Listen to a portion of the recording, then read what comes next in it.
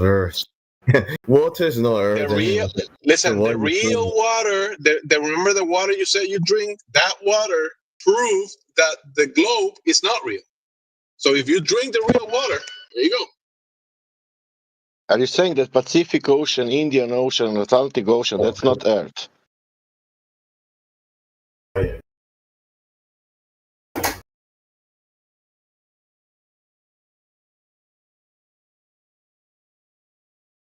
Well, look, you can't argue with his fantasy, guys.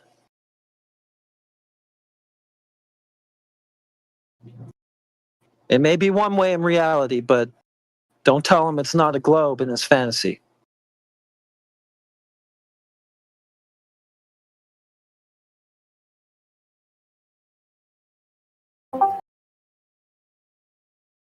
Definitely a globe in his fantasy.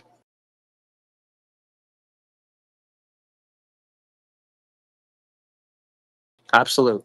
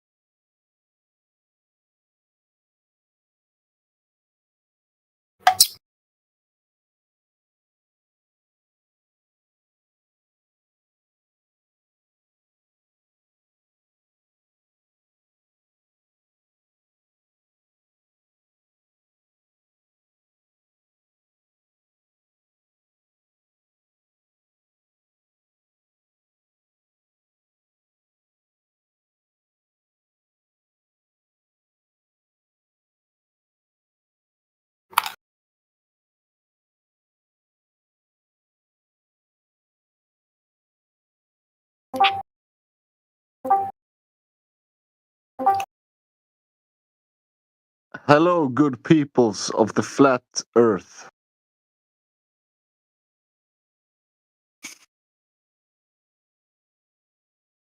I have indeed found a curvature, says who? Actually, I found two curves. Evidence of two curves. Anyone here? Yeah, we're here, man.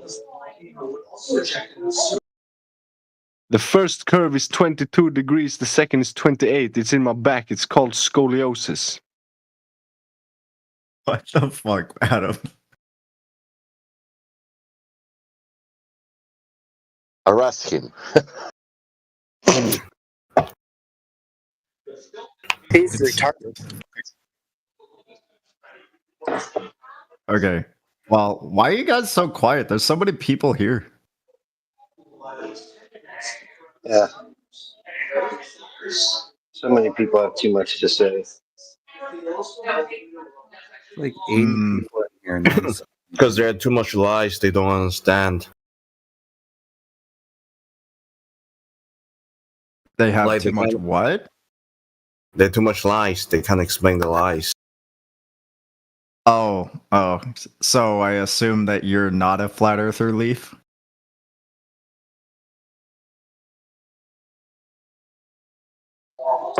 Everybody knows that. Okay, so we've got the morally superior vegan back. Morally superior vegan, did you bring globe proof today? Hold on. I brought a song for you. I wrote a song on your behalf. Okay. Do you want to? It's a reggae song. Do you like reggae?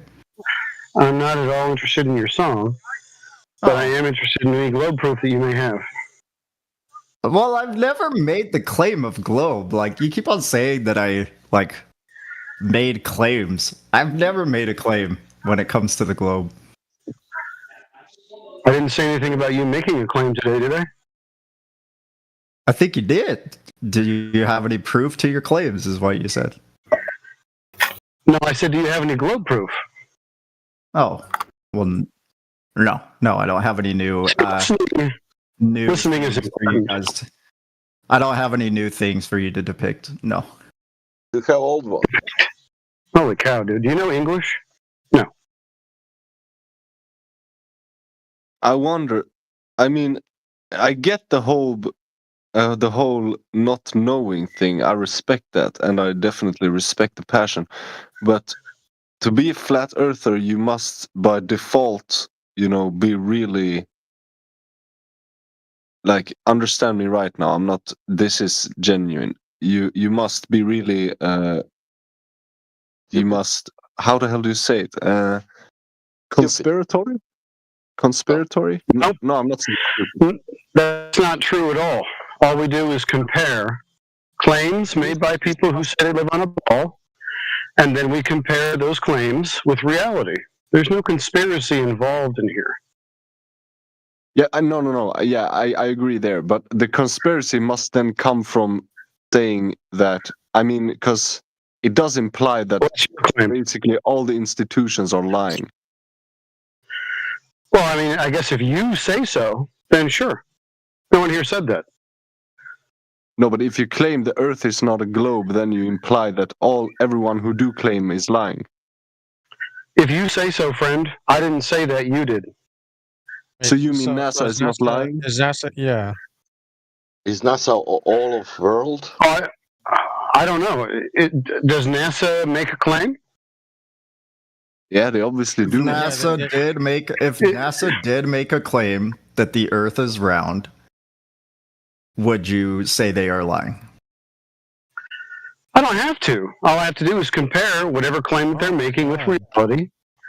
Why are you such a coward? This is Do you not interesting. believe what you think? Bro. Will, you're gonna have to chill for a You're minute. afraid to say it. Jesus. Why are you so scared? Will, take a chill pill, bro. Will, you okay, bro? You good? Yeah, I'm just talking to the biggest coward I've ever seen. So Like you can't make a straightforward claim. Like it's ridiculous. Jesus. Why do I have to make this claim just because you think I should? It's just people are going to lose respect for you because you can't stand 10 toes down on what you believe. Oh no, it's not about even belief. See, that's where you're wrong. You came in with bad assumptions, and I'll correct those for you, but you're going to have to listen and not talk. You know what I mean? So anyways, NASA's claiming a globe. We checked reality. Seems like their claim has no foundation. I'm not saying that they're lying. Are you? No. No. Okay, good. I mean, shouldn't flat Are you earthers saying be they're really... wrong, though? Are you saying they're wrong? Well, they can be wrong and not lying. You know what I mean? Right. So that's what you're saying is that they're wrong, but they're not necessarily lying. Yeah, they're incorrect in their assertions. Wait, so were they just incorrect about the moon landing? Oh, what moon landing? When they claim the moon landing, are they just incorrect? Well, I guess so. I guess they're incorrect about that. It was just on TV. There's sitcoms and there's drama and there's all kinds of stuff on TV. Now, should I call the people who are in those sitcoms liars? Or are they just acting for money? But they claim it's real, though. Yeah. The sitcoms? No, the people who landing on the moon. Yeah. Okay. Claimed that No it's worries. a real thing. If they claimed it, but it turns out to be an impossibility, maybe they are lying. I don't know. I can't accuse them of that. I mean, shouldn't flat earthers be really intrigued by veganism? Since it's... Why? I mean, all the lies about proteins and what have you. What lies are they being told about protein? Do you think there's a conspiracy about protein? No, That I you think can't get most people protein from plants. Like there's that. Yeah, I just No, think most people... There's fats and proteins in plants. Oh, is there a lie about protein I should know? Is somebody lying? Well, a huge amount of people are lying, yeah. Who? I'm well, there willing was to this bet guy you'd named start. Ali. There was this guy named Ali that came in today that said, you can't get proteins from plants. Oh, okay. Was he misinformed or was he lying? Most likely misinformed, right? But that but that would be gathered by somebody would have to be lying down the road, right? I'd also correct you, Axel, here in saying that most meat eaters are indeed lying once they do. Sorry, yeah, no, I meant most are. I misspoke. I meant most are misinformed. Okay, so what are they misinformed about? All right. Wait a minute. How are we getting so far off topic here, guys? We're talking about. Well, we got people clowns that are very much pro-vegan, and so they want to kind of morph the conversation because no one will talk to them about veganism anymore. To morph the conversation about flat Earth into veganism. We're not trying to convert. We're not trying to divulge from flat Earth. He just brought it up to you. Like, I don't even think he brought it up. I think he. Oh yeah, he did. He did. It doesn't seem to be getting us anywhere. As far as the subject matter is concerned, I'm just trying to get this shit back on course. So, what is the course?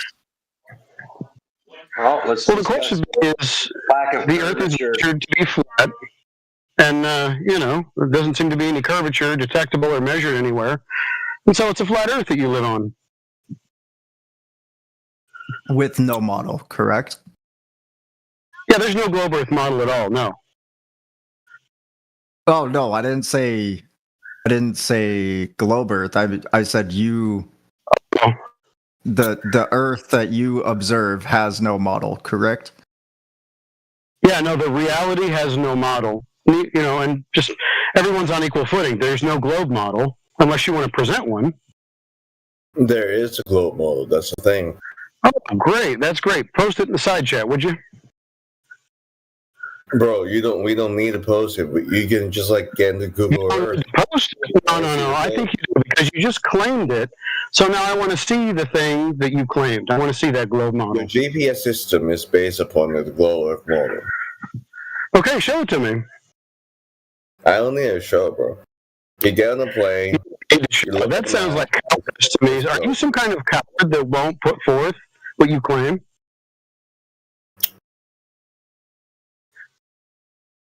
Look, you're making a claim that there's no objective model. Fair enough. But here's the thing. Yeah, you say that there is. If your what model? Model? Excuse me, I didn't claim one. If your what are you talking about? To predict. Bedford level experiment shows Leaf. Bro, I didn't claim a model. So why are you saying my model when I didn't claim one? That's why your model can never explain why it appears to be anti-clockwise when you're northern hemisphere and you're clockwise when you're southern hemisphere. You can't explain that. You can't explain the moon appears to be upside down this is my when you're model. I southern didn't say hemisphere. this You is can't my model. By the way, this is not my model, but this is the globe Earth model. Right. Where? This is the globe Earth model. It is not my model, but it is the globe Earth model. Sorry, friend. If that is the globe Earth model, it's got a lot of explaining to do. You're saying that this is the official one. Oh, okay. Maybe not the official, but it is one. You said the. Okay, maybe. Okay, it is a. It is a. Sorry. The one that I am presenting is what I was inferring. I'm sorry. Yeah. Correct. It's not even a model. It's a polar coordinate system. Projection. It's a projection. Isn't that what a model is? No, I'm sorry. Are you talking about scientific models that make predictions? Let's be very specific. the Bedford level experiment. Holy cow, dude. Is that a model now? Is the Bedford level experiment a model? No, it shows it. It shows the curvature. Okay. Show me how.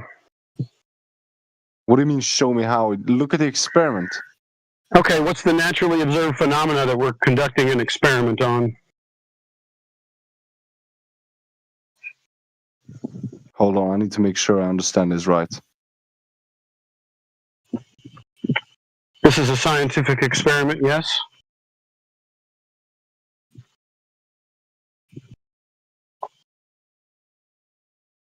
So, what does a model have to do exactly?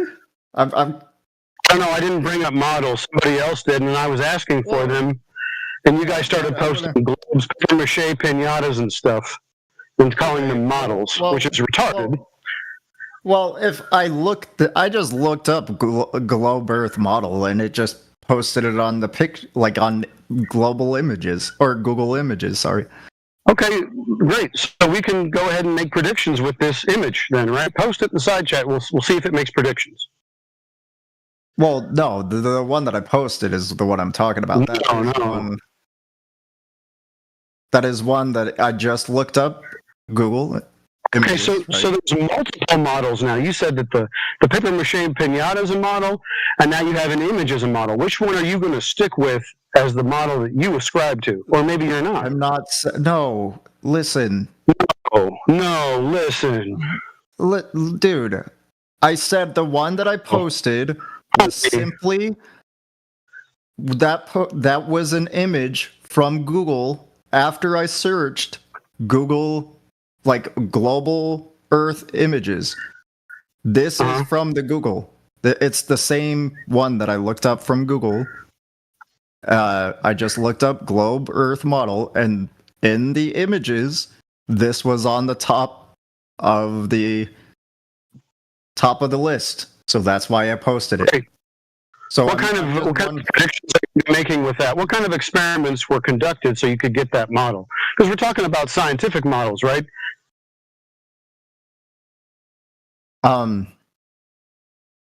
I don't know. Like, what do you mean? It's just a model. It's just claimed to be a model. I talked to the person that made the model, not me, dude. I didn't make the model. This genre, you think in this genre, when I say model, I'm looking for like a die-cast model or a 1/8 scale model like you put together with rubber cement of a car? No. That's not what we're talking about. This genre requires scientific models. So are these scientific models that you're posting, or are these just dioramas of something that you believe you live on? Well, is it like a modeled car, a scientific model of a car? No, of course not. Okay, you asked for a model. I just showed a model. What are you yelling at me for? Give me the scientific model of the globe. Okay, I'll look it up. I'm not scientific. I don't know what. I don't know what. I don't know how you got roped into this, Axel. You were Leaf that's getting the models.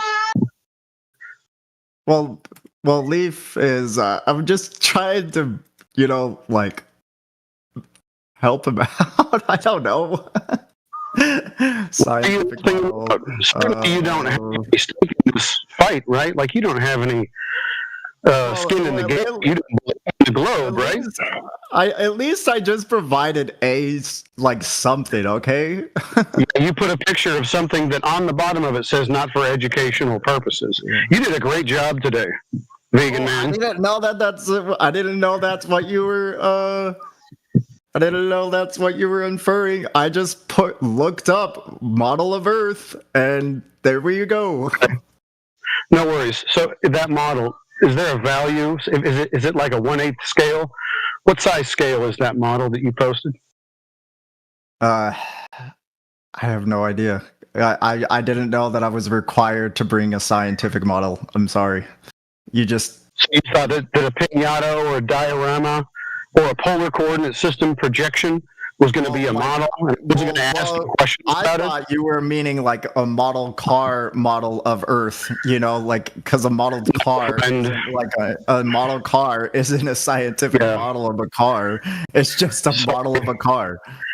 Yeah, I don't know why you're rambling. Hey, morally superior vegan, you're obviously way above your pay grade in this particular discussion. You try to superior. I am only morally superior, dude. I'm not intellectually morally superior vegan. You are way above your pay grade in this discussion. You thought that posting a diorama of a globe idea that you don't even know where the values came from was going to be helpful, and now you've kind of screwed the other globers in here. Since you're not a glober, you don't have an opinion about it.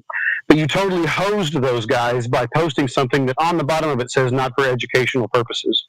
Good job today. At least I posted something. Yeah, you posted something that screwed other people. Congratulations.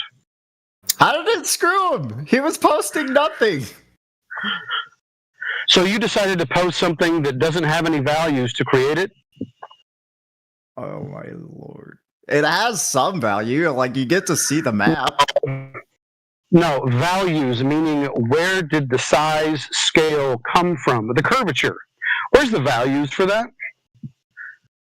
Where'd they come from? Okay. Fair enough. Yeah.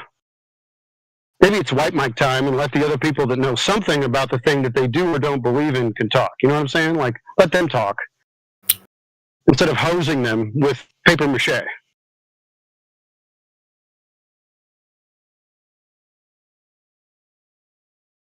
So, Leaf. What up? Where the values come from for the paper mache that morally superior vegan put in here for you on your behalf? Is that your Globe Earth model? I don't think so. You don't think so? Oh, so you don't like his help. You don't like morally superior vegan's help when he posts a pinata and calls it the model of the Earth. Oh, I the model that I presented, dude. Quit straw manning me. You said this is the model. that I clarified. And I had to further clarify and say that it was the model that I was presenting. I didn't say that it was the scientific model. You should probably just shut up, right? Like, this is time for you to shut up. I'm talking to Leaf now. Okay, don't straw man me. You've already ruined his day. Okay? Don't straw man me, Dad. I didn't straw man you. You posted the flat Earth model, and then we had to clarify after I didn't say that it was the scientific model. I just said it was the model that I'm presenting. Globe Earth model. Can you so the diagram? Can you tell me something that the flat Earth model? What flat Earth model? When it comes what to flat Earth model? Leaf. What flat Earth model are you talking about? If the Earth is flat, then if you draw the map, that's not a model. It will be flat as well, right? It's measurement. No, it's see. When I say flat Earth, I'm talking about a measurement and description of the surface. Well, can you draw a map? Can you draw a map? All right. Can you draw a map with it? Can't draw a map. No, I have no idea about the actual distances between points. Can we use GPS? Then how do you measure the Earth being flat if you're agnostic about what distance is? You're telling me you're agnostic about space-time. Are you traveling in the speed of light? Are you traveling in the speed of light? I don't think so, right? What does that have to do with anything, Leaf?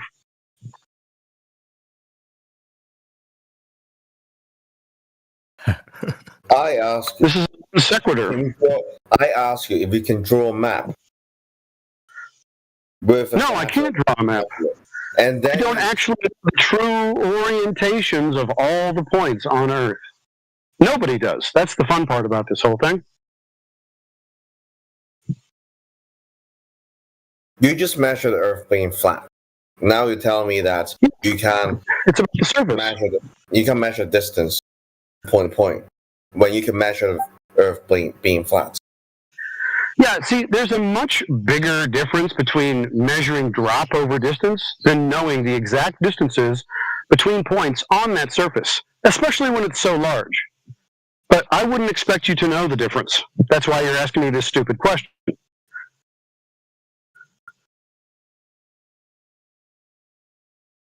Stupid question. Well, interesting.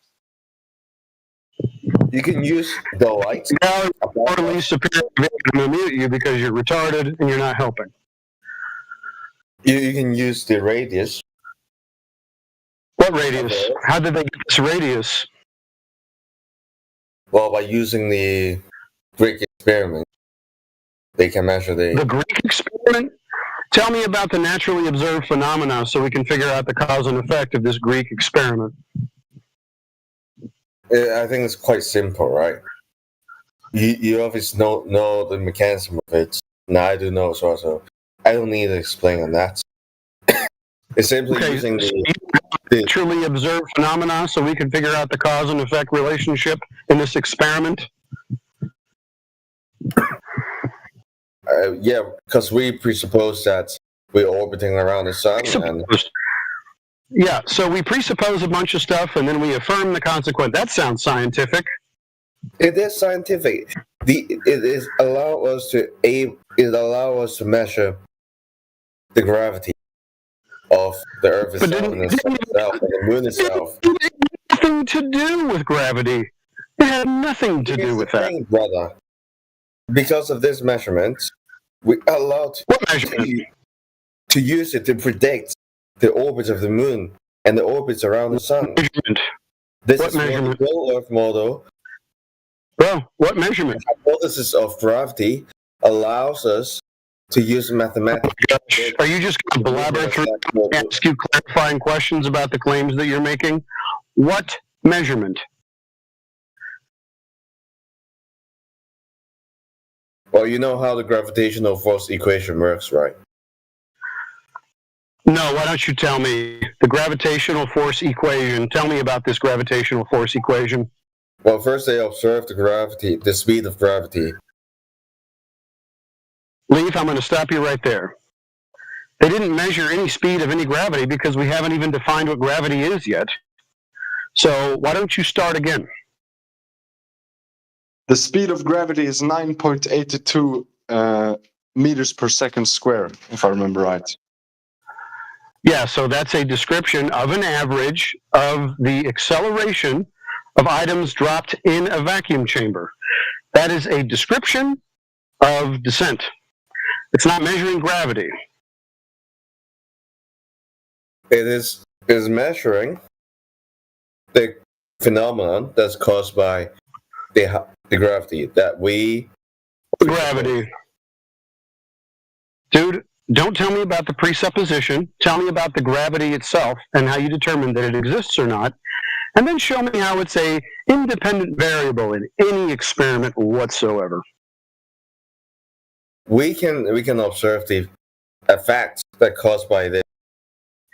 I don't need to hear about effects, because if you're going to point to an effect and then say that it's gravity, that would be affirming the consequent. So I need you to show me the base level, the gravity, and how you determine that it actually exists. Right. Here's the thing. Right. Here's the thing. You don't need to say anything that would prove your point. You don't need to demonstrate that gravity is a real thing. What you do is just go ahead and point to certain phenomena, cherry pick them essentially, and affirm the consequent with it. Isn't that right? Only 2 seconds in, and you move. And you. Yeah, I'm going to do it again and ask you the same question. Isn't what you do that you cherry pick certain phenomena and then blame that on gravity, which is undefined and not detected? Isn't that right?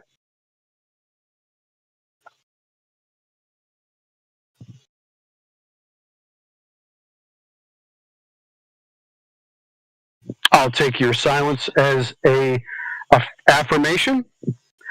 So yes, you just cherry pick observations and then blame it on gravity for the consequence. Whatever makes you happy, bro. It's not about me being happy. I just want you to go ahead and admit that you cherry pick certain phenomena and affirm the consequent with it. Look, I know you got a mute button in hand. I know you're happy about that, but like, come on. I love it. You muted me in 2 seconds. Maybe you can gripe about the mute button, or you can actually show me gravity, or just admit that you cherry pick certain phenomena and blame it on gravity, which is undefined.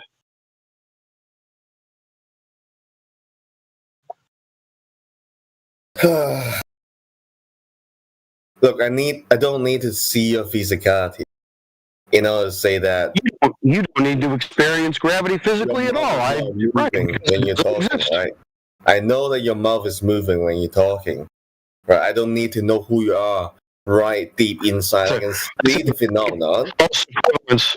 Yeah, so this is what we like to call a false equivalence. What I need from you is the gravity, okay? Because you are saying that it has physical effects in nature, so we need to point to that thing and prove that it's an independent variable causing these effects. That's what I need from you. Independence of what? Holy cow, independent variable. This is part of the scientific hypothesis process.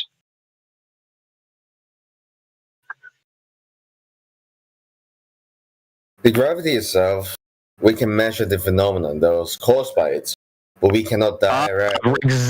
Exactly. So you cherry pick phenomena, and then you blame it on gravity. You affirm the consequent. Now you've admitted to it. I appreciate that.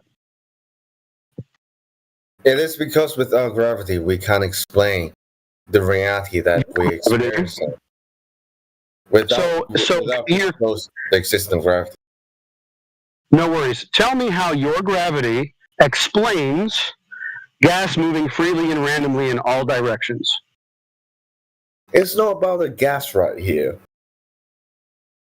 Sorry, friend. Gas, which is a physical thing, is moving freely and randomly in all directions. You said that gravity can explain why this happens. So tell me how gravity explains things. Is it sentient now? Gravity is not related to the gas, okay? Oh, so gravity doesn't work on gas. So it only works on what? What certain things that you cherry pick does it work on? The gravity itself, we can see things is dropping. But the general So relativity is speaking something. Okay, so it only works on things that drop. So things that go up, it doesn't work on those. Is that right? No, here's the thing. We're not sure if things is really going down or the ground is accelerating upwards. Oh, so the ground is accelerating upward. So things aren't falling. Because of gravity itself. Yeah, you're just saying that, bro. Like, you're just saying because of gravity itself. That's not really an explanation. That's more of like a baseless assertion, and a really sad and pathetic one at that. Look, you have to see gravity in a different way. What way should I be seeing it since it doesn't exist? Should I imagine it a different way? The speed of gravity is the same as speed of light. Okay. Oh, really? So the speed of gravity, can you measure the gravity for me, please? Just show me how you measured the gravity.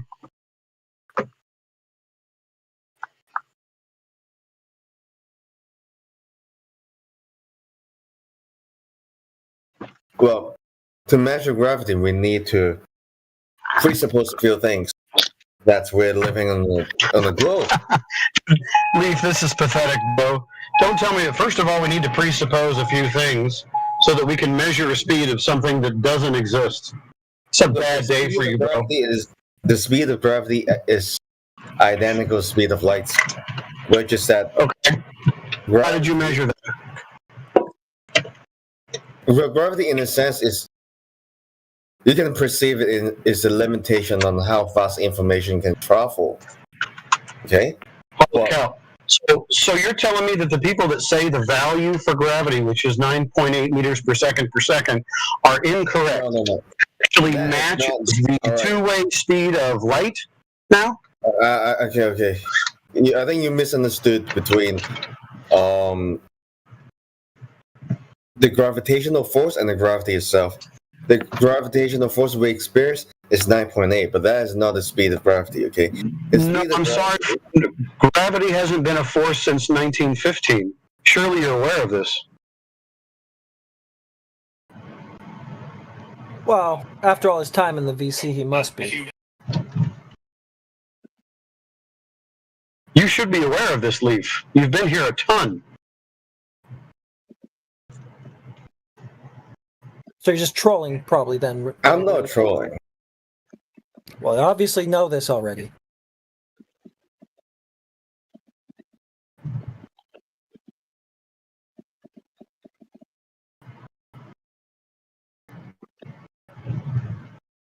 Okay. The 9.8 one is a gravitational acceleration. It's not the same as the speed of gravity. That's why you can use the gravitational constants and the radius and the mass to calculate, and from that you can calculate the gravitational acceleration. Okay. Where'd you get the Okay. So where's that radius come from? We measured the radius from the Greek experiment. Okay. We got that. I asked you about this already, and I said, what is the naturally observed phenomena? And you diverted now onto gravity, which you said explains everything. So now you're in a loop. Why are you in this loop? No, it's not. No, I'm showing you how the speed of gravity, which is identical to the speed of light itself. Can you give me a citation for that? Equation. Tell you what, Leaf. You are the first person ever that has told me that the speed of gravity is the same as the speed of light. I'm going to need a citation for that. Oh, you can just Google it, my friend. No, this is your claim. I want you to go ahead and get me that citation. This is your claim.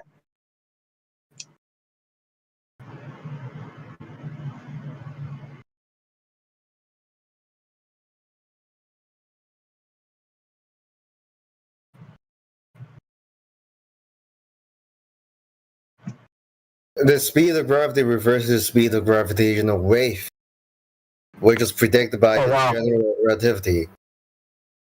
Thank you for not getting me the citation and instead making a different claim altogether now. Speed of lights.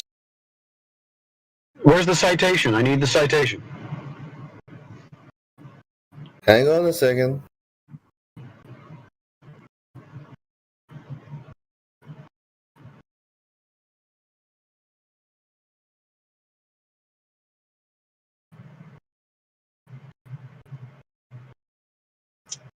There. You got it. Let's have a look here and see if this is a citation.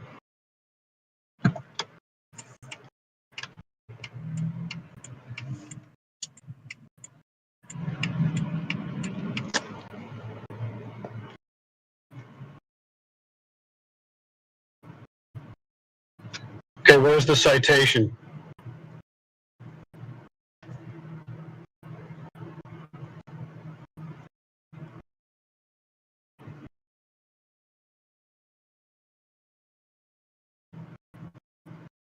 Leaf, where's the citation, dude? Well, you have to look for it in the document, right? No, I said a citation. I want you to quote exactly what you said from that source and then post it for us. I'm not doing your work for you. Okay. Page, paragraph, line. That's what I want from you. If I may, I can read the abstract and see if it. I want a citation, morally superior, pinata posting vegan. Okay? Okay.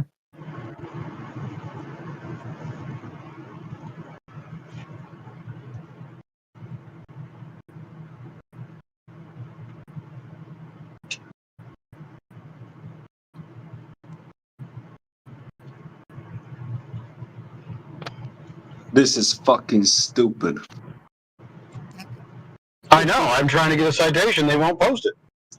Yeah. No, These guys don't even know how to do a citation. It's fucking stupid. Look at this.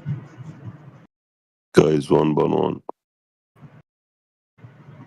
Do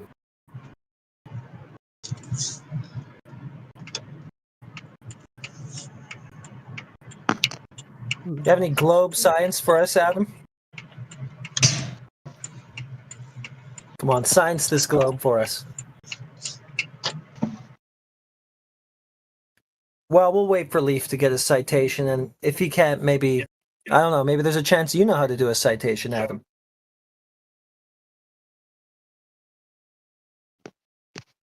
I'm not Well, you're sure posting what a Dave McKeegan, so I doubt it.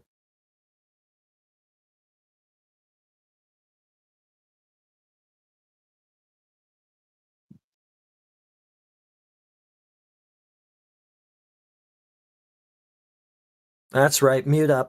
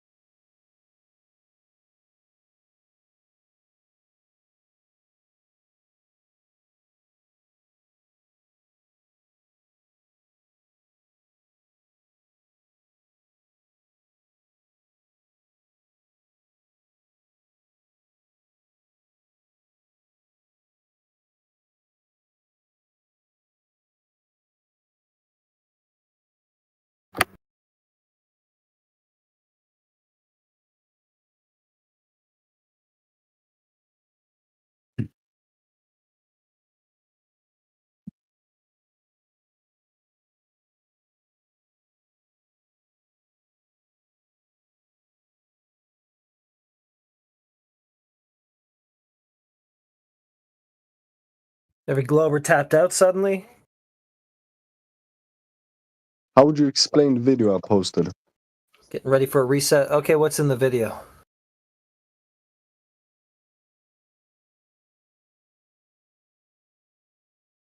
They're gonna make you describe the video, Adam. They will watch it. Yeah, I can definitely not describe the video with that. Both the length and the English. It's not my native language. Give you a pass on the It's a photo taken from the Alps in Spain, I believe, or the mountain range there, to France, I think, and Right. there's Where no curvature is observed. Yeah. yeah, and and he does the calculations for it with atmospheric refraction, of course. Okay, so he adds a fudge factor in. So no curvature is observed. What's a fudge factor? Well, that would be he's maneuvering the numbers around. He's giving himself some leeway. He's making the sphere a little bit larger in the maths, with light being his excuse. But it's sort of circular logic because atmospheric refraction is a claim based on a globe to begin with. So you'd have to have the confirmation of the globe in the first place for any of that stuff to follow. And you can't really have any light phenomena through air on a ball in the first place, since the ball is said to be in a vacuum of space, so you wouldn't have the medium of air for any of these effects to occur in. So it's all pretty much a moot point.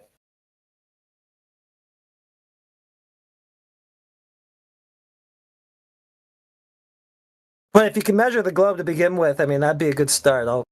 I'll hear you out. An 8-inch drop is an average measure, assuming that the Earth is completely round. Okay, which is also false. We don't want to assume, though. We want to demonstrate. I'm talking about the assumption of the 8-inch drop. But we're talking about it being demonstrated, not just assumed. Yeah, and atmospheric refraction explains it. Okay. It doesn't explain. I'm not even looking for an explanation. Looking for a measurement. That's what I mean. Yeah. You deny science. Okay. Yeah, this is an epistemics debate. Now you're getting to a meltdown already. Like, I'm just asking for a measurement. You don't need science. This is just geometry. So I'm not asking about the cause of any effect yet. I'm just asking you to measure your globe. And their epistemics are washed. You're throwing a fit. Yeah, okay. Epistemics guy, do you have a globe measurement?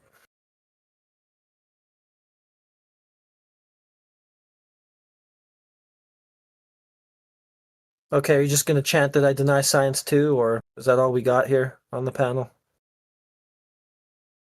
Bunch of chanters. Just chant science without knowing what it is. Then chant heresy, aka science denial. Because you think science is a belief system that you're supposed to just conform to for some reason, blindly. It's not what it is, but anyway.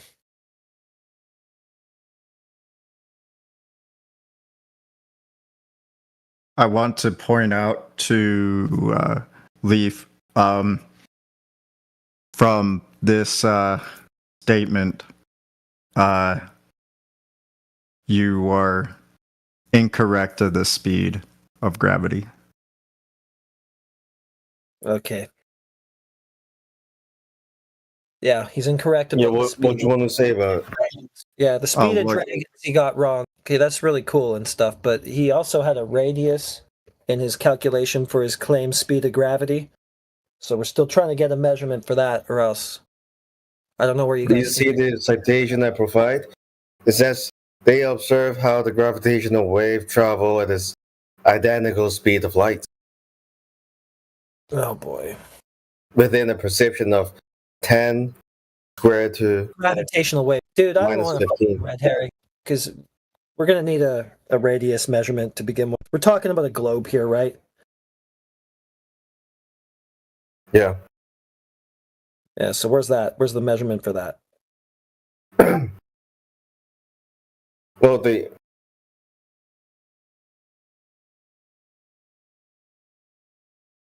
so we got the Earth radius from there. So great. And we can observe the gravitational constants and the speed and the gravitational acceleration. You said it had to be... Leaf, you keep talking about this Greek experiment. You're talking about Eratosthenes' sticks and shadows measurement, which was No measurement, dude. And to call it a verifiable measurement is just silly on its face. So, I mean, if that's your basis for understanding what the radius value of the Earth is, I'd say that it's probably a moot point to Look, continue. these are all Going back in time again now. He's given us Newton's gravity formula for some reason. You keep going back in time. all these apart from the Earth, I don't know what's apart from the mass of Earth, practice. the Earth radius, the gravitational constants, and the gravitational acceleration, they're all measurable. Fucking irrelevant, dude. Okay, the acceleration, that's a measured effect. Fine. We don't have to worry about that. The constant, that's Newtonian, what you just posted. That's been superseded by Einstein within your own lore. I don't know why we need to talk about that when we could just talk about the globe that all of this was supposed to be built on in the first place. If you don't have that, then I don't care about the rest of the meta from there. Yeah, the gravitational constant is measurable by placing two objects. You posted was debunked supposedly by Einstein. If we're to take his claims on board, and if we're not going to take his claims on board, then you're basically cooked with your solar system because that doesn't work with Newtonian maths. Newtonian gravity doesn't work at the cosmic scale for what they're claiming. A solar system, a Big Bang, expanding universe of outer space and all this shit. Newtonian maths don't apply there. So I don't even know what you're doing here.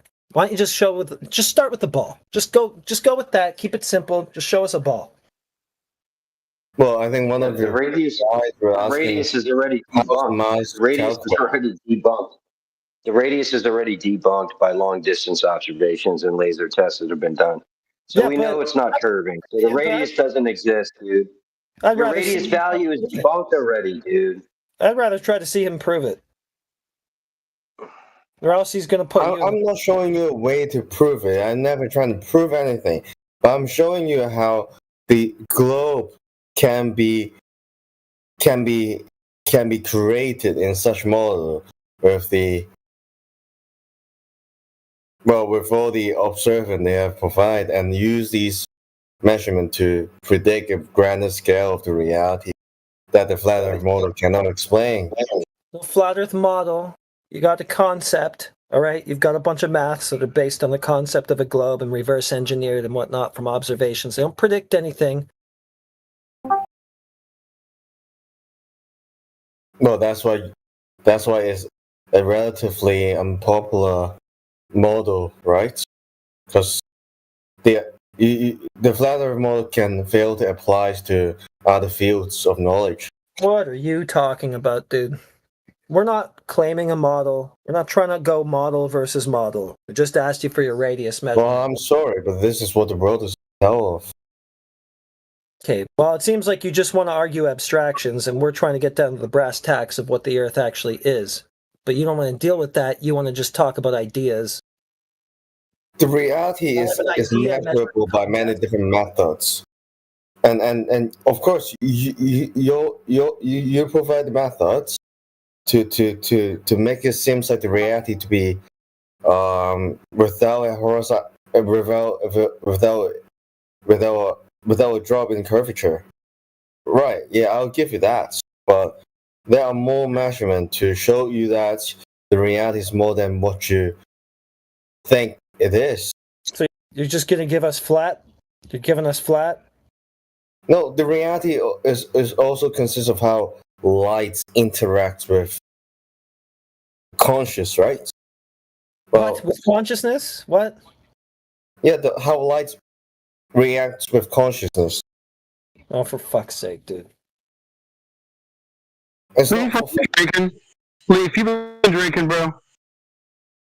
Yo, like, why is everybody on me when I'm talking about, like, consciousness?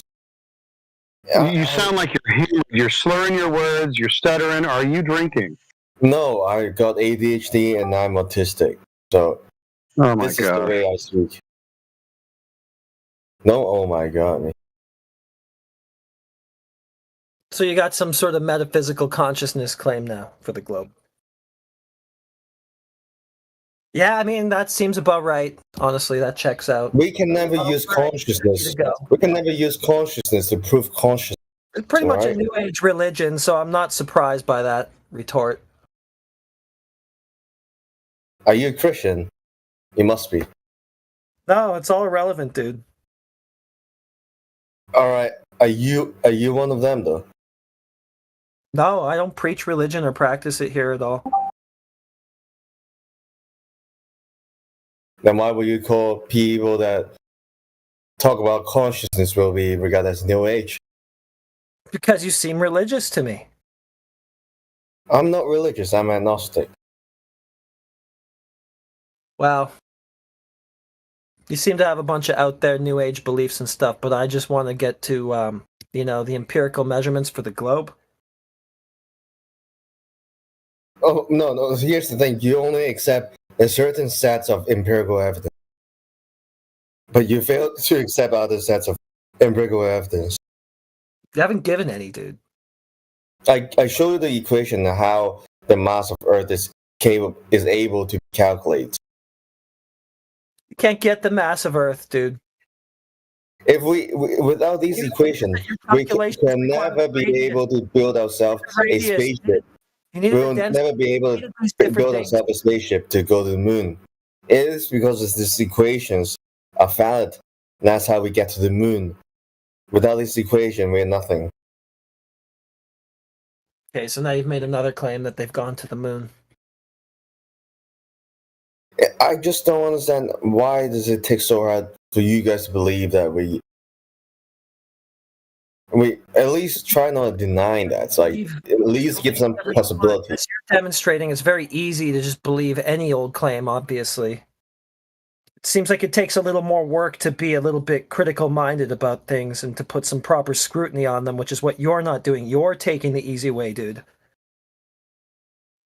You don't scrutinize any of these things you say. You just take them on board on faith without thinking about it at all. And then go, that's the whole problem. All right, that's what you're doing is believing, dude. Okay, look. The way I do admit there is a reality where the moon exists, okay? But the transitioning from this reality to that reality is something that most of the people on Earth cannot explain. And the astronaut, obviously, they know how the reality operates. Okay. Than we do. Your astronaut priests, they know, they have the knowledge. So just leave it to them. Don't worry about trying to figure anything out. They've got this. It is because of these equations allow us to see reality in a different sense, or else we would have been. Science is all about without oppression of speech, allow people to express how they perceive the reality. And mathematical is a relatively objective language for them to express their reality. That's all I can say. I wouldn't say science provides an objective reality. Okay? It is subjective, but I don't need to be a hardcore disbeliever of what science provides us, okay? Just because I don't get a chance to look at it by myself doesn't mean I have to, like, in a straight sense of in denial of what science can provide us, because I do see the importance of, like, criticizing. I do see, like, being a flat earther does, like, at least give some room for criticism for the reality we witness. At the same time, we don't need to be hardcore in denial in terms of, like, the reality that other perspectives provide. It's a lovely speech, dude. So I haven't really denied anything yet. I've just asked you how you know it to be the case, and then you came back with a bunch of meta. So I'll just take it that you don't know.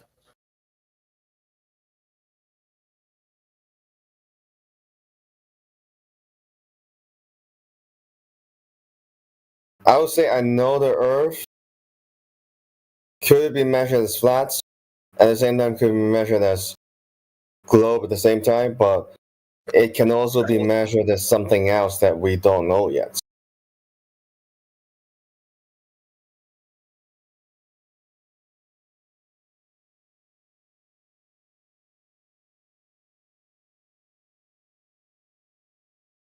Well, I don't know. Why don't you go smoke some more DMT about it? Let me know what you come up with. If I was tripping on shrooms and I saw Global Earth. Exactly. No disrespect to shrooms, but you know, that's the level that we're operating at with this. It's kind of globe logic. That's how the Asian people they see it in a sense in an inverted way, because they never be able to leave Earth by themselves. That's how they think the reality itself is the center of the reality. It is a way to perceive reality, but in a sense, it will become sort of like a cult, a religion, because of how people think this is the only way to perceive reality. And that's why the Globers were persecuted by the Catholic back in the days. Because when you offer another perception of reality, those people will lose power. That's why they need to hang them. And at the end of the day, knowledge is power. And knowledge is subjective. It's never objective. And this is, I think, we will forget about this through times. So, Homeboy just said never objective. He made an absolute statement. That sounds pretty objective. Well, I'll say very akin to what Sasha was saying the other day. Yeah, I mean, you do good in this philosophy room. These discussions would go over better in the philosophy room.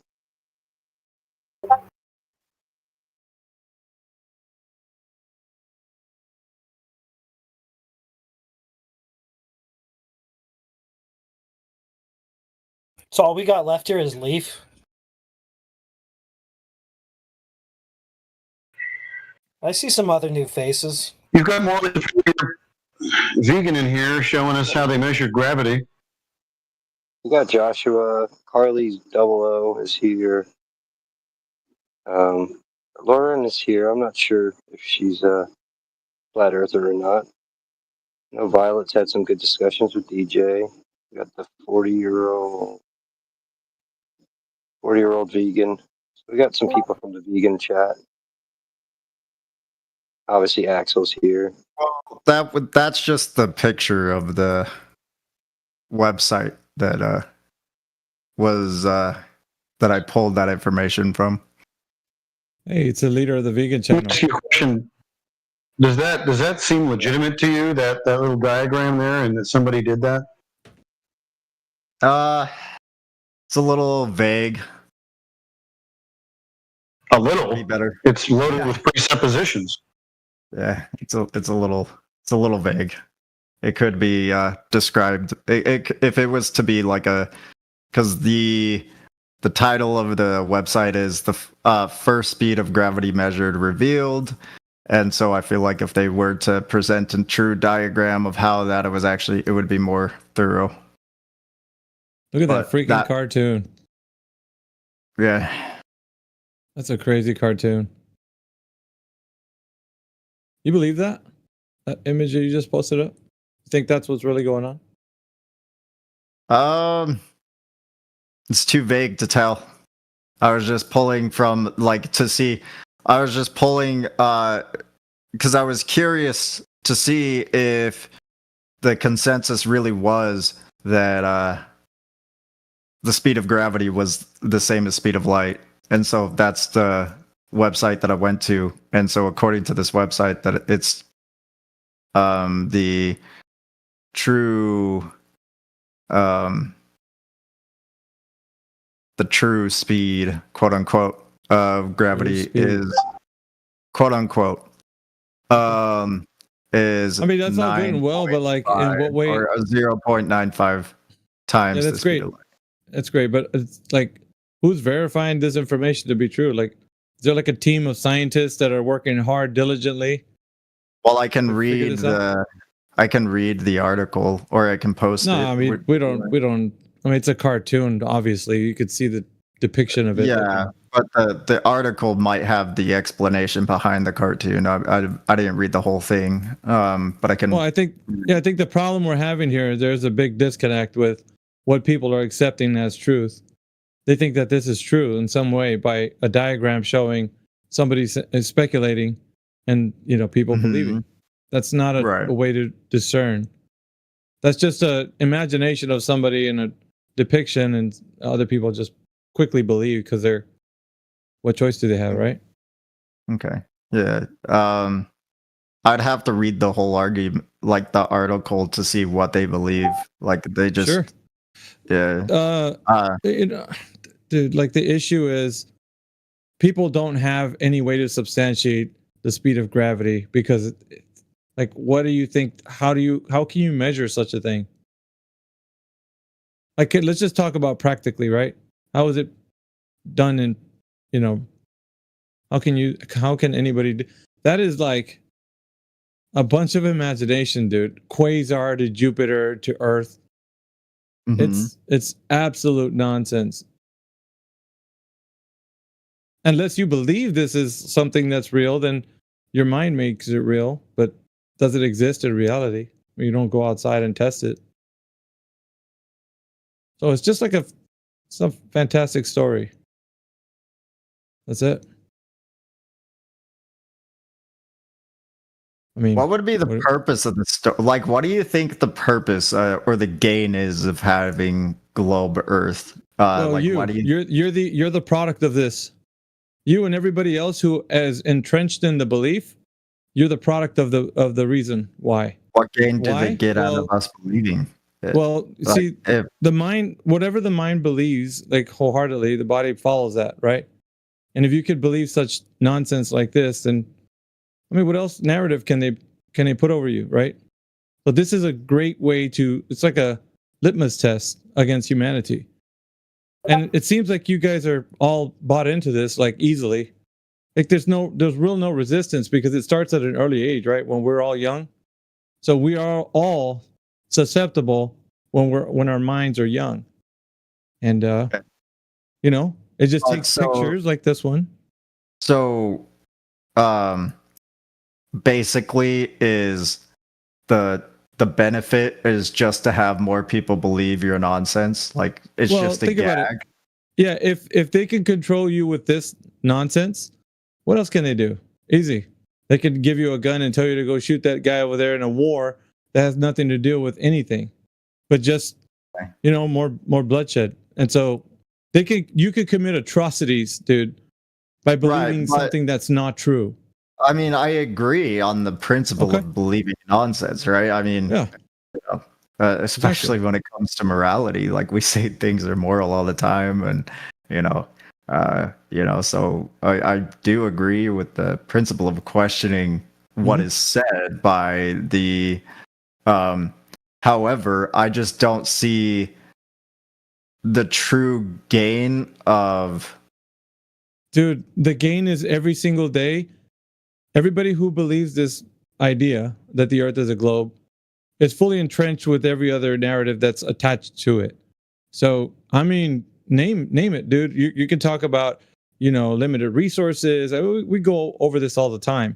Any narrative that's attached to the idea that the Earth is a globe, spinning around the vacuum of space, everything that's attributed to that, the Big Bang Theory, evolution, you name it, dude. It's all tied into this narrative. Do you think that we don't have? Do you think we have unlimited resources? Well, I mean, obviously we've been using resources ever since the dawn of man. So think about it. You think that if we had all the dinosaur bones like you guys think they are, we would have expended all that fuel? But in reality, like people that work in the oil industry. There was this interview with this guy who was like seasoned, right? He was like one of those guys that like a boss of a certain oil rig or whatever. And he's like, yeah, we capped this one off, but after many years we come back and it's filled up again. So It's obviously like oil is something that the earth produces and it replenishes itself over time. But you don't know that. Nobody tells you the rest of that story. They just tell you that we're using it up, and then once it's done, it's done. But it's a natural resource the earth produces. You don't hear the rest of that because you're told a narrative. So, like I said, because of that, the narrative is then controlling your mind. Wherever your mind is thinking is, your body's going to follow that. Oh, we need more resources. Those guys have it. Let's go take some. It's easy. And it doesn't take much because your mind is already thinking that we're a dying rock. We're running out of stuff. Okay. So you become an easy pushover. So yeah, you're the product of the why would they lie? Well, you are the product of it.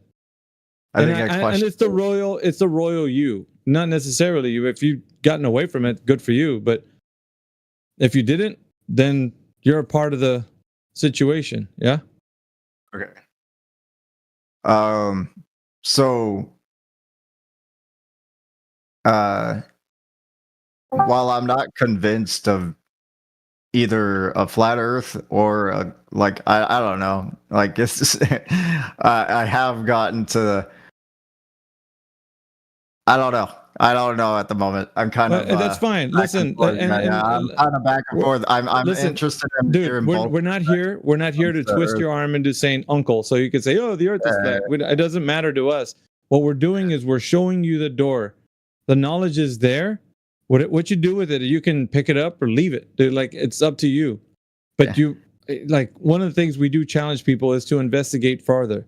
So like laser test and long distance observations, seeing that the water on the earth is actually adhering to a principle such as hydrostatic equilibrium.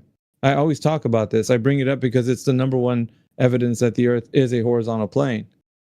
And it's shown in physics, right? How water creates a horizontal surface while at rest in large bodies. So all the videos that show like people go into like above the atmosphere and see the curvature of the earth, all those videos are full of shit. Pretty much, dude. Like I would say it like this. If you think that whatever altitude that person is, I think you need to challenge how big the earth is, right? Like put it in perspective, at least for one time in your life. Say, okay, where are these guys at anyway?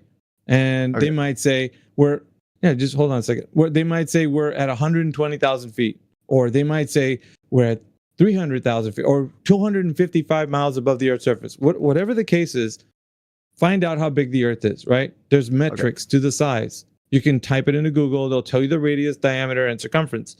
So with that information, you're equipped to do some simple geometry.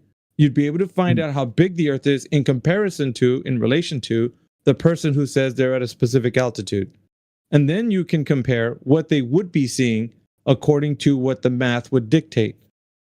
So if they are, let's say at a height of an airplane, that's 50,000 feet at maximum, right? Maximum altitude. So then you'd say, okay, well, somebody at 50,000 feet, so close to about 7 miles, right? So then they'd say, what would I see at that? According to the math, would I see a curvature on the surface of the earth? And the answer is a resounding no, according to people that are advocating for the earth being a globe. So they're even people on the side of the globe, like scientific communicators like Neil deGrasse Tyson, he doesn't advocate for you seeing curve from an airplane, from even Felix Baumgartner's Red Bull space jump at 120,000 feet. You can't see curvature. It's not possible. The geometry of the earth is so big, according to what he would say, that you need to be too far away from it. Like the people that actually saw the earth's curve would be astronauts that would leave the surface of the earth and go to the moon. Those guys saw curvature of the earth. Then the rest of the people are too close because it's too big. So like what you're saying, the videos that you're seeing are bullshit. Because even Neil deGrasse Tyson says Felix Baumgartner at 120,000 feet, even though the video was him jumping off. Yeah, no, I think the one that I'm referring to was higher than that. It was here. I'll have to pull it up because I do get But it's like, okay, so the point I'm trying to make here is that there's altitudes that you're supposed to see curvature. But if you're not at those altitudes, then it's not possible geometrically. It's like, do the math. And if you're a specific distance away above the Earth's surface, then you either are supposed to see or not supposed to see the curvature, depending on the altitude. And that's important, right? Because a lot of globers stumble over this. They think that oh, look, I got video evidence. No, you don't. Neil deGrasse Tyson just shot that video evidence down at 120,000 feet. So he's saying that's not possible. They're using fisheye lenses. But you got the rest of the globe community thinking that that's true. No, it's the globe. We can see curvature, and they're mistaken. So the academia doesn't support globers on the internet. It supports people who would advocate for the size of the Earth being what it's supposed to be, and that's not seeing curvature at any altitude that you could be, like what people that go to 120,000 feet and below. So you can't see it from an airplane. No, I'm not talking about the airplane. I'm talking about this specific video. They're in a jet where they're going above the atmosphere, like it would be. How high do you think it is? Superior Vegan. I didn't. We need want some to, numbers, right? We need numbers here. I didn't want to watch the video because I'm on live stream at the moment. So, but I'll watch it on your own time. But yeah, I'll watch it with the subtitles. I'll watch it with the subtitles. I'll get the exact numbers. Don't worry. Yeah. The important thing is if it's not above a certain altitude, then it's a no-go. It's definitely either a lensing, the lens of the camera. It's just not curvature. And this is coming from, scientific communicators that are advocating for the Earth being a globe. That's the problem, man. We're running into people on the internet just saying, dude, it's a globe. Look at my video. And then they don't have any idea what they're supposed to be seeing at an altitude that they're, declaring, whether it's an airplane or were you saying that you couldn't see it? 50,000 feet. Felix Baumgartner was at 120,000 feet. So okay, yeah, it's much higher than an airplane. They started at 70,000, and then is going up. They're increasing. Keep on scrolling.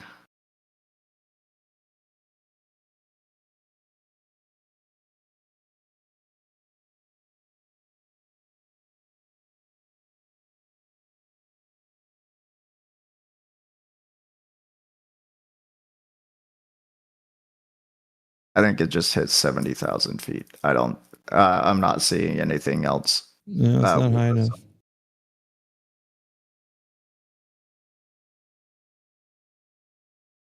It's definitely not high enough. Geometry is everything when it comes to the globe. If you don't have an understanding of how big the Earth is based on that geometry, then it's a guessing game. I can see curvature at 50,000 feet from an airplane. No, you can't. I can see curvature at 120,000 feet. No, you can't. In the video, it does seem to where you can see the curvature. I know that. But it's just a camera, I'm saying. According to the scientific communicators, they're saying it's the camera. Okay. It's not Earth curve.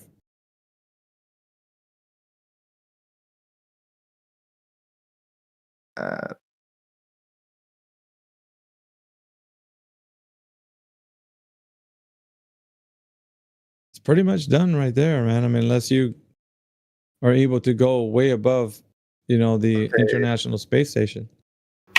So according to this text of AI overview, 70,000 feet, the curvature of the Earth is clearly visible. It's not.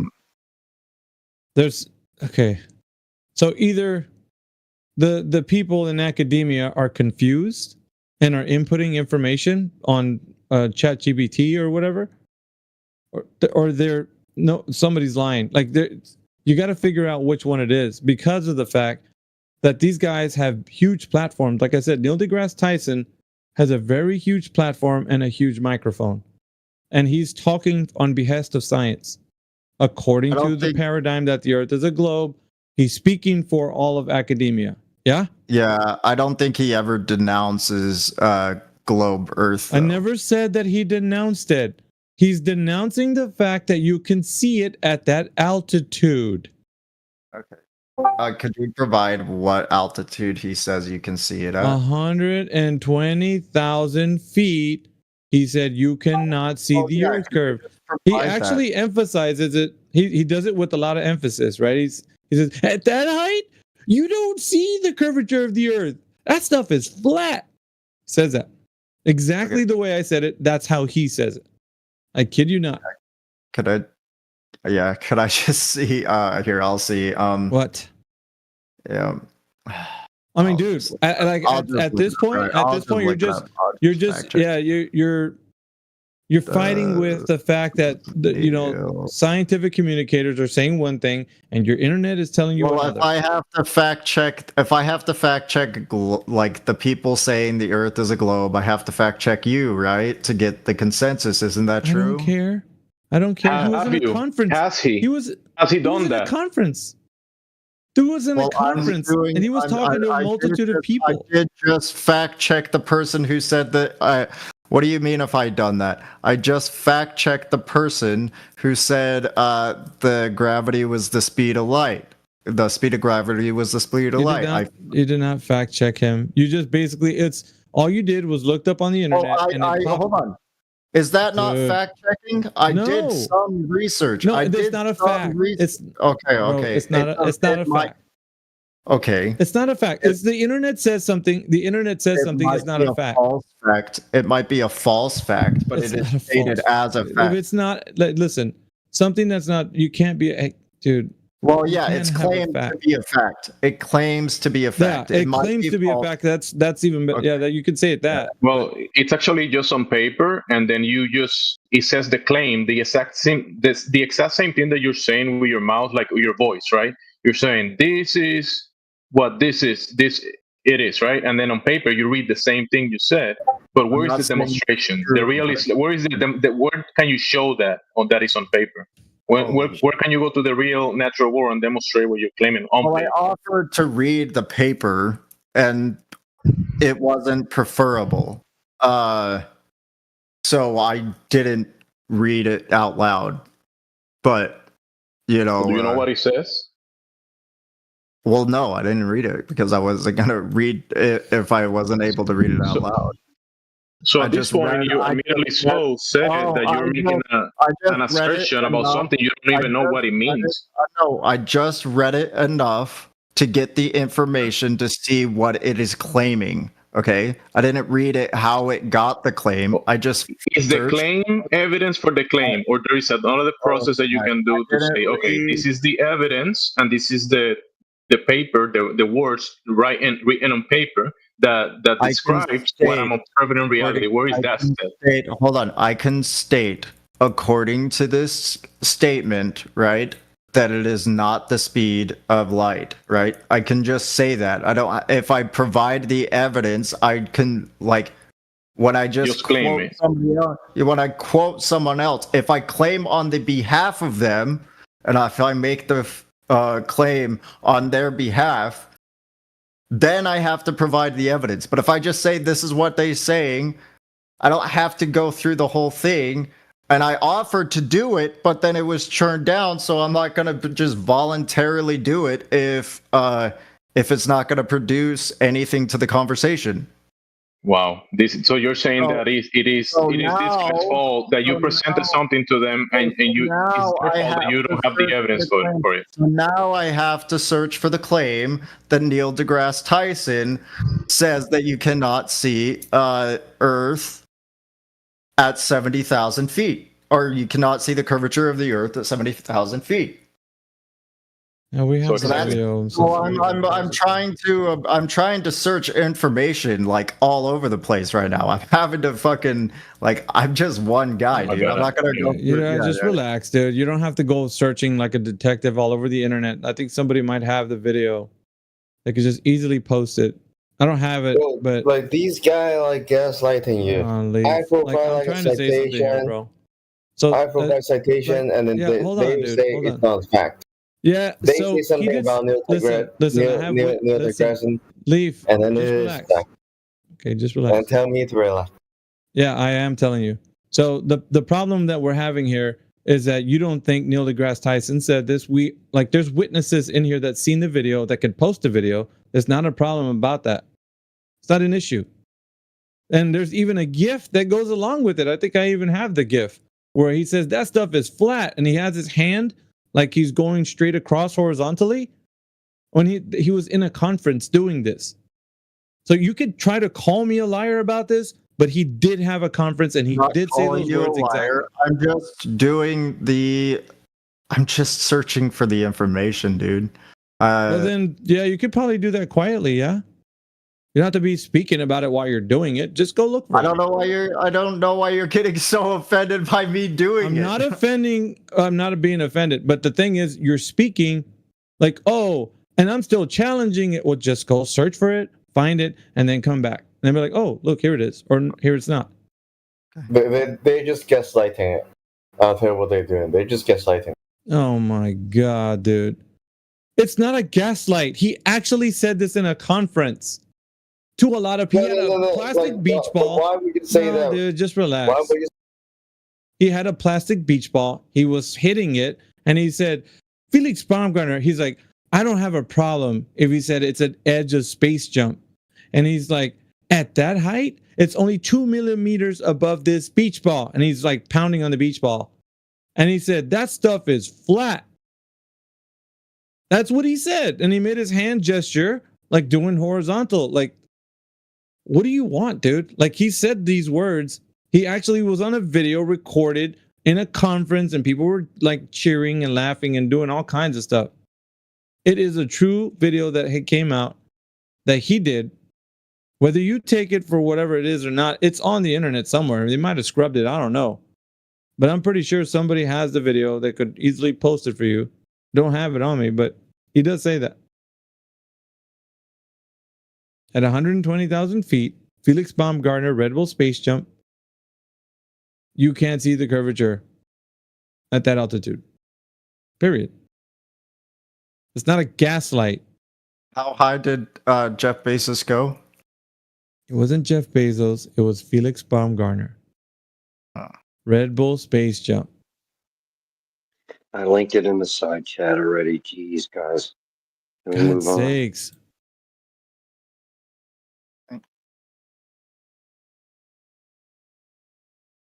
Now, the only other thing you're going to do is come back and say, oh, that's not what he meant.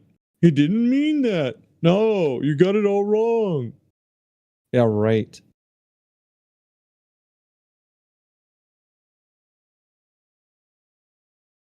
There's your gaslight, Leaf, right there in the text chat.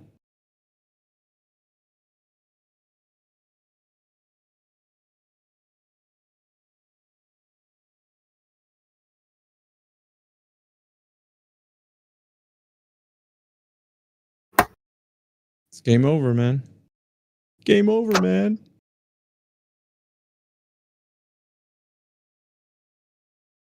So you guys on the internet that think the Earth is a globe, you got it all wrong. People in academia are not siding with you at all. They don't say the words you guys do. I think that's the problem. That's a huge problem, actually. They use words like, this is our best guess. This is as much as we know. That's it. They don't use like definitive language like you guys do. Then why would you claim that is flat? What? They're claiming it's flat because they can see that it is flat. Is what? Yeah, exactly. That's if I'm not straw manning, that's what. No, but I mean, he's saying, why are we claiming? If we're talking about Neil deGrasse Tyson, why are we claiming it? Because he's a hostile witness. That means that I don't advocate for what he's saying as far as like it being a globe. What I'm showing you guys is that he's definitely not saying what you guys are talking about or what the internet's telling you. ChatGPT or whatever is saying that you could see curvature at 70,000 feet. Well, he didn't say that in the video. Yeah. ChatGPT says you could see it from 35,000 feet. Yeah. I mean, he does not say that. So there is a issue. Now, how you guys solve that issue, that's up to you guys.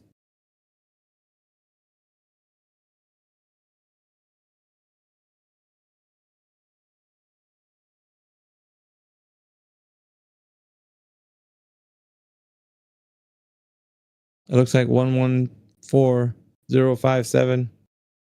If he wants to come into the text chat, or the voice chat, that'd be great. 114057. If you're there, you can unmute your mic. Do you think the Earth is a globe? Please provide the evidence that it is.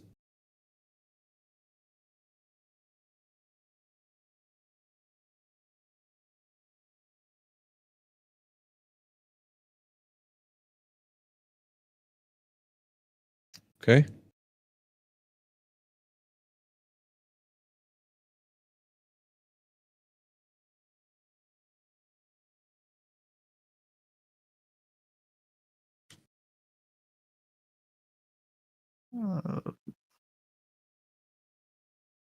Yeah, we'd rather claim stack in the side chat.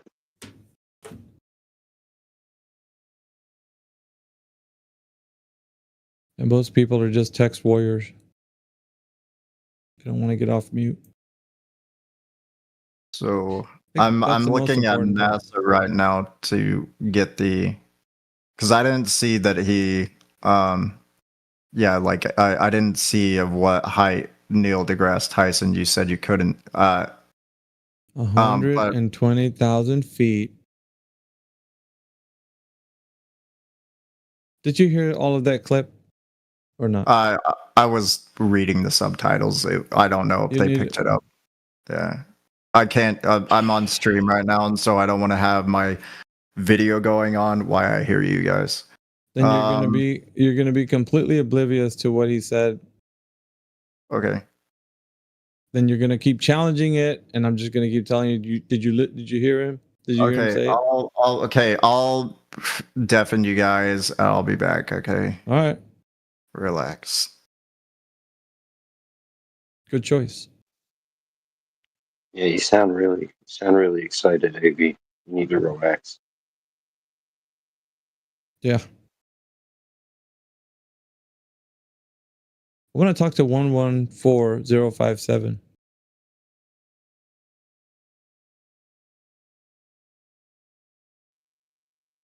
You got Josue. Josue just entered the chat. Josue, are you there? Yeah, hello. Hey, how's it going? Is that him or you? That was you, huh? That was me. Now there's another person here named Hello. There's another person here named Joshua. 114057 is a hot under the collar already in the text. They get pretty testy when they get challenged for the Earth being a globe. Most of these guys do.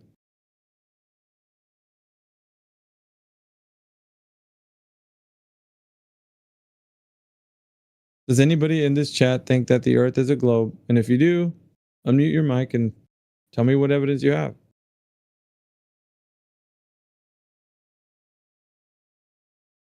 Anybody? Anybody?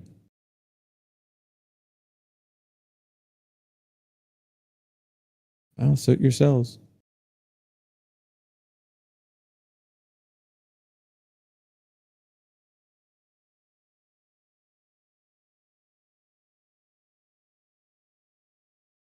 Yeah, they want to turn it into a text chat. Seems that way.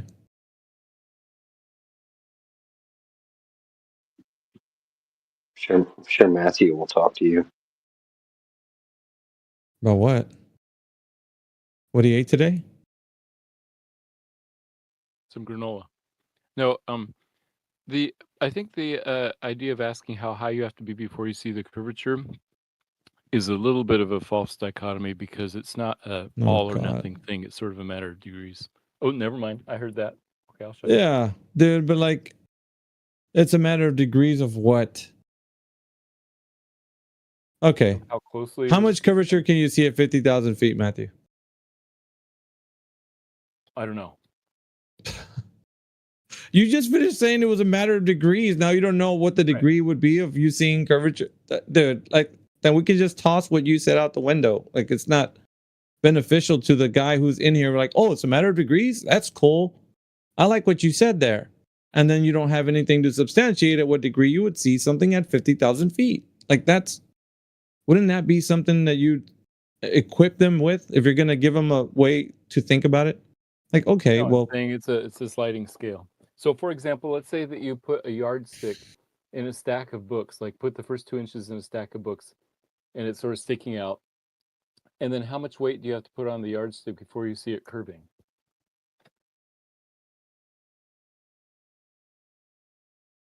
So you're saying it still looks flat. Yeah.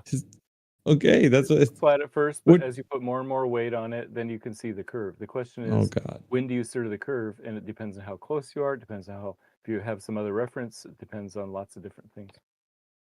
When in fact, it's always curved, even with no weight on it. Right. Says you. No, physics. The physics, really.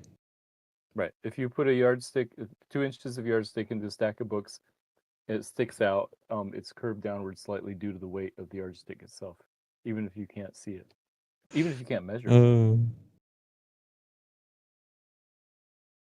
The lengths you'll go, Matthew, to keep the dream alive. It's astounding. No, the lengths I'll go to explain something in a simple analogy so that people can understand that it's not a yes or no thing. The question isn't yes or no, is the yardstick curved? The Matthew, they're saying that they're seeing curvature. Understand my analogy? Yeah, dude. Like, your teaching methods are just like, you're not equipping them with things of how to critically think, because according to them that come in here, they're saying the internet is telling them at 70,000 feet, the curvature of the earth is visible. Do you comprende what I just said? That's what they're saying. And so 70,000 feet, the curvature is visible, right? Yes. Is that true or false? It depends on how closely you look. Depends on each person. Well, then that's what I'm asking you. Like, what do you think they're doing? Are they're not looking correctly, or what do you? They need to stand on their head and gargle peanut butter? Like, what's going to give them that vision of that curvature at 70,000 feet, Matthew? What do they need? A special telescope? What's going on here? Depending on if they're using devices or just kind of eyeballing it, depending on if. What do you like, the Bionic Man or something? Like, automatically, like they see. Why do you ask me questions if you don't stop and think about what my? It's ridiculous, dude. Because it should be plain for their understanding. Before I even finish the sentence. Okay. Yeah, it's ridiculous, Matthew, and you get hot under the collar because your teaching methods are bunk, dude.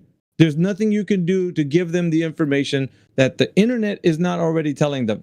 The internet's saying, you guys can see curvature at 70,000 feet. So they're all giddy coming in here saying, yeah, the internet said you can see it at 70,000 feet. And we're like, no, you can't. Not according to academia, because they're saying opposite. No, you can't see it at 70,000.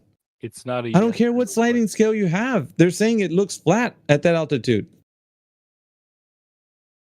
It looks flat to some people. It looks curved to other people, depending on how closely they look and whether they have a reference and whether they, what type of equipment they're using. Yeah, the bionic eye that you think so. Yeah, they got superpowers. They're bending curves with a single sight. Like, you're ridiculously like unequipped to even propose something to these people. No, I'm actually very well equipped to explain things well. I'm an excellent teacher, and you're just not getting my analogies. So I'm sorry, but I'm not going to. Right. Because you've been doing a bang up job at helping people understand how they can see curvature at 70,000 feet, right? Been doing a great job. You've enlightened the crowd. Now the crowd will take your words as a holy grail and say Matthew's word says we can see curvature at 70,000 feet. And guess what happens when they go there?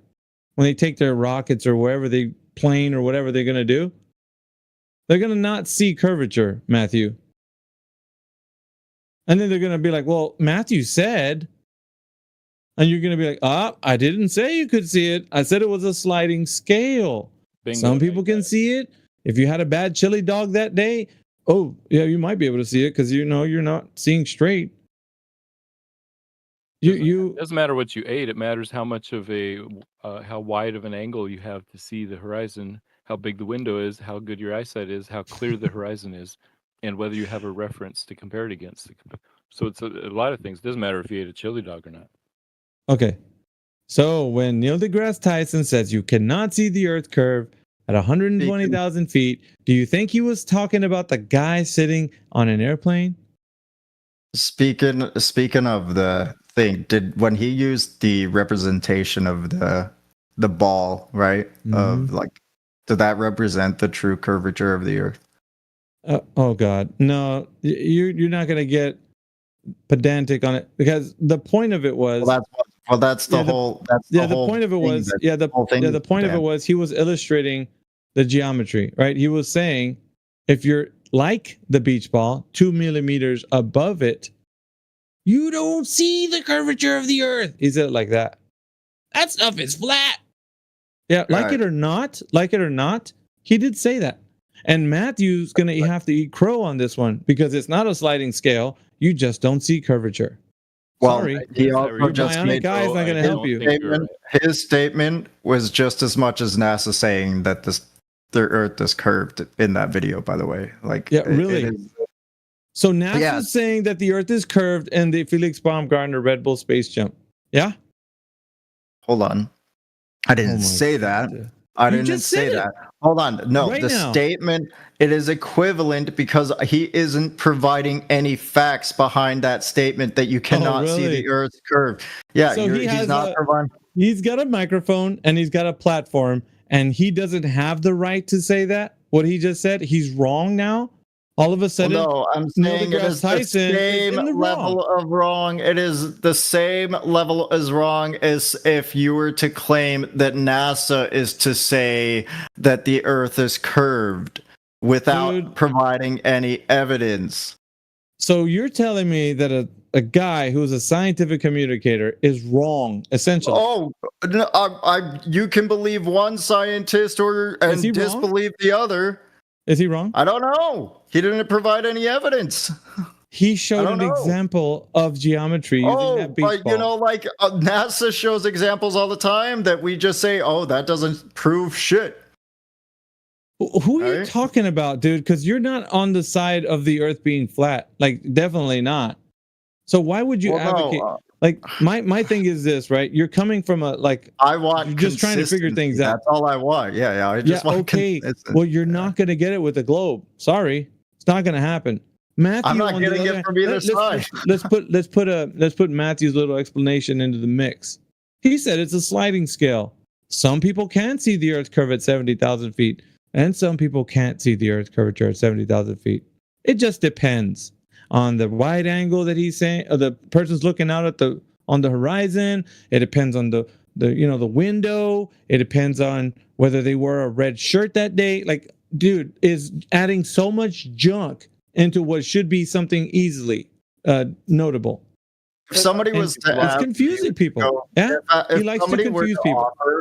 If somebody were to offer you to go into a jet and fly, hold on. If somebody were to offer that, right, would you do it? And then would you bring like your cell phone that isn't a fisheye cell phone and record it and give the utmost honesty to see if you can see the Earth's curve or not? My testimony will be hearsay to the rest of the people listening to me. If I said, listen to me. Listen to me very carefully. Morally Superior Vegan, listen to me very carefully. When I come back down and I say that the Earth looks flat when I went up there, or the Earth looks like a globe when I went up there, what am I going to do to the people down here? Create believers. That's what I'm going to do. I am not going to create people who can critically think for themselves. I'm going to give them a story to believe one way or the other. Whatever I saw up there, and I come back down and I tell you guys, it will now be a story to you because you haven't seen it. So I will give you a story to believe. Whether it's true or false, it will still be a story you believe. You will, because you haven't tested it, right? Therefore, but that wasn't. That's the whole point. That's the whole point. What method, so when I go and see something, it doesn't matter what I see, dude. Doesn't matter. Would there be a method that you would try? Hold on. What method? There any other method? Than you going up there? Yeah, other than you going up there, there isn't a method. Okay, so we all have to go up there to. We all have to go up there. There's no other way. The standard, morally superior vegan. The standard you gave me was you'd have to go up there. So if I said, well, I went up there and I saw something, the Earth was a globe, or the Earth was flat. Yeah, I did understand it. I did understand. No, I asked what method, what you would use to prove it. That you saw that have to come back flat Earth or curved. Let's put it this way. I went up there and I saw something. I need to come back down to the ground and see if the surface of the Earth would then verify my what I saw, my observation. Okay. So you wouldn't have any other. You would just go up there with your eyes. You wouldn't try to prove it in any way. So I mean, what can I use other than my observation of my? I don't know. Vision. Live stream from your cell phone. Live stream from your cell phone. Okay, live stream from the cell phone, right? So now you got a camera involved. The camera has barrel distortion on the lens.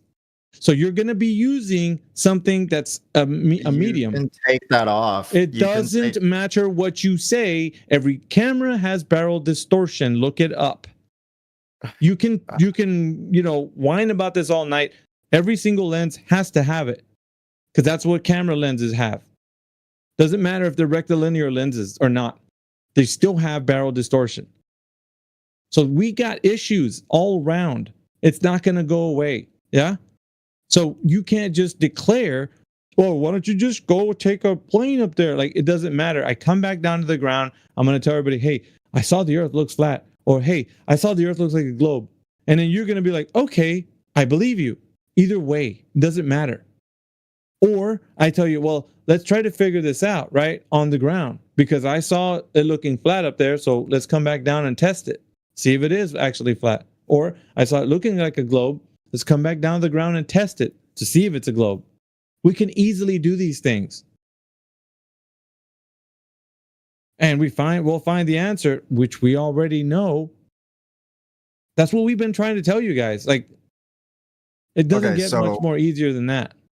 Okay, so no matter what, we would all have to go up there to see if the Earth is... dude, because it doesn't. Listen, you can say that to somebody. Oh, you'd have to go up there, yeah. Now the person would have to find the logistical means to actually, dude. Just let me finish.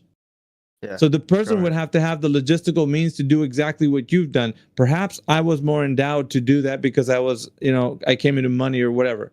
Now the other person or people, I should say, that I'm talking to and saying, oh man, it was such and such when I went up there, are not going to be able to do what I did. So it puts a barrier of knowledge between me and those people that I'm telling. So the other option is they can believe and trust me. That's it. Or I can show them my iPhone camera and say, look, this is what I took. I was recording. Right. I looked it up. You're right. The barrel distortion. You're right. Okay, I looked it up. You're right. Barrel distortion. Okay, I'm on board with that. So, but what I'm gonna ask now,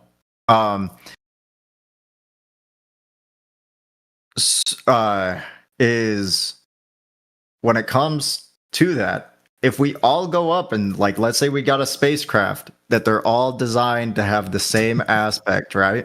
We all fucking go up. And it's just a magic hypothetical to where we all go and see, and we see that the Earth is either flat or curved. Would that solve the problem? No, because it's already solved. Right now. It's solved right now. You don't need to leave the Earth one bit. Because here's the thing. If you wanted to measure a table, you don't go away from the table. You go to the table and measure it. It's as simple as that. If you say, hey, if I want to see if the table is flat or curved or measure it, so I don't know, I have to go away from the table. You're like, no, you need to go up to the table and measure it. And then you'd find out its dimensions, especially if it's flat on the surface. So you don't need to go away from the Earth. You need to be on the Earth. But we are above tables. We're quite significantly above the atmosphere of a table. You need to stay on the earth and not go away from it. Because let's say you saw something. Oh, I saw something. Really? How do you know that? What did you do to determine that it was one way or the other? How do you know you weren't sleepy and you saw something? You don't know that. You need to test your observation on the ground. Okay. All right. What tests can we do on the ground to prove that it is flat? Well, over a distance. Test the curvature distance that they say, right? What if someone actually redid the test, right? And they just figured out whoever was measuring the curvature of the earth and saw that it was flat, proved that it was wrong, and then they just managed to go to sea level again and find out that the earth is actually round. Like, we've been inviting people to do this long distance observation test for years. The people that we tell are apathetic or indifferent. They don't care, or they're just, who cares? Like, it's not interesting to them. They rather believe. That's what we're faced with in this conversation, which to each his own. Yeah. If you want to continue like Matthew for the rest of your life, believing the earth is a globe, by all means, continue, soldier on. Do it. That's what I recommend. Yeah, yeah, of course. You recommend that because a belief system is all you have. No, it's because it's true. Your belief is true. Right. Yeah. So Matthew, what studies have you seen that convince you that the Earth is round? Well, I think it's the observations are best explained by the mainstream heliocentric model. Observations like the constant size of the sun and the moon throughout the day, sunsets, the existence of sunsets, seasons, and moon phases and eclipses, lunar eclipses, solar eclipses. The success of navigation, celestial navigation, which requires the Earth to be a globe, otherwise it would be trigonometric and not proportional. So all that evidence, I think, is clearly explained by the geocentric system. I feel like I want to sing that one song that this guy, Dr. Cox, on the old show Scrubs. Wrong, wrong, wrong, wrong, wrong, wrong, wrong, wrong. Sorry, you're wrong. Why I believed it, and I am right about why I believe it. Dude, you believe whatever backs up the idea that the Earth is a globe, you'll throw in with that. Doesn't matter what it is, Matthew. Over the years, you've given yourself up to it. Like such a belief. People have, like morally superior vegan only probably knows you in this interaction. He doesn't know over the years. You've already said all you have is a belief system. That's it. He doesn't know that. Well, I said I have evidence, and that causes me to believe. No, you don't have evidence. See, if you had evidence, you'd present your evidence, and then just like an evidentiary hearing, we'd hear what you got to say, listen to your evidence, and if it was weighed out as not evidence, we'd toss it out of the courtroom, and it couldn't be based evidence anymore because it's out.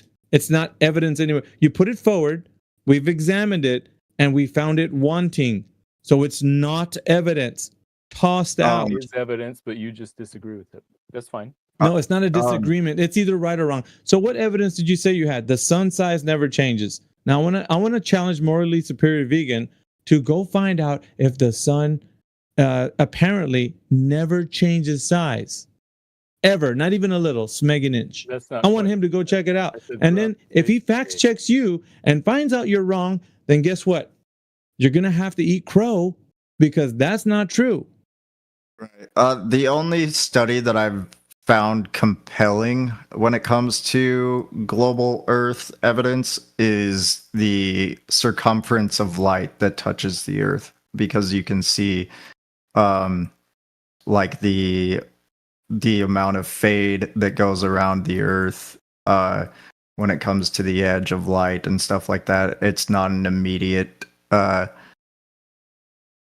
it's a gradual but that's all to do. I mean, that's all to do with the extinction limit of light propagating through the medium.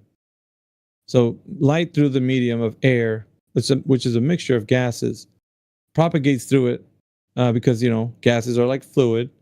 So through this medium, light will propagate through it, just like you do see on twilight, and it just gradually comes about, morning time and such. And as it does, approach your geographic location, it then becomes more illuminated. But that's just an obvious thing, right? I mean, we could test that with, Right. I think that's the most. I still find that to be the most compelling source of evidence when it comes to being on the surface. Also, like how like light rises and then falls. Like, what is the other side that it's touching? Yeah, but I mean, the idea of geometry is still in your. So if the sun was simply above us, it would like move. It wouldn't like fall. Like it would just. But you have to understand that the globe has hijacked perspective. That's how you see the world around you. So you see everything with perspective, right? Like in regards to where you're standing. If something, I'll give you an example. Like a car drives away from where you're waving bye to your aunt and uncle. They came to visit. When they drive away, the car appears to get smaller, apparently, right? When it goes away from you. So, you can't see it anymore. Now, this is, it's a perspective. It happens with, how you see things moving away from you at a distance. And not only that, but things converge right at the eye line, especially if you're looking horizontally across the surface. So if you see like light posts, like if you're driving on a street, and you see light posts that are right above your head, you can say that light post right above my head is 90 degrees, right above me. And the light post that's in front of me would be lower in degrees because it's farther in front of me. So you're seeing at an angle of degrees lower than the light above your head. So you see everything in a perspective. I don't think that I see. Like, it doesn't look like the lights are setting though, like a sun sets, dude. Yeah, but it doesn't. We have so many depictions. We have so many depictions of this actually being the case. But when you're driving a car on a freeway, you don't see the lights setting unless there's you're going. No, dude, come on. Let's just be honest. This is obvious, dude. Everybody that's in this chat room has seen what I'm talking about. Everybody. Yeah, you see. Yeah, you see it become at a distance, but you don't see it set like at a horizon. Because you're not. It's not, dude. Oh my god! Like I understand why you're a glober. I do understand, because you fight everything that is just natural. Like things that we obviously see is true. For some reason, you have to fight everything, and you don't have to. Some things are just true. You don't accept them. That's your business. But they're obviously true. We see in perspective. That's the way we see. Dude, I haven't even said that I'm a glober. I'm just saying there's more compelling evidence for globe than there is flat Earth. There isn't. The compelling side is because you want to believe. That's why it's compelling. You want to believe. Actual explanations where you guys have I don't know. Did I say I didn't know with perspective? Okay, no. Hold on. Yeah, let's go to the poles for a second. Right? Poles. The poles. If I go to the north, quote unquote, pole, I see the stars going in one direction and they look completely different than if I go to the other pole, right? Whether it's a hemiplate of what I've heard somebody call it, or a hemisphere, whatever it is. There is a clear different direction. There's a clear different set of stars on each pole. And then there was somebody saying that like they didn't have a really compelling explanation for that. That's all I'm compelling explanation. So what are the stars going to dictate to you? What do they tell you? What are they saying because they're moving in a specific way? What are they? Well, if they're moving in the opposite direction, that would mean that you're on an opposing side, right? No. That's not what I'm saying. What information can you gather from the stars that tells you anything about geometry of the Earth? Well, I just stated if I'm at the South Pole, right, and it's rotating in a certain direction. Yeah. Right. And then I go to the other side of the Earth. And they're rotating into another direction. Well, I mean, you said the other side of the Earth, but I know what you mean. You go to the north and you go to the south. So it doesn't matter what side you're on, north or south, right? But what I'm asking is that what the stars are doing, what does that tell you about the Earth's geometry? What does it, is it any information that could lead us to think that the Earth is an oblate spheroid? Yes or no? Does it has more compelling I'll say it again. It has more compelling evidence to say that it is a globe and it is rotating on its axis and it is rotating. No. You're imagining that. You're imagining that. I'm asking from the stars position, what you see happening in the sky, what does it information that you gather is telling you that the Earth is an oblate spheroid? What information do you see in the sky that's telling you the Earth is an oblate spheroid? That something is moving, and if you were to gather that it is the stars that are moving, what would be the purpose of the stars moving? Oh, I don't know. I'm asking a question, dude. Like I'm asking for. Yeah, because that's science. Science is the question. No. It's not science. It's an observation. No, it's not science. It's an observation. A simple observation is not science. Hold on. I would ask the question first to get the observation. Why is it moving? I would conduct a study of why these are moving. I would observe the stars are moving. Like what? What's the study going to be about? What's the study going to be about? Dude. Yeah, I'm asking you relevant questions. If I could fucking speak, I would tell you. Land the plane, dude. Land the plane. Don't keep lingering. Land it. Like, what is it telling you? Okay, I would see that it is moving, right? And then I would go into why. What is moving? The stars are moving. Okay. And then I would ask, why are they moving, right? And what else? And then I would have to figure it out of fucking why they're moving. Oh, and what would you do? How would you figure it out? Tell me. At the moment, I'm fucking figuring it out. No. You are imagining that the Earth is something. But you're not figuring it out. You're just imagining. That's not figuring shit out. Yeah? I would have to, I'm figuring it out right now, dude. I'm As not in convinced. what? Wait, like what are you? I am right in this twiddling moment. your thumbs? You're twiddling your thumbs? Fucking holy shit, dude. How do you have any explanation of why the sky is moving? Yeah, I do. The stars are moving. Why are the stars moving? Why? Because they're moving. Why else would they be moving? Because they are moving. Why? What do you mean why? We see them moving, therefore they're moving. Yeah, well, I'm curious why. Okay, then. What's the next logical step? Go ahead. What do you think we should do? I don't know. What do you think we should do? You asking me, dude. I think you should propose a testable mechanism. That's what you should do. That's what we should all do, is get you to propose a testable mechanism. Well, no, because I am the ones who are making the claims that the Earth is flat, right? Oh, you're the one that just said that it was a globe based on these stars rotating. You're like, I said it's a compelling because they have explanation of a No, it doesn't. Well, I think somebody imagined that the Earth is a globe, and then you just took on that story. It's a globe because somebody told me it was. That's what you're doing, because I can see the curves. I can see the pole. What curves, dude? Oh my god, dude! You're just gonna say that the fucking windows of the plane are fucking distorted. No, I'm gonna tell you that geometry is not able to be observed as a globe on the altitude that you are, based on the Earth's size, and that's not just me. That's academia smacking you down.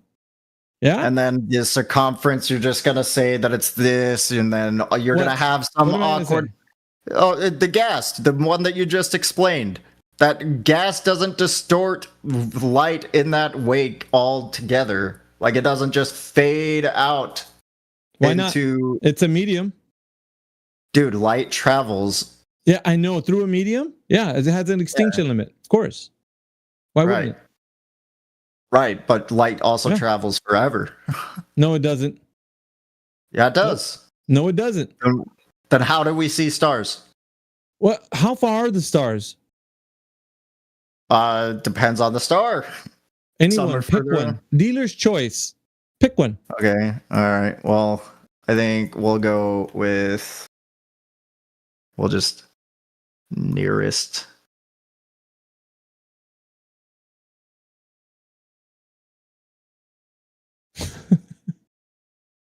$4.2 light years away. Great. How'd you get that? How'd they figure that out? They have the patrolling. They have the patrolling camera that's going through space. The patrolling camera. More imagination there, methinks. Okay. Why is it imagination? Because they are lying at this point? Are you saying they're lying? Are you saying they're lying? Are you saying they're lying? Are you saying they're lying? What are you presenting? What are you presenting, bro? Present something so that I can. According to NASA Jet Propulsion Laboratory, okay? That is who is presenting the claim, right? Yeah, how'd they figure it out?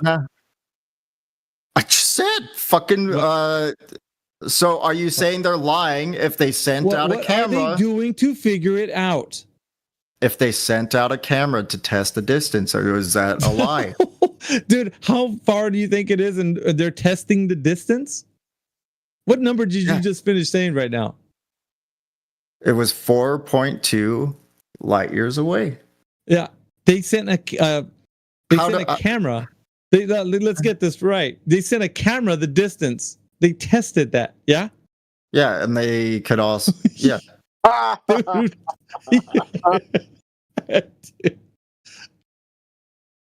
You just finished. Yeah, you can't even get Wi-Fi from the other side of your. I mean, folks, you can't make this stuff up. You really can't. And this guy, he's latched on to this belief so much. He's clutched his pearls, and he actually thinks there's a camera that went the distance, right, all the way to the nearest star. Unbelievable. I'm sure there's more than one way. I'm sure there's more than one. Let me look at all the ways how to measure the distance of the stars. Perhaps if the Coyote straps a rocket to his back, right? Think about it like this. If the Coyote straps a rocket to his back and lights a fuse, do you think he'll get to the nearest star? I think so. It says Acme on the rocket. For God's sakes, dude.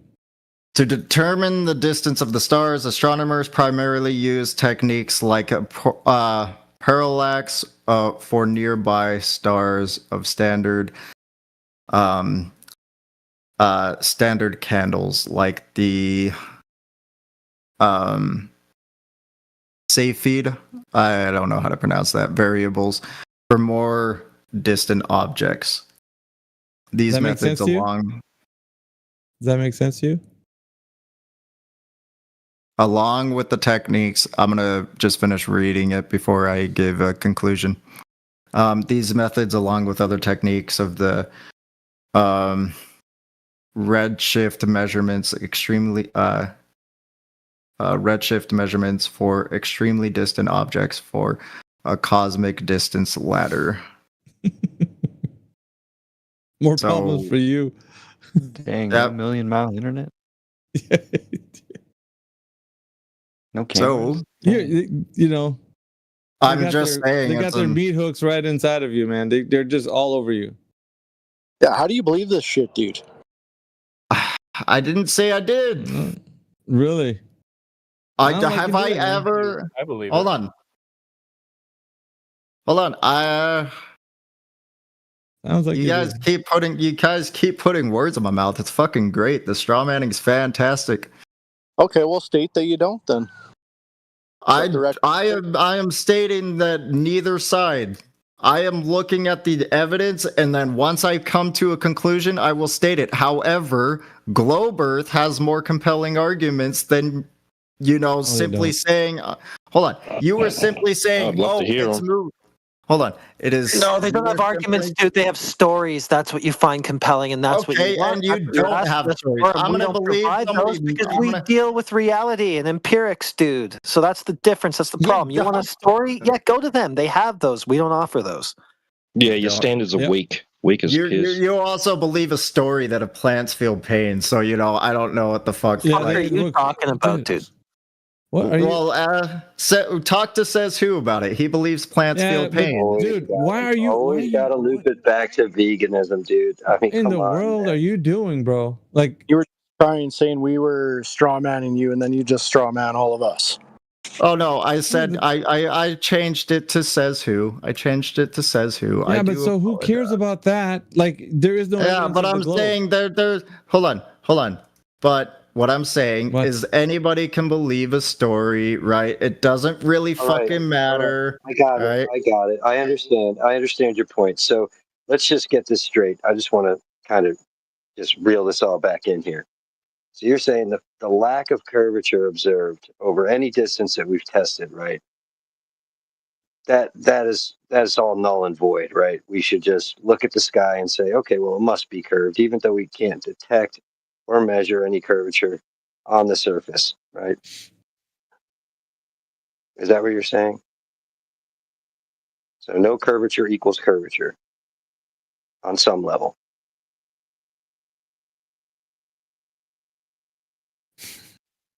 Hold on. He was reading while you were talking to him, John.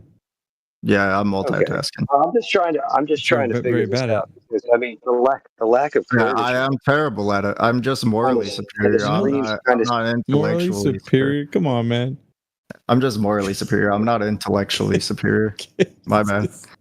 Freaking hell, dude. Yeah, I'm just saying that the lack of curvature is a huge problem. I mean, at this point, I think the long distance observations puts the circumference of the equator at like, I don't know, 1 million miles. It's getting pretty big. The ball's getting pretty big. We don't have to worry about disproving it because they got no proof. That's right. They got compelling evidence. They got stories you like to hear. Yeah, you like stories, and that's fine. Well, I don't know. Like again, the circumference is pretty compelling. Like it's a pretty dude. Seriously, it's pretty compelling. What about it? Okay. You saying that it's just because of gas? Could you provide the evidence that it's just because of gas? Because they have the. Hold on. You said that the light circumference and fade is because of gas, right? Provide the evidence. You said that. No, you said that. I said, listen, I talked about the extinction limit of light. I'm gonna go back on my stream. I talked about the light extinction of the sun's light. I'm gonna go back. I didn't talk about the circumference of light. I never said that. You did just now. Hold on. I'm gonna go back on my stream and we'll see. Okay. You mean light attenuation? Cool, man. See you in 20 minutes. It's not gonna be 20 minutes. I was talking about light attenuation, but this guy, so I was talking about light circumference and how it fades, right? You kept saying light circumference. I never said that. You did. Okay. But that's attenuation. Okay. So what you're saying that the fade is what?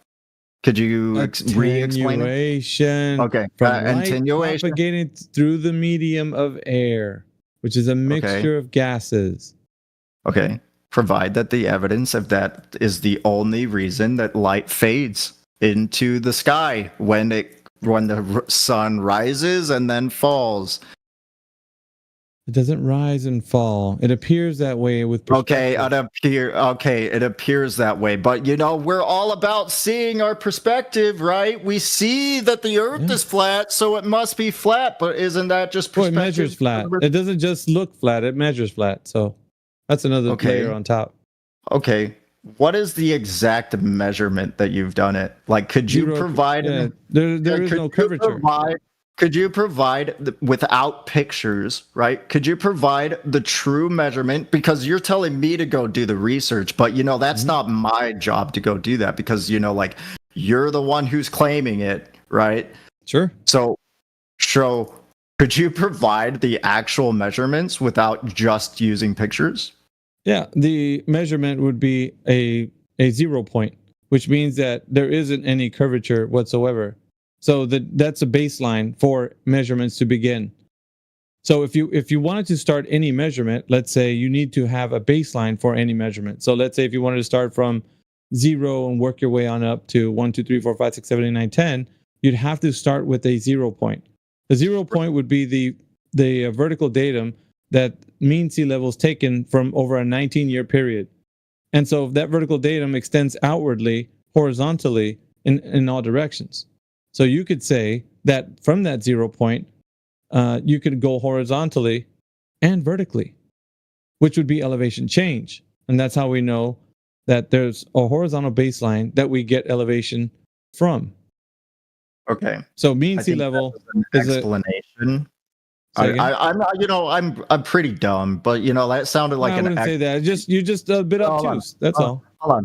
I'm a bit dumb, but that sounds like an explanation to me. That doesn't sound like a measurement. Well, I mean, if you want to see a elevation profile, that would be a lot more descriptive. Elevation profiles have been taken with land surveyors utilizing mean sea level to get elevation change on any part of land that they need to acquire that elevation change from. So they were utilizing that mean sea level in their measurements. So essentially, plane surveying, right? Write that down. Plane surveying utilizes horizontal information from that mean sea level. Okay. Plane surveying. Type that in your Google or your, ChatGPT or whatever. Plane surveying. Wait, that's visuals.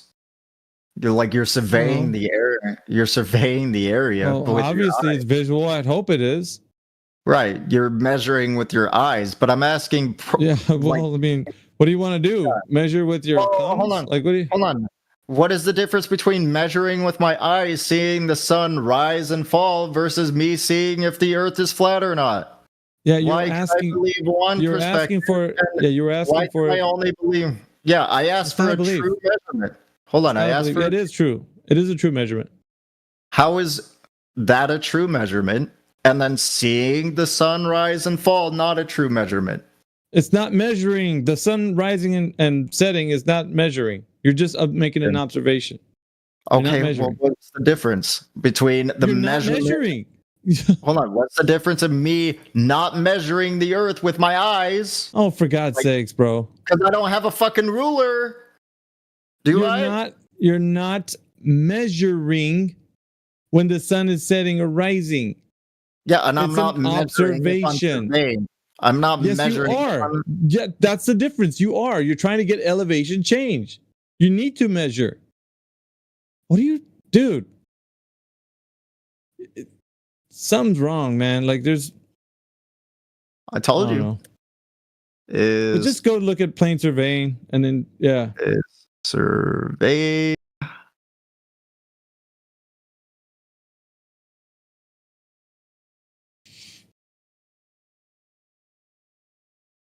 I think you need to eat a hamburger or something, bro. Like, you'll be all right afterwards. Oh, so I can't bring up the vegan stuff? I only said that I'm poking fun at you because you're just sitting here, like, not getting it, bro. Like, it's simple.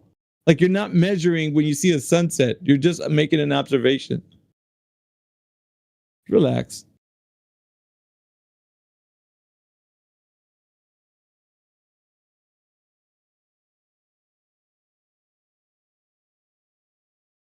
Oh, if anybody else has any questions. So what is the difference of this and looking at a telescope?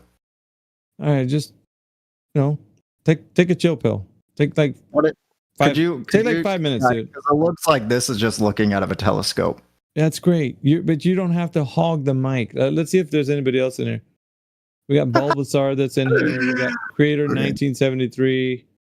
Darth has jumped in here. Guys, if you have any questions about the conversation, if the Earth is a globe or the Earth is flat, you can chime in. I'd like to hear it from new people.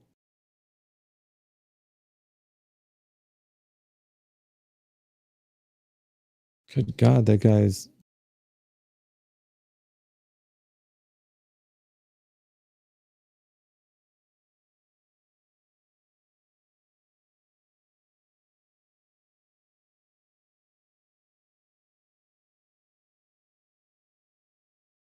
Anyways, what's up, dudes?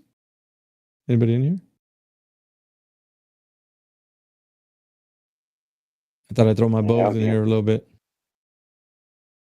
Rock with you guys.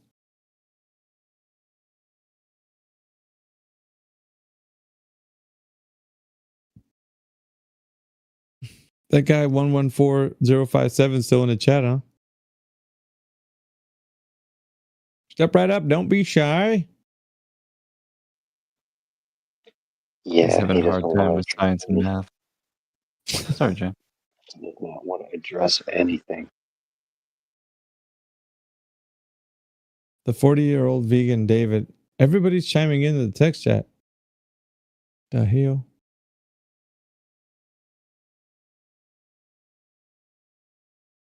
Oh, we're in the English hub. That's probably why.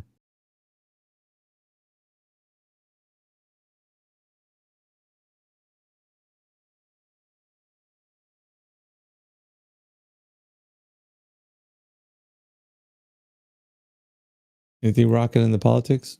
Nope. Kimbo Beats is by himself.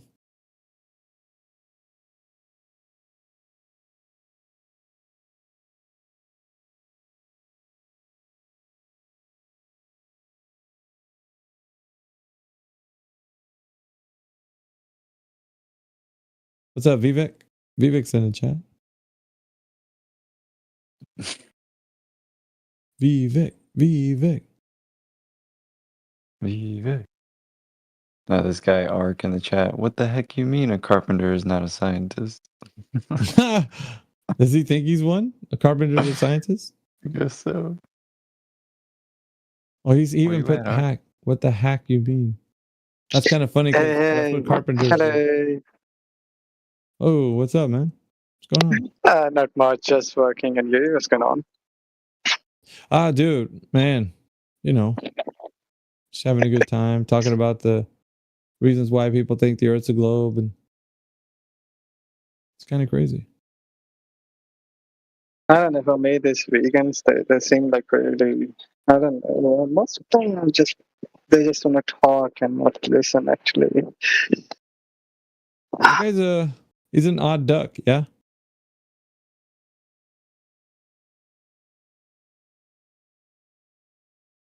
But, you know, they don't present anything. Matthew Learns was saying some pretty strange stuff too. Did you guys hear what he was saying? I presented some stuff. Oh, yeah. You don't count it as valid evidence, but I did. Yeah, valid evidence, dude. I'm so sure. Yeah, the sun definitely changes size depending upon where you're observing it from. That's what I've been trying to tell him, dude. No, it don't. Yeah, it does. You look it up, it says so. Right. You're talking about throughout a year. I said during the course of a day, the sun and the moon don't change angular size. Yeah, they do. Throughout the day, yes, they do. That's what I was talking about. What position you're observing it from. At different points, you see it at different sizes. Oh my Depends goodness. where you are on the map. That doesn't. You'll have to. You're go wrong on outside. all accounts, man. Like I tested it myself with the full moon a couple years back. The full moon stayed the same angular size from moonrise through the middle of the night through moonset. Yeah, what were you that's using based to on your measure? location. What were you using to measure that? What was the instrument? A Were you talking about the DSLR sun? camera and looking at the pixels, zoomed to the same level I each got it.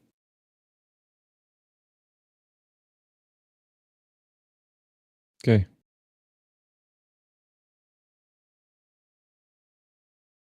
You want a plastic trophy for that? Because that doesn't prove your point. I'm saying, yeah, it doesn't prove anything. What it is evidence. It's an observation that fits well and is explained well with the heliocentric model. No, it but I'm doesn't, unaware of dude. Yeah, it does. So if somebody was to put out right now from the heliocentric model that the moon changes size, would that debunk you right now? If the moon changes size more than 2% throughout the night. Nah, no. You just added 2% to that, bro. Like, you Like weasel, you. No, I'm trying to quantify. Not Because whole we're million. not talking about microscopic things. We're talking about This guy, things that are visible to you the eye. said it doesn't change size. You've been advocating, it doesn't change size. It doesn't change size. And then now it's like, well, if it doesn't change more than 2%, I mean, come on, Matthew. I'm trying to quantify what it means so I can have a solid statement. Well, it's not solid. What you said was not solid. Okay, so I was abbreviating. Let me give you the whole claim. The claim is that the angular size of a full moon does not change more than 2% over the course of the entire night during the night of a full moon, which seems to contradict the idea that the moon is coming closer to you and then going farther from you because due to the law of perspective, as things get farther, they should appear smaller. Yeah, but have you ever heard of a supermoon? Yes, Uh-oh. but even a supermoon stays the same size all night long. No, dude. Within 2%. Oh my God. All right. Wait, what's your claim about it? Yeah, that the moon changes size. Obviously. I've never heard anybody Sometimes say more than that 2%. the supermoon changes size throughout the course of a single night. Okay, well, The supermoon is definitely bigger than other full moons during other months. That's true. so that means that the moon changes size then, right? Throughout the course of a year, it does change size slightly because it changes distance slightly. Yeah. Because the So then your whole argument of it not changing size is ridiculous to say even at the beginning. It doesn't talking change about within size. It doesn't talking change about within size. And you're not telling everybody, well, I only mean not throughout the whole year. Like you're just full of Yes, contradictions, I'm being very man. specific. I'm being very specific. Throughout the course of a night of a full moon, the angular size of the full moon does not change size by more than 2% all night long. Yeah, so what, dude? You're just making observations So of it's the the same moon. distance all night long. Therefore, the Earth. What's what distance away is it? That's irrelevant. You're telling me it's the same distance. What distance is it? Well, that's irrelevant. Right. It's saying it's a constant distance. It's about the same. What's the distance if it's constant? What's the It's distance? irrelevant. It's again. No, it's I irrelevant. plead the fifth. It's irrelevant. How are you? Pretty good, man. How about you? Whether it changes or not. I'm doing fine. Okay. Well, that's good to hear. What do you think about the topic of the room? You guys think the Earth is a globe? Yes, absolutely. Oh, what evidence do you have for that? Way too many evidence. Hey, give me one. Gravitational acceleration. Gravitational observation. Yes. That's a good one. Acceleration, not observation. Oh, acceleration. Okay, gravitational Yeah. acceleration. If it wasn't what a is- globe, we would all be flying in the air right now. Interesting. Okay. Gravitational acceleration. How did we prove that? Scientifically, yes. Scientifically. How By do we prove that? Newton's third law of universal gravitation. Okay. What did science do to prove that? I don't know. He has a law. I don't know for what he God's did. sake. The process.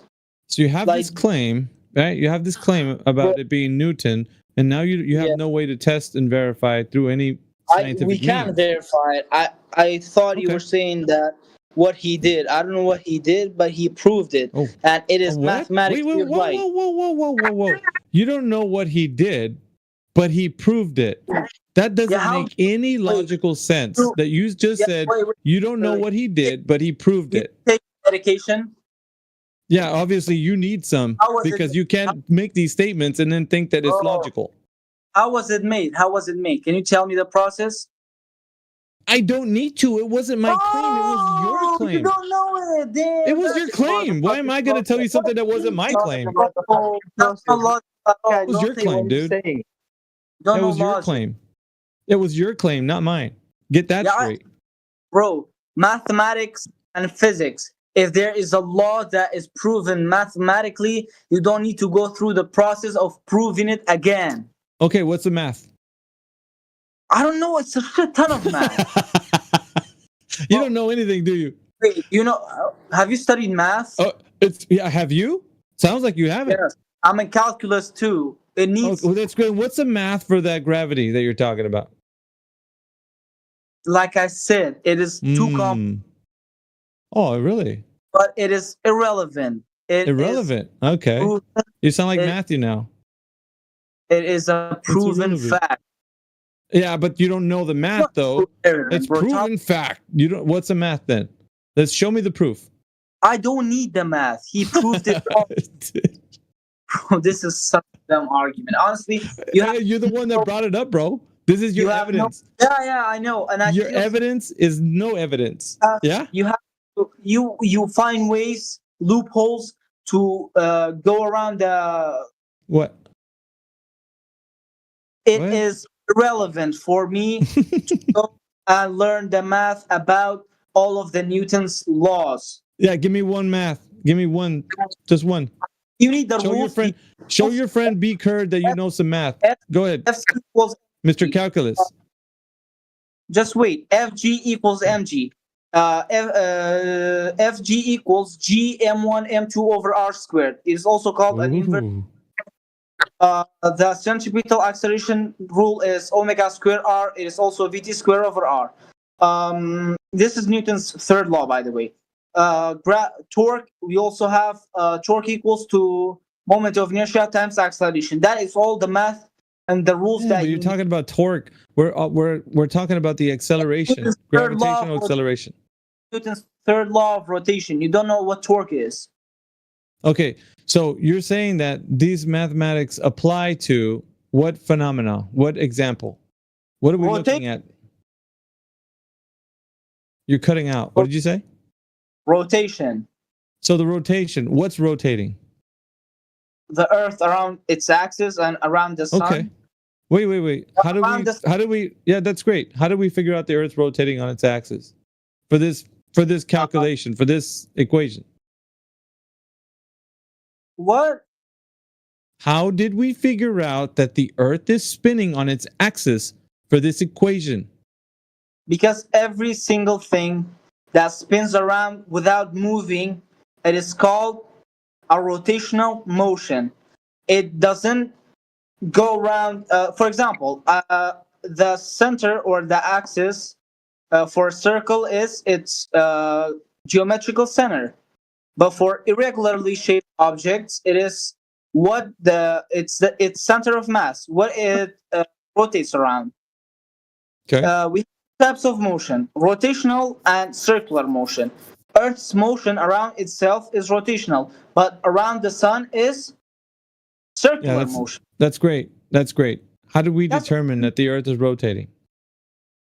Because you can prove it by 100 facts. Like, give me one of those 100. Day and night. Day and night. Okay. So day and night. Day and night's happening. What do we observe? Yeah, that's great. What do we observe? Yeah, hold on, dude. Relax. Take a deep breath. Let me just finish telling you.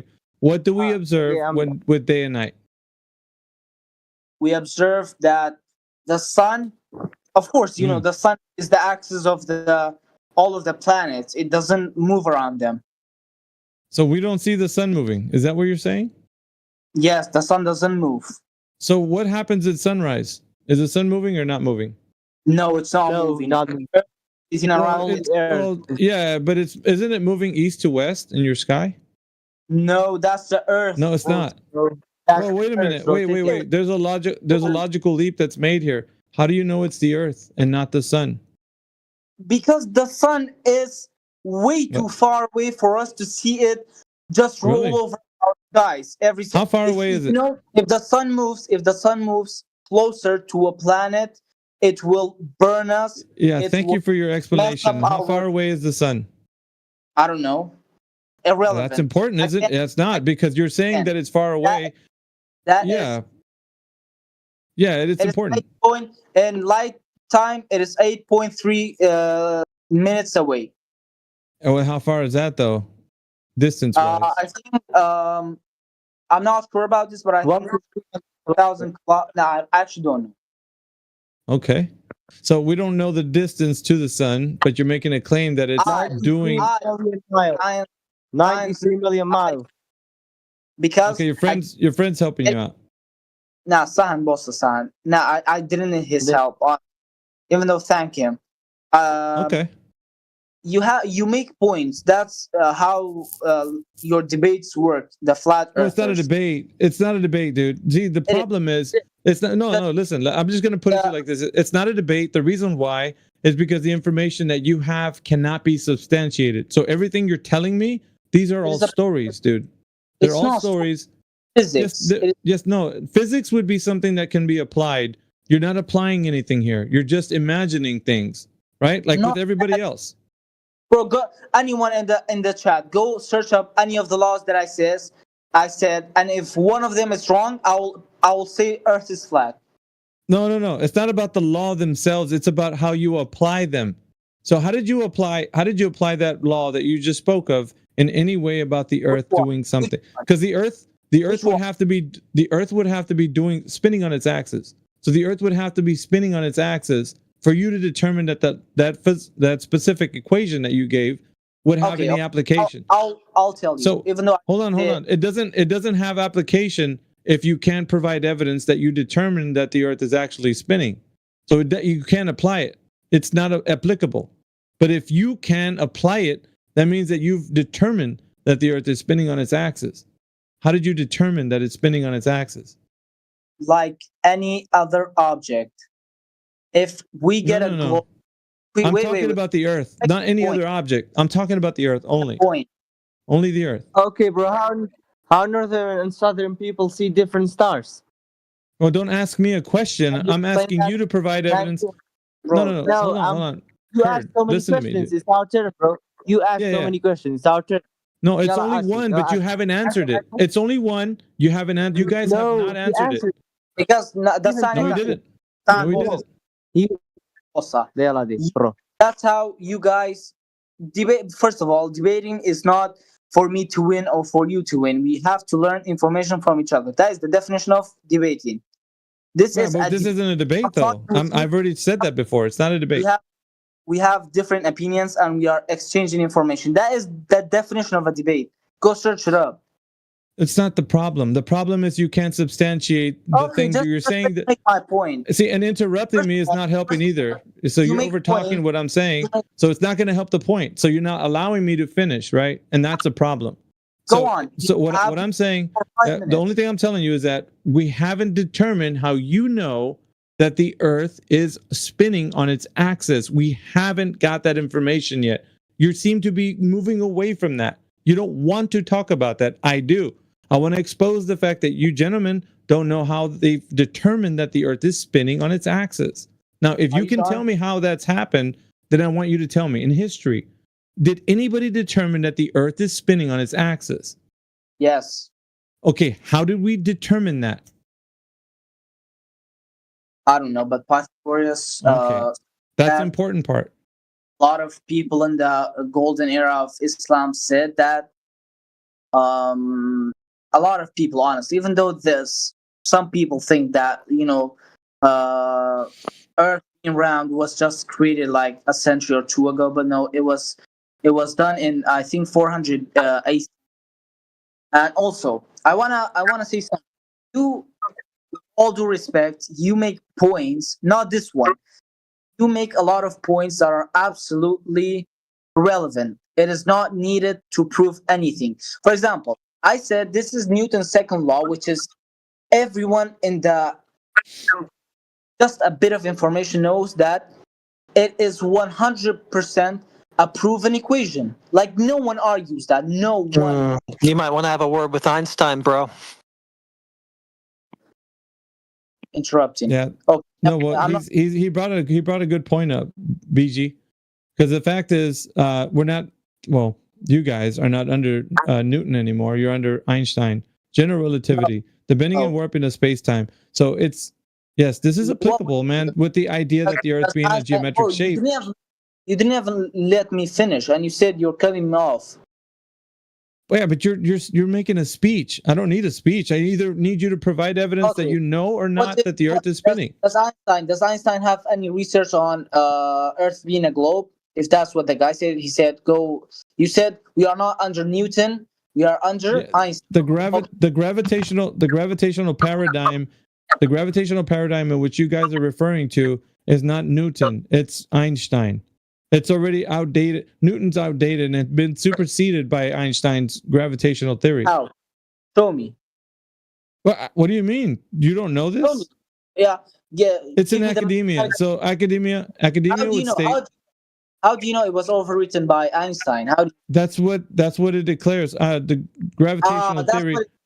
But if I said that, you would. Okay, wait a minute. Hold on. BG, but you might be putting your foot in your mouth right now. So what you don't realize is that Einstein has superseded Newton's gravitation explanation. So it was thought that mass was attracting mass, right? And that's the whole way that they were teaching it. But now it's the gravitational explanation is now a theory from Einstein, which is the bending and warping of space-time that's pushing things into the Earth with a gravitational theory, saying that hold on, dude, because the Earth is, let me finish. Because the Earth is so, are you going to allow me to? Because the Earth is so big that it's distorting space-time and it's pushing things into the Earth. And this is a gravitational theory that Einstein was proposing. It's bending and warping and distorting space and time.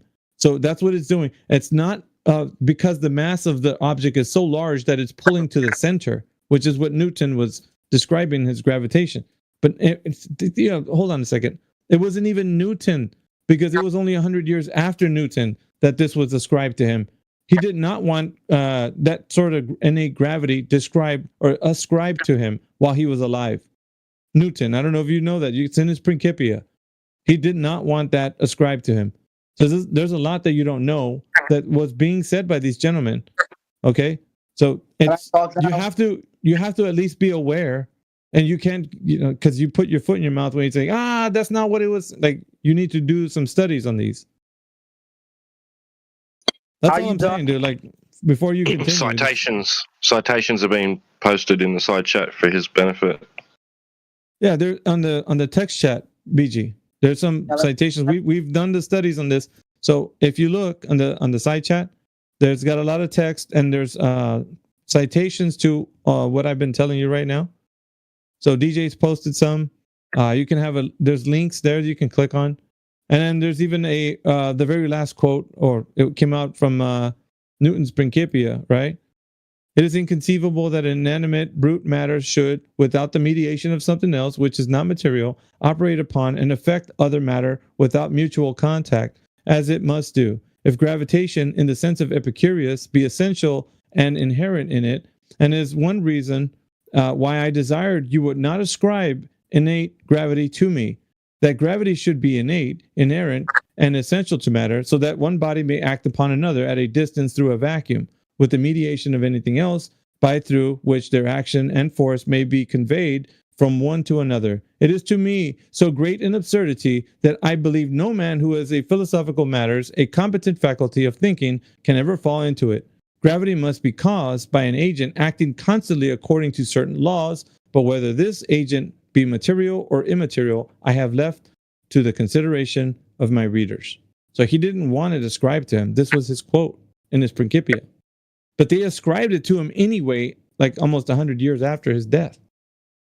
So, I mean, you might say that even saying that Newton's gravitation is a way to describe, forces on Earth, it wasn't something that he wanted to be ascribed to him, and according to his letter. So I honestly, I'm gonna just say one thing. I'm not fluent in English, so I didn't understand of it. Oh, so can you, I mean, yeah. Can you tell me in layman's terms, kind of? Yeah. So Newton didn't want for people to ascribe the type of innate gravity that they were proposing at his time. He was challenging them. Like he didn't want that to be considered as a part of what he was saying. So he didn't want them to, say that he came up with this. But they still said that 100 years after he died. They still ascribed it to Newton. I talk now? Yeah, but I mean, I don't know where you're gonna go with it. There's really nothing there. Now I'm gonna say some things. First of all, what is the theory called that Einstein proved the override the Newton's laws? Can you tell me? Yeah, general relativity. essentially the bending and warping of. How does it? Okay, that's about space. That's not about just Earth, first of all. And second, the theory of relativity has no way of saying Newton's laws are incorrect, and neither does it imply that. Can you show one place where it says that the theory of relativity by Einstein overrides Newton's laws? Yes. Andre Gaz, UCLA professor of physics and astronomy, as posted by DJ, which you were directed to, Einstein's right, at least for now, said Gaz, a co-lead author of the research. We can absolutely rule out Newton's law of gravity. Or how about from nature.com? In 1916, Albert Einstein published his general theory of relativity in full mathematical detail. That opened the window on a radically new framework for physics, abolishing established notions of space and time and replacing Newton's formulation of the laws of gravity. How about from Douglas Klein, professor of physics? Newton's two crowning achievements, the laws of motion and the laws of gravitation, that had reigned supreme since published in the Principia in 1687, were toppled from the throne by Einstein.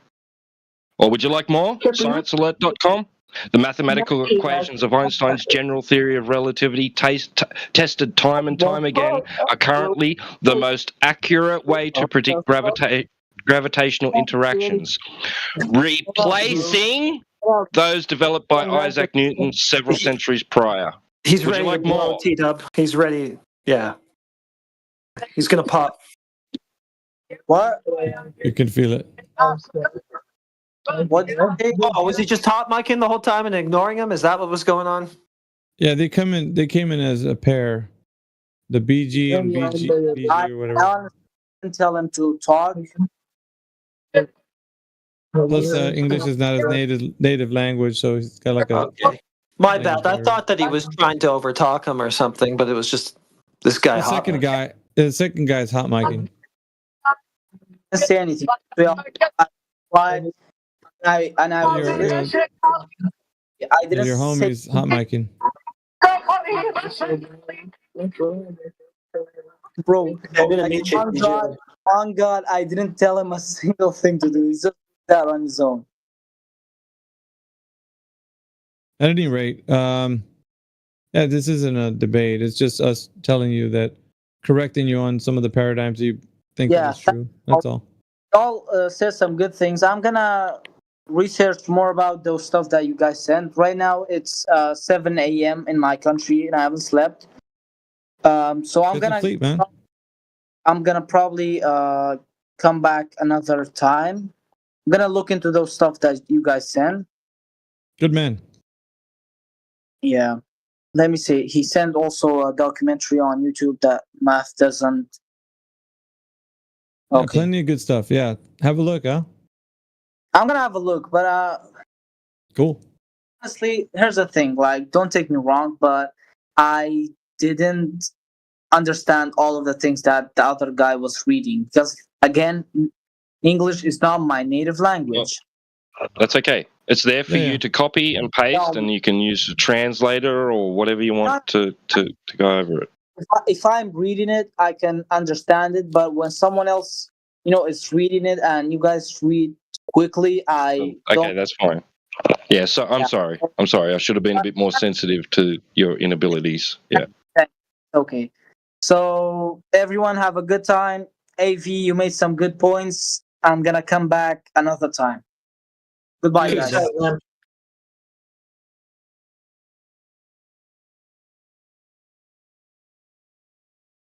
Who's next? Step up to the plate. How about you, 114057? Yeah, I was thinking the same thing. Caller 114057. The guy hasn't chimed in ever since I've been trying to get him on the mic. You guys might have more luck.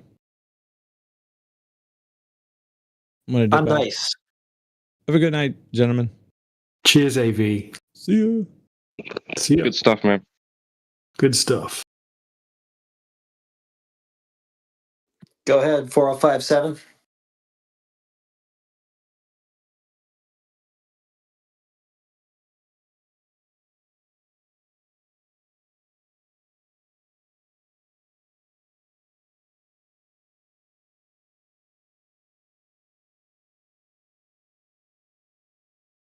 Let's hear you cook.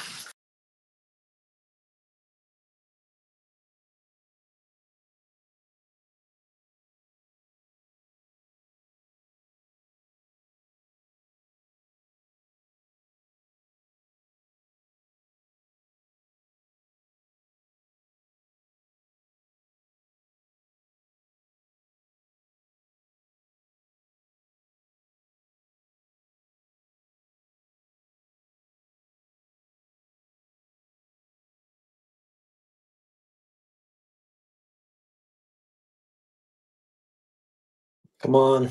We'd rather hear you on the mic. Let's go.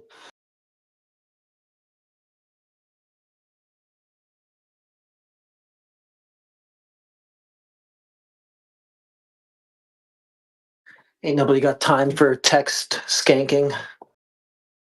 Come on.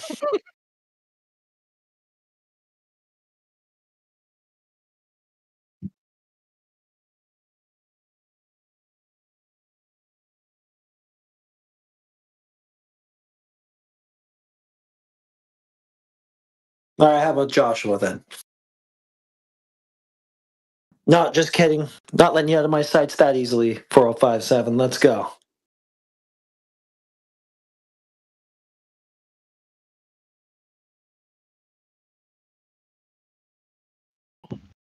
Yeah, I'd love to hear why you think that boards of education all over the world made a distinction between science and math when they developed the curriculum for STEM.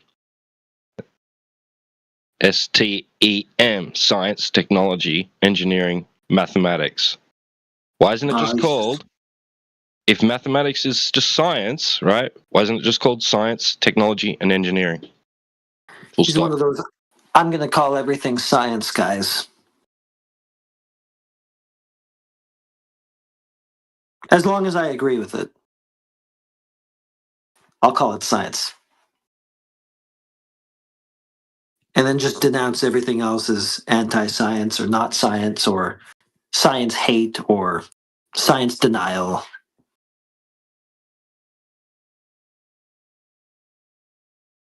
Come on, Joker, let's go.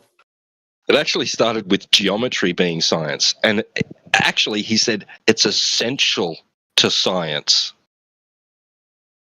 Geometry is?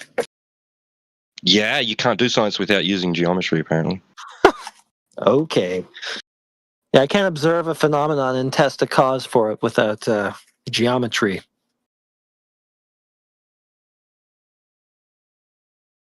I mean, he could probably do some squirrely, bend over backwards, mental contortion-y thing to try to argue that, but it'd be really stupid.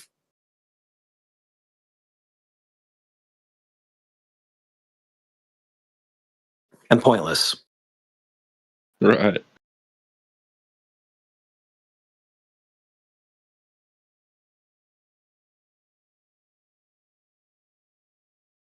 Wait, how's offering someone money to mic up racist? I don't get it. He's going to pull out that card now. Probably just at the point, if I can't argue with these guys, let's get them shut down.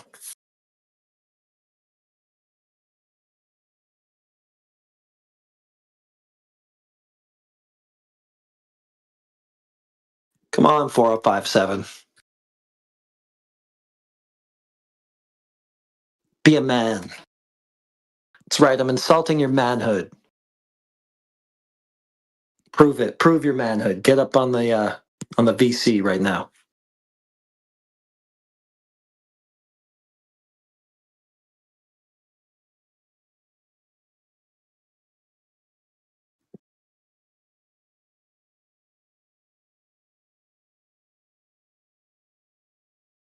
Not a man at all. Just a sad little text chat skank.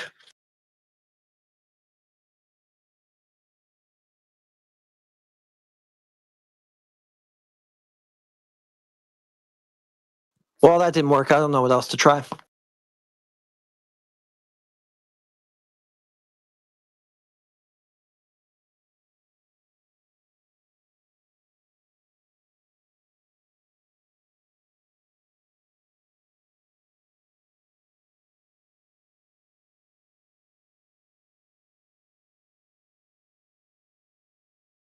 Damn. Maybe I said the wrong thing. Maybe he doesn't want to be a man. Maybe he's a girl. I don't know. Just spitballing here. Just trying to see what sticks.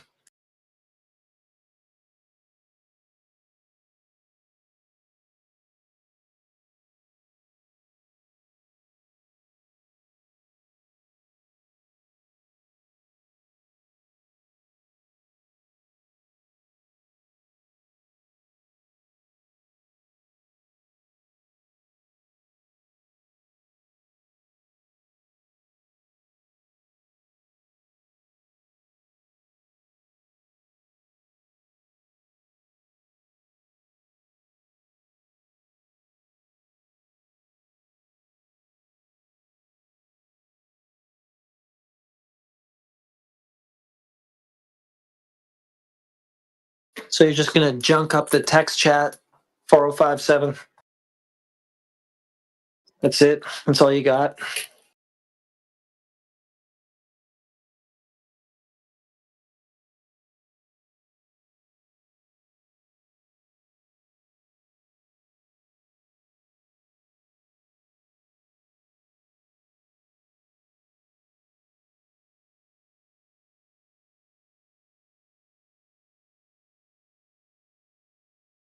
Bro, you could convert it to any currency you like. He's probably using the term rupees because that's where, the currency that he's got in front of him right now.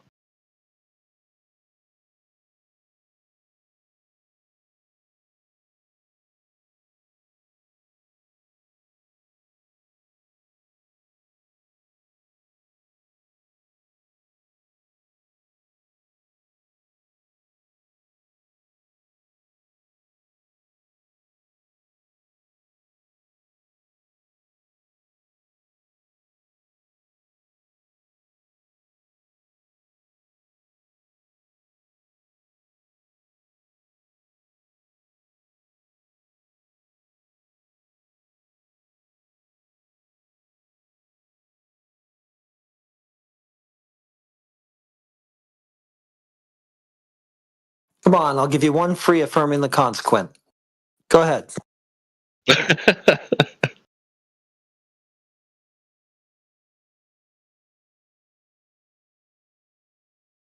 Special offer for the next 10 minutes.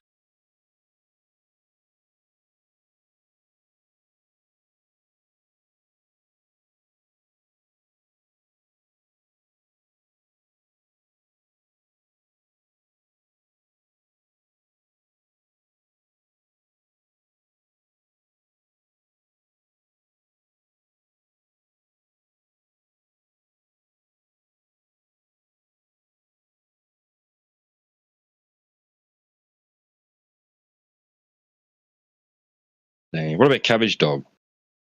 It's just joined us. Welcome in. Hello, Cabbage Slaw. Go ahead. Hello, guys. Oh, we got Pev. Hello. I just want to say hi to you guys. Thank you. Great. Pev's gone. Short and sweet. Moon left. Damn, Moon Ahmad. went down.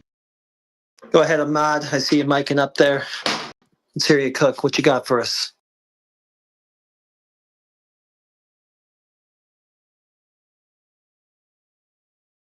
Oh, whoops. Okay, Cabbage Dog, it's your time. What? Is my turn? It's your chance. Yeah, it's your turn. Your turn to shine. Yeah.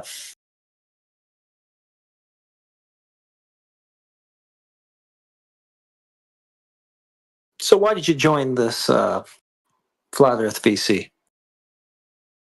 Um,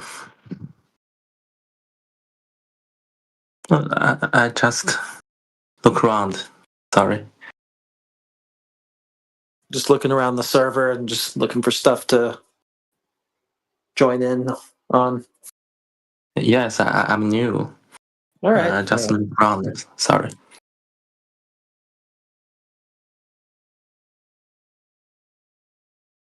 Fair enough.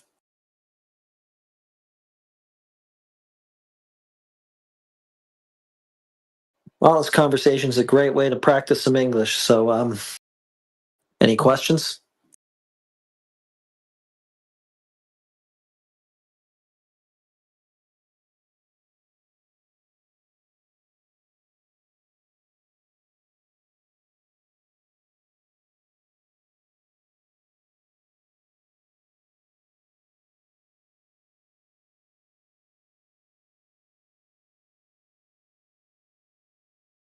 Bro ran. That's okay. He didn't really sound like he was ready for too much in-depth conversation with English.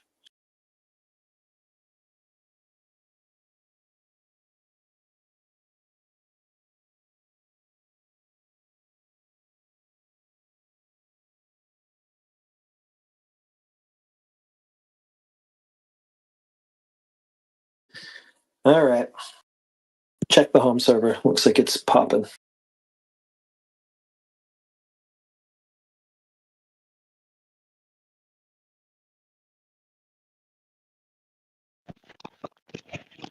Home server?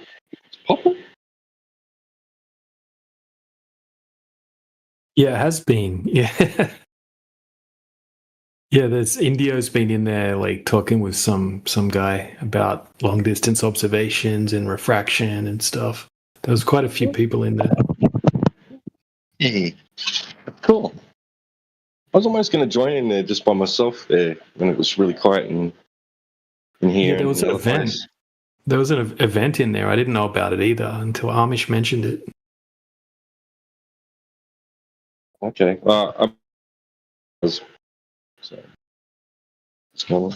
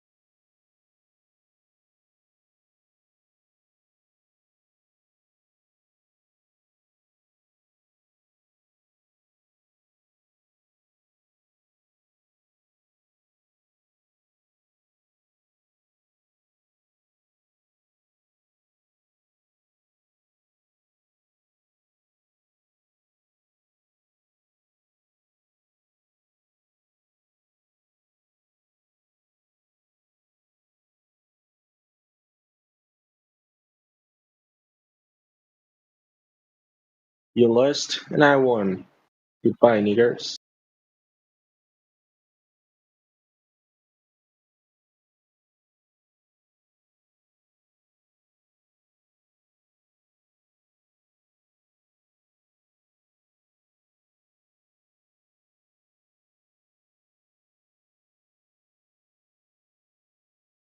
You can say no, it's not. God is a personification. God is okay. Dude, stop spurging. God is a personification. Okay, this goes back to ancient Greek. The monad. God is a personification. Okay, this goes back to ancient Greek. The monad versus like the duad. Right. So there's some people that think all is one, but then like there is no unified consciousness, one consciousness that does everything. What when you say exists in reality, what does reality mean? The physical and natural world? You said it exists outside of reality, this God thing that you're describing, right? No, what I'm saying is he's not part of the physical and natural world where you can fucking scoop him up in a jar. Then why should I care? Okay. Go with that. Why should you care? I don't know. You tell me. Why should you care? I don't think I should. I don't think it matters if you're going to describe something that's outside of reality. So this is you know why you don't think that? Because you have a worldview that you presuppose pragmatism is a superior form of action, and that if he doesn't exist in the physical and natural world, then from a pragmatic view, he's irrelevant. Because the only thing you care about is what exists in the physical and natural world, what affects you directly, physically, or maybe mentally, right? So sure. But then we get back into whether the brain is the fucking mind and shit. So let's not dredge that back up. so like the point is that you have a worldview based upon presuppositions about how the world operates, and based upon that, right? Other people have a worldview that the world operates by God's direction, right? How does that? I do. I'm just exist in reality. Why is you being helped the most important thing? Why are the people? Why is you being helped the most important thing? Would you think that like what happens to you is the most important thing? No. Okay then. Doesn't matter whether it helps you or not. I didn't ask that. That's not what I asked. Well, you said, what does that help? Who cares? I didn't ask that. No, I didn't say you asked anything, or I don't know why you're saying I didn't ask that. I never said you asked that. Okay. I said people believe that God directs human events, right? And it might not help anything for them. It might not. Maybe in some situations it does. Maybe in other situations it doesn't. The point I was making was they have a presupposition of how the world operates, and then they operate accordingly. You have a presupposition of how the world operates, and you operate accordingly. These are worldviews, right? These are presuppositions. So there's a whole field called presuppositional. So there's a whole field called presuppositional apologetics, right? Yeah, I think it's a conclusion. No, it isn't. Well, some things must be taken axiomatically. They have to be assumed to be true. Yeah. So you assume that the physical and natural world are the freaking only things that exist. In the sense that of how it's useful for you. There could be other things that are useful for you, and you've rejected them, or you're aware of them, and like for whatever reason you don't find them useful, or maybe they're not, or maybe you've believed in them and then you've used them and then you found them not to be useful. So maybe you haven't rejected them. Maybe you accepted it for a time and said this was not useful. So I'm not trying to like psychoanalyze you or nothing. That's not the point of this. The point is to show that we all have presuppositional worldviews, and it is better to just admit that that's the case and proceed from there. So, like axiomatically, yeah, I guess the humanist point of view isn't a bad place to start. And if I'm starting there, it doesn't matter. Yeah, correct. Well, it reaches absurd conclusions, right? Like, is it okay to fuck a corpse? Nobody's being injured, right? Who's the injured party in fucking a corpse? Yeah, there's nobody. Yeah, nobody. So the humanist worldview can't say you shouldn't do that. Well, you could potentially argue, I guess, because that like the family members. Other than it's gross, right? Other than I don't like it personally, but nobody's being hurt. Yeah. So like you have these worldviews that will lead to absurd conclusions if followed, right? So you can like reduce them to absurd conclusions. So anyway, this is way off topic. I'd rather like if there's anybody else here that wants to talk about flat Earth, I'd rather talk about that. This is more like philosophical ramblings of a madman. It's trying to head out. But yeah, thanks for the conversation. All right. You have a great night. Yeah, you too. Bye.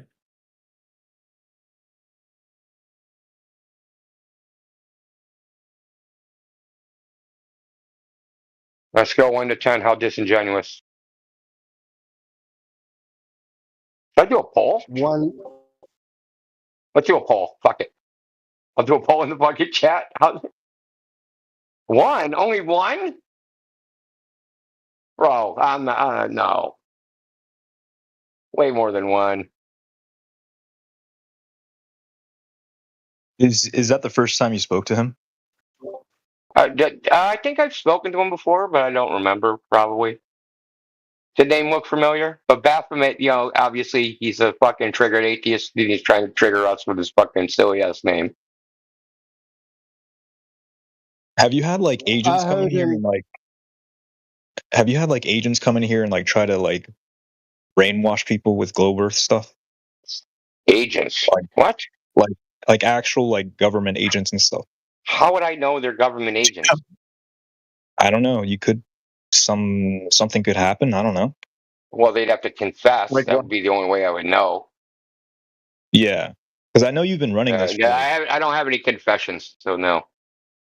Oh, okay.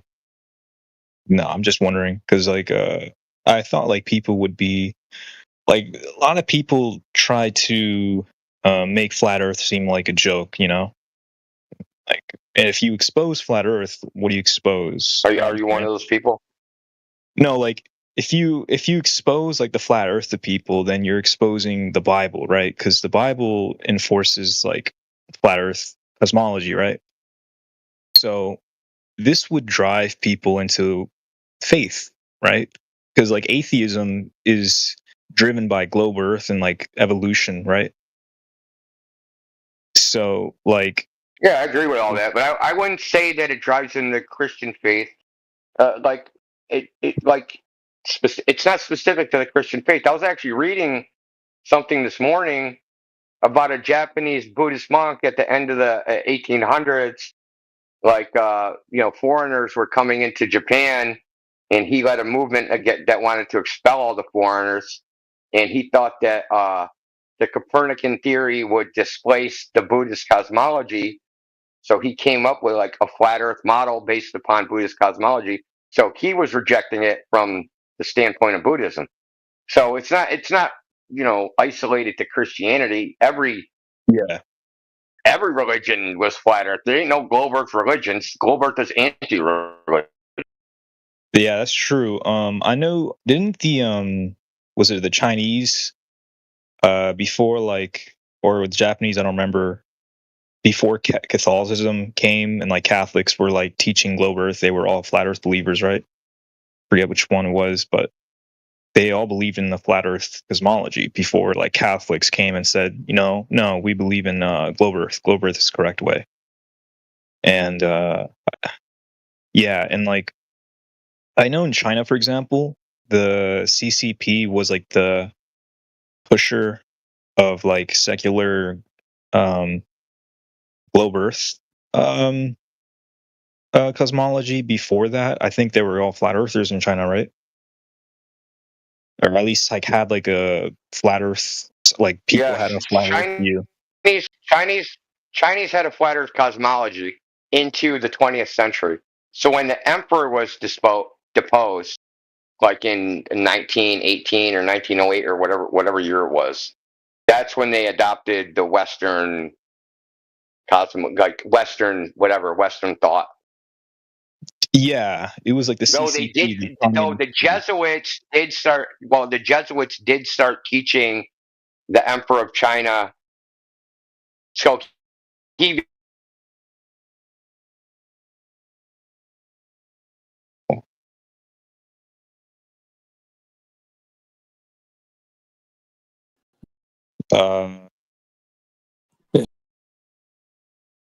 Did he It's cut him, off? right? Or... Yeah. Okay. Yeah, he did. Yeah. Yo, Indio, you cut off. You were talking about Jesuits and the Emperor.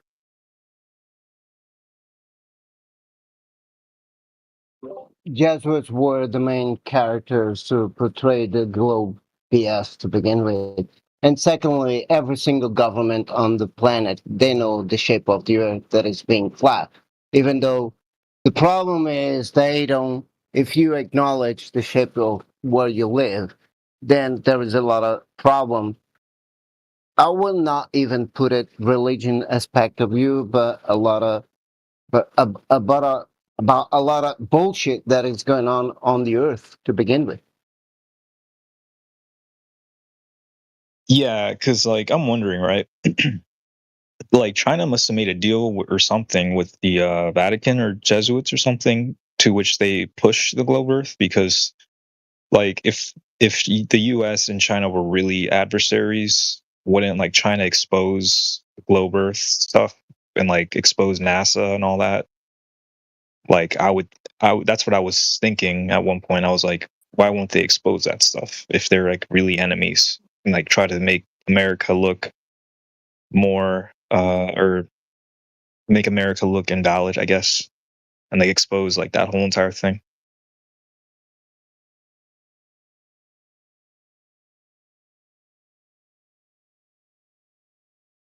Well, if they were really enemies, right? They wouldn't assign the Treaty of Antarctica to begin with, right? So just right there is a big fallacy that people don't realize it, or a lot of people don't realize it, right? So therefore, just right there, I mean, not us, but a lot of people should realize it, you know, that is not true to begin with. Secondly, like I said, it when you know the truth, it's kind of hard for them to control you more easily. This is the problem with the flat earth stuff or knowledge. Let's put it this way. Yeah. I'm not going back to religion because I'm not into it, so I'm not going to bring that into the topic at the same time. Right. All right. Is Indio here, or did he leave? Something happened to him? His connection seems to have dropped. Oh, okay.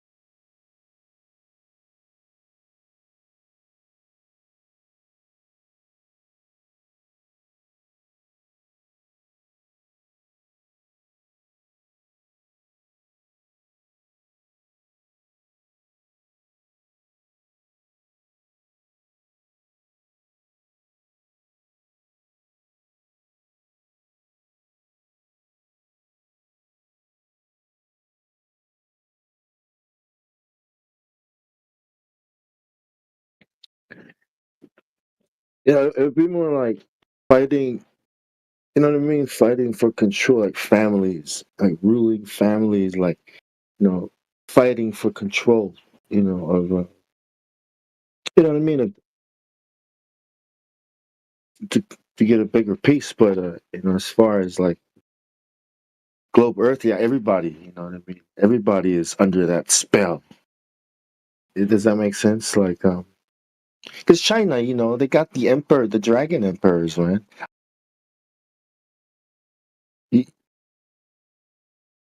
They say they come from the dragons. You know what a dragon is? Yeah. And then they got a story. They got a flood story. They have a story about the flood, Noah. You know what I mean? So yeah, and the dragons, of course. If you Nephilim, you know what a Nephilim is? Hybrids. Like how they talk about aliens coming down and mixing with people and animals. You know what I mean? Like that's what those things would be, right? Well, that's what a dragon would be, right? Like.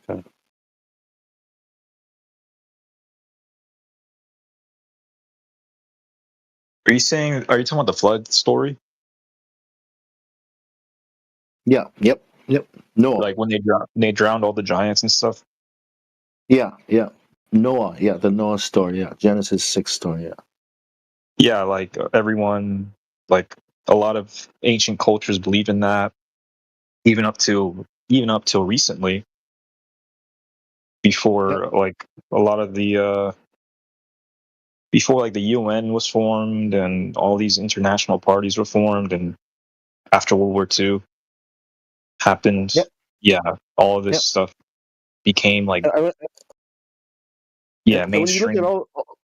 When you look at all these nations and who their rulers are, you know what I mean, who their kings are, right? They're all a family. Is this kind of it's like a certain family, ruling families, right? And they all have some kind of association with the gods. You know what I mean? So they say, the gods came down and their ancestors, they're descended from the gods. And it's literal. Like these are actual stories from all these different cultures, all these different nations going back in time. These are real. These are all written down and passed down through generations, through the cultures. So you have a lot of reason, there's a lot of good reasons for these nations today, since they're the same families, right, to work together to subdue the world and to control the world the way it's being controlled. So of course China, and if they were against the thing, they would have exposed it. But then the whole world is against you. So of course they're going to usurp every nation, every people. The iron beast of the Bible. Rome. That tramples on all the nations. That makes sense? Yeah. I was gonna talk to Indio. Yeah, Indio. What's up, man? How long did it take you to get out of the bat cave this time? I had to blow my way out, dude. I couldn't. Yeah, man. Bane collapsed the entrance or something. My back was broken. Hey, man, it's good to be back. Yeah, man. We lost you at the Jesuits and the Chinese emperors. Yeah. So they had to. You can actually watch. There's a movie called The Last Emperor where they kind of go through it. Though it's from the Western point of view, so they portray like the Jesuits as like the saviors of backwards China. You know what I mean? So, but the Jesuits taught the last emperor and gave him glasses because they wouldn't let the emperor have glasses because it showed that he's not perfect, descended from heaven, and blah blah blah. That's like the narrative they spin. But they taught him, gave him a form of like a Western education.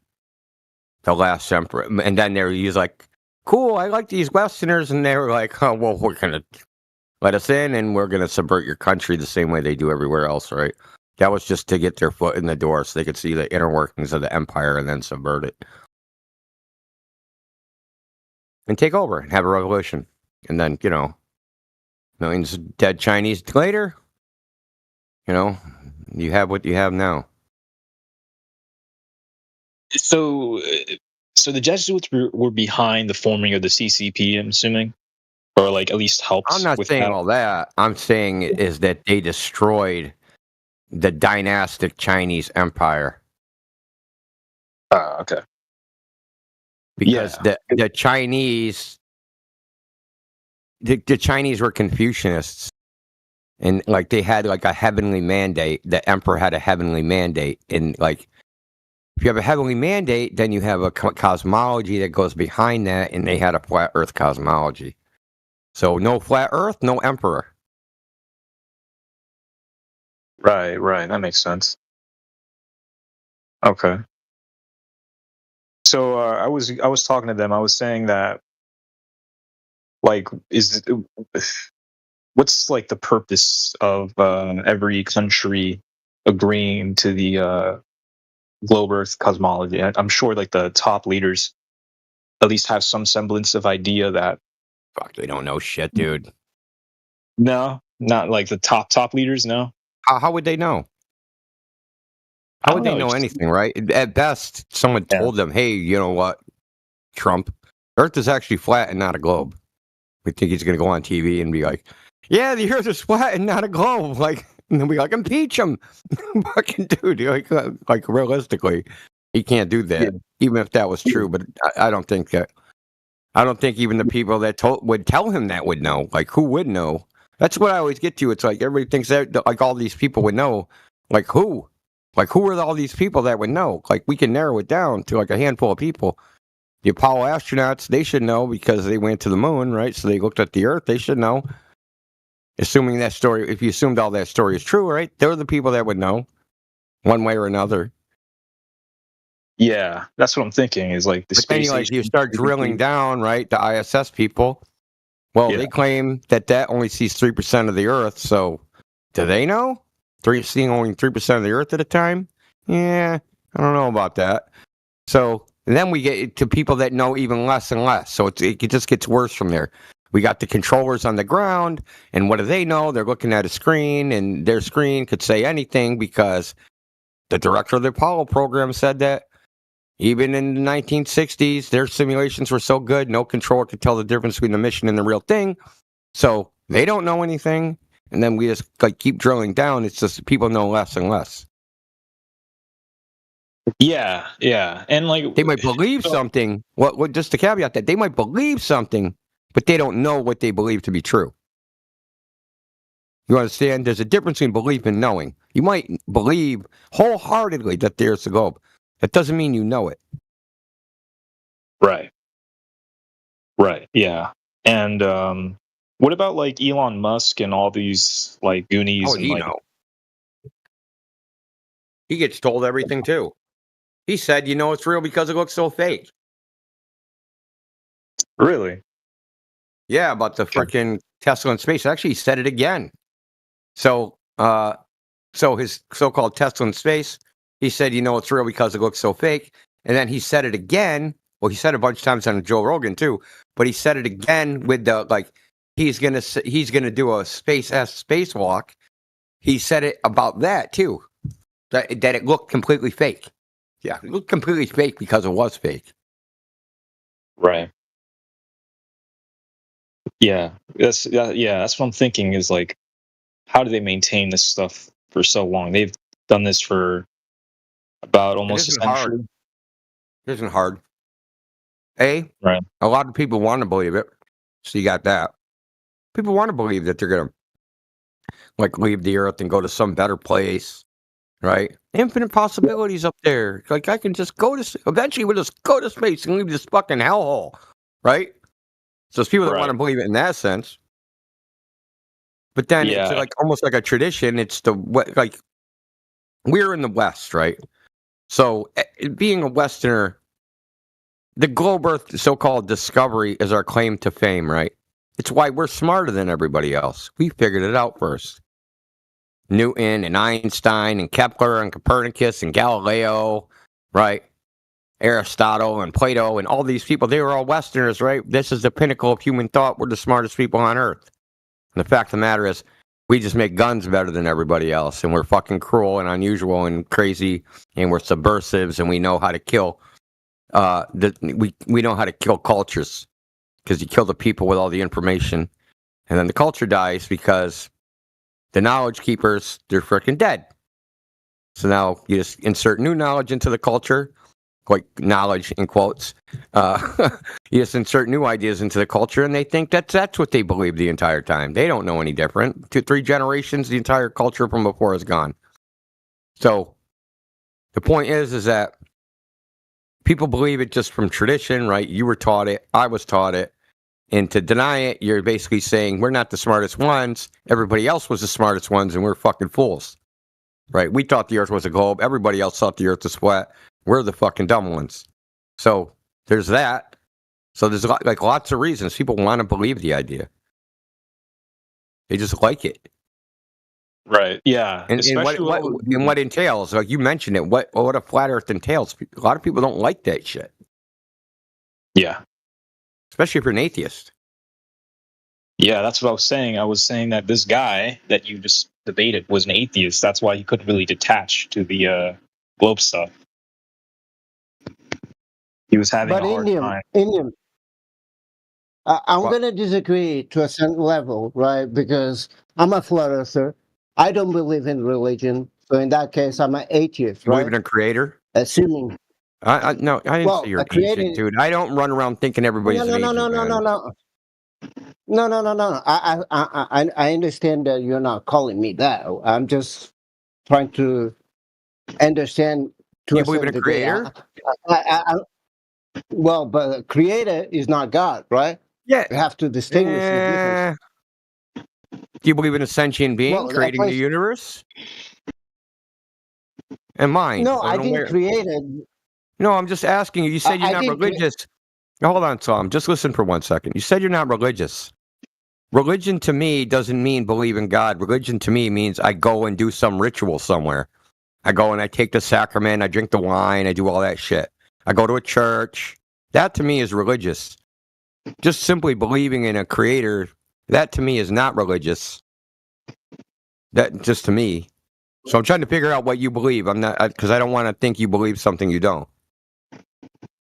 Right. Yeah, no, I get it. I get it. Your point, and I'm sorry if you're not understanding my views at the same time, or you're not understanding what I'm trying to say at the same time.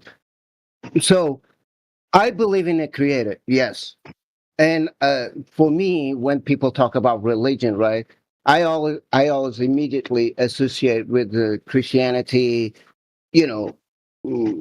Islam or whatever. So all those kind of things I associate immediately to religion because this is what people know and understand about it in the general sense. Go ahead.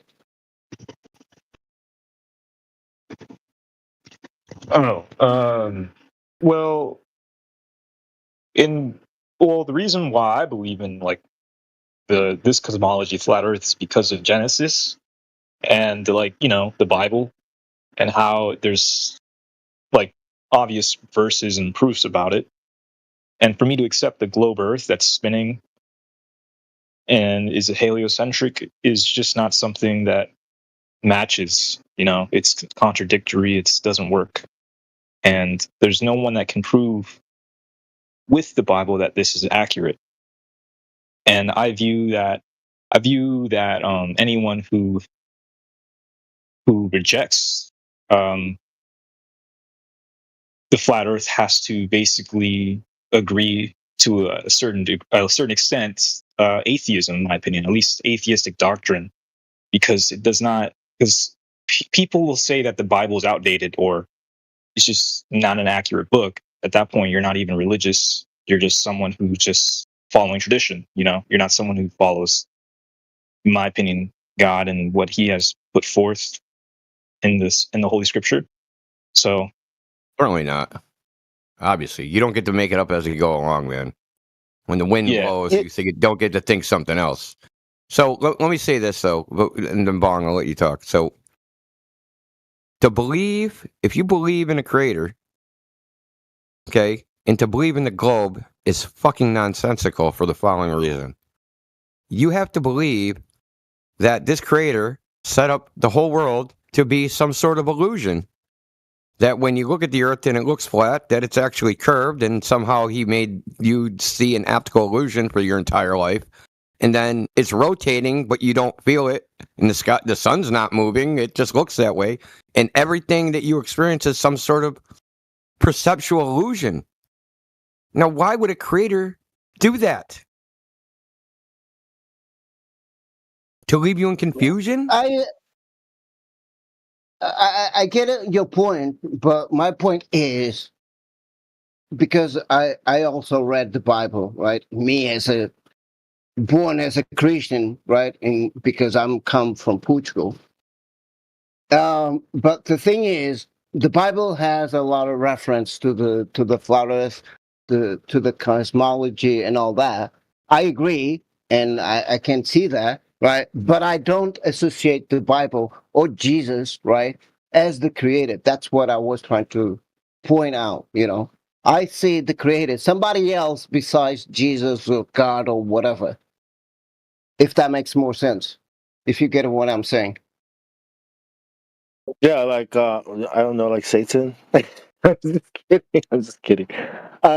Look, man, I just wanted to point something out, man. Like people like Michio Kaku, people who are teaching quantum mechanics, right? They say things like this is what they say. They say that the Kabbalah, is very, very similar, close, almost accurate, to what they're learning in quantum mechanics. So, like when they talk about the Bible, they'll say, "Oh, that's an archaic, beliefs. It's not even, it's superstition." But then they talk about the Kabbalah and the Vedas, right? Like these other like ancient books, right? As if those are scientific and real. You know what I'm saying? So I wouldn't go around, and plus I wouldn't use a book. I mean, first you can verify that the Earth is not a ball. You know what I mean, with water, right? And that matches what the Bible says. It's what the Catholics and what they've been teaching us to the public education that doesn't match reality. I just wanted to bring that. How they use the Kabbalah as just like their Bible. Like I said, I know where I live, right? I know that this place is flat, pancake, whatever you want to call it. I know that because I experienced myself. Nobody teach me this, right? I witnessed myself, right? But at the same time, just because the Bible, has a lot of reference to the shape of the earth, to the cosmology and all this, right? That for me at least, right, doesn't mean that I have to associate Christianity as the final word, in order to be a flat earther at the same time. Because me as a Portuguese person, right, knowing my own history, the crimes that my own church, well, I'm going to say my own church, but even though it's not my church anyways, that the church did it, all over the place. This is why I don't associate one thing with the other. Oh, yeah. Even though I understand where you're coming from, but go ahead. Go ahead. So would you say that you disassociating from the Bible and Jesus is because of the crimes of the Catholic Church? What they've done to people there and everywhere in the world? Is that like the main reason? Would you say? It's one of the main reasons. Yes. Yes.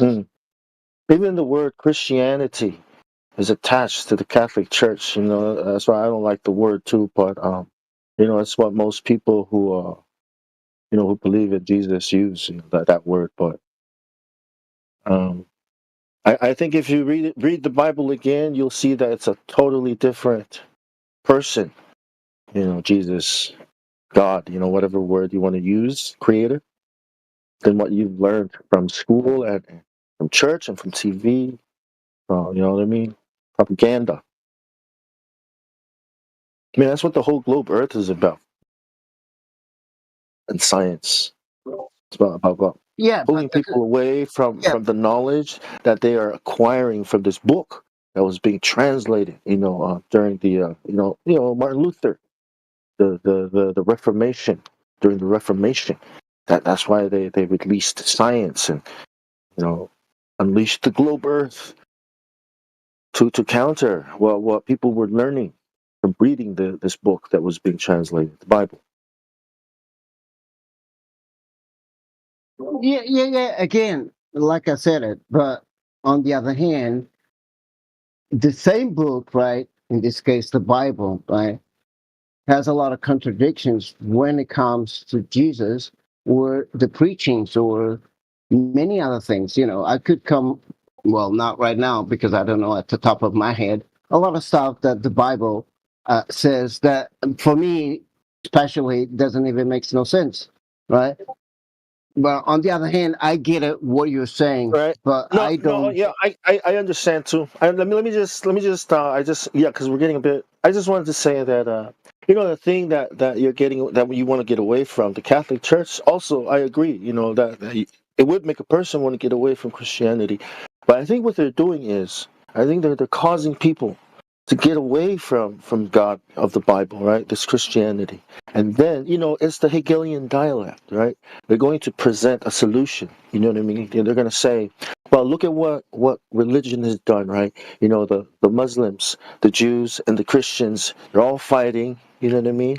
So, because a man named Albert Pike wrote about this. He wrote about World War III is going to be about destroying Christianity, Islam, and all religions that have to do with the Abrahamic religions. By showing that this is what it does, right? So over thousands of years, there's this history of death wherever religion is, or this Abrahamic religions are. But these have all been created by the Vatican, by Rome. The Roman Catholic Church created all this. So Freemasonry is Roman Catholic, right? Is also Kabbalah. They're all the same. Islam is also Islam. So Islam, okay.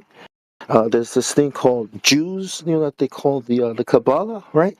Freemasonry and Catholics, they're all the same. They all worship the same God. They all, the sun god, the Baals, and they're consolidating it, right, by removing. So it's like a trick. It's a big trick. It's making, what I mean? It's causing you to. It's like the bait and switch. It's causing you to want to get away from what's real, right? By presenting you a straw man version of it. The Catholic Church. Does that make sense? I mean, go ahead.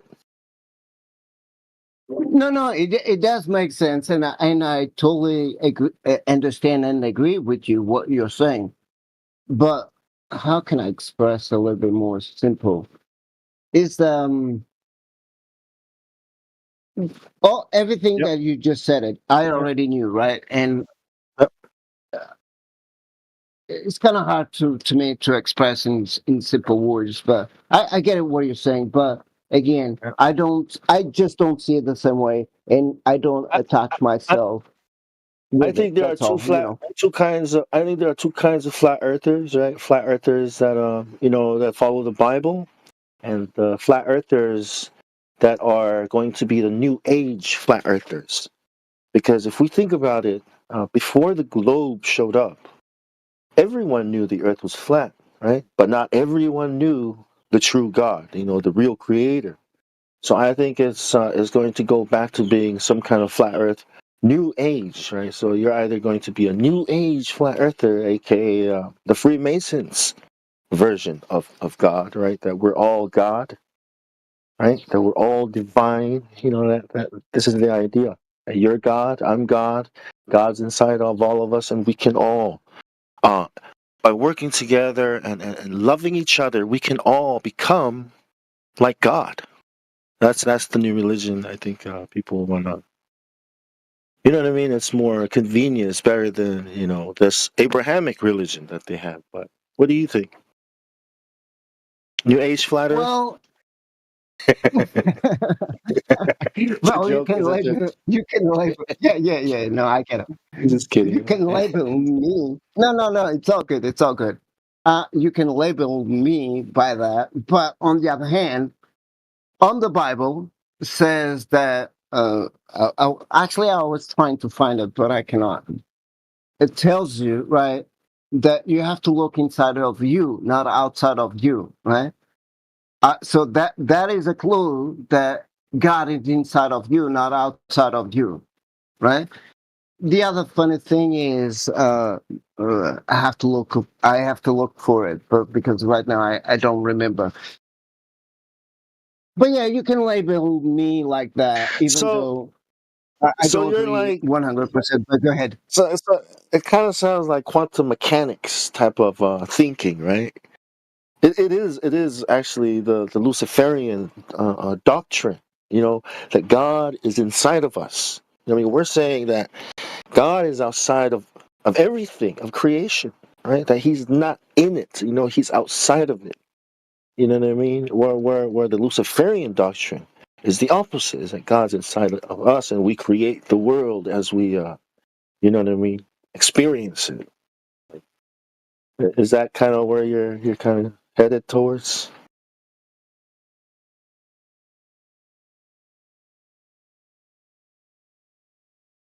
Anyways, Let me see if I can find. Let me see if I can find the verses of the Bible, because at the top of my head I don't know. So I think it would be better if I, bring those verses from the Bible so that you can understand what I'm trying to explain at the same time. Okay, give me 1 second. Yep.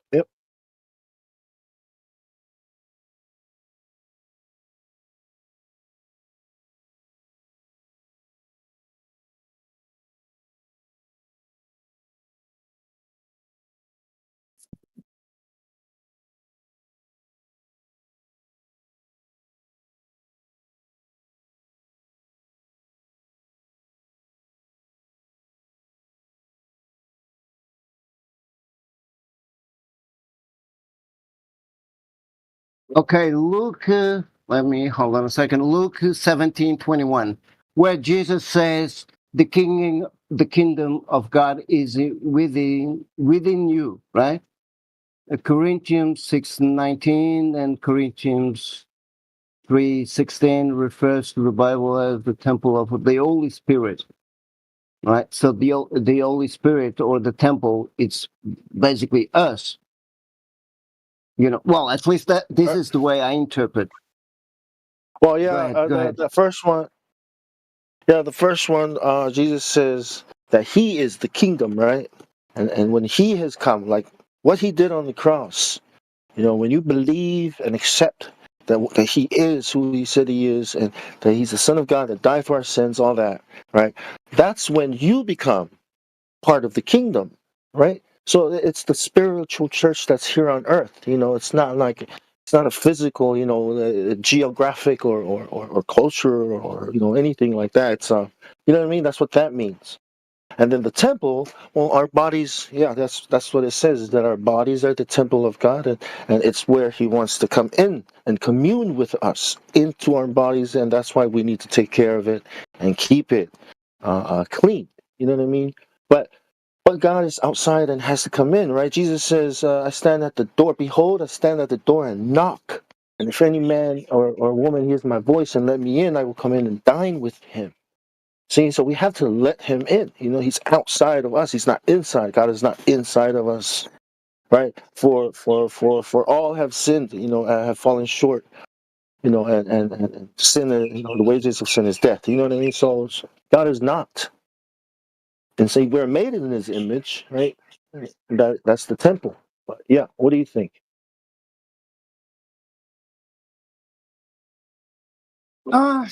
Again, again, this is my view, right? I think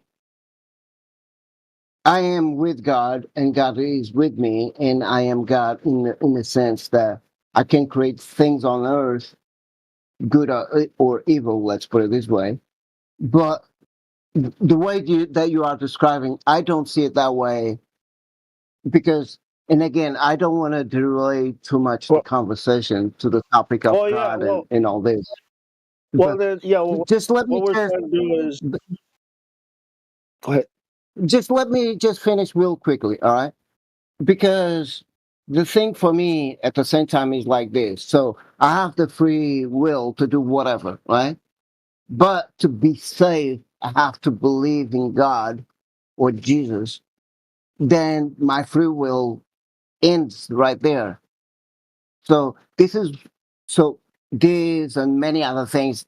This is what kind of makes me wondering: do I really have to believe in the Bible to to be whatever? But go ahead.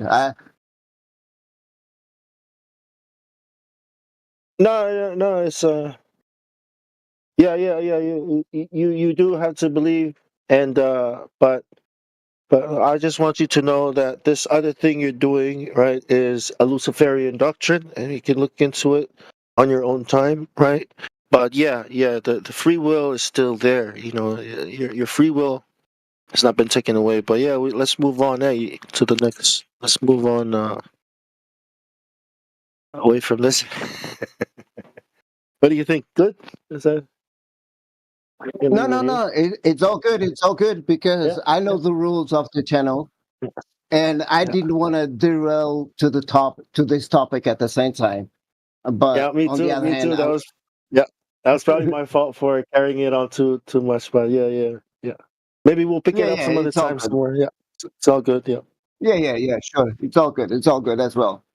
All right, But Cap let's move on. Cap was still here. If you have any more No, I questions, just wanted to ask. I just wanted to ask, like, about that, just like how the space agencies work, and like the United Nations and the Antarctica and all that stuff, and like what keeps these nations silent from exposing stuff like this, like the flat Earth stuff. Like, is there like is it money? Is it like an agreement? Is it just because it's too late to really expose stuff like this because everyone thinks it's crazy to imply a flat earth? Or like, how does that model work, if you get what I'm saying? Because someone said that the Chinese don't say anything about it because they're getting paid or something. I don't remember, like taxpayers. I don't know. I'm just trying to understand.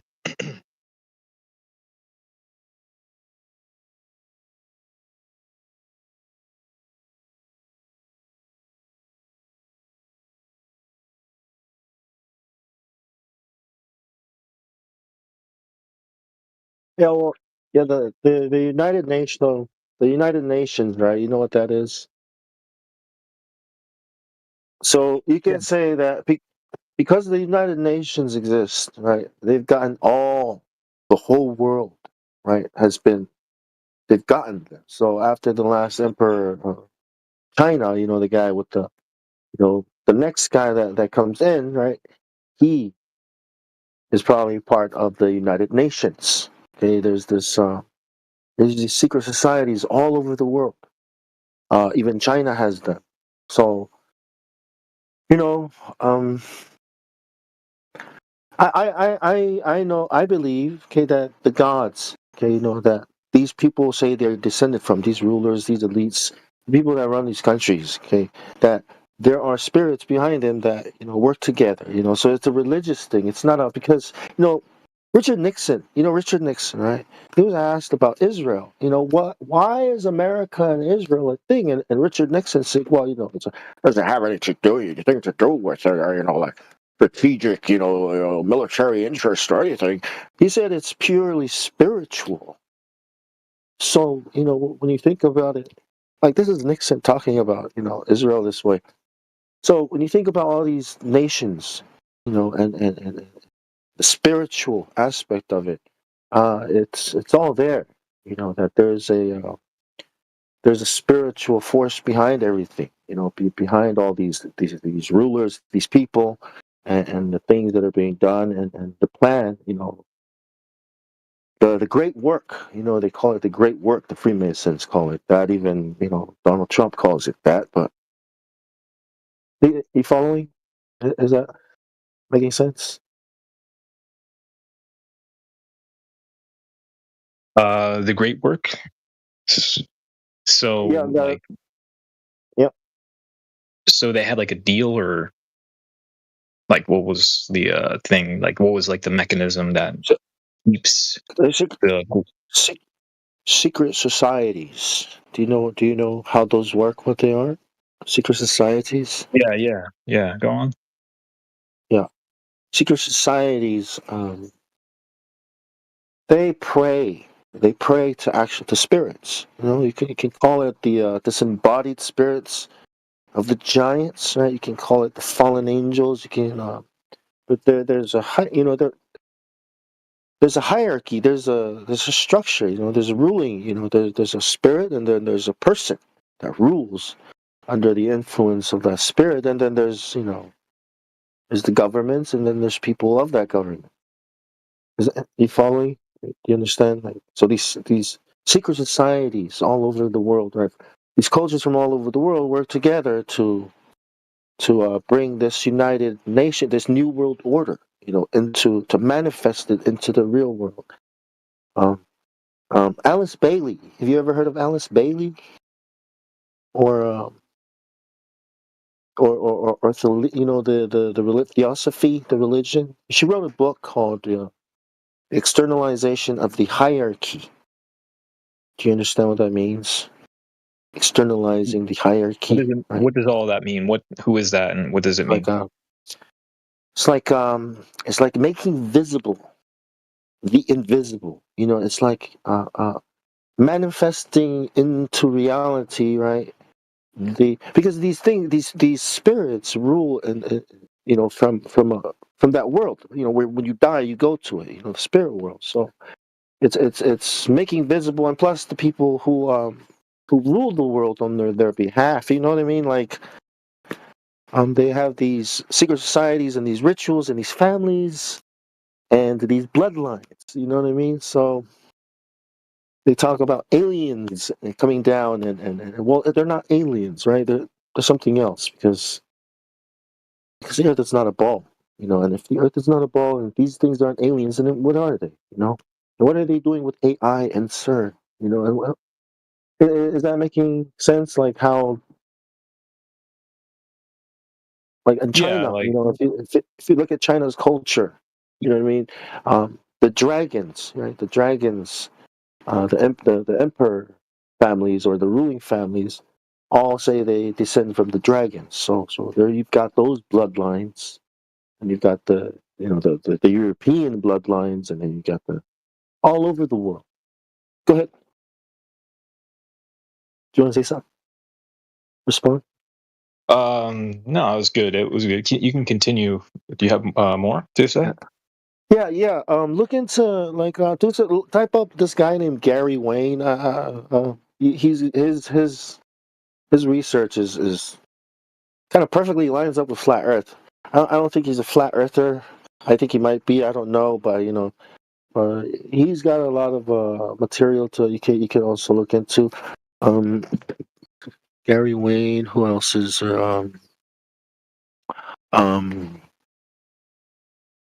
Yeah, Gary Wayne's pretty good. He's got a lot. It's called Genesis 6 Conspiracy. That's pretty good. He's got a book, but it explains a lot about how what's behind the powers, the authorities, and all that, the minions. Yeah, it's all in the Bible too. It's all like Go ahead. So Genesis 6 by Gary Wayne, or Genesis 6 Conspiracy. My fault. Yeah. All right, got it. I'll look into that. Yeah, there's some videos too you can watch, but he kind of goes into mystery religion and the secret societies and their connection to the pre-flood world, like the ruling families, religions of the world, and with CERN and the connection, all that. Pretty good. Are you a globe earther, or are you a flat earther, Catboy? Flat Earth, because I follow the Bible, and yeah. So if I'm very religious, so I put all of my if the Bible didn't say anything like this, I wouldn't be here, but it does. So I am here, and I'm questioning, I'm learning, I'm trying to figure out like what is like the purpose and like the history and like how do we get to this point? Like, so I put the Bible above everything, like above all science, above all that stuff. So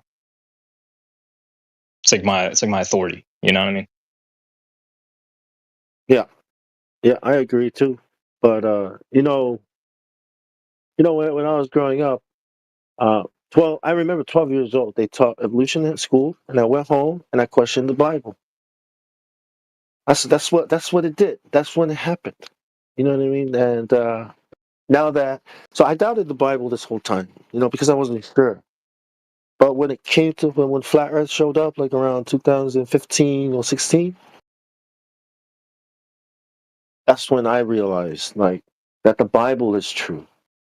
Right? Does that make sense? So Yeah, I was, yeah.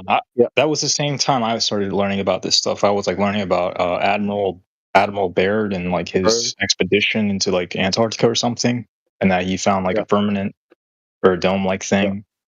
And like I was like curious about that stuff when I was younger. I was like, what does this all mean?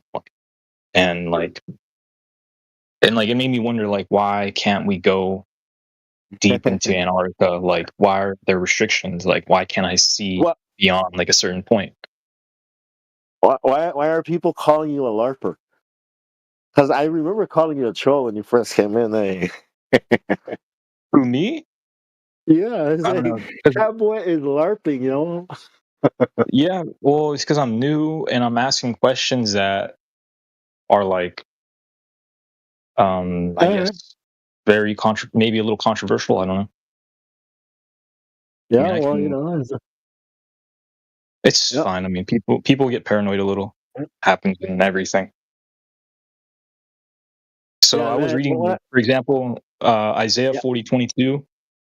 Isaiah 40:22 says he sits above the circle of the earth. So what does that word chug mean?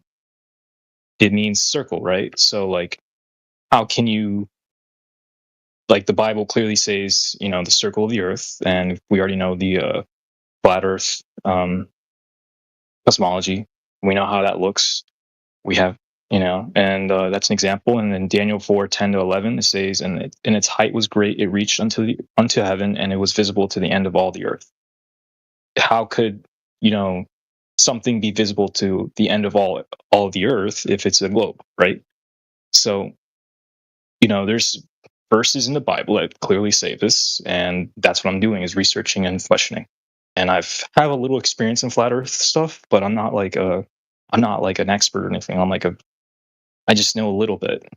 Like I haven't really researched. I haven't like tried to debunk all these like secular theories really, but I have done a little research into it. It's more like it's more like a spell. You know what I mean? It's not like you can walk up to these people with logic and evidence, right, and expect to convince them. That's how crazy it is. It's more like a spell. You got to find like the right words or something to speak. You know what I mean? To snap them out of it, or the right topic. To angle to approach the topic. That's how I think. I mean, that's how powerful this lie is. You know what I mean? It's, man. Yeah, they put forth a lot of theories to contradict. Yeah, what? I'm sorry. So basically, in order, I don't think we have to force nobody to believe in nothing, right? We only can tell them, look, this is the way it is, and period. But the best way to do it is to have a good communication, right? Using the best keywords or trigger words that makes them think twice. Hold on a second. This dude just told me something that is awkward for my brain to process, but at the same time, I can see it exactly the way he's talking to me, even though I never saw before, So in other words, is like you have to, when you engage into a conversation with somebody, you have to know that person, and then you have to try to use the best trigger words that are gonna flip his mind to realize that what you are saying will make sense for his brain to process at the end of the day. If you get what I mean.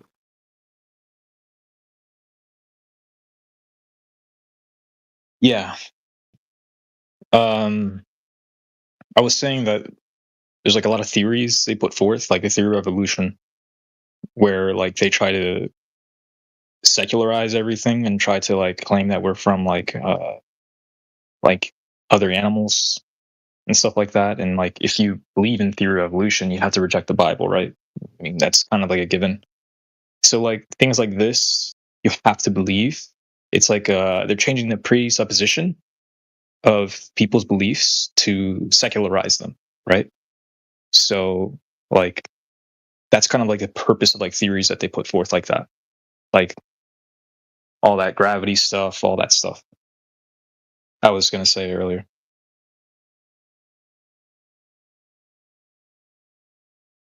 Right, but at the same time, right?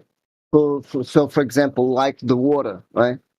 But this is the thing: the other person has to be triggered to understand where you're coming from, right? Because for me, with the water, right? Even though I already witnessed a lot of things that never make sense to my brain to begin with, but with the water, what was funny for me was I was with a friend of mine. He does surf, right? And one day he said it to me, "Oh, the water is flat," and I'm like, "What? What are you talking about?" You know? And so when he mentioned that word to me, right, I was like, well, what are you talking about? Oh, the water is flat. And I'm like, but then since we are friends and we live close to one each other, and I start watching more closely to the ocean, right, where we are, you know, one day I came across, hold on a second, where I am, the distance that I do from one point to point A to B, in this case from home to work, and all this takes me more than 35 kilometers, and this and that and whatever. And every time I move from one place to another, I don't see no curvature whatsoever, even though, you know, I was on the floor, let's put it this way, in this case on the train, right? But because I'm on the coast, I can see the water every single minute when I am traveling on the train from my house to my workplace, you know. And so I think, again, if you can try to approach them with simple questions that can make them think, it's the best option. If that makes sense. I don't know if I'm making sense anyways, but I hope so.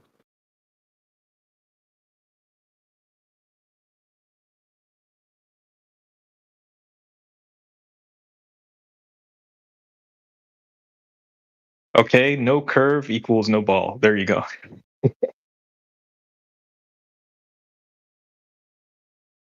Yeah, for example, you know, but in my case was my trip to Norway when I saw the sun of the moon, the sun of the midnight at the same time with the moon and on the highest mountain of Norway.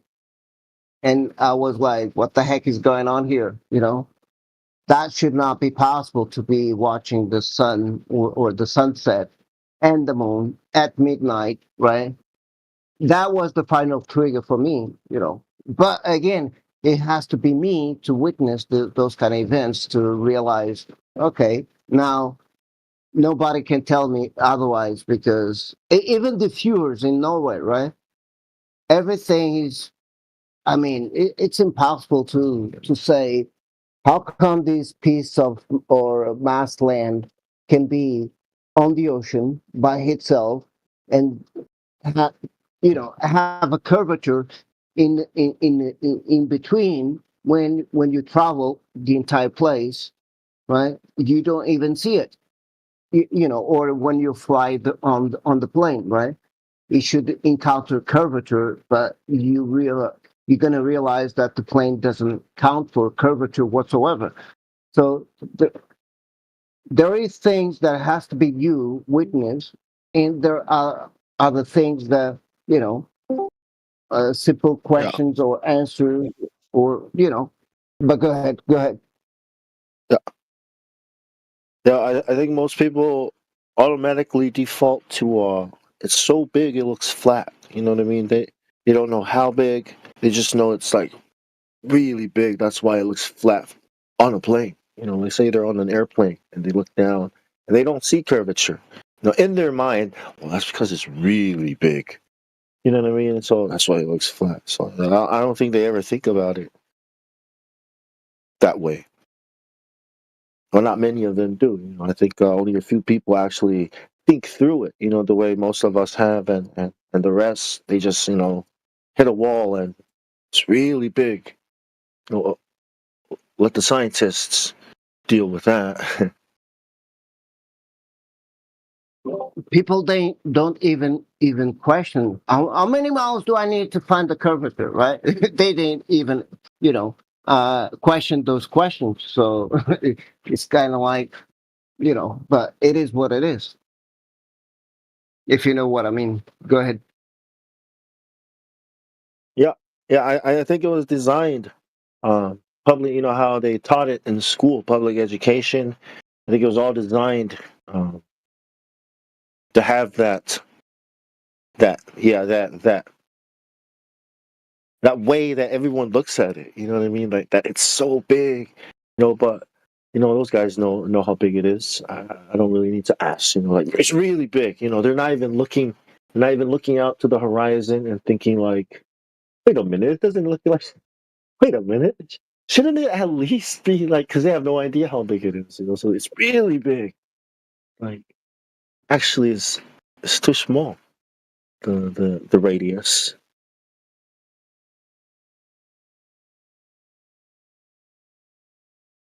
Do you guys know that globe map? I mean, not the globe map, but the globe that people go buy on the shop, right? And there is that ticket saying, "Oh, this is only for decoration purpose," right? So one day, thank you, Miguel. So one day, me and my wife, we went shopping, and she decided to buy that globe at the same time. And so I was kind of curious if that sticker was in there, and actually it is there. And so I took the picture. I have to send it to a lot of friends just to just to tell them, look how stupid it is. They tell you in your face, here it goes, the evidence that this is only for decoration purpose, but still you believe it without questioning. Right? I even told my wife back in the days because it was kind of hilarious because she wanted to have it. I said, okay, let's buy it and all this and all that. There he goes, Miguel. Yeah. But I bought one, and that same sticker, it's right there. Let me see if I can find those pictures and that post it on the wall as well. Um, so you know,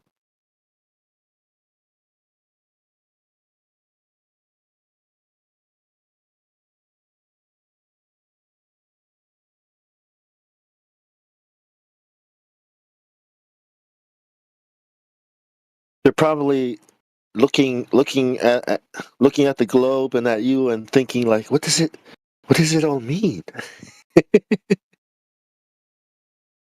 What does it mean?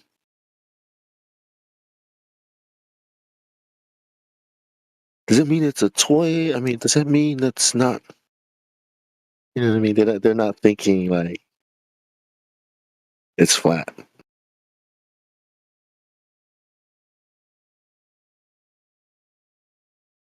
Probably thinking, well, probably the scale of the land masses are probably not accurate, but that's probably what it means. The size of Greenland is not accurate.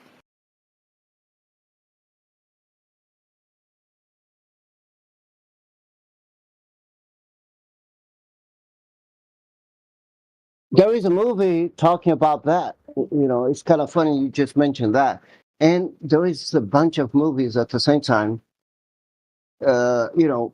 depicting the shape of the Earth at the same time. I even took pictures with Miguel, and many other people, just to to explain. Look, why in the heck they're gonna put this picture on this movie? Why there is this picture on that movie, and so on and so on? Or why they are even talking about it? Right? This is the thing. They put this sublime message in front of our eyes, and we cannot see it. And this is the thing. This is the tricky, or the spell that they put it on us, basically. You know. I think it has to. I think it has to do with what I brought up earlier too, like the externalization of the hierarchy. They're trying to. I think what they're doing, like doing that, is they're trying to indoctrinate or familiarize the public with worldview.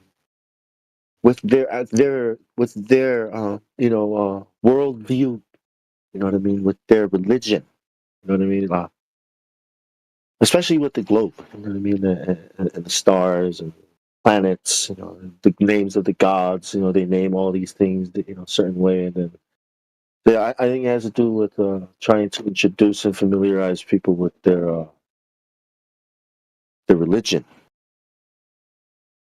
which is we are gods. Like the aliens coming down and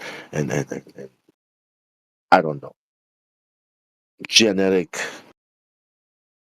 evolution.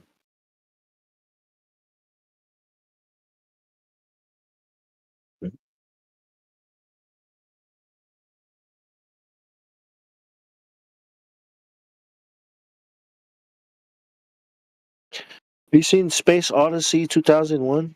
Have you ever seen that movie? Yes, I have. I'm sorry, I was replying. I was replying to Miguel right now, and oh, good. Bong Sawa, you can see my pictures on the wall right now, right? So I even took these pictures to show a friend of mine. Well, just just to piss him off a little bit, like, so why in the heck, this this globe has this ticket on on it, just to tell me. Go ahead. I like how it says it's only for decorative use. That's the only use it's for. Exactly. And so this is the funny thing. But yes, I have seen that movie. Yes. But when you see these globes in movies, it's all for decoration, right? Like you could probably buy a globe and put it in your car, and somebody asks, "What's this for?" Oh, it's not for navigating. It's just to decorate my dashboard. It's like totally useless. Like, yeah. Exactly. And here's yeah. No, go ahead. I thought you were finished.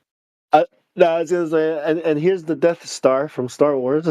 It too is for decorative use, like go ahead. Exactly, and why?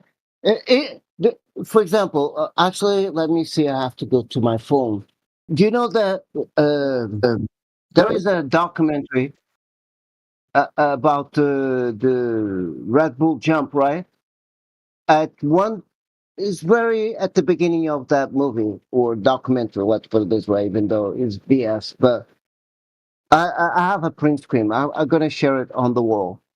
So even on that documentary, they put it, the earth as flat in it. So again, they make a lot of mockeries so that you believe in something that is not real. But then they put the truth in front of you. But because it's going to be a few seconds, you will not notice.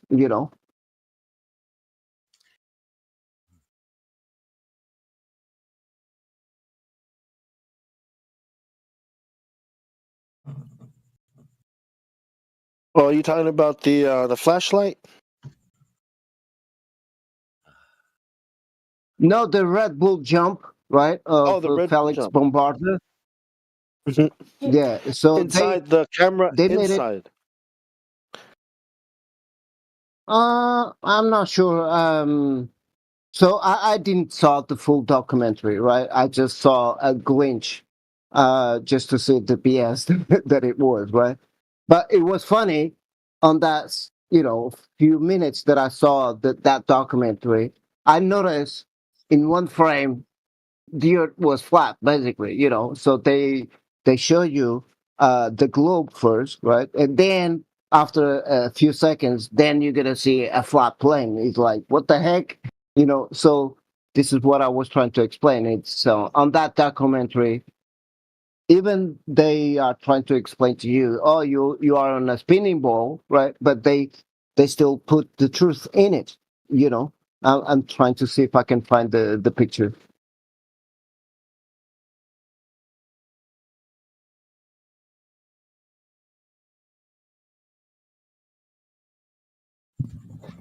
Yeah, I think I know what I'm talking about. I'll see that shit.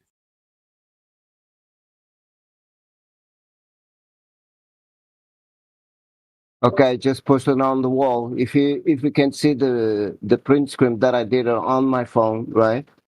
You can see a straight line, but this is from their documentary, the Netflix documentary. So again, mockery in front of your eyes, Bixby Burger, babe.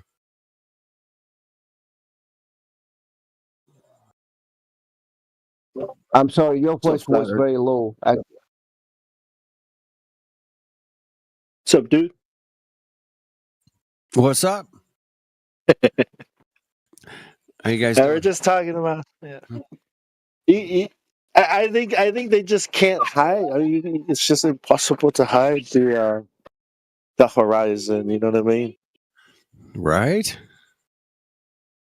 It's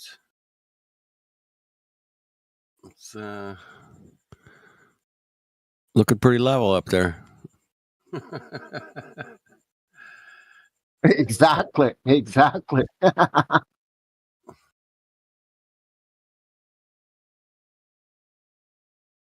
I mean, didn't Neil deGrasse Tyson say like, "You don't see the curvature of the Earth"? Did he say it like that? He did. He did say it. That stuff is flat. You don't see the curvature of the Earth. It's like the Bill Cosby kind of character, you know. Don't. You guys are too young to know who Bill Cosby is, but yeah, that was his delivery. He stole that from Bill Cosby.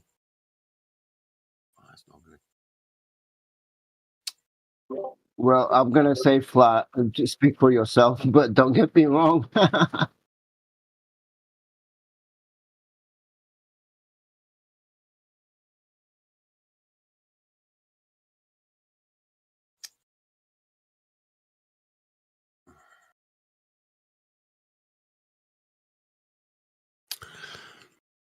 Yeah, it's looking pretty flat out there, man. I was near the beach today. Didn't get to see the beach, but looking pretty flat, man. That's funny, Elogi. It's hilarious, bro.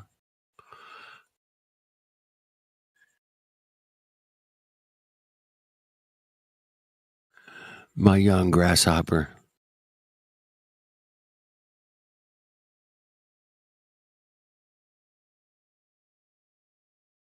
All right, so why the heck are we over here, man? What happened? We just throwing a party? Homecoming party, or what are we doing? I was like, looked, is anybody in there? I don't know. I see all you guys in here. I'm like, oh man, it's busy at the home server. What the heck's going on, man? Taking a break from the craziness over at English Hub or the politics. I get it. You got to take a break from the. I get it. I was just walking by too, and I was like, "Well, what's going on here?" I'm just gonna have a listen. Indio was talking to some. What was his name? Two dudes that were here earlier. Yeah. Atheists. Baphomet. Really? Yeah, that guy. Yeah, that guy. Baphomet. That manga. Yeah. Oh, you know him? I don't know. It's been years now, I think. I ran into him one night, man. Like a weirdo. Anyway, keeping it real. Any fun arguments going on? Any fun conversations? There's supposedly like some big meteor showers going tonight, tomorrow night. I don't know. This weekend, I don't know.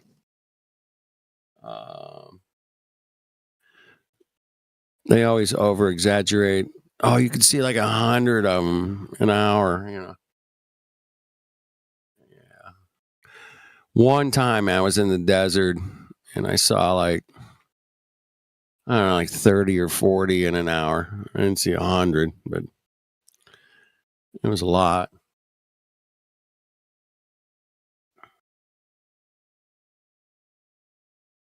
There was a big earthquake and we have a tsunami warning or tsunami alert on the entire west coast of California right now. Hawaii. I guess there was a big giant earthquake near Russia. It's going to create a big wave and it's heading our way. It's going to be here in about a little more than 2 hours.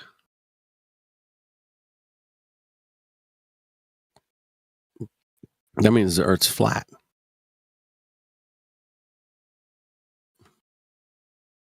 I thought you were gonna say 20 minutes, like the record of swimming from U.S. to Russia.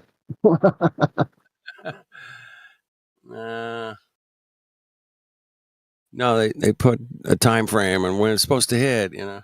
Okay. Check it out. Check it out.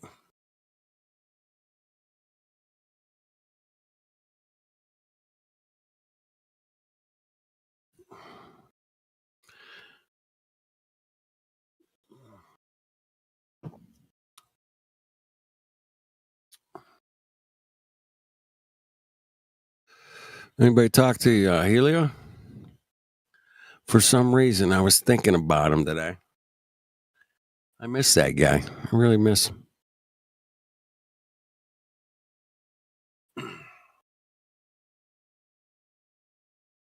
Nobody? I don't join the channel for a long time, but today I decided, well, let me jump in and see what the heck is going on. It's been a while, haven't been around here. Yeah, I've been hanging out. Politics and politics and religion's kind of slow lately. I go over to Geo's. I like his vibe over there sometimes. It's pretty cool. He lets you talk about whatever over there. He can bring up whatever you want to. But that's about it. And then here, man. So like 4 servers I go to. Ether Cosmology. Sometimes I'll go in there and hang out with Pete. You know, watch movies and stuff. We're just hanging out, man. Cool. Hey, I was gonna actually ask something. Yeah. So eclipses, right? Isn't there like people who believe that there's like these like dark objects like from Hindu black body? Black body. Like Hindu cosmology where they say there's like a Rahu, Ketu or something like that, and like it blocks the sun. Those things go back, you know, to the 90s. They were talking about that stuff. You know, that Niru and Abiru and those other planets we can't see. Yeah, I've heard that going back. Art Bell show would talk about that back in the 90s. And you know, what evidence for it? I don't know. I don't really think I don't think anybody's got any evidence for that, but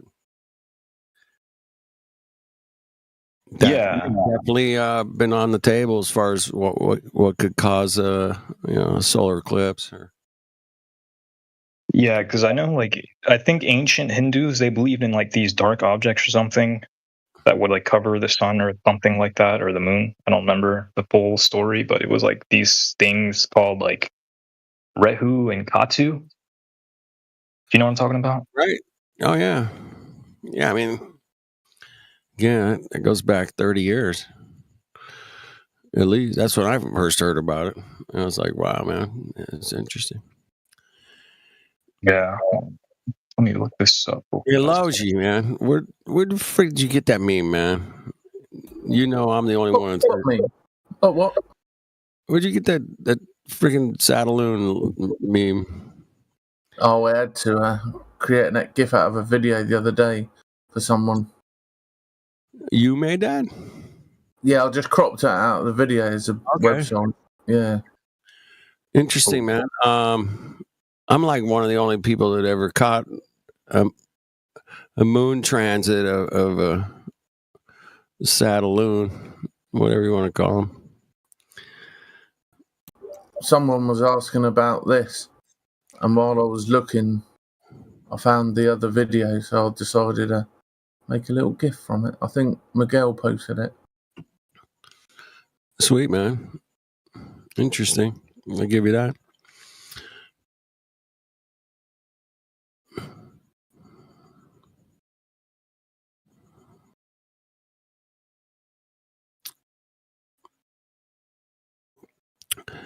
Now, the other picture with the plane and the satellite and the balloon, yeah, that's pretty interesting. Damn, I gotta mooch that one. Come on.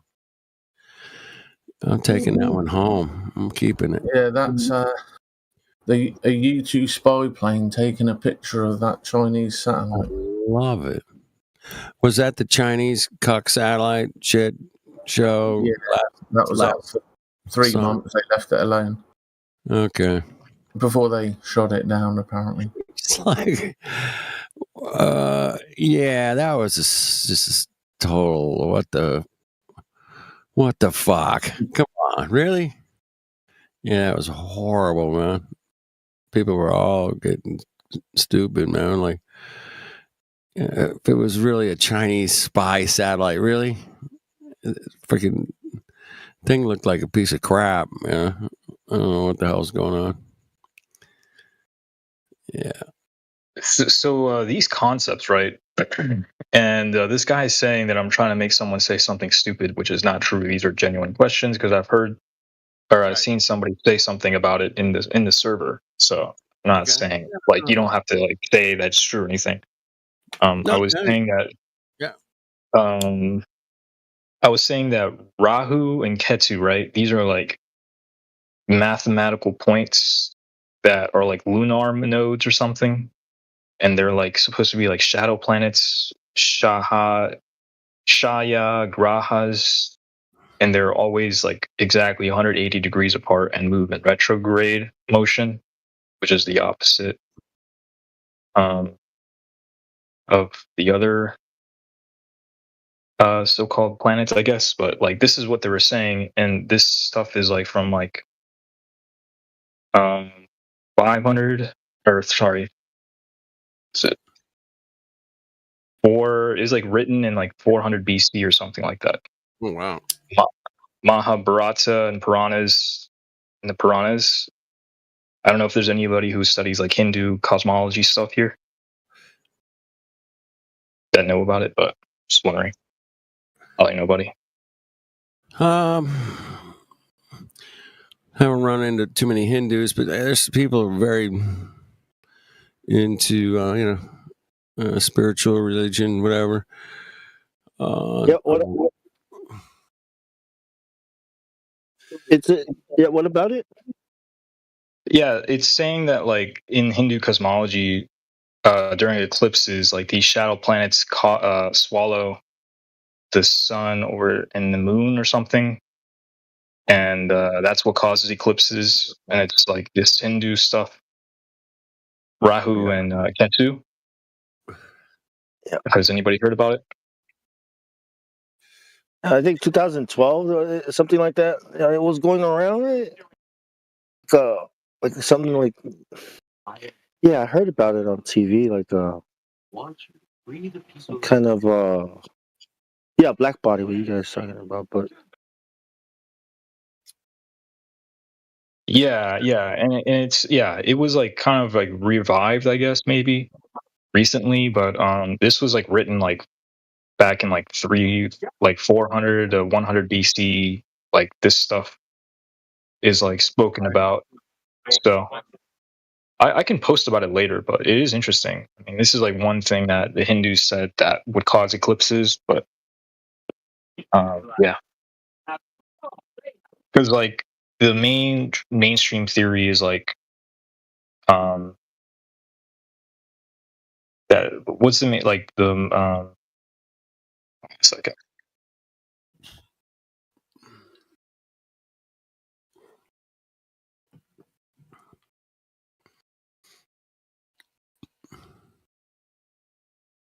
It's like the in the solar eclipse, like the moon passes between the Earth and the sun, and if you believe that, then you have to kind of concede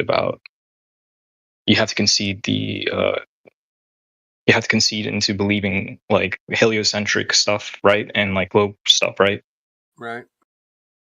So like that's right. The okay, and then like with the lunar eclipse, they say it's the Earth that passes between the sun and the moon. Correct. And then they say the Earth's shadow falls on the moon, darkening and redding, making it redder. Right. And this only occurs during a full moon. This is what they say.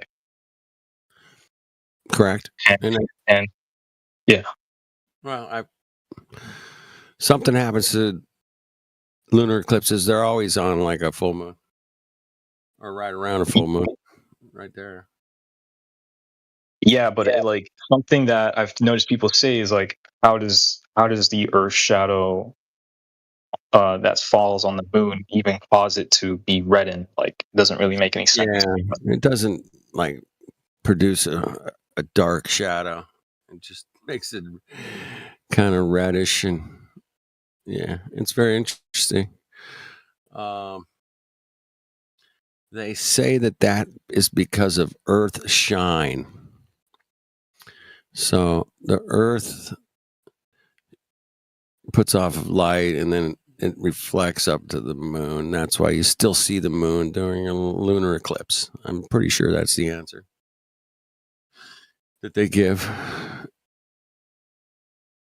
I don't know how that's possible, because the sun's on the opposite side of the Earth. The shine would go the other way. You know, I don't know. It's the explanations for some of this stuff, man, for the globe is pretty wild.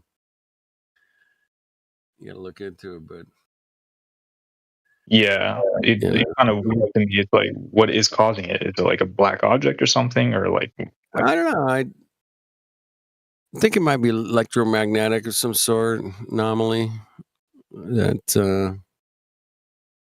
kind of resets the resets the moon somehow, kind of like a capacitor.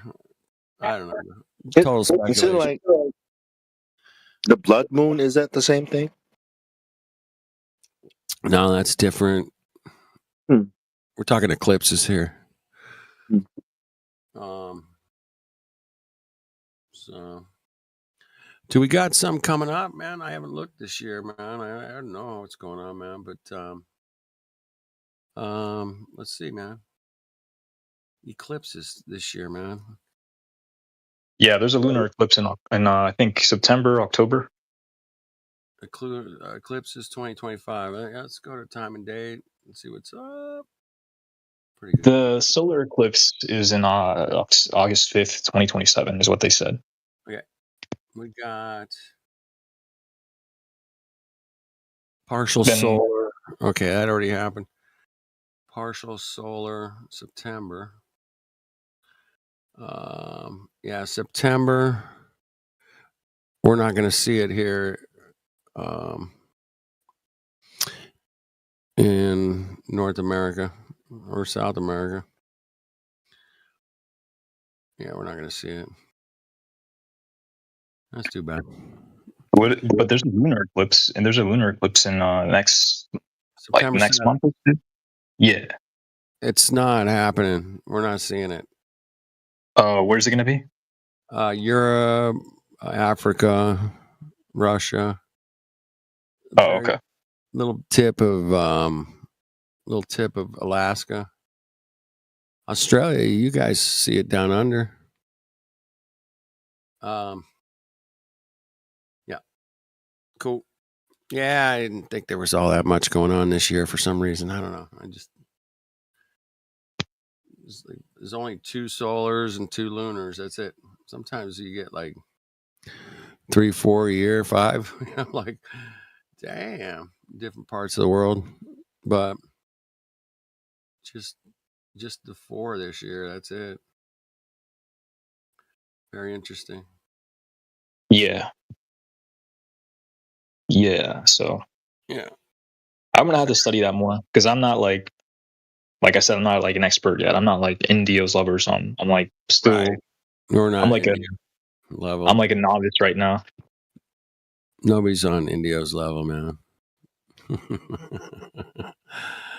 gonna send him some stuff in a bit, and we'll see. I'm gonna see what he says. It's interesting, but if he wants to talk about it later or tomorrow or something, I'll come. Yeah, it's kind of late for him. It's getting to be late. Yeah.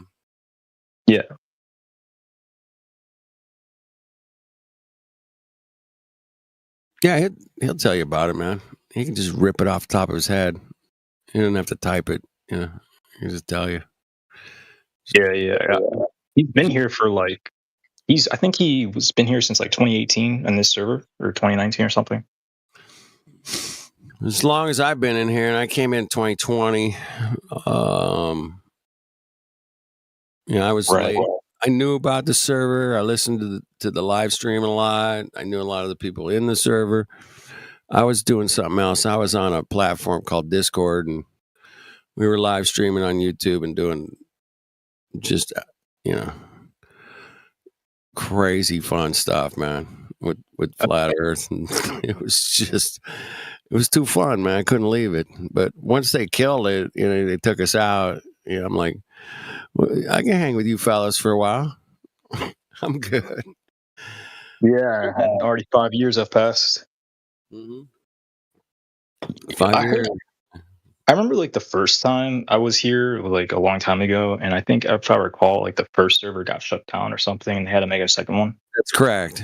Yeah, they had. I think that's why this one's called 2.0, or it was called 2.0. But yeah, we had a great server. We had it was close to 100,000 people in it. It was bumping every day. It was rocking. But apparently, somebody got a hold of the perms and they just destroyed it, man. It just went down in a ball of flames, dude. Somebody just like randomly banned everyone that had admin. Yeah, once I think his name was something skeptic. I don't know. Bong might remember. I don't know. Right. Yeah. There was some guy. It wasn't Helioskeptic. It was a different guy. I forget his name. Frick, man. I talked to that guy a bunch of times too, man. He was people. Who? I don't remember the guy that took out our first server. The human sheeple. Human sheep. Mongo. Fuck the guy. That was it.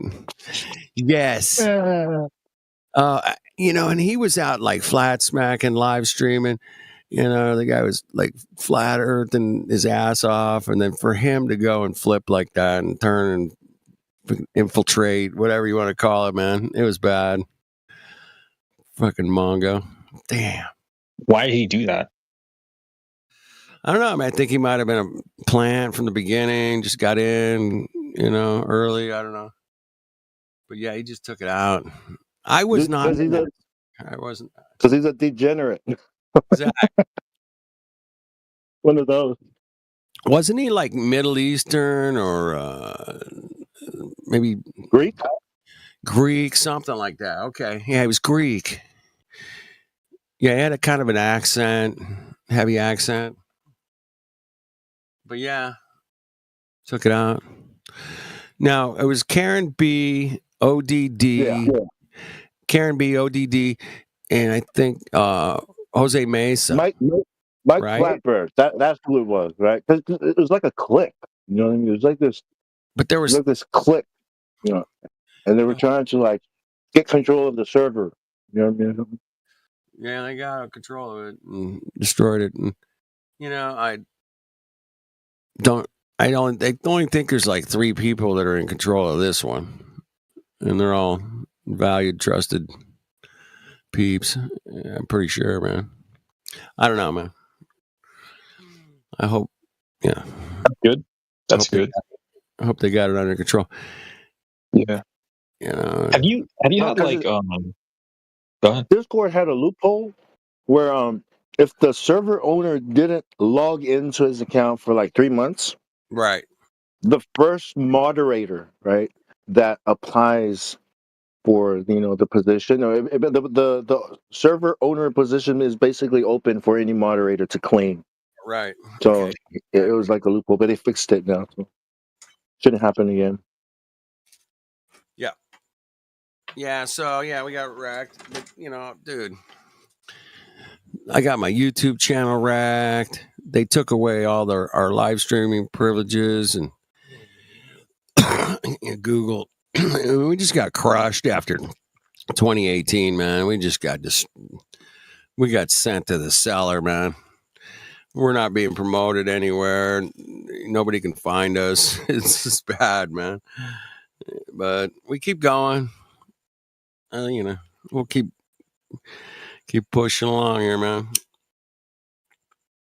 Is there like a guy that's like really good at like global stuff, like a physicist or something that like tries to claim, oh, this is why, blah blah blah, like other people like that in the server? Well, we have a friendly guy that comes in here. He's a math professor. His name's Matthew Learns, and he's a glober, and he'll tell you everything you want to know about NASA, the globe, how it works, He's just, you can ask him straight up, and he'll tell you straight away. And if you catch him in here, he comes in. Maybe not this one. Maybe he comes into politics more recently. But this is where we met him. This is where we, learned how he operates. And he'll just tell you, man. I keep him around because he's our freaking NASA answer guy, bro. Like, what would NASA say about this? And he'll just tell you what they would say about it. And that's kind of fun to have that kind of guy laying around. So if you got questions, hit up Matthew. He's the man. Did he confess about stuff? Would he be like, yeah, that's actually a harness or something? Well, he would say that it looks very suspicious. It looks abnormal or something. He's not going to go, oh, definitely that. Yeah, He's a math professor. He's actually, I'm pretty sure he's a flat earther because he hangs out with us a lot. And he's just, playing the globe role until he retires or something. I don't know. But he never gets mad, never calls anybody names. He gets freaking trolled sometimes super hard. And, he's very even keel. Sometimes he'll rage quit and just say, all right, you guys don't want me here today. I'm leaving. And he just leaves. But other than that, man, he'll give you straight answers of what NASA will give you or a physicist will give you. Yeah. Right. Okay. He's great. I'll talk to him one of these days if he's on here. Yeah. Check the politics server. Or the English Hub is the other one. You might show up in there. I saw him yesterday over there, I think. I was in politics last night. I think he was in there right before I got there. But, yeah, he'll hang out in those servers. Everybody knows him. All the flat earthers know him. At least most, yeah. Okay, that's good. And is there anyone like? So you got a math professor. Do you have like anybody? You have anybody else that's like has like a PhD or like some type of like high level guy? I'm trying to think. Who do we got, Bong? Who's our? I've talked to doctors. I've talked to PhDs in here. They come and go. There's nobody regular. We've had all the kinds of physicists in here.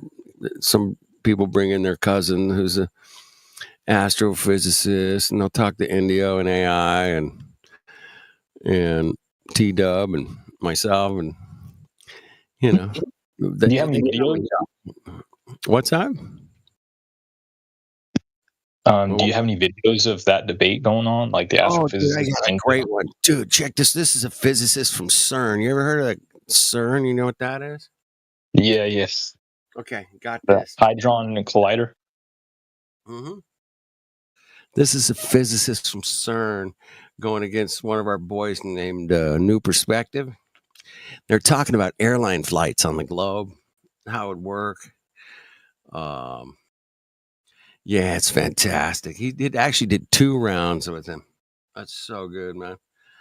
There's another interview, man. I probably won't be able to find it right away. Maybe one of you guys could, but there was a guy named Wakey Wakey who went up against a Russian physicist, astrophysicist, and sat down with her. And this guy's a flat earther. He sat down with her for an hour. And he started out like kindergarten stuff. And he kind of like teased into it. But by the time the end of the interview was over, she's like, "Who are you? You can't put this out. I'll sue you." She was like, she got put in her place so hard, man. I laughed my ass off, man. It was so good. But yeah, I gotta watch that.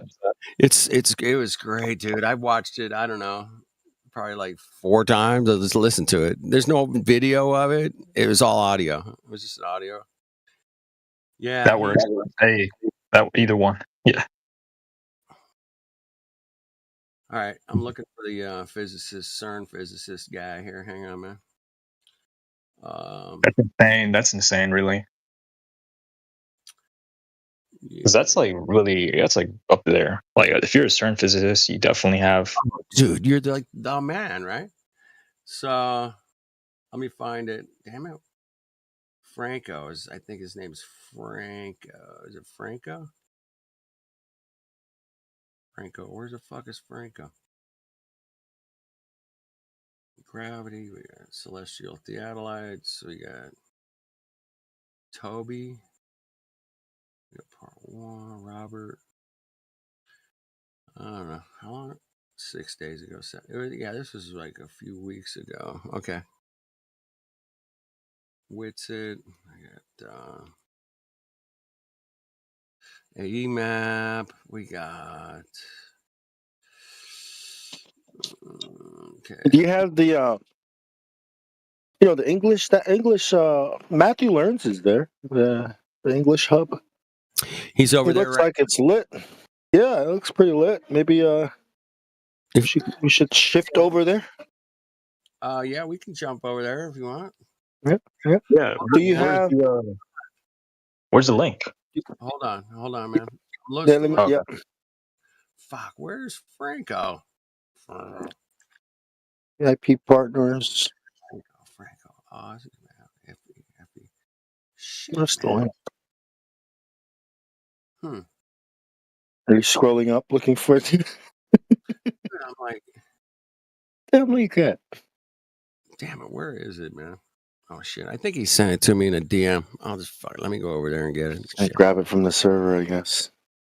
I got it here. Hang on. DM, New Perspective. Where you at, man? Yeah, he sent me to me. Got in a flight with Franco last night with Franco. All right, this is part 2, man. But it's just as good as part 1, man. They're both good. In fact, I think the second one's even better. You're going to like it. All right, let me drop it in the chat. Here you go. There's your CERN physicist taking on a flat earther, bro. And getting his ass handed to him, by the way. getting his fucking ass handed to him. I love it. All right, everybody left. All right. There's the link to the server. Just scroll down and you'll see everybody's there. So if you guys want to go over there. Yeah, and the videos is where you posting that in the live stream text? Live stream voice, live stream 01 text, right? Live stream 10 text, right? It's right above the red dot live stream, right? Okay. 1, 2, 3. Live stream 10 text. That's the Franca. Live stream 10 text. Yeah. It's right above. It's 2 above live stream. Do you not have perms? Maybe, I don't know. Maybe you don't have... Yeah, I don't think I have perms. Shit. Wait, what? Live stream voice text. I clicked on the wrong server, man. I'm sorry. It's live stream voice text. I put it in the wrong one. I put it in the wrong one. Fuck. Sorry. My bad. It's all good. I got a bunch of servers and I just clicked on the wrong one. Sorry. There it is. It's in live stream voice text. Got it. I'm gonna watch these. There you go. Yeah, and then you can check out Dave's channel. He did a part 1 with him. Probably like a month before this one. So you have to scroll down a little bit and find it. All right. But that was nice, man. I know, isn't that good? It's good stuff, man. I do like to share the best of the best, but did you get the link? You got the link to English Hub, and that's where Matthew learned this. Math professor, and Glober. He'll give you the globe answers, man. Sure, yeah, I love that. Yeah. You gotta learn about both sides, not just one. I've met the guy in person, I don't know, like 5 times at Flat Earth meetups. He comes to our meetups. Yeah. And you guys do like tests and stuff? Who? We did. Who does? Matthew learns. Oh, God. But yeah, I did the Eratosthenes kind of thing with him twice. I did it at the equinox, and I also did it with at the solstice as well. Exactly at noon. Yeah, we did it twice and did the math. And, we just figured out the distance to the sun using math and a shadow angle to the sun. Yeah, it was it's not pure calculation. And he'll admit that, it was a pure calculation, but yeah. The sun's not 93 million miles away, right? Obviously. No, we came up with 3,500 miles average. We did it twice. You can ask him about it. He'll tell you more about it than I can. I gotta take a call. Be back. Sure. Yo, India. Yo. I was asking about eclipses. Have you heard about the Ketu Rahu thing? I mean, I'm not. I've heard about it, but like, it's not a lot of information. Yeah, I've tried to find people from India and stuff like on Discord or whatever and have them explain it, but they're very secular. They actually, most Indians don't know anything about their own history, background, religion. We did have one guy who knew a little bit about it, but he was kind of like, I would call it like an offshoot, like sect of Hindu. So he knew some things, but it wasn't like, he didn't know a lot about it. He knew basically what we know. That there was, some idea that there was these other dark bodies, Rahu and Ketu, that block the sun or block the moon. But nothing beyond that. So do you believe that there's like a dark object that covers the sun and all that stuff, or do you what's your view on that? I'm not convinced of that. There's some geometric impossibilities with that idea.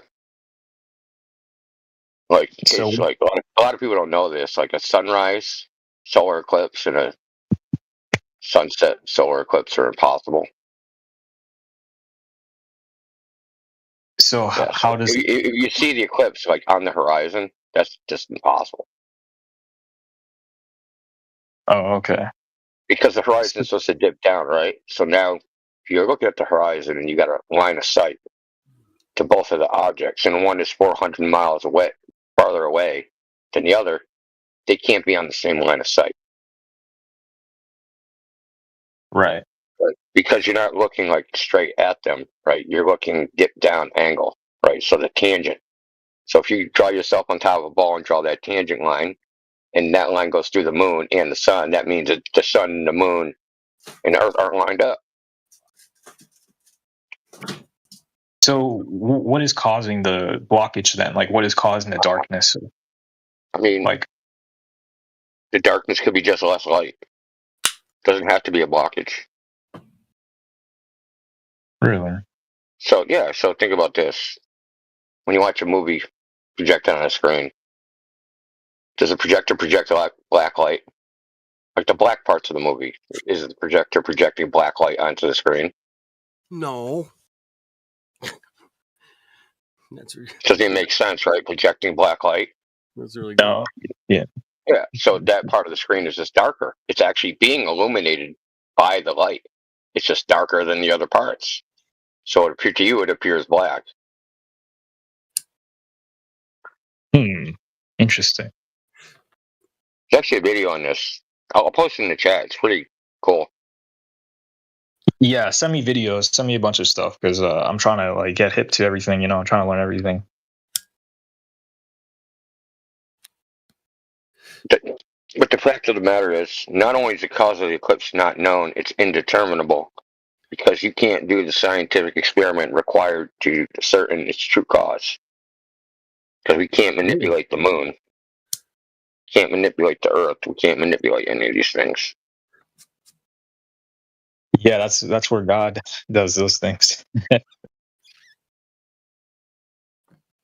Well, it says in the Bible well, I'm talking about from the viewpoint of science, right?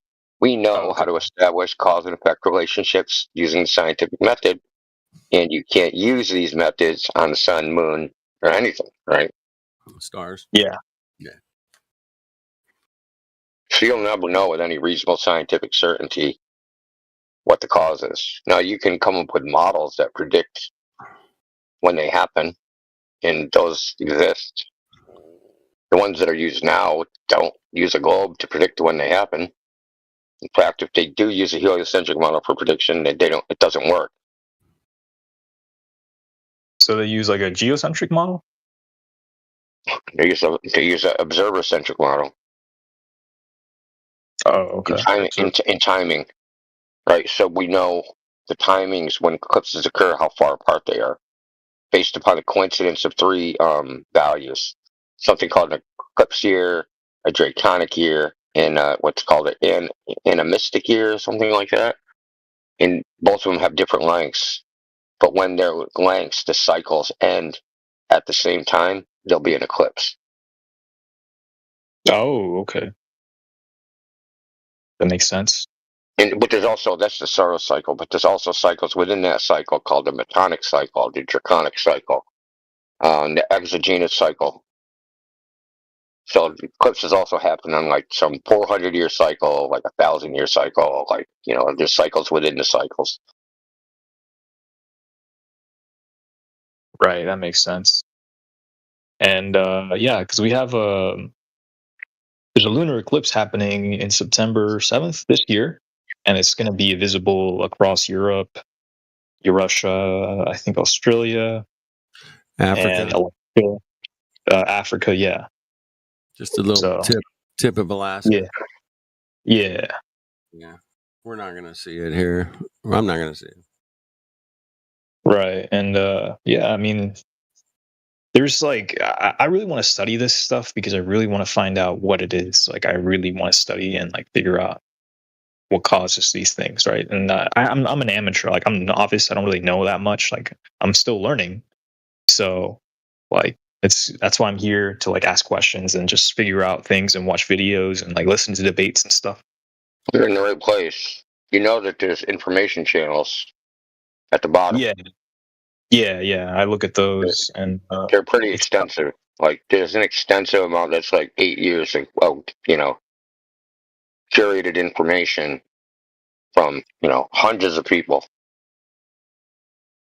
Yeah, the only thing is like it's very helpful. It's just like some people have different opinions in those channels, so it's like trying to find out like which one is like the best one. Because like sometimes I read things and it's like one person says one thing and the other person says another thing. Well, I try to focus on. Well, we in general try to focus on what can be like empirically demonstrated to be true. Right, something you can know to be true, as opposed to you got to believe someone's opinion about something. Yeah, and we obviously can't always adhere to that, but we try to. Right. Yeah, exactly. Science is definitely something that's like a tool of ensuring the accuracy of what you're doing, not just like kind of making up stuff to like justify. Yeah. Yeah, so like you heard me talking to the other guy, empiricism is not the highest form of knowledge. And like, the scientific materialist atheists pretend that it is, or they believe that it is, but it's actually not. The only things we can know things to be true purely through logic. Fire's hot. I checked it out. Well, yeah, that's empirical, right? That's empirical, baby. 100%. If it's not, man, there's something wrong with me. Dang it. And empiricism is good, but it can't do everything. It can do a lot of things, but not everything. Right. So I did post that video in the chat. The dark light. It's pretty cool. Yeah, the dark light. Well, dude. So there's eclipses that are geometrically impossible that happen. The two I mentioned, right? The sunrise. So this is the thing you need to remember. It's all solar eclipses happen on a new moon. All lunar eclipses happen on a full moon. Right. Right? So once you know this, then you can say, okay, what's actually possible? Right. What's actually possible within the model? So solar eclipses with the sunrise, and the sun is supposedly blocked by the moon at the horizon. That's not possible, because the line of sight is not straight. The line of sight, like you're not in the center of the earth. Like, so they can't be, it's called syzygy. When the sun, moon, and earth are lined up, they can't be in syzygy for you to observe this. Video. It's playing your video.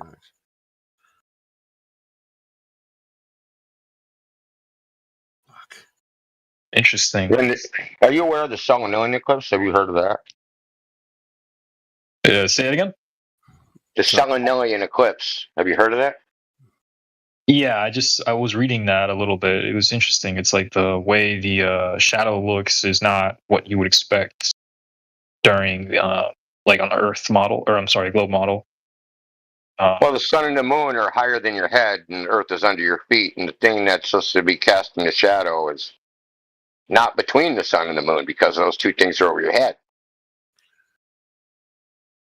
Right. Yeah, that's kind of a.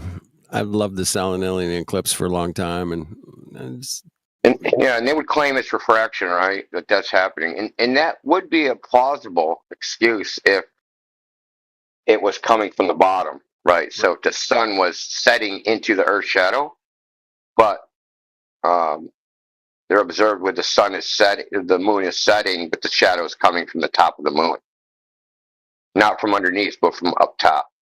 Yeah, that's kind of the dead giveaway. Like, okay.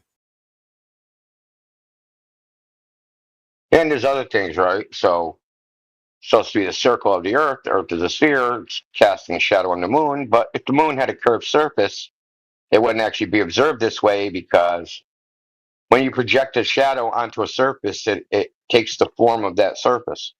So if I have a railing and a set of stairs, the railing is straight, but the shadow cast on the stairs is jagged because the stairs are jagged.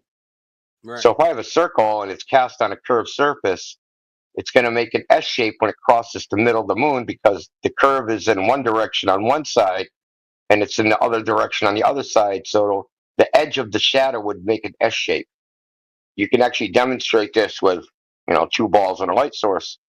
And this isn't what we observed. It stays circular. You can do this at home. In your Yeah. So if you combine that if you just combine that, right, with the fact that if they use the heliocentric model, they can't actually predict an eclipse time. Okay, well, they can predict an eclipse time, but it won't match reality, right? That fact alone, just like, what is the basis for the idea, right? We don't have a model that can predict when they happen based upon heliocentrism and 3 balls in a row, right? So you don't have a model. You have observations that are geometrically impossible within that model. So what do you actually have? You just have a fucking story that everybody just parrots and runs around telling each other is true, but there's actually zero evidence for it.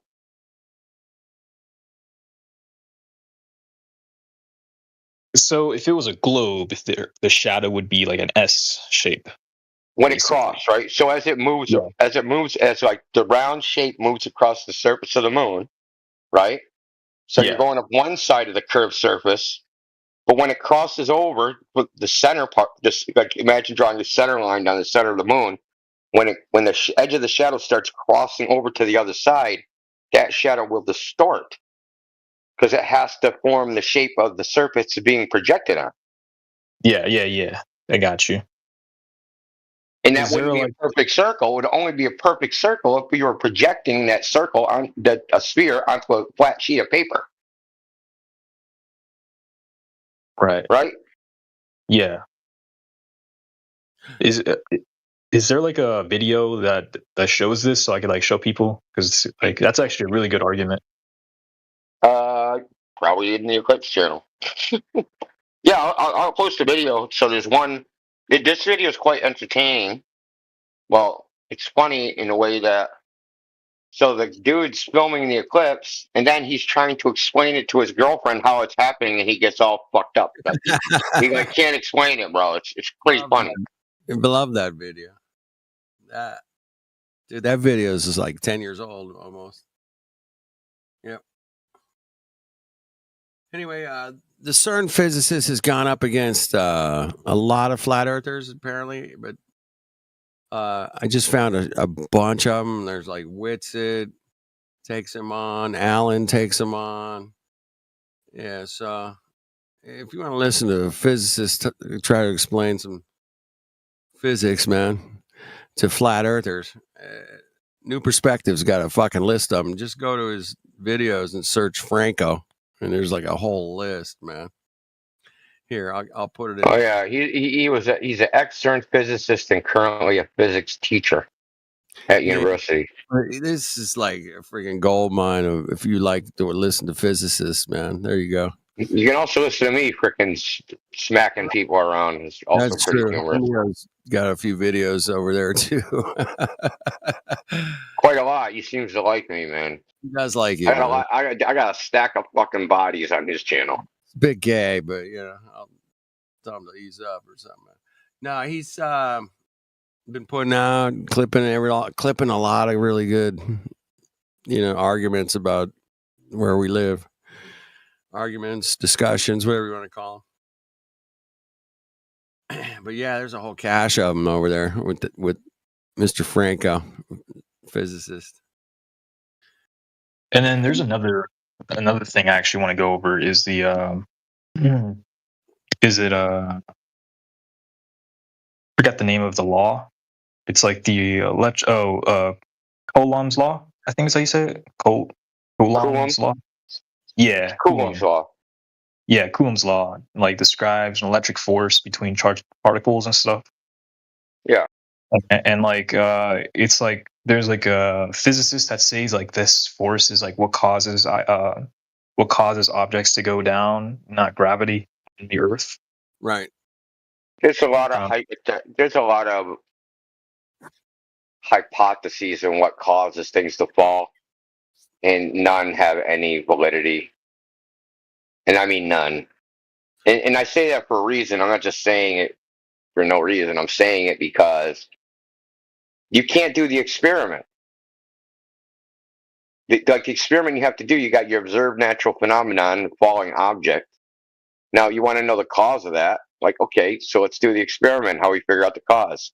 But whatever we think the cause is, we have to be able to vary and manipulate it and change the effect. So say we have say it's mass. Mass is attracted to the other mass, and that's why it's falling. Okay, let's vary and manipulate the mass. Okay, when you do that, you get the same effect. It doesn't change the rate of fall.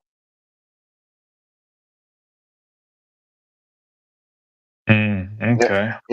And their excuse for this is, well, Newton's second law of motion says that, a reaction, there's the equal and opposite reaction. So you need the same force that the falling object,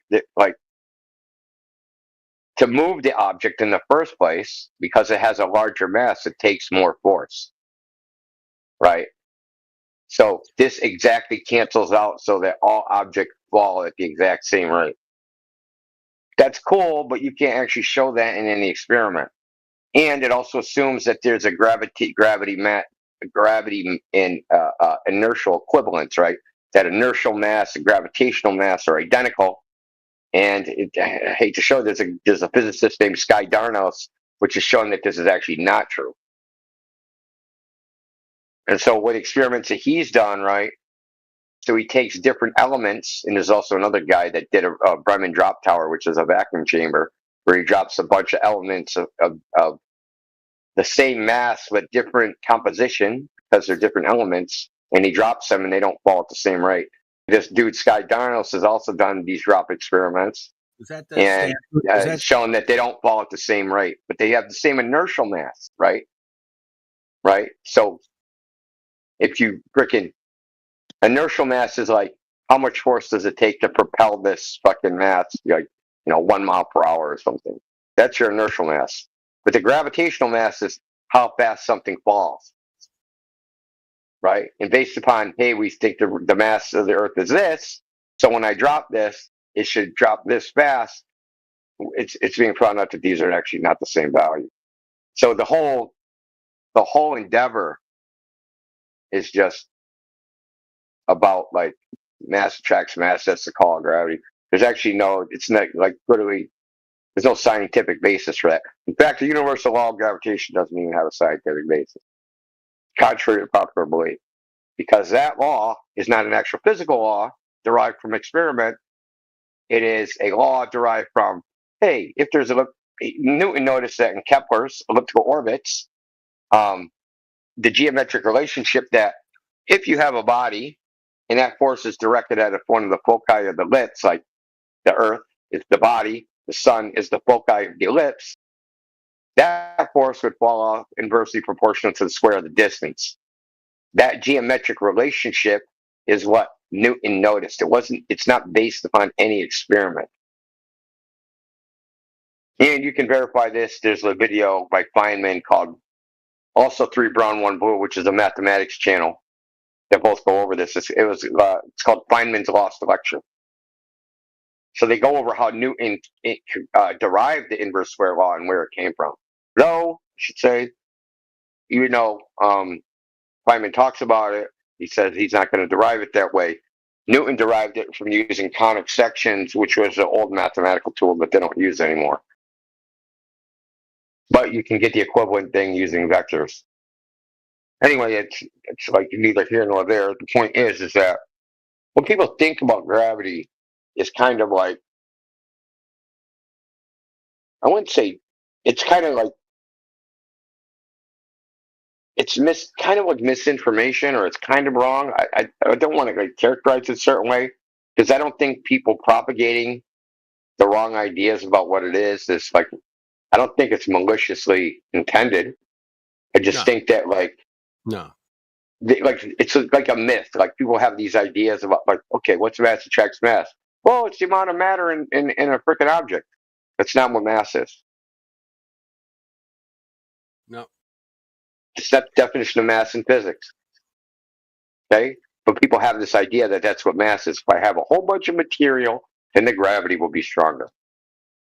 Yes, but it's not but the mass is not the amount of matter.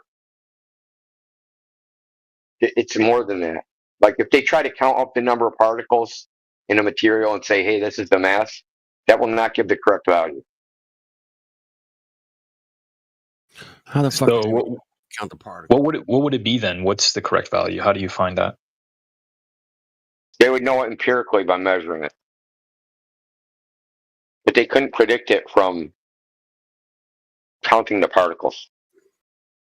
And what they'll say now is that, well, there's a nuclear binding energy, and because the mass energy equivalence, right, the energy is equivalent to mass, right? Now we're talking about inertial mass, right? And because this energy has like an inertial resistance, that missing mass, as denoted by counting the frickin' atoms, electrons, protons, and neutrons, exists in the form of nuclear binding energy, as in the strong force and weak force. That the strong force and weak force have a mass, but then that was what they claimed for a long time. But then there's like some proton problem where there's actually missing mass, and like that's a whole shit show in and of itself. Total shit show. So you would say the fact is let's say this one thing. The fact of the matter is, they use these models and these physics because they're good enough for all practical purposes. Okay? If I want to know how far to shoot a fucking cannonball, it's good enough. I only have to be accurate like within 10 feet. You know what I mean? I don't need to be fucking exactly precise. It just has to be accurate enough. And a lot of these models are just accurate enough for practical purposes. Right. And would you say like these like theories, like theory of gravity, is not really based on? I wouldn't even call it a theory. Call it a hypothesis. Yeah, a hypothesis. These are all based on presuppositions. Really, it's not really like a real thing. Like it's more like, hey, I presuppose that we are on a heliocentric model, and I am, on a ball. It's not based on anything. It's literally not based on anything. Okay, so often you'll get this. Okay, this is pretty much. If you had a Gober come in here and say the Earth's evolved because of gravity, I'd say, "Oh, gravity, what's that?" And then you can listen to them fucking struggle to try and tell us what it is. They'll struggle horribly. Yeah. Okay, they'll say something like drop something. Oh, so dropping something's gravity. Right. Drop your pencil. Yeah, dropping something. Well, then I'll tell, well, that's the effect of gravity, right? Yes. Right. So it's the cause and the effect? Yes. Seriously, this is what happens every goddamn time. Probably someone right now listening on YouTube about to jump in here, even though they heard it, they'll try it again. It's fucking funny as shit at the time. They'll fucking hear it, dude. Listen, I was in the politics server. 3 people in a row. And they were in the chat when they heard the previous person. And they still did it. With warning. This is how brainwashed people are. That they have these ideas in their head and they think that they're true. But then when you question about them, it all falls apart. And they can even hear someone do what they say, what they believe to be true themselves, and have it fall apart on them, and they'll still try it themselves. Right? It's like you watch someone, they stick their hand in the fire, and they go, "Oh, that hurt." And then they follow them right up to the fire and stick their hand in the fire to see if it really burns. Yeah, that's funny. Yeah. Yeah, that is very unfortunate for those people that they had to basically repeat, the same mistake. So you heard it, like we're standing on shoulders of giants. Mm-hmm. There's a version of that. It goes like this: we're standing on shoulders of giants, we're standing on shoulders of giants, and maybe we can see a little bit further. Well, the antithesis of that is we're standing on the shoulders of giants to repeat their mistakes forever and ever. I like it. Right. Right. So, but these theory or like these hypotheses and stuff, these people had to believe, like they were trying to justify like a globe, right? Like, cause like, if something falls down, right? like if it falls down on a globe, it's gonna fall off like the globe, right? If you're on like the sides of the globe, I guess. And so they had to say that, oh, gravity actually is what's keeping it from falling off the globe. They even say this. They say what you're saying formally. So if you look in like the very first published book on geodetic surveying, it's called Higher Mathematical Theories of Geodesy. And geodesy is like geodetic surveying. It'll say in the beginning, like, we can't measure everywhere on the Earth. We can't measure, and they go through the problems of different measurements. So we have to assume that the Earth's a sphere using a theory of formation. And the theory of formation is that there's gravity forming things into balls. Now remember, no one has ever actually observed this to occur. Now you could say, hey, look, I see in the sky planets are balls. Yeah, so what? You didn't watch them form.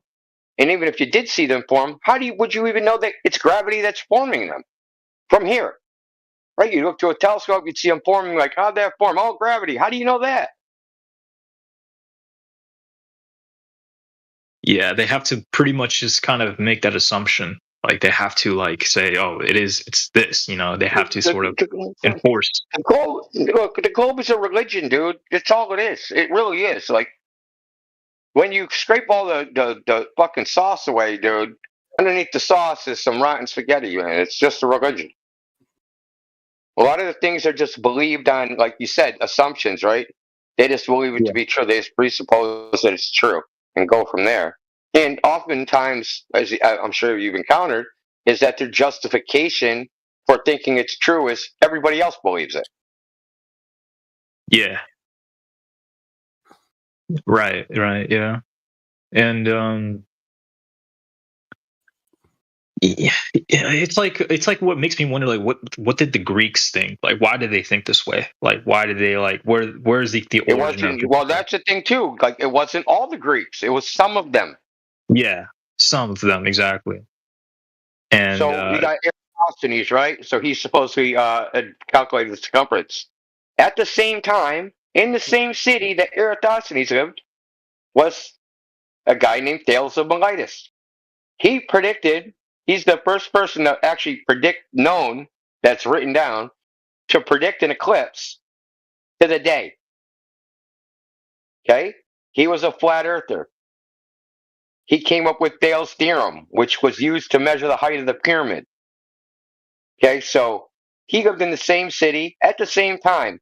We have all the extant literature that he wrote, and I think some primary sources. We don't have a single primary source for Eratosthenes, and we don't even have a secondary. We don't even have a secondary source.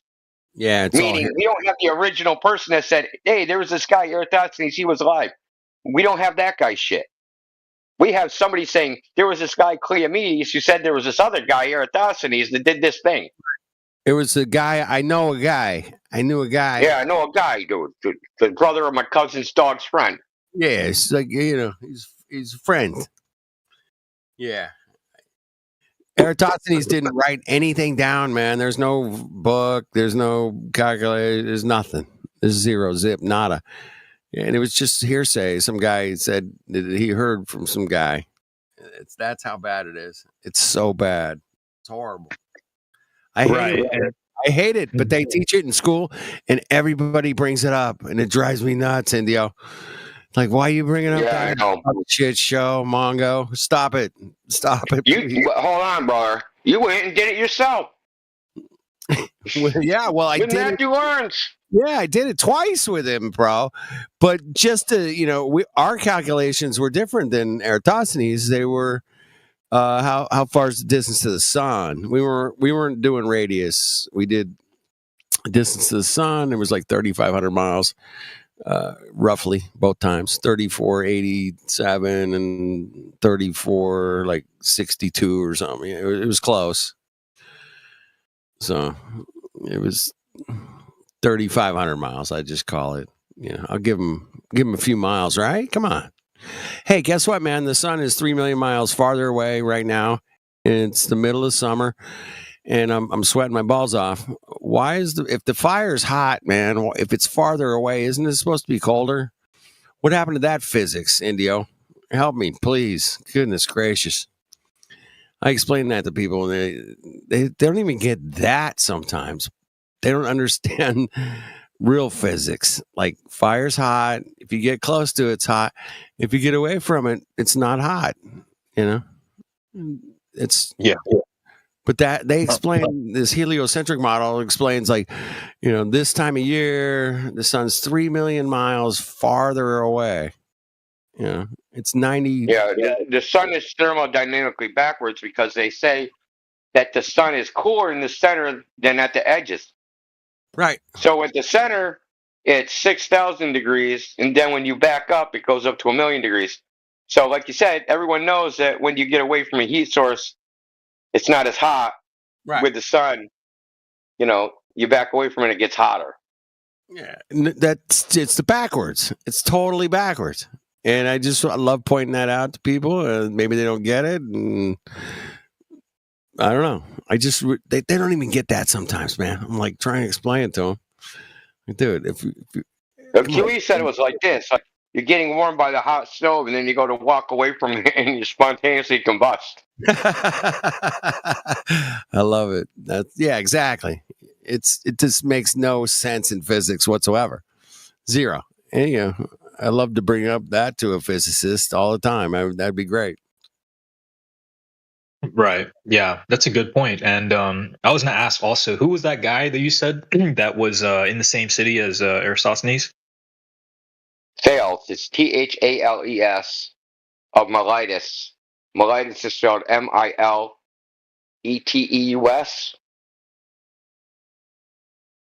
Okay, let me see. Let me look him up. I might be wrong on the Miletus part. I might have spelled that wrong. Let me see. How do you say it? T8? You said TH? ALES.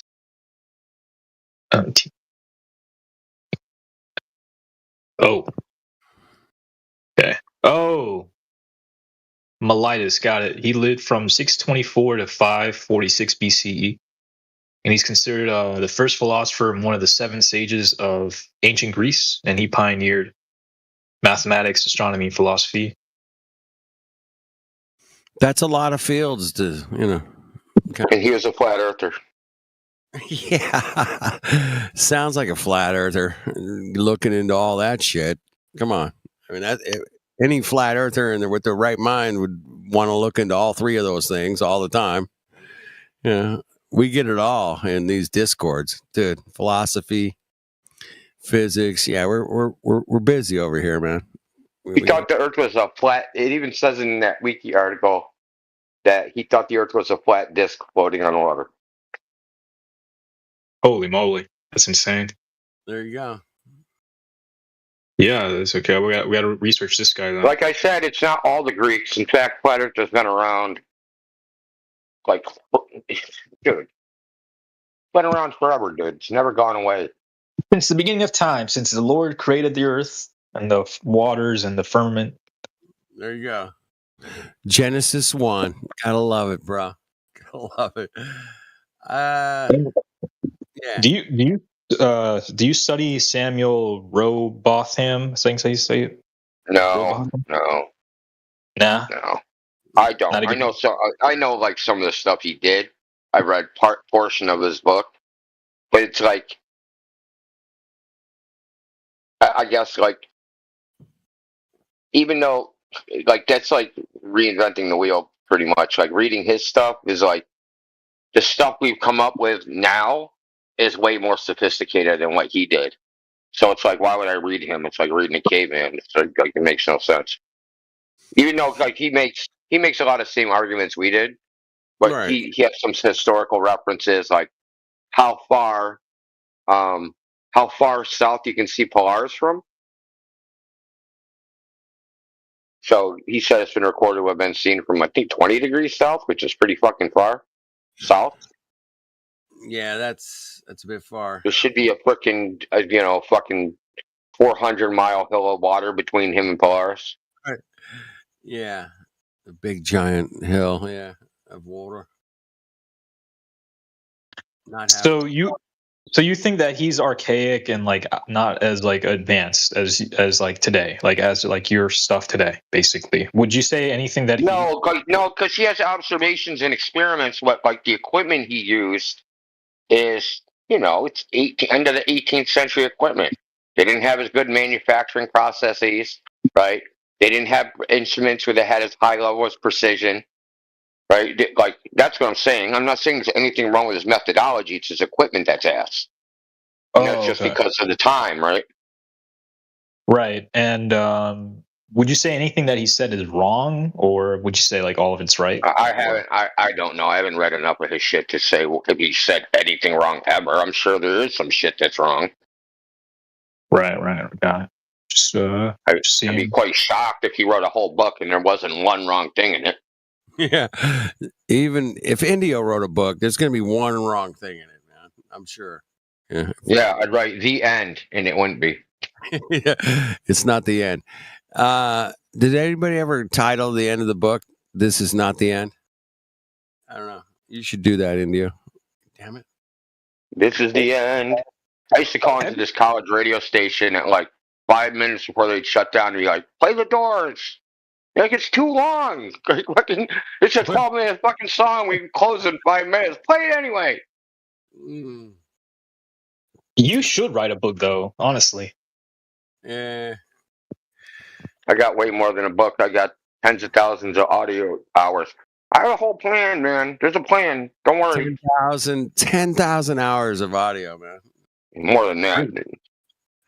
So on the Flat Earth YouTube channel? Yeah. It's on there. It's around. You find it. All over, man. All over, bro. Yeah, he sent me a big one, which is the CERN scientist. Yeah, I did. You the good ones, bro. That's not our channel. Our channel is 24/7 Flat Earth Discord. Yeah. Oh, right. All right. But there's like what's two your of those comment? channels. But we go ahead. We have some simultaneous. Yeah, we have some like we have like two 24/7 Flat Earth Discords because we haven't been back here in a while, but we also hang in what's called the English Hub, which is a server for people trying to learn English, the politics server, and the politics and religion server. We got guest rooms where we're like, okay, we're like the number one channel in your freaking servers. Yeah, even more than your regular shit.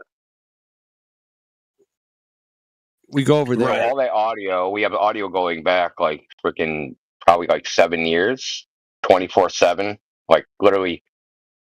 Like, okay, so someone like copyright struck the channel for a while, and when they copyright, all those videos are right now they're hidden, they're made private. When they copyright struck the channel, we were at like something like over 3,000 videos. We're on episode like 3,000 or something, and that was like 2 years ago now. So if we actually kept the count of episodes, we're probably at like episode fucking 4,300 maybe. So we're talking 24 hours. So 4,300 episodes, 12-hour episodes. 12-hour. So like 2,000 days worth. Yeah, easy, bro. That's a lot. Yeah, we're talking full days. When I say days, I mean the 24-hour day, not fucking daytime. That's right. Right. Somebody mentioned the other night. What's up with this stupid clock thing that goes from? It has 2 12 o'clocks and 2 10 o'clocks and 2 1 o'clocks. Who came up with that shit? And I was like, I never thought of it like that because I have a 24-hour clock right in front of me, and it shows 24 hours. And it's like, why aren't all clocks 24 hours? And I thought it was a good question. It could be. It should be, right? I think that's there to confuse people, India. Military clocks are.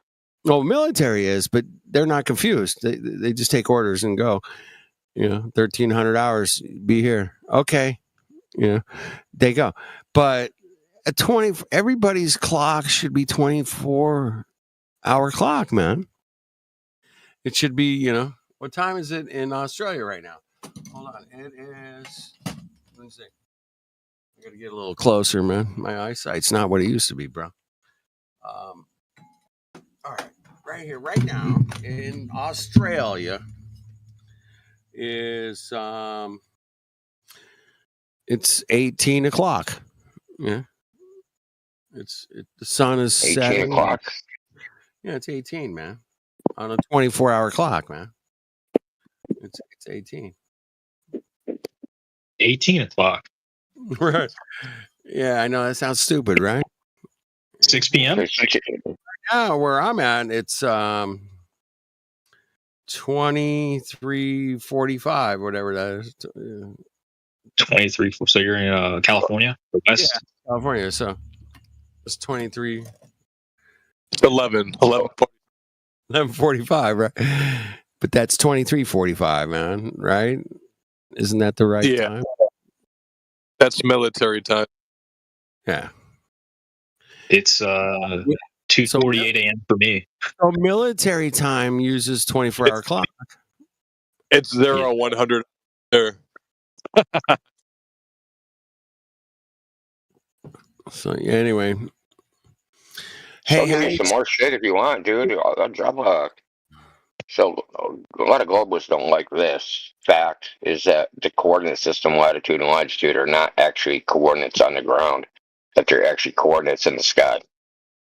Good old Polaris. Yeah, they don't like that.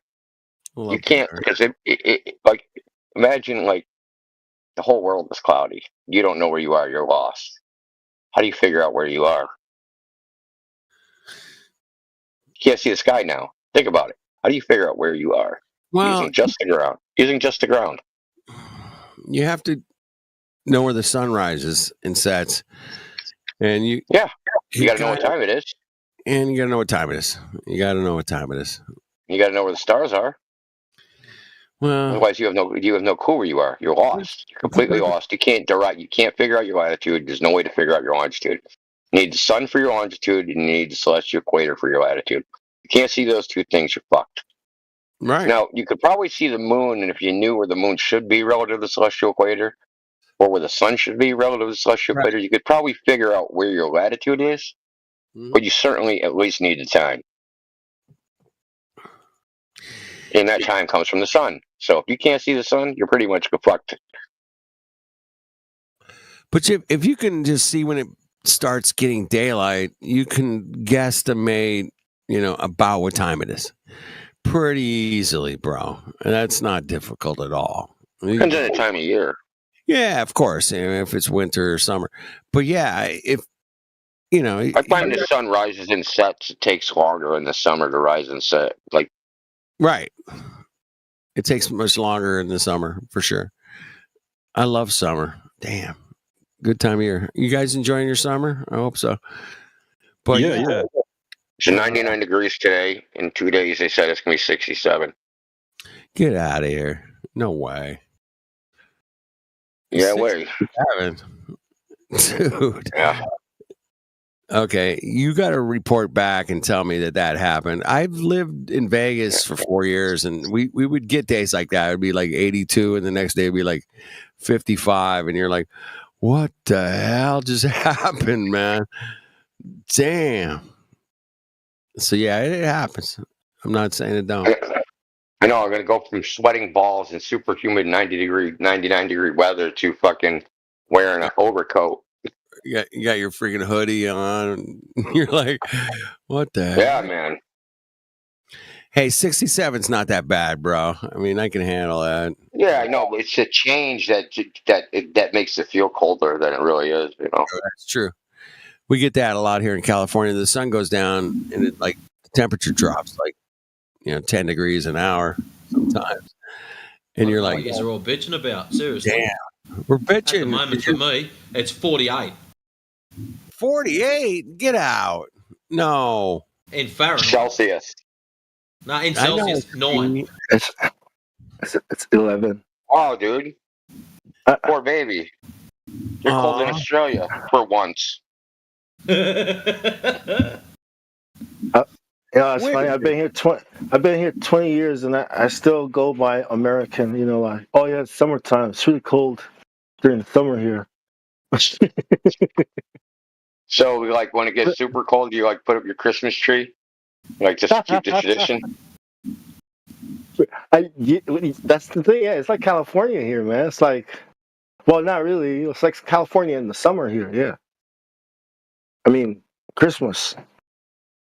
Coldest I've ever been, where I live, it got to -5 Celsius, which is 23 Fahrenheit.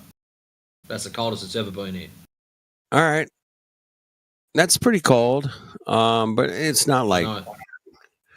It didn't stay like that. It got that's what it got. It was like about 4 o'clock in the morning, 5 o'clock in the morning. That was it.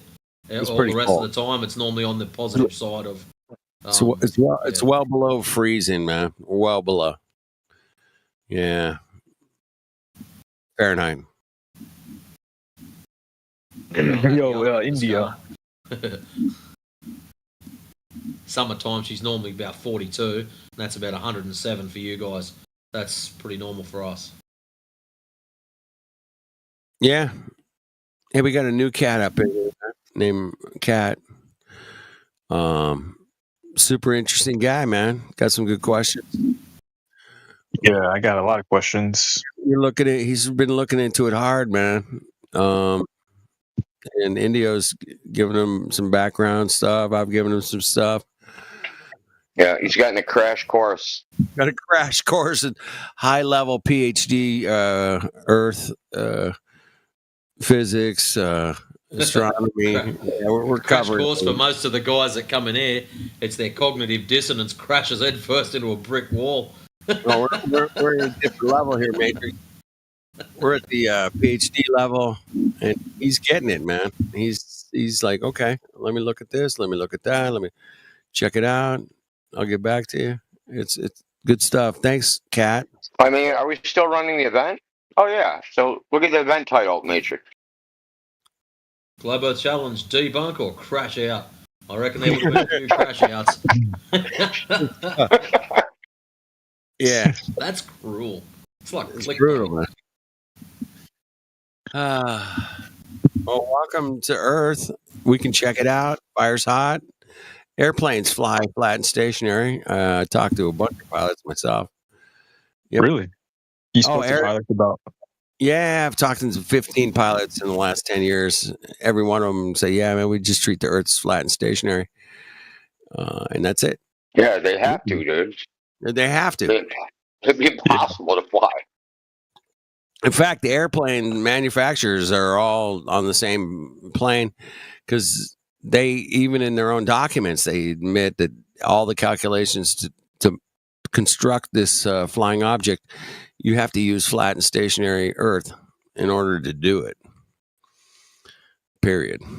And there's like 28 documents we've run into, that I've run into over the years, that state that right there in the diagrams of the planes and like of the missiles and anything that flies on Earth. It has to treat the Earth as flat and stationary. Period. Otherwise, your calculations are fucked. You're done. You're toast. It's not going to work. Did they use the azimuth? How do I say it? Azimuth projection, whatever it's called. Equidistant map. There is a map that it's programmed into like commercial airline navigation systems that is a azimuthal equidistant map. Yeah. I forget the name of it. They have flight charts. Yeah. And the flight charts, depending on where they're flying, they're kind of like made for their route.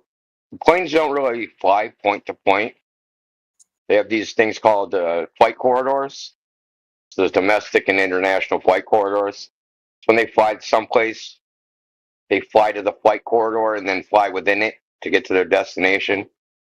So, map, and they kind of don't use a map. I mean, I'm sure they could, but like, they're pretty much on autopilot.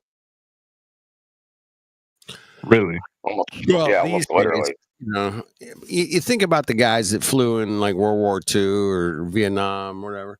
They didn't have the, you know, The World War II map, World War II air route map is an AE map. That's right. You've seen it. Mm-hmm. Is a what map? An AE map. We just shorten azimuthal equidistance to AE. Oh, okay, got you. I see what you're saying now. Yeah. AE map. AE map. Yeah. So they used AE maps during World War II. Correct. Damn. Mm-hmm. The evidence just keeps stacking. It keeps stacking. It's called a preponderance of stacking at this point. Yeah. Yeah, it just makes you wonder, like, why do they keep just trying to change that? Like, why just maintain this over and over? It's like it's a bit exhausting. It's like, look in the chat. Oh, there it is. That's the map. That's it. Is that it? That's it. Yeah, that's it. Yeesh. Yeah, that's what they used World War II. Right there. Boom. That's the world in 1943, 1942. Yep. Yeah, says polar azimuthal equidistant. How do you say it? Equidistant. Equal distances. Equidistant. Equidistant projection. Yeah, but you have to remember, if this isn't a map of the world, it's a projection of a coordinate system. And the system of coordinates is a celestial sphere. So they correlate the celestial sphere, which is also in motion, and the timings and all that shit. They correlate the positions to positions on the ground. So basically, say I'm at some latitude and longitude. Philadelphia is a good example. Someone brought up the other day. So it'll have a coordinate, and that coordinate says, by looking in the celestial navigation, the nautical almanac, it'll say, on this day, such and such a time, if you look up in the sky, you'll see a star in this position. And if you're somewhere else, you'll see that same star in this position. That's it. That's all it is. It's no more complicated than that. Oh, okay. Angles to this star or that star, angle, depending on where you are. You look at a certain time. At certain time. You look up, see an angle to a certain star, and that's your position. Right? Is that where we're going? Yep. And then we made the map from all that. From all of that, the map was made from different positions and angles. Is that where we're at, Indio? Oh, yeah. That's exactly where we're at. Okay. Just checking. Just double check. I like to. So what's the map of the Earth then? If that's the like based on just seeing everything. I want to see everything. That's a question from where? From where? The middle of the Earth. You're gonna be New York. I guess the middle of the Earth.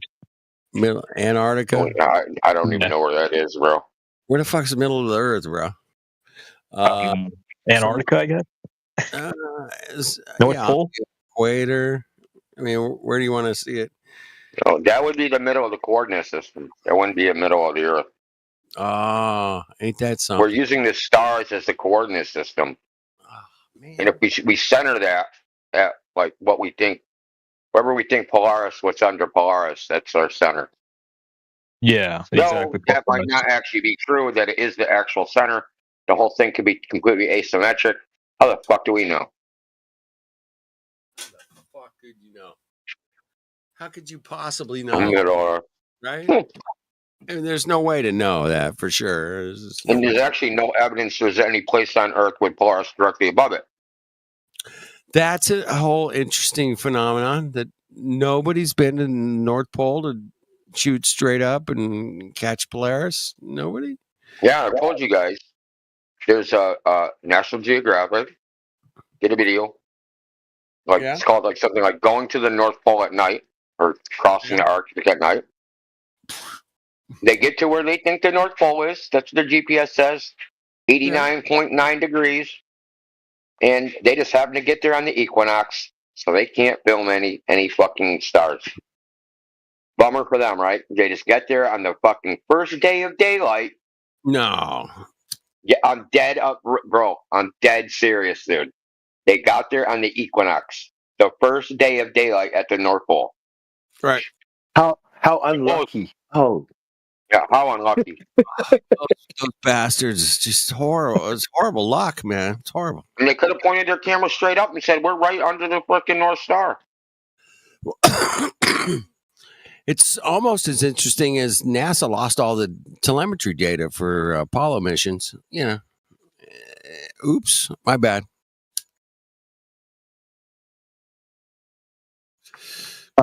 I see. So, show me some maps. Do you have any maps that you can show me? Because well, I think that one that's in the chat right now. Think about maps. It's that they're use specific. All maps are specific for what they're going to be used for. You couldn't navigate the Earth with just a map. Like, say you want to sail New York to Australia. How are you going to get there with a map? I don't know. How would I? You can't. It's not possible. You'd use celestial navigation, which we just covered. Right. You wouldn't use a map. Use the timing of stars and when they're positioned in the sky.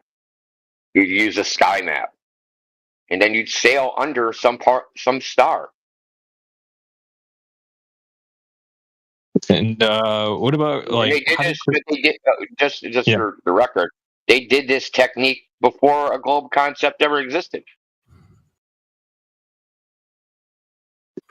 Right, and so how did like Christopher Columbus get to like how did he confuse like the Americas? Well, he was lost.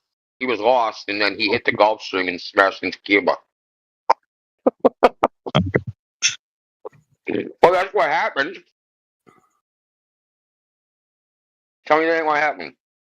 Tad. He got lost, hit the Gulf Stream, and then smashed into Cuba. Yep. Or he didn't smash into Cuba. And he almost died of starvation, and they had to help him out and give him a bunch of food so he could sail back. And he's like, "Oh my God, there's so much shit to steal over there. Let's go back." There's a bunch of cool stuff, man. They got like, you know, gold and silver, all kinds of cool stuff. Yeah, they're just hiding all their gold, man. We know it's there. I thought he sailed first to El Salvador or something like that. Mr. Columbus was lost. He was using the wrong size globe. He was using Ptolemy's globe, which is 10% smaller than Eratosthenes' globe, and he was lost. Oh, okay. And isn't it funny? Like the sailors had like fear of falling off the earth and stuff. No, that's a myth, man. No one ever thought that. That's a total troll. 100%. I mean, that's your kindergarten. That's your kindergarten teacher trolling you, man. Right. There's no record of anybody ever thinking they were going to sail off the earth, ever. Nobody ever said that in all of human history, except for some kind of manipulation of people's thought patterns or something. It had to be a psychological thing, man, at this point. It was like, hey, if you sail here, if it was flat, you'd just fall off, man. I've run into in India, Bong, you guys have all run into 100 people, 100 minimum, that have said that. Like, really? Where does that come from? It comes from when you were taught that about the globe in school. If the earth is flat, you'd fall off. That's it. You know, it's ridiculous, man, because you'd fall off, and nobody's ever fallen off, so it's got to be ridiculous. They never tell you where you'd fall to. Like, where are you going to fall to, buddy? Well, you're going to fall into the vacuum of space, Indio. I mean, yeah, that's right. And then what? And then you sit there? Like, how far do you fall? You fall to the speed. Oh, you fall into a black hole, probably. There you go. Fall into, like, you know, the abyss. You fall into, like, a black hole, and there's a black hole above the earth, and then you just spit out the other one, and then, like, keep falling forever. Dude, like Portal, like the video game Portal. I wish we knew what we knew now, and we're in 5th grade talking to our astronomy teacher or science teacher. Whatever. All right, what are we falling off into, man? Where are we at? Dude, I only had one science teacher that knew any science, to be honest. They don't know. He actually He actually did experiments and shit. The rest of them were just clowns that read the textbook. Oh, You okay. imagine going back to school, knowing what you know now. I can guarantee you, every single one of you lot will get suspended for being a pain in the bum. Seriously, Oh, getting bro. out of there. I'll be expelled. Be Yeah, arrested. you're out of there. Go and stand in the corridor. Arrested. Bog's right. Okay, Bog, you're right. Arrested. Be in Okay, we're jail. talking multiple felonies. Federal charges. Yeah, federal. Yeah, they're taking it federal, Like, man. how old are you? I'm 17. Not old enough. How old are you? What was the one 18-year-old in this school? Yeah, it would. Dude, I wish I could just go back to 5th grade or 3rd grade or whatever right now. Damn. Hey man, well, Yeah. I'm getting ready to go to jail. You know, I'm about to go talk to some, my peoples. The Samoans. I'm getting ready, for some kind of hostile reaction. Scary, man. You think so? I gotta do it. Yeah, I know. They're not so. going to welcome you, man? They're not going to welcome you with open arms? I'm hoping they are. I'm hoping the old ignorant ones that would be hostile are too old or dead. And I'm hoping it's my peers that are left that'll be open minded. Enough to hear me out. But yeah, Dude, I'll pray for you, man. Seriously. I know. Thank you. yeah. The No, crime. actually, Bong, to be fair, I'm going to pray for them. Exactly. Exactly. They know not what they do. or what they believe in. That's how. Yep.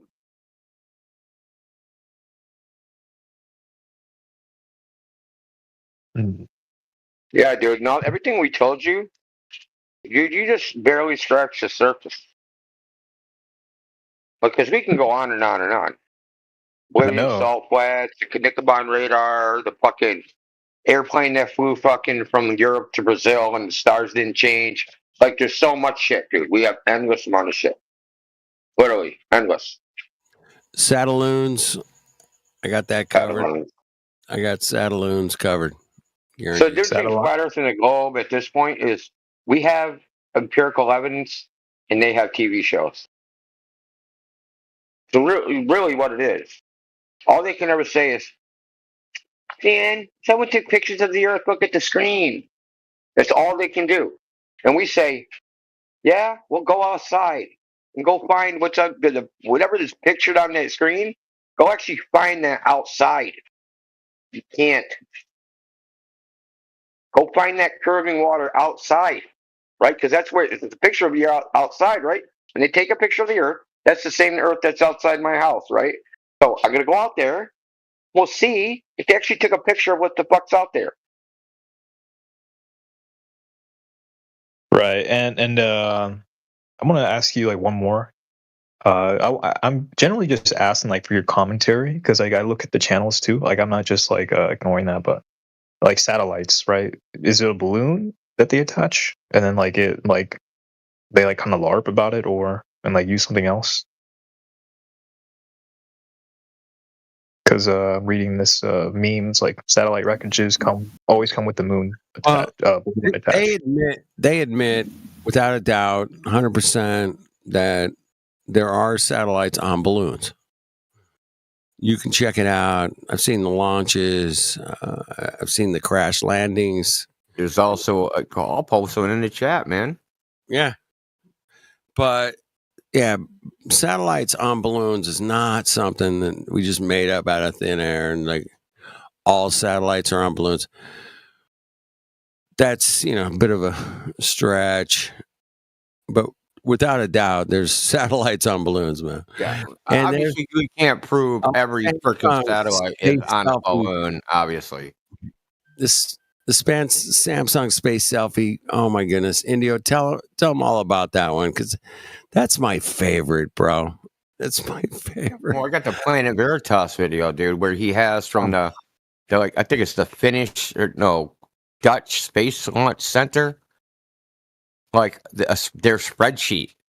That's all balloons. Yeah, every one of them was balloons, right?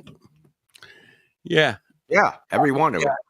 Like 100 at least. But yeah, the Samsung space selfie satellite balloon crash is in my favorite debunk of are satellites on balloons or not. Yeah. Well, here's direct evidence. So this guy that what I just posted, this guy, he's not around no more, Robert Bizzano. Hopefully he's still alive. But Planet de Veritas is the name of the channel. And so in this live stream he did, he goes over classified documents out of Chile where they like a satellite supposedly crashed and it was just a fucking balloon. But the US but it was officially a US satellite. Okay? So that's one thing. Then he has like there was a National Reconnaissance Office. People that worked there that were old, right, and they're retiring. They did something called the Living Witness Program, where the people would recount what they did for the National Reconnaissance Office. And this guy caught balloons out of the air. And the terminology they used then and still used was these are satellites. That he was catching satellites out of the air. So they would fly these high altitude balloons. They would be at 120,000 feet. They'd float around, take pictures of the Soviet Union or whatever. And then when they came back around to like America or whatever, they would fly up with an airplane.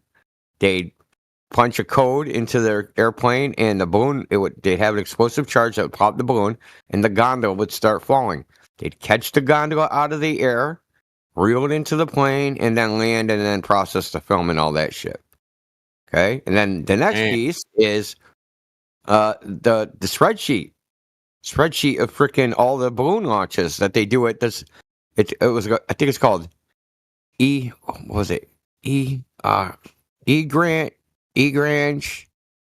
Space Launch Center. I think it's in Norway or the Netherlands or something. Yeah, part of the it's part of the ESU or something. Or Egrange? ESA. Yeah, Lagrange or Egrange.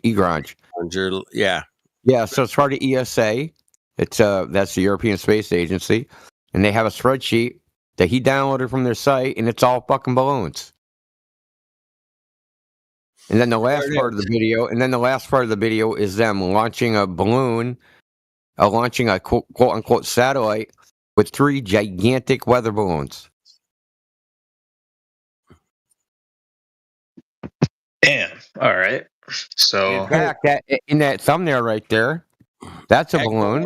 That was Project Echo or something like that. Echo 1.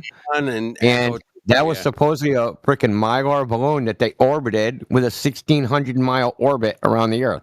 Now, I don't fucking know how they did that. But whatever, dude. Orbiting balloons, bro. Like, that's crazy shit. And this is the first satellite they ever launched. Well, the first, Explorer was the first satellite, but this one was like the first satellite that was this was supposed to be a telecommunication satellite where they were going to bounce radio waves off of it and communicate. Yeah. Yep. Bounce the signals off of the balloon and communicate with it. How about that? Echo 1 and Echo 2. Check those out, man. Those are gems in my opinion. But Samsung, man, that's my favorite. A lot of this shit ties into the military industrial complex. So the first communication satellite that wasn't like this, that was like a repeater satellite with hardware and shit, that got funded by Lyndon Baines Johnson, who was a Texas senator, right? So he forced a lot of crap through, because you gotta think, you have government funding these projects in certain states, right? And this is called pork barrel politics, where they try to get a project funded in their state.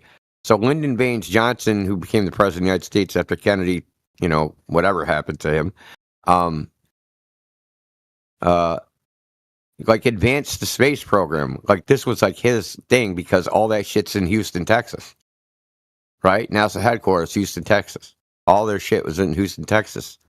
So it's a big boondoggle, basically what it is. It's a grift. All this shit's a grift. That's all it is. It's a gigantic grift to waste taxpayers' money.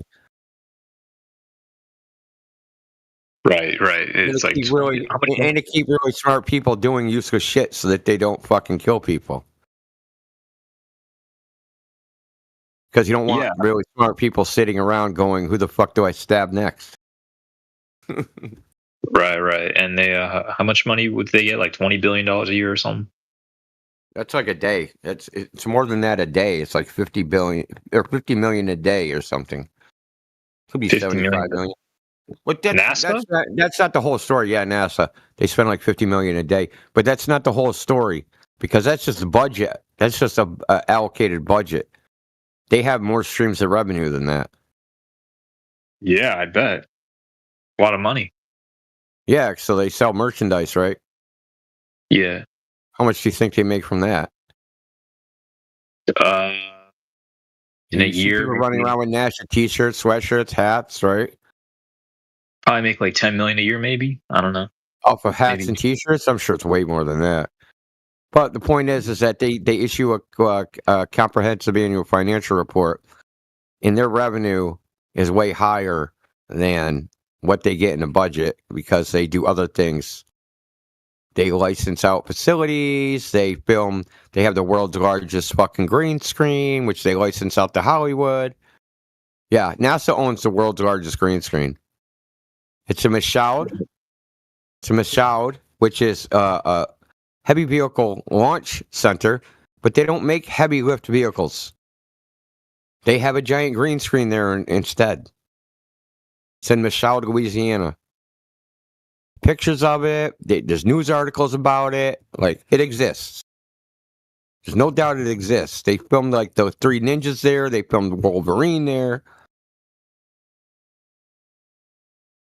Louisiana. So you said? It's in Louisiana. Michoud. It's Michoud.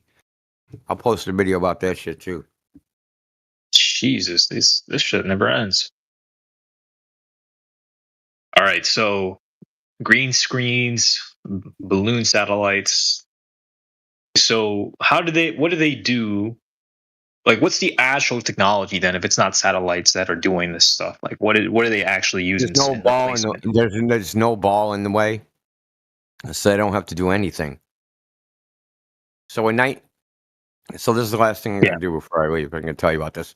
In 1918, there was a guy in Australia, in Sydney, Australia, that was an amateur radio person. Now, this is 1918 when radio's brand new. Nobody knows anything about it. It's a brand new thing. Right? So we're talking about, like, Marconi has just started, and, like, he's trying to even convince people that it's a fucking radio is even worth doing anything with. It's this guy. So it was being used by the military. So a guy in Australia, he heard German on radio broadcasts. And he was like, holy shit, I'm hearing Germans talk. Well, how am I hearing Germans talk? In Berlin. There's a big ball earth in the way. I shouldn't be hearing that. Well, lo and behold, they didn't care that there was a big ball earth in the way. And they built a radio tower in Cornwall, England. And they built one in Sydney, Australia. And they talk to each other from 10,000 miles apart. Now, there should be a fucking 2,000 mile hump of fucking earth between them that the radio waves can't get around. So this is in the beginning of radio. There's no repeaters, so that's not an option. It has to be line of sight or nearly line of sight. Now, when I say nearly line of sight, that means the radio waves probably ducted, like radar. So that when I brought up the Knickerbein, the Germans in World War II invented a radar system of bomb. It was a system for bombing. So they had two stations in Germany, and they shot a radar beam across England. They crossed each other, and when their German bombers were in the intersection of the beam, they would know to drop their bombs. Well, they're both more than 300 miles away from the UK, and the airplane would have to have been flying at an altitude of 12 miles, right, in a World War II propeller bomber, which isn't possible. So There's actually a documentary on this called not on this particular one, but on weapons used in World War II, and they talk about this. The actual scientists involved in it, right? That they didn't they knew something was happening, but the Earth was a globe, so there's no way they were doing it this way, and they tried to get the military to investigate it, that how they were accurately bombing, and what is this radio system they're finding in downed airplanes, and we have 2 pilots that are talking about using it, saying how didn't know they were being recorded. And then what ended up happening is one of them renegade scientists was like, fuck you guys, I don't care if the Earth's a globe, they're doing this. And went right to Winston Churchill himself. Winston Churchill said, okay, you can investigate it. They gave the guy a plane with a bunch of special equipment to detect the rate frequency, which they did, and then they tried to jam it, and et cetera, et cetera. But the fact is that the system shouldn't have worked if the Earth was a ball. The radio communication of 10,000 miles shouldn't have worked if the Earth is a ball. And I mean, and it goes on, dude. It goes on and on and on. It's endless. The evidence for a flat Earth is endless, dude. It's endless. I can just go on forever, dude. I know. That's what I like to hear, because it helps me build a foundation a little bit. Tells me a lot more. It makes me question more, and that actually leads to more a better worldview for me on this aspect. This isn't even a matter of questioning, right? Yeah. You have your experience of the world, and at some point in your life, someone came along and said to you, Earth is a ball. And you probably said to yourself, well, it sure don't look like a ball. And they said, well, it's a ball that's too big to see. But trust us, it's a ball. And then they said, you're spinning. And you were like, well, I don't feel like I'm spinning. And they were like, well, that's because the Earth is spinning so slow you can't feel it. And you were like, okay, I guess I'll believe that too. And then they told you there's a vacuum, and there's planets, these balls, in outer space whizzing around in the vacuum, and you're on Earth, and that's also whizzing around the vacuum. And you're like, okay, well, why doesn't the air fuck off into outer space? And they were like, well, gravity holds the air, and contrary to the fucking gas laws. And you were like, okay, I'll believe you. So it's not a matter of even being skeptical. You've accepted, people just accept the idea, right? It's presented to them, and they choose to believe it. It's literally nothing more than that. It's not denying anything.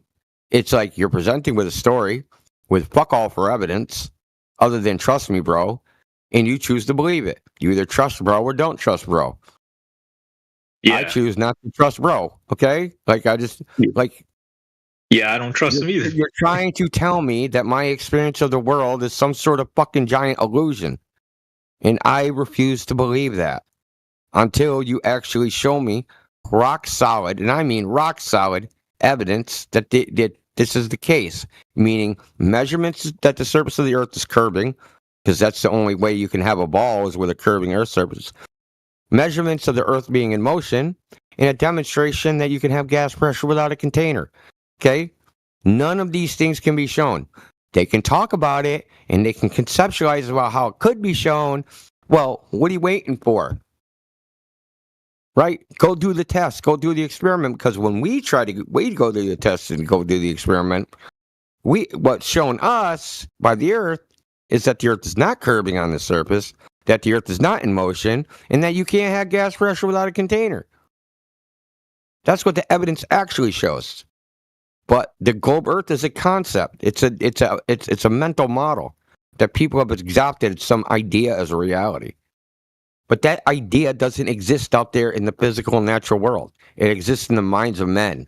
And that's the only place it's ever been, and that's the only place it ever will be.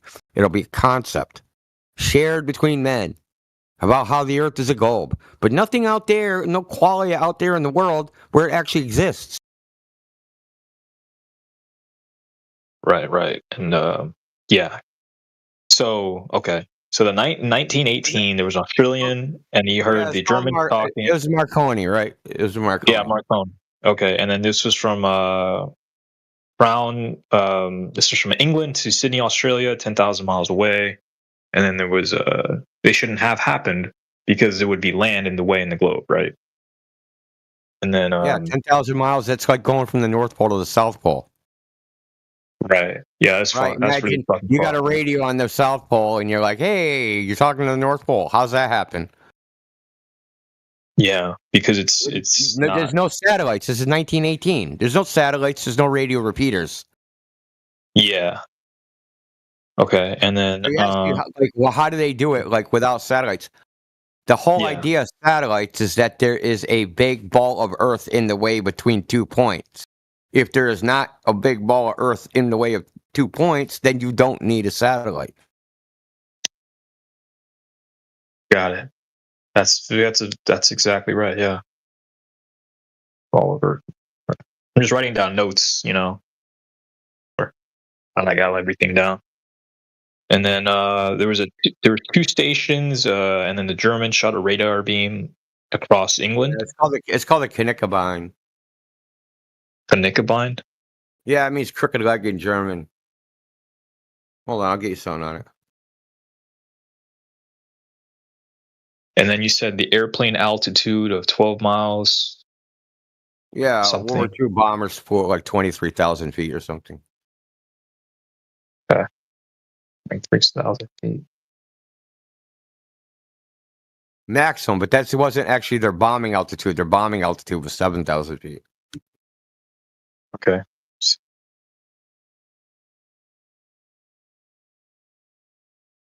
Hey guys, if I may interject just quickly, Indio, don't people ever come to you about with the radio broadcast stuff and say, oh no, they're just bouncing signals off the atmosphere or some shit? The ionosphere, yeah. That would be a plausible explanation if they didn't do this during the day. What's the difference back then versus now? Just their knowledge of the so-called ionosphere or something, or ionosphere is post hoc. It's ad hoc after the fact. So they did it, and then they're like, "How could you do that?" Well, they must be bouncing up with something in the sky. Okay. Yeah. There's no evidence for it. It's just they had like, what else are they gonna say, that the Earth is flat? Like that's the other option. So they didn't actually discover it. They inferred it and then just run with it, as opposed to, there must be something. Let's go check it out, and then there is something. Yeah, they don't do that. From the fact they can do something that should be impossible. Okay, so they don't actually go up there and say, "Oh shit, there is this thing." After we discovered that, or we thought it might be here, and oh yeah, it is here. I think the ionosphere was developed in like the 30s. The idea. Okay. But like the radio transmissions were like in the 1918 and shit. So it was like 15, 20 years later. But even if they say it's the ionosphere, that doesn't even work. We can assume there's an ion layer. Fine, that's not a problem. If you use the ionosphere, it has to have all sorts of novel properties like negative refraction, which they say it has, which is fucking no evidence for. But let's just even say it's true. The ionosphere would cause, so the result of what they say, their theory, their hypothesis is, the ionosphere moves around. So on the day side, the ionosphere is lower than on the night side. So when you do daytime transmissions, they'll bounce off the ionosphere, but only for a max distance of like 800 miles. But at night, they can go some fucking infinite distance. I don't know, bounce around the Earth 1,000 times. Who knows what they say? But the nighttime transmission would say, hey, this is plausible. But the daytime transmission, it's not plausible. Because it can only go 1/10 the distance. And this is when he heard German. Was during the day. All day. Okay? So that excuse, it just don't fly.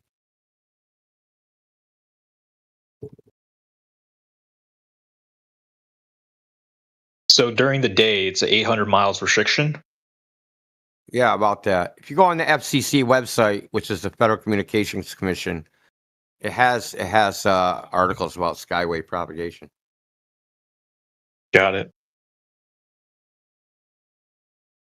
probably a link in one of these places because, like, pretty much everything I'm telling you, they're in one of the information channels, probably. Yeah, I'll have to look. I have to like rifle through everything and like look very closely and see if they have it. And if not, I'll just go, just find it online. And at night, it's an infinite distance, so it wouldn't work. I mean, effectively infinite distance because they'll say I mean, there's no evidence for the infinite distance, but they'll just say it, right? I'm just saying it. Like this is kind of like devil's advocate, giving like steel manning their argument and saying, "Hey, this is the best argument they can make," and that still fails. So that's typically what I do. It's something I do. I don't straw man people. I steel man them. I steel man their argument and then say, "Okay, with your best possible version of your argument, it still don't work." Yeah, that's a very solid way of arguing. It's like it's very honest way. But let me see. So well, I only care about what the truth is. I'm not like stuck on this flat Earth thing. Yeah, I booked it. Look, it pretty much goes like this. And all the time I've been doing this, some globe earther says something. I ask them what the evidence for it is. They don't know. I go look it up. I find that the evidence is absolute bullshit. Either the claim doesn't match what's actually observed in reality, or what the claim matches what observed in reality, but they don't even use a globe to even get that in the first place. For example, they'll say things like PNS waves show that the Earth is a ball because the waves travel and avoid the core, or some bullshit. But then if you look how seismic waves are modeled from the data, they use a hyperbolic geometry. In the model, they use the hyperbolic wave equation. And as such, automatically, just from the fact you're using that type of equation, you're going to get that result. So they're not confirming anything. They've taken data, they've stuck it into the model, and the model spits out some result. But they didn't. That's not an observation. What did they observe? Oh, the ground shook. The ground shook at all these different places at all these different times. We're going to take those variables, we're going to stick them in a model.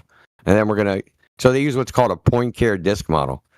Which is basically, it's a hyperbolic wave equation. I'm just using this as an example of like, when you look further into it, people will say, this confirms a globe. And then you look and they don't even use a globe geometry in the first place. So how could it ever possibly confirm a globe if they're not using globe geometry?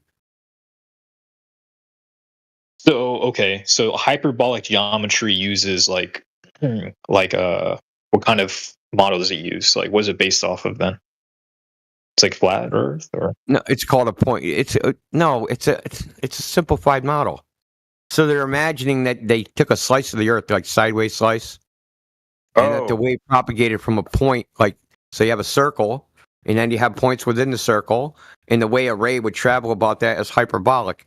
So distances go exponential at the edges and are different at the center, and are like so it's almost like a distance formula. So like how you measure distances within the coordinate system changes. It's kind of hard to describe, but they have like this Poincare disk model that's been around since Poincare, which was at the end of the 19th century. They basically use this simplified model. But the point isn't that they're using a simplified model. I'm not even bitching about that. It's not even a bitch. I'm just saying is that it can't confirm the globe if there's no globe in the mathematics. Yeah, I see what you're saying. So it slices up like a part of the Earth, and a lot of these things, so eclipse predictions. You probably assumed it too, that they use a globe mathematics to predict eclipses. And then people say, well, eclipse predictions, they can be predicted down to the second, they confirm a globe. They're presupposing that they got that prediction from a globe. Here's another one. Sunrise, sunset times. They don't use a globe to get those. They use something called the equation of time. Right? If you look at the formulas, there's no globe in the mathematics. So how can the eclipse or the sunrise eclipse prediction confirm a globe when there's no globe in the math. They're modeling some other shit. This is what I'm talking about. No matter what I look at, no matter what any globers ever presented to me, upon further investigation, the way they thought it worked was wrong, and the way it actually works has nothing to do with a globe in the first place. That They makes just sense. thought it did. They just thought it did. Like, it's all this happens, bro. I'm telling you, this happens all the time. It's not like I haven't had to say it lately because I just stopped saying it because I got sick of saying it. That's not a globe prediction. You just think it is. And then they're like, what do you mean I just think it is? It is a globe prediction. Blah, blah, blah, blah, blah. Then I get the sources and I'll show them. Okay, there's no globe in this. And then they gish gallop or fucking crash out or something.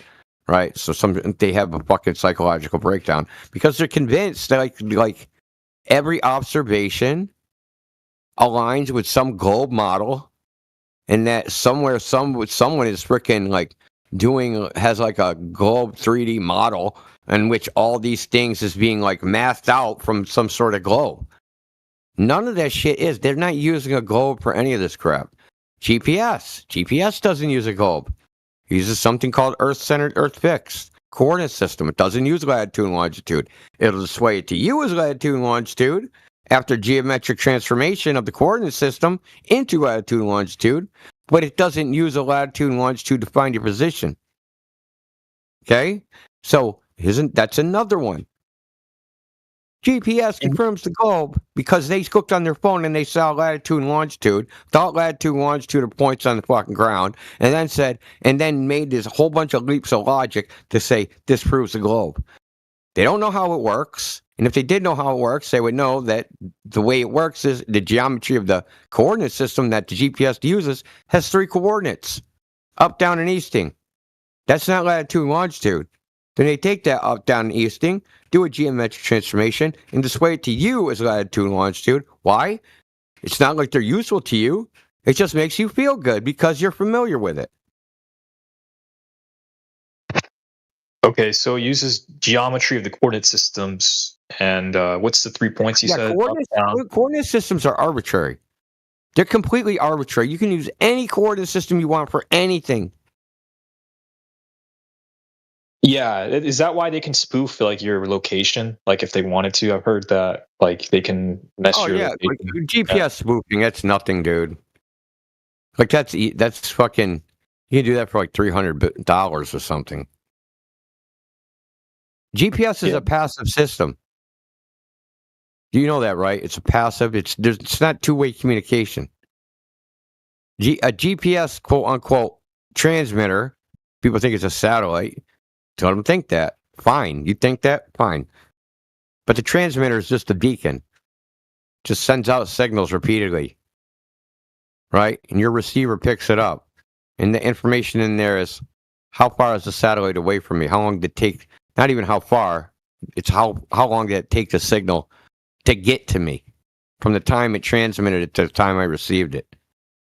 And if you have a bunch of satellites or transmitters that your receiver picks up, then you can use something called trilateration to figure out where your position is within some degree of certainty. But that position is calculated on a tangent plane in Earth-centered, Earth-fixed coordinates.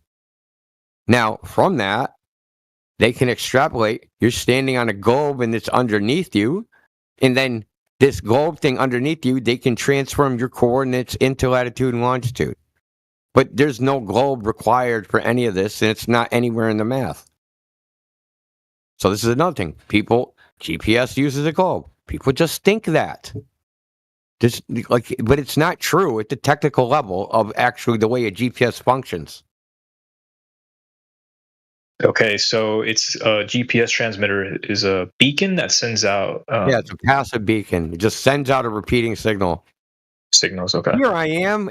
I sent this signal at frickin' 2:00. That's it. You're like, I picked that up at 2:00 plus, 2 milliseconds. Oh my God, the speed of light's 300,000 meters per second. You're fucking 1,000 miles away from me. Right. That's it. That's all it does. But it will take a bunch of these sources, right? I'm 1,500 miles. I'm 3 feet. I'm fucking 30 miles. I'm whatever. And then you can take circles, right? You can take a circle from each point, and that the distance is the radius, and draw a bunch of circles, and where they overlap, that's where you are.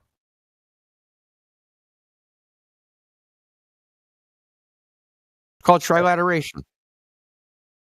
Yeah, tangent to the Earth fixed and for Earth center. So we said Earth center, Earth fixed is on a tangent plane.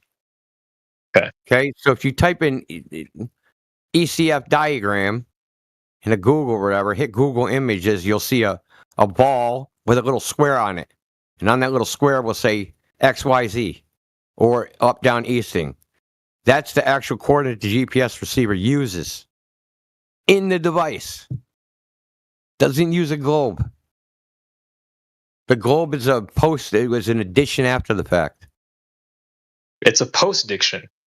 It's not it's just an addition after the fact. Like, okay, we have a plane. We know where he is on this plane.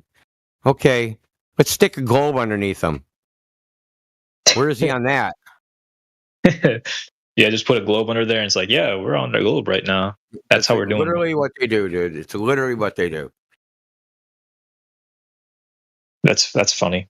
But that's not how people think of it. They think like the thing is calculating latitude and longitude, and I don't know what people think. I just know that it doesn't use a globe. People think it does, and this is look, man. Like, you've seen how complex this sophisticated this topic is. There's like points, and points is like an octopus. There's points everywhere. But the thing is, no matter what a globe earther has brought up to me in 8 years, upon further investigation, the way they thought it worked is not the way it actually works. Yeah. Yeah. Yeah. They I'm make writing up down a lot of shit in their. They make up like I just hate to say, they make up a lot of shit in their head. They like it. I call it filling in the blanks. Like, they're told, hey, there's satellites in space, right? And there's this device that tells you where you are. And and no one ever told them, hey, it uses a globe to work. They just said, oh, global positioning system. It must use a globe to work because there's satellites and I have a receiver. And they just fill in the blanks that inside that receiver, it's doing mathematical calculations on the surface of a globe. But it's not.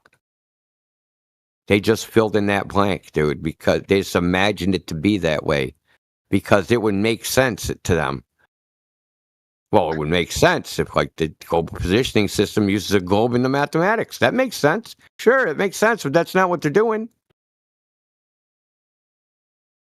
Yeah, you know what this makes me want to do? It makes me want to get like a sniper and shoot a satellite out of the air and see what it is. Like, that's what I want to do. Just see, like, watch what it is, like see like what it's using and like what it carries. Because that really annoys me when I see those things, and like I'm like, what is this? Well, there's another thing. No, man, it's late, man. I should have went to bed. So, no human being has ever observed an orbit of anything ever. Yeah. Ever. No one has. Right? So you can look at the moons of Jupiter. They go left to right, and then they disappear. And then they appear back where they started again. They go left or right, and then they disappear. Then they go left or right, and then they disappear. And that's all you ever see. You don't see an orbit. Okay? Look at the moon. You don't see the moon orbit the Earth. Look at the sun. You don't see the sun orbit the Earth. You don't see any of the planets orbit the sun. Right? You don't actually see any of that shit. You don't see satellites orbit the Earth.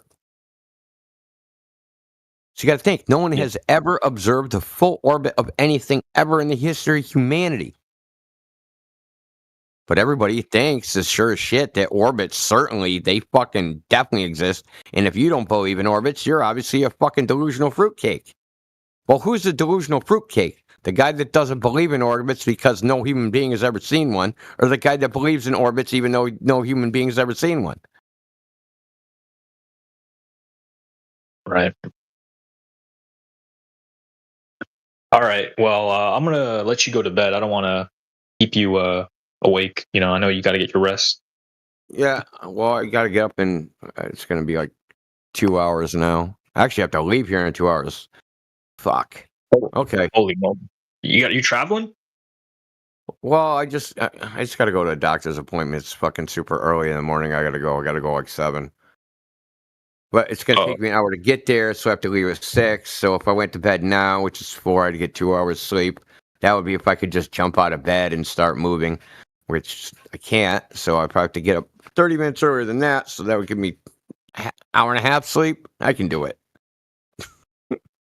You have a strong will. You're very smart. You know, you got a strong will, so you can do it. And I appreciate you helping me and on this. This is very interesting stuff. Like I haven't gotten this deep. Yeah, dude. I hate to brag, dude, but like on Discord, like the Flat Earthers on Discord, this is like the pro league. Every other platform, I'm on X and I'm on Facebook. Well, I don't really use Facebook that much. Only like the server. We have a server Facebook page. And I use that. But like on X and like TikTok and all the other, those fuckers are amateurs. And I hate to say it. There are some people that are on Discord in that. But like the Flat Earth, like I hate to say this word, community or whatever you want to call it on Discord, because we actually like have debated this topic more just because of the platform, the way it works. So we've been churning people for fucking years now, right? I probably debated, I don't know, it's got to be at least 10,000 people on this topic easily. But if I was on another platform like X or fucking TikTok, after like 5 or 6 years, I might have debated 500. So it's like, it's just the platform. So we've advanced this idea way farther than they have. Like, it's same with like on YouTube. Like, those people, like on YouTube, they don't really interact. Yeah, they have debates on YouTube about the topic, but they don't really interact with people on a regular basis, right? Like their chat or whatever. And even that is so limited. So we've debated, we have looked at all this, you know, fucking data, and like I've debated PhDs in cosmology, physics, all that. Everyone, like almost everyone here has. We've debated professionals, academics, you name it, pilots, surveyors, geologists, fucking botanists. Like you pick the fucking profession. We've talked with them about it. Astrophysicists. And yeah, like, that's exactly my point. But here's the funny thing is, doesn't matter if they're in 9th grade, sophomore in college, PhD in physics. They all have the same answer. I don't have that information. Magic Science Guy does. Right. They always appeal to what I mean by Magic Science Guy is they always think that there's somebody out there that has the evidence, right? Okay, they'll make a claim. You go, what's the evidence? Like, I don't know. I'm not a scientist. And if they are a scientist, they go, I don't know. That's not my field of study. There's some other guy that knows. Okay, so we're looking for the other guy. If you know where he is, the Magic Science Guy that has the information, the evidence that confirms the globe, we want to find him. We're looking for him. Okay? If you find him, send him this way. We're looking for Magic Science Guy. Yeah. So they appeal to authority all the time, basically. Yeah. I mean, like, no, it's just like, yeah, I mean, you could call it appeal to authority or appeal to credentials or whatever. Yeah. But basically, it just boils down to they don't know, somebody else knows, and they believe that somebody else knows, and that's why they believe it. They just believe there's somebody else with the information, and they trust that it's out there somewhere. How many times we've debated somebody, and they're like, they say something, and then we ask them how they know that, and then they have to look it up. Like, why did you believe it before you had the information from which to base a belief on? You auto-believed it. I believe this thing. Okay, what's the evidence of that thing? I don't know. Let me go find it. So you believed it before you had the evidence. You got it? Like, this isn't outlier shit. I'm not talking about, like, strange, weird fucking people. This is the vast majority of globe earthers. They believe something, and then when pressed, have to go find the evidence for what they believe. And then they find the thing, and then it doesn't even say anything that corresponds to what they believe, or the evidence is contrary, or it's just like some other fucking anti-flat earther saying some other bullshit without evidence, right? So they'll link a page that just makes the same claims they make, but on that page actually has no evidence for those claims. These are normal. This is normal par for the course shit that we deal with. Like, this topic isn't close. We get in a debate, like, it isn't close. Like, it's not a close debate. It's not even remotely close. That's the fucked up thing. How many people laugh at us and then boldly claim and confidently claim that the moon phases are caused by Earth's shadow? How about gravity being caused by the rotation of the Earth? Oh my gosh. Crazy. Yeah, we've heard that many times. Or the sun is a burning ball of fire. Or mass is the amount of matter. Or gravity is something falling. Or any number of things, dude. It's just crazy. Yeah, they think eclipses are moon phases. That's one of them. That's a pretty kooky one. Jeez. So, have you had a guy that's like your toughest opponent, like on here, or has everyone kind of been? Oh, okay. The only thing that's tough to deal with is like sophistry and shit. Actually, like just dealing with the facts of the matter, that's no. There's no challenge there because they don't have the facts. So it's like, what's the challenge? The only thing we have to deal with is like that's challenging is like dishonest people, people that lie, people that straw man, people that do all sorts of like debating gimmicks, debating tactics. Right, that can be tough to deal with if they're like a clever debater, because you can be a good debater and have no facts and prevail, right? If you're against a weak debater, right? So you can prevail just on bullshit. So we have those type of people try to do stuff. There's a whole group of people, they're called debate bros. And they have all these debate gimmicks. They'll just try to debate any topic, literally. And their thing is to debate. They don't know. They try to win debates not knowing anything about the topic. Just using debate tactics. Like one of them is to do a bait and switch immediately in the discussion. That is to state a position. The other side states a counter position. And then in one or two sentences, somehow co-opt and take their position and get them to argue against their own position that they initially did. Yeah, they heavily rely on their opponent not having a complete understanding of formal logic and debate. Yeah. Yeah, but they try to do the bait and switch where they get the person like to argue against their own claim.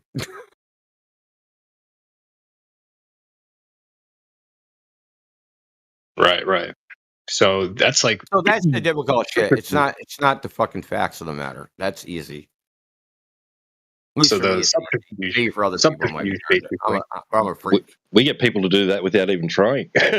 Yeah, I know. We could do that without even trying, bro. Like, dude, just like a run-of-the-mill Glober, he'll come in here and within 3 seconds they'll be fucking throwing their own authorities under the bus and contradicting themselves. It's actually quite humorous.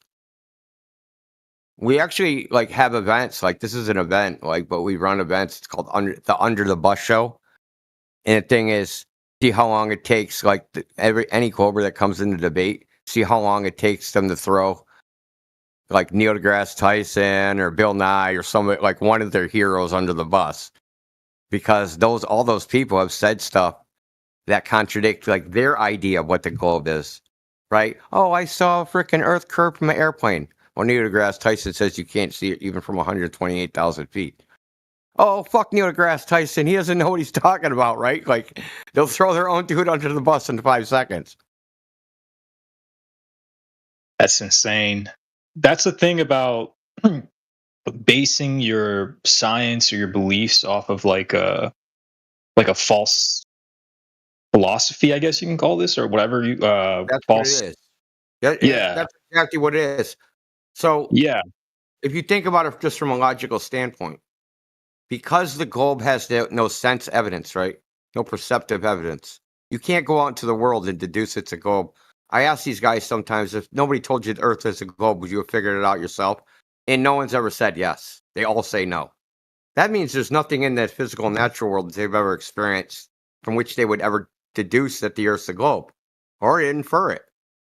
That is completely based upon word of mouth. Now, so you're starting from a position of you have no actual physical evidence of the claim. So to advance, the only way to advance that is to presuppose it. So the presupposition alone, the very fact that they start the claim with an assumption, means they can't prove it. Right? They can't prove it from the get-go because it's assumed. Okay? So just like Eratosthenes, his experiment to so-called measure the assumption of the Earth, or measure the circumference of the Earth, to do that, he has to assume it is a globe before he does it. He could do the experiment before that, but it's his conclusion can't be reached without assuming he was measuring a sphere in the first place. So all globe claims contain this, where they have to assume there's a globe in the first place. Well, this is affirming consequent form of logical fallacy. No globe claim can be maintained logically because it has no axiom from which to start. And an axiom in the sense of logic is something that's self-evident. It's not self-evidently a globe. So you have to start from that assumption. Right. Makes sense. You have to contrive that, yeah. Yeah, like you could start with an assumption and presupposition. That's fine, and you can go on to believe whatever it is you fucking want to believe. But you can't prove it deductively through logic that actually is the case. But we're at the state of being in this society where it's like fucking the Earth is a globe it's unquestionable truth, right? So, just to tell you what happens is they start with the unquestionable truth that only fucking retards think is wrong. And then within interacting with us after 5 minutes, they're showing that all they have is a fucking belief based upon a presupposition that they can't prove. And they fucking go out of their minds, dude. They fucking crash out. Because they went from a fucking goddamn existential fucking certainty to fucking I don't know in 5 minutes. If you probably polled 100 people and you said, what is the thing you're most certain of in this world? They would probably say Earth's a globe. Jeez. Yeah, and they don't know that at all. Like, even a little bit. Yeah, that's the state of affairs. I mean, I am going to get off. It was nice talking to you. And yeah, I gave you a lot of information, and I realized, like, you probably got, I can't even believe you lasted that long. I gave you more than any freaking human being could probably possibly digest in such a short period of time. So, you know, take it in bite-sized chunks. You know what I mean? Don't choke on it. Yeah. Typically, when I go on a roll like this with somebody, they can't last, dude. So kudos to you for fucking even putting up with it for that long. I could keep going for another fucking 4 hours. I can dump so much fucking information on you that your fucking brain will turn it to fucking gelatin. Well, it already is kind of gelatin, but I mean actual gelatin. Like strawberry gelatin. Yeah, it's all going into my subconscious, man. I'm absorbing everything. It's all coming in. Yeah, there's a lot of shit. But this is a multifaceted topic. There's history. There's science. There's experiments. There's observation. There's philosophy. There's psychology and sociology. And there's a lot of things all tied into this. There's tentacles everywhere that go into like almost because it's in the modern day, the idea of the Earth's a globe is the foundation of existence. Because it's where you are, right? So this is like, how can you answer any question about life if you don't know where you are? Right. Yeah. That's exactly what I want to do. Like, I want to figure all this stuff out and be fundamentally solid on everything. Like, I don't want to have any gaps, you know? Yeah, dude. And like, seriously, we're not saying, hey, believe us anything. That is definitely not the case. We're not here to convince anybody to be a flat earther. That is not what we're here for. Right. Like I just gave you, I gave you a bunch of information that you did not have before. Exactly. Now Yeah. you can actually make an informed decision about what to think, right? Or maybe where you should go from here. Maybe what they're telling me, the Earth's a globe, isn't true. Maybe what can I do to test that? What can I do for myself to actually verify what they say is true? Justify my belief in what they say by going out and doing some test, some experiment, long distance observation, laser test. I mean, I didn't even get to the Bolivian salt flats. The Bolivian salt flats are just, that's the end. Like, the Bolivian salt flats are a 43,000 square mile salt flat that when it rains, it fills up with like 3 inches of water. Well, when it fills up with 3 inches of water, it makes like a perfect giant fucking mirror. Okay? Now look in the chat. I want to show you something. Bolivian salt flats. Got it. Yes, the Bolivian salt flats. Now, what happens when you see the reflection of a curved mirror? It's distorted, right? The image is distorted. Yeah. Okay. Yeah. It's like those. It's like when you go in the circus, right? Watch this video. This is the Bolivian salt flats. This is how undistorted the mirror is. You just put that in the lobby, India. Oh shit! Yeah, thanks, dude. No worries, man.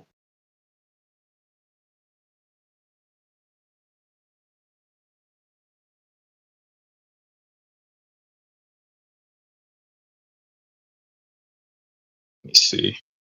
Okay, yeah, it's in there now. Now this video is gonna blow your fucking mind. Blew my mind when I saw it. So it should be distorting, right? Yeah. So what should happen is that the reflection.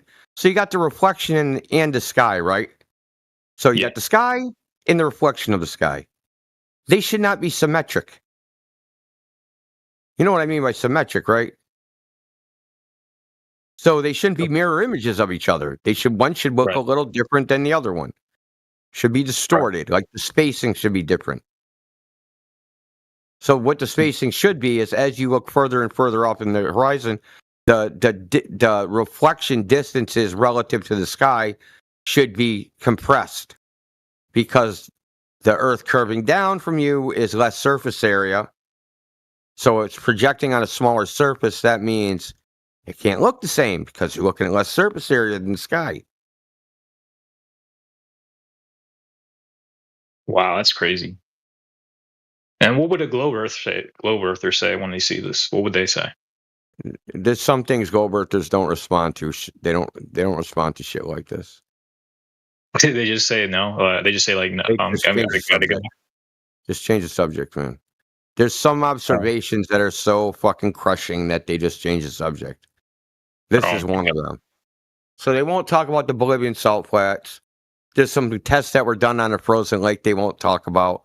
They won't talk about some tests that were done at Salton Sea. There's a bunch of them. There's a bunch of them that they just change the subject. And they just like, because it's like, bro, like I told you, there's psychology and sociology involved in this. People's identity is linked to the globe. So you take that away from them, it's like, what do they have? They have to reevaluate their entire fucking life. And they're not ready for that. So they'd better to just ignore it and move on than fricking go through a crisis right here on the live stream. Like, right. They'll appeal to a derivative, right? Well, we've seen they'll the crisis. Appeal to a derivative. Yeah. Because instantly they'll be like, but then how does eclipses work? Right? It's like no, that's not the real crisis. The real crisis is I don't know anything is true. I could be a brain in a jar. Absolutely, yeah. Then sometimes after they've accused us of doing that, like, you know what I mean? Like, because we'll question like, well, how do you know that that's a real photo from space, right? How do you authenticate that? Oh, well, how do you know anything's true? How do you know anything's real then? It's like, have you seen your brain? You haven't seen your brain, so how do you know you have one? Right. Oh my gosh. Is that really what they say? They say stuff like that all the time? Oh, bro. We call them, we have a nickname for them. We call them the 99%ers. So check this out. We had a streamer, a guy named Mr. Sensible. He actually flew like a high altitude balloon, take a bunch of photographs, thought he proved the curve of the Earth. He came in this chat and debated AB. Okay, he's a dude. He's one of our members. So he's live streaming while he's debating AB. Okay, and AB asked him, because he's like, I'm not. He said something like, "Well, I can never be 100% sure about anything." And AB's like, "Well, are you talking on Discord right now?" He's like, "I don't know. I can't be 100% sure of that." And then he goes, "Well, are you sitting in a chair? Do you know if you're sitting in a chair right now?" Now, this dude is live streaming while he's sitting in a chair. And he's like, "I don't know. I don't know if I'm sitting in a chair." Okay? So this is where their mind has to go. That if the Earth is not a globe, nothing is real. These are not the droids you are looking for. These are not the droids you're looking for. Exactly. Rumpus even said he'd sign himself into a mental institution if he had to accept that the Earth is flat. That's crazy. Like, I guess people's realities really are that tied to this stuff. Like, I'm not even like, even when I was younger and I was like taught this stuff, I never really like attached myself to that to the point where I would be like imploding because somebody told me that it's not true, like about globes and stuff. Like, I don't know how people are that like attached to this stuff. Maybe it's because like a sci-fi, movies or like Star Trek. I mean, I think that's the difference though. Because I wasn't attached to the globe, even though I knew a lot about, like, you know, modern cosmology, science, and all the shit. I wasn't attached to it. So when I saw something like the Chicago skyline from 52 miles away, when I saw that video and them saying it's a mirage, and me going, "Well, that's not a fucking mirage. That's not what a mirage looks like." Right? And that's what started me down the road of investigating it. When I investigated, I wasn't on, like, I didn't care one way or the other, like which one it was. So, like, it didn't matter to me. Yeah, that's exactly. It's like, I'm like a guy who just accepts the truth. I don't look for coping mechanisms or try to find like a way to like escape the truth. Like, I just accept what it is. Like, if I see it in front of me, and I just accept it. Like, I don't try to, like, you know, make up lies or cope about it. Because a lot of people do that for some reason. I guess they're just so, like, they're scared to be rejected by society, maybe, or I don't know. Maybe they don't like the fact that they're not conforming. I have no idea, but it's not easy, though. I will say that much. If you're, like, someone who's accepting the truth, it's very difficult because you're kind of a pariah, a social pariah sometimes at some points because you have to, you know, accept certain things that most people won't accept. I think it's more like a claustrophobic feeling, like a existential dread. You know, like not knowing. Yes. You know how? Yeah, that's exactly what it fear is, of not man. knowing, something like that. Yeah, it's terrifying. Existential dread. It's existential dread, dude. Yes. So, like, not knowing something. You've never heard that term before? Yeah. No. What is it? What do go on a little about it? It's almost like facing your own mortality. It's like that. Really? But instead of you like facing your mortality as in you might die, it's more like you're afraid that you might live. Wow.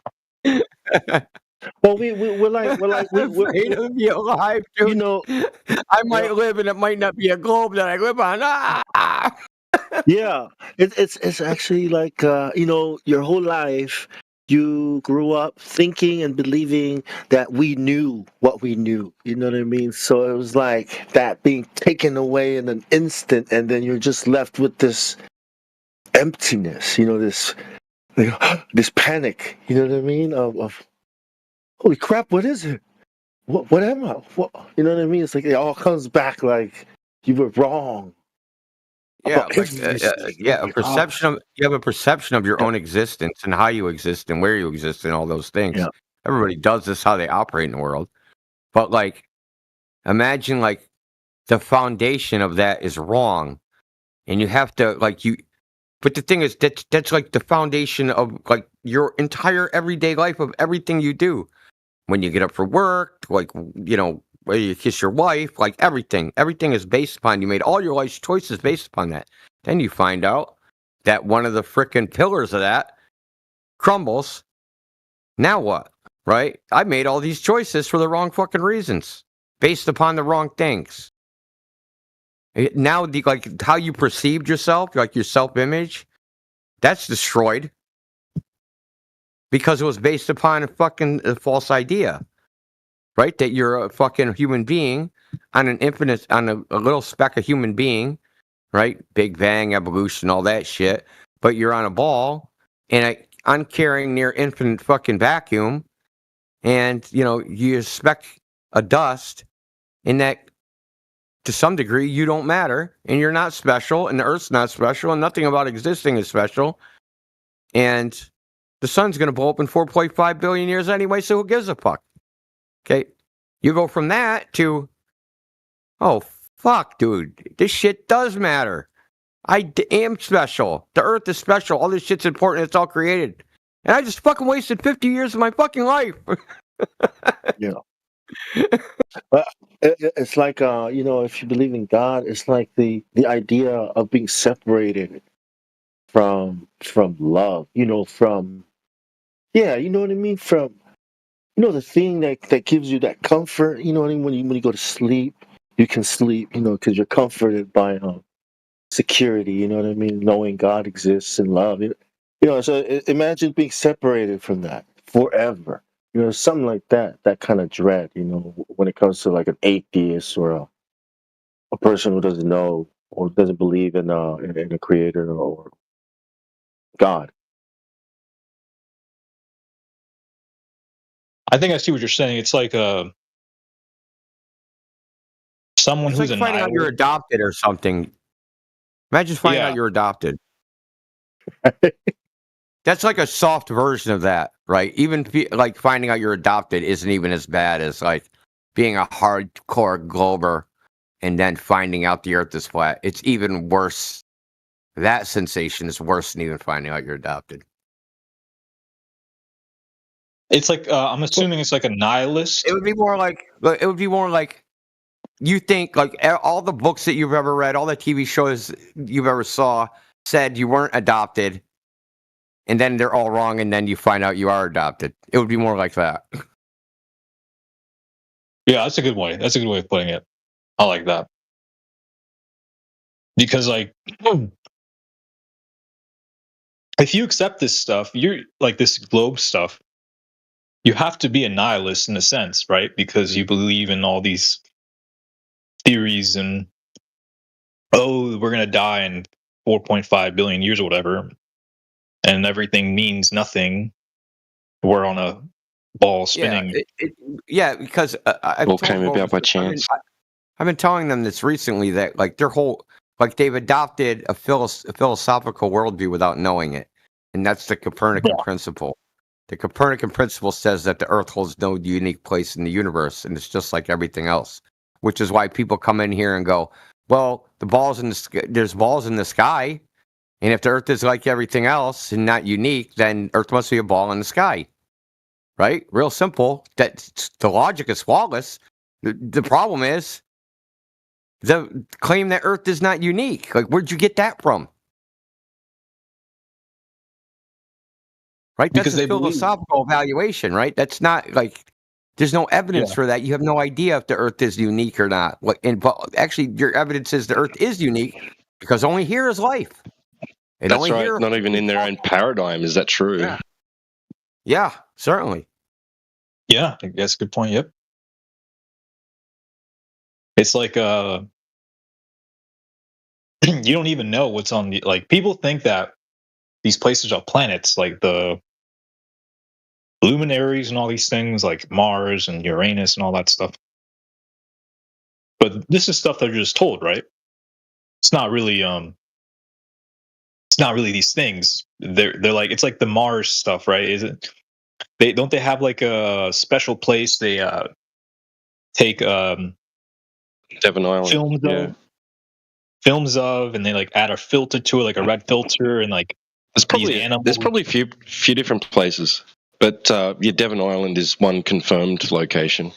Yeah, and like they see animals in there, and they say it's like an alien or something, or like a bug. I don't even know. It's like, wow, okay. You know, well, there's one image where there is like they say it's a rock and it's pareidolia. You look at it and it looks like a rodent, right? It looks suspiciously like an Arctic lemming, right? Lo and behold, where do they have a Mars training rover facility? On Devon Island, and what's native to that area? Arctic lemmings. Holy shit, right? It's like, coincidence? Exactly. Yeah, exactly. Like it's like people who believe that we're going to Mars and we're gonna have like a new life there, and like we can escape the Earth and nothing matters here. It's like it's builds up this nihilistic mindset that is like gives someone no purpose in life. Really, they don't feel this urge to fight for something. They're like they give up their will. You know, that's what it seems like to me,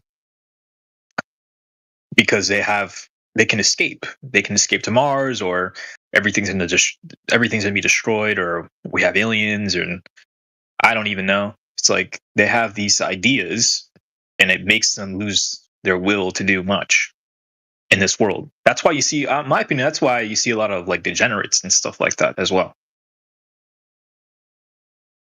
Because like they have this idea that is like there's a globe, and we have all this. We have Mars, we have all these things, and God is not real.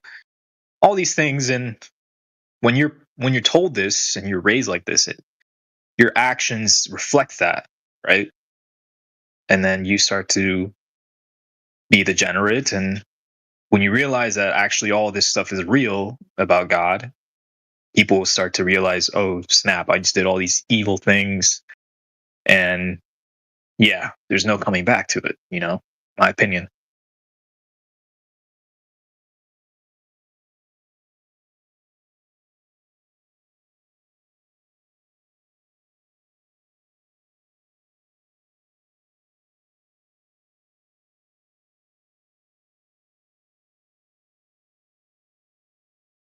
Yeah, I think for a lot of people that is the bigger issue is that they want there to be at least the possibility that things came about naturally without any intelligent intervention or divine, right?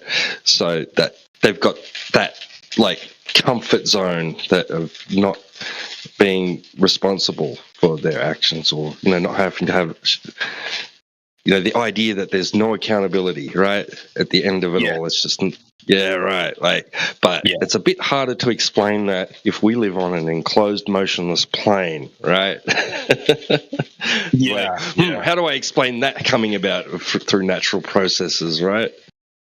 Yeah, and when they realize, like, wait, we do live on this, enclosed plane, and there is something out there that's like managing all this.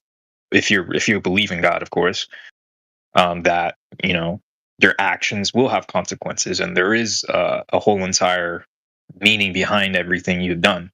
It's like It's like I remember in high school, I spoke to my friends, and a lot of them just thought that life was meaningless. We're just here to, do whatever we want and not live a certain way we should be living. And and then they start doing bad things, degenerate things, and they feel like there's no consequences for anything except for, of course, the legal law, of course, that we have on Earth. But let's just say there was no legal system at all. Like, how crazy would society be? Everybody would be dying and killing each other and all these things, and because of I know, right? People don't have comfort strength. Yeah. Even that doesn't make much sense to me, though. It's like, because, like, okay, so there's like the chances of you even existing is like 10 to the power of like astronomical figure, right? So it's like, and you want to waste that, right? Yeah. It's like you oh my God. How does that make any sense? That's why a lot of people do a lot of crazy things, like, of course, drugs and all that stuff. But there's people out there who think only money is what makes things better for them. And they start doing a lot of bad things. That's why you hear about a lot of corrupt billionaires or whatever, and they feel like if there's no meaning to Earth, there's no meaning to life, then they can just abuse their power and they can not get punished for it, and they can just enjoy living the way they want to live. And I mean, of course, it's legal in the legal system, yes, like the current legal system, that is, in my opinion, secular in a sense, because it's based off of like a liberal ideology, right? And liberalism, in my opinion, was peddled by stuff like this globe stuff, this atheism stuff, because before we were a lot more stricter about morals and stuff like that. But when you have this globe stuff, it peddles atheism and nihilism into the system, into our core system, into our court systems, into legal systems, and it starts to show the flaws of it and how society is actually operating based off of these things and how it corrupts morals over time. So that's another thing, is why, in my opinion, this globe stuff is actually very dangerous. It's not just like a random theory that they just put forth, I think there's an intention behind it, a bad intention.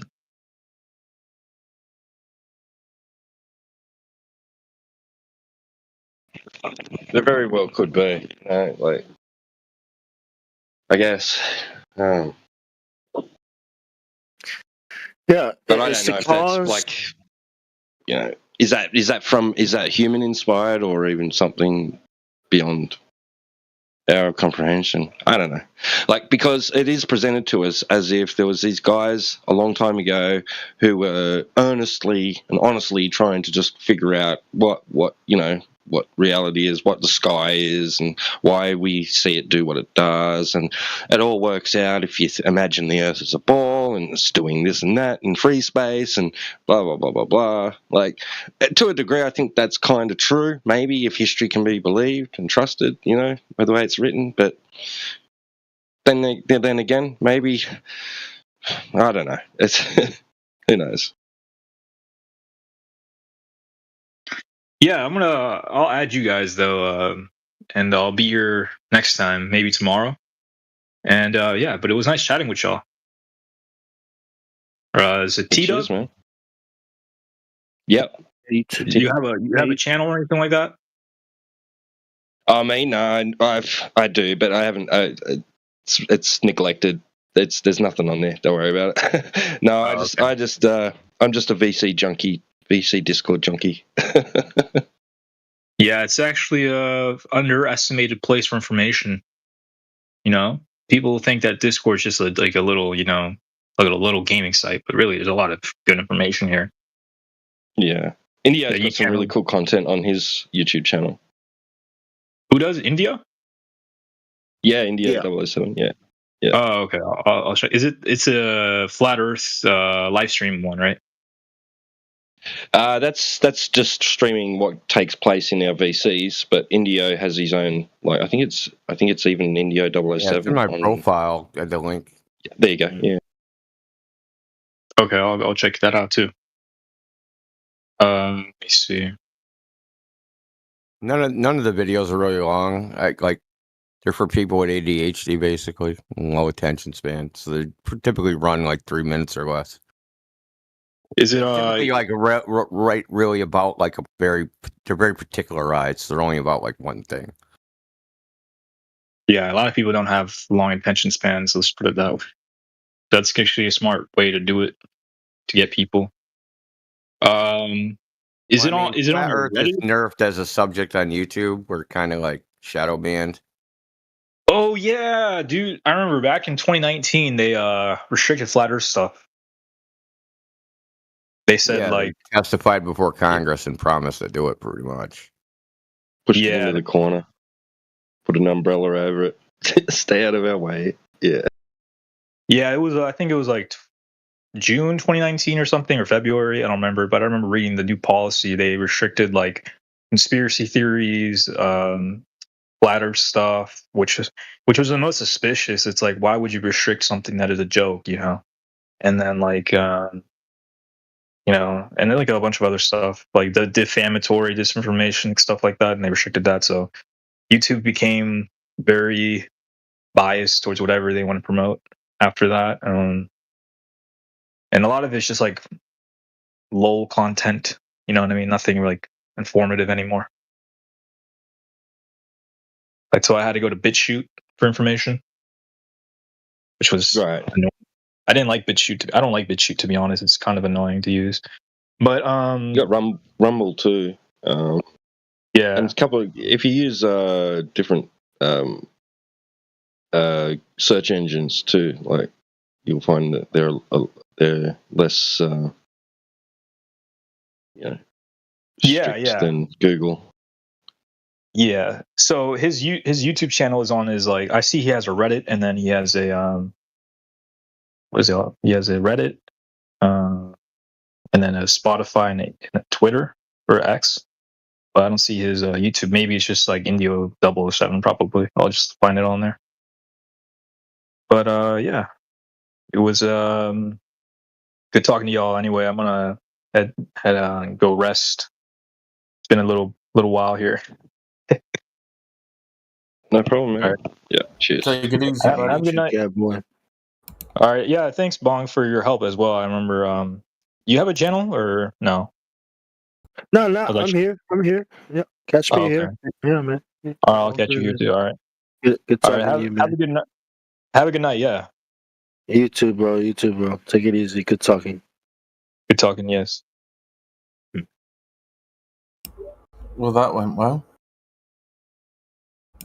That's good to see the home server live stream happening. Great. Yeah. What's up, Kingsley?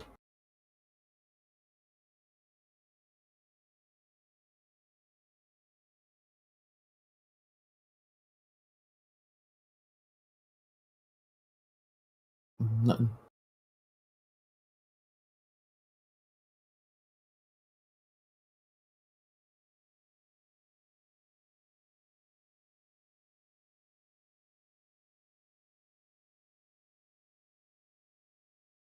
All the Americans must have gone to bed, did they? Yep. Sleepy time. What's up, Mr. Pickle? Hey, what's up, man? What's happening, man? Nothing much. Just got in an argument with some fucking idiot trying to be normalcy Norman when it comes to what's happening between NATO and Russia. And it really was an argument that came from nothing because I was trying to explain how important de-weaponization of nuclear material is and how like nuclear weapons are the worst thing ever invented. And then he actually tried to come back and say that mutually assured destruction has saved lives, the concept of MAD, because there's been less deaths over the past 80 years during war than the past 10,000 years of recorded human history, which is just the biggest red herring, logical fallacy, whole-filled argument I've ever fucking heard ever. It's illogical to say that nuclear weapons are a good thing. It's held humanity hostage for 80 years. And this motherfucker's actually trying to explain to me and be like, oh, nuclear weapons are actually good because the concept of mutually assured destruction has actually saved lives, and here's why. I've got an interesting video that you might like. I'll dig it out for you. Is it something related to nukes being fake? It's related to uranium. I don't know if you've seen this. Oh, I'm interested. This guy used to build facilities nuclear power plants and that. And he's explaining to people, basically, there was a fear-mongering campaign that went about, and he was there at the time that this started, and he shows you there on stage that he's able to prove, this is what it is with a Giga counter and that, and then he eats some. But yeah, give it a listen. It's only about an hour. See what you think of it. Okay, yeah, that's interesting.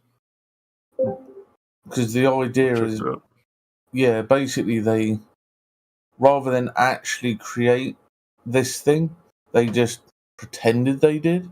So that's one of the ideas, at least. Yeah. They probably got something else a lot worse anyway.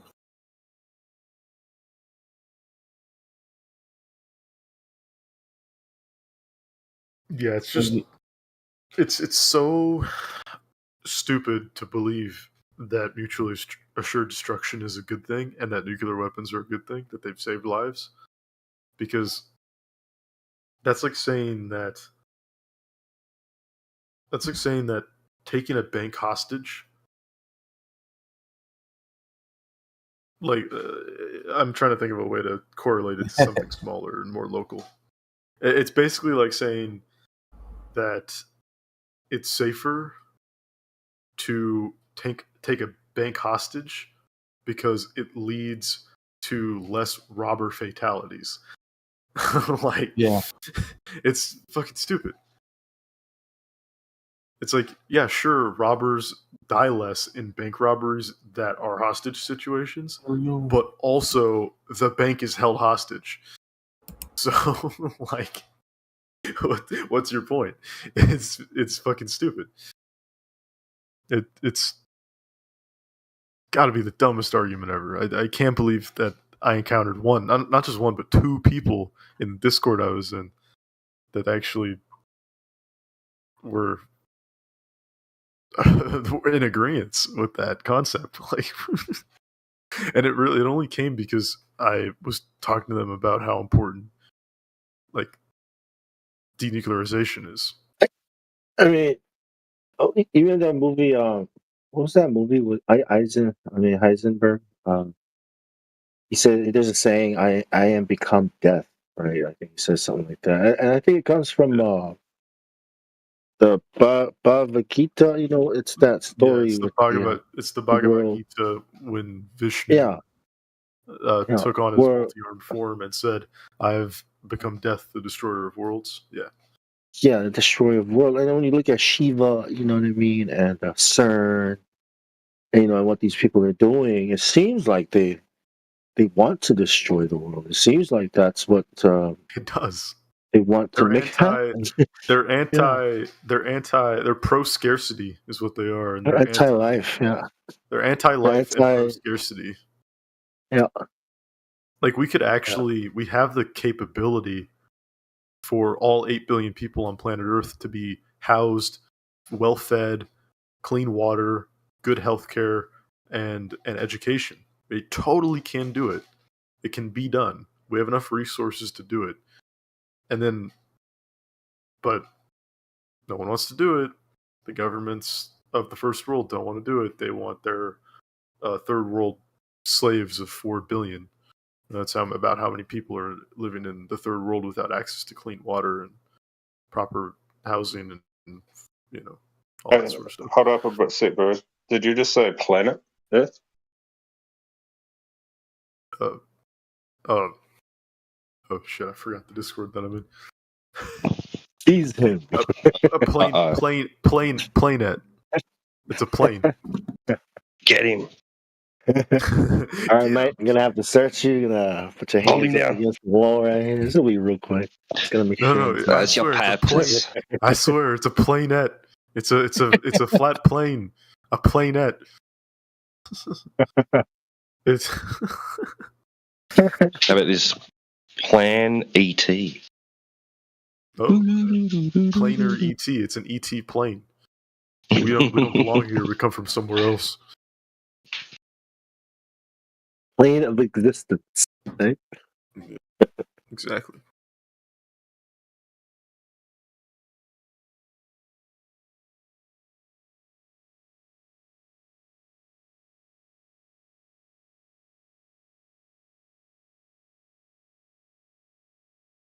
Anyway, you're not going to be able to do shit anyway, even if nukes are real, as they say. What are we going to fucking do?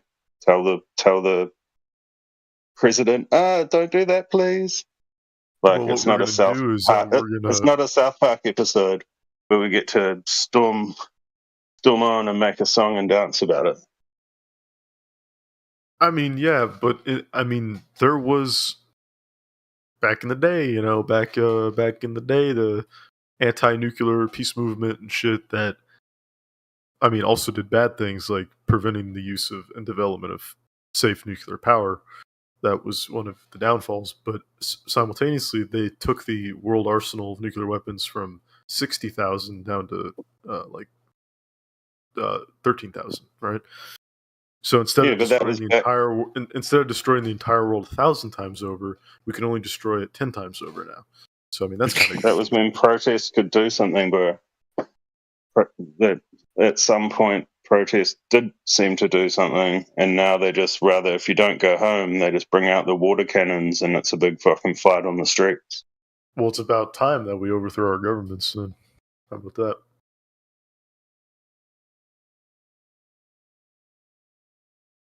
Collectively stand up as, enlightened beings and be like, yeah, fuck you. You're not going to fucking kill us anymore. That's what they're afraid of, is actually just the mass awakening that's currently happening. The psychopathic fucking archons that control the world, that's what they're afraid of.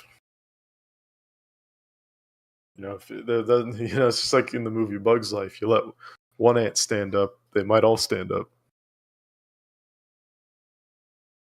So I do encourage people to be a big inconvenience to their government. I think we're more at they live, though, right? Sue your government as much as you can, and FOIA the shit out of them, and extract as much money from the system through benefits as you can, in the attempt to collapse the entire system, and also keep your money out of banks. Pull all your money out of the bank and live low impact and don't pay taxes, and among other things. All these, if everyone did it, the government would collapse. But not everyone does. But everyone will one day, when they realize that the government's starving them to death, killing them slowly. Starving them of real food. That low impact life.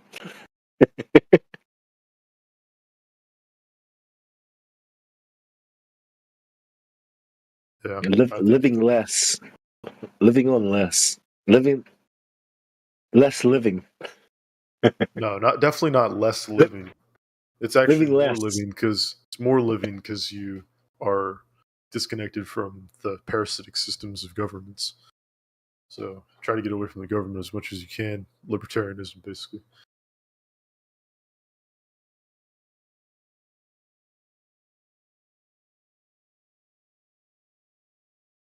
It's living more because you're not controlled by things like 9 to 5 work schedules and shit. I think if everyone tried to get away from, the good old system, extracted as much from it as you can, fucking be a big nuisance, collapse it. If everyone, even if everyone stopped paying their taxes, it actually wouldn't do much, because all of our taxes go towards paying the interest on the debt. It doesn't go towards schools. It doesn't go towards anything. It goes towards paying the interest on the debt. Not even the debt itself, but just the interest, which pretty soon won't even be the case. Pretty soon we won't even be keeping up on our interest payments as a government, as an entity, as a corporation. Probably around 2030, and then we'll default on the debt, and then the Federal Reserve will clean out all of our material assets, basically the clean house. And like, yeah, give us all your lumber, oil, gold. We own your country now. That's what happens when you let the big nose funny hat people take control of your monetary system and bring it away from sovereign currency control to gold backed to fiat currency that is owned by a private banking cartel instead of monitored and allocated by Congress. So that's where we really failed there. Shouldn't have let those people that were against the Federal Reserve onto the Titanic. That was a bad mistake. Isn't every government corrupt? I mean, if it's a government, it's going to be corrupt, right? I mean, isn't that how it is? Well, that's what they'd like you to believe because that ensures their power structure. To believe that every government, no matter what it is inherently corrupt, literally feeds the corrupt government system because it prevents you from overthrowing your current government and instituting a fair and just government because you believe that even if you did that, you would just have another corrupt government. And that's one of the logical fallacies they use to stay in power. A perfect example of that is the original America before it became a corporation, when it broke away from England and the British Empire, and it became its own country. The people who lived there were free; they weren't incorporated.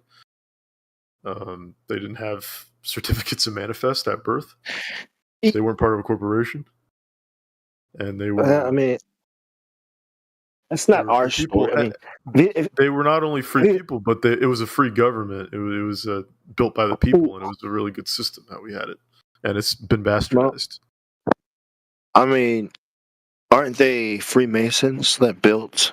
I mean, I think it's just when they say that all men are created equal, I think they're talking about Freemasons. You know what I mean? People who are in the club.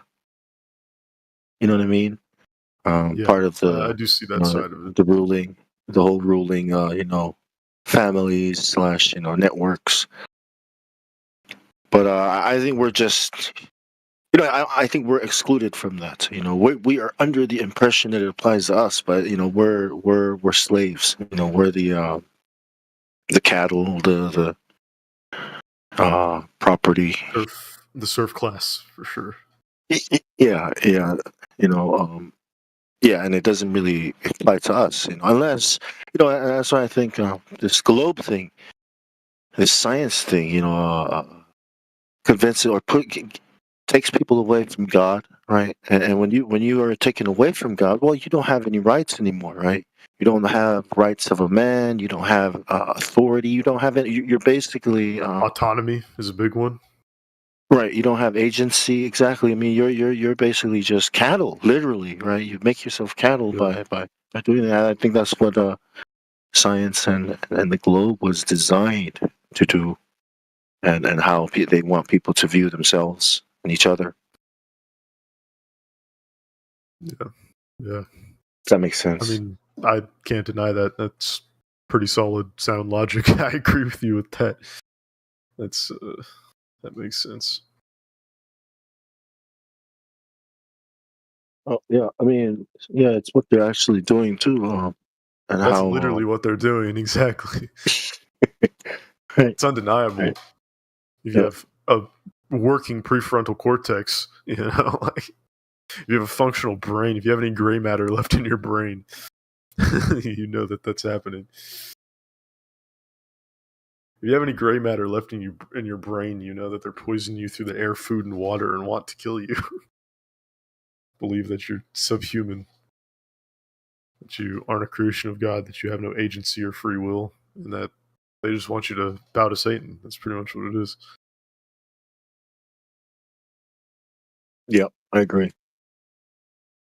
I mean, that makes perfect sense. They would hide the flat Earth because, I mean, who knows how far God's realm of creation really does stretch, and we could be in a prison. Very well could be. think that's entirely possible. Yeah, but when I first came to Flat Earth, like 7 years ago ish, 8 years, 2017 or something like that.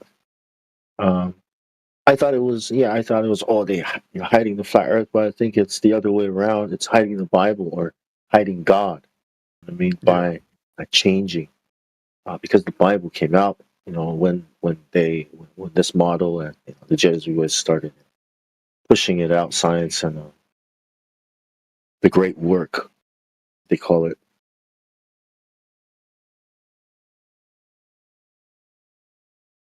Yeah.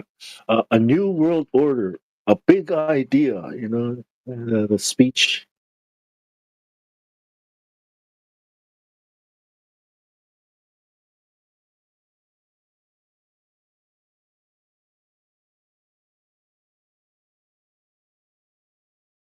Yeah, I think that's what America. Go ahead. One day we'll have that utopia. I do believe that. I do believe that it will come to one day that everyone will realize that. I mean, maybe not. Maybe the true utopia is when we're in God's kingdom. I mean, that's really, it could just be that simple that might be our only hope. Is that we make it to heaven, or that God comes back and brings his people to the great city. He creates when he creates the new heaven and the new earth. Yeah, exactly. Yeah, the new earth. The new earth. I've seen the new earth. God showed me the new earth. It's beautiful. It's utopic. Yeah, probably the most amazing. It's the most amazing thing you could ever imagine. I can't even put it into words. It's colors. It's colors that don't even exist, and it's a feeling. It's just it's just great. Yeah, when you look at all the plastic, all the forever chemicals, just the corruption of this earth. You know what I mean? Yeah. Like, oh yeah, like I don't really want anything anymore. Just wait for the new one. Exactly. Why build? Why put perfume on a pile of shit? You know what I mean? Why polish a turd?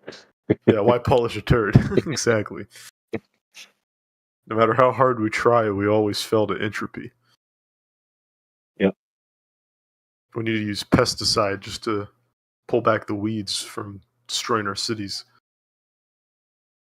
Like if we did no pest management or weed management or plant management at all, our cities would be engulfed in vegetation in under a decade.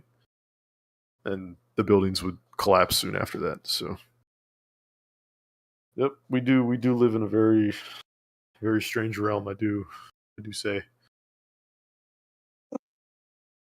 It seems like a very chaotic realm, right? If it wasn't ordered somehow by someone,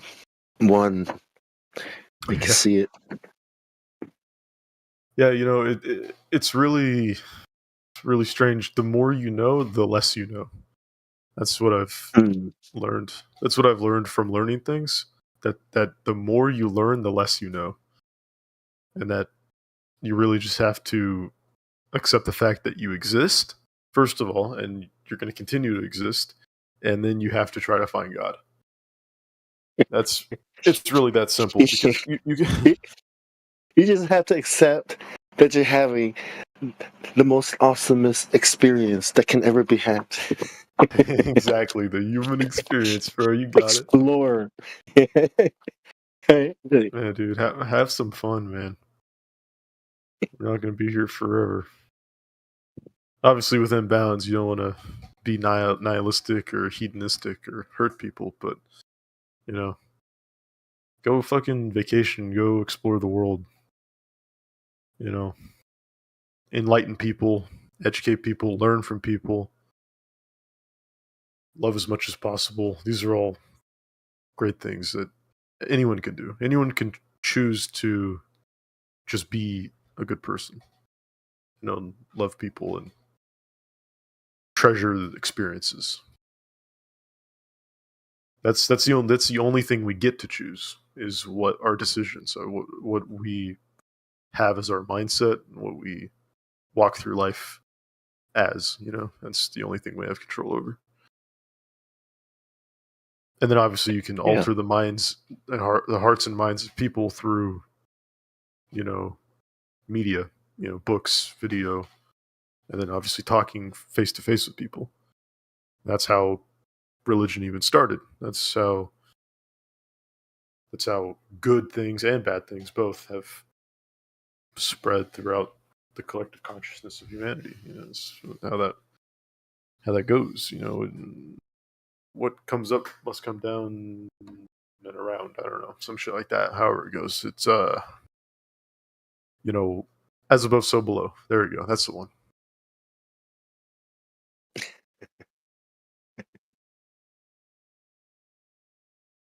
Is it like that? Yeah. Yeah, something like that. I don't know where I was going. I lost track a little bit halfway through that. Yeah, I mean, all the works. I mean, like we're here. Like you go look at water. You go look at the ocean. You look at everything, at creation. And then you realize, somebody created all this for you. To look at. To appreciate, to live in. As a habitat. I think that's a big part of being alive. Is acknowledging and appreciating the creator, the mind behind it all. It's what scientists do. Like how scientists study natural phenomenon. Do experiments, and they go like, oh wow, Yeah, I think it's to the glory of God to hide a matter, to the glory of man to reveal that matter, something like that.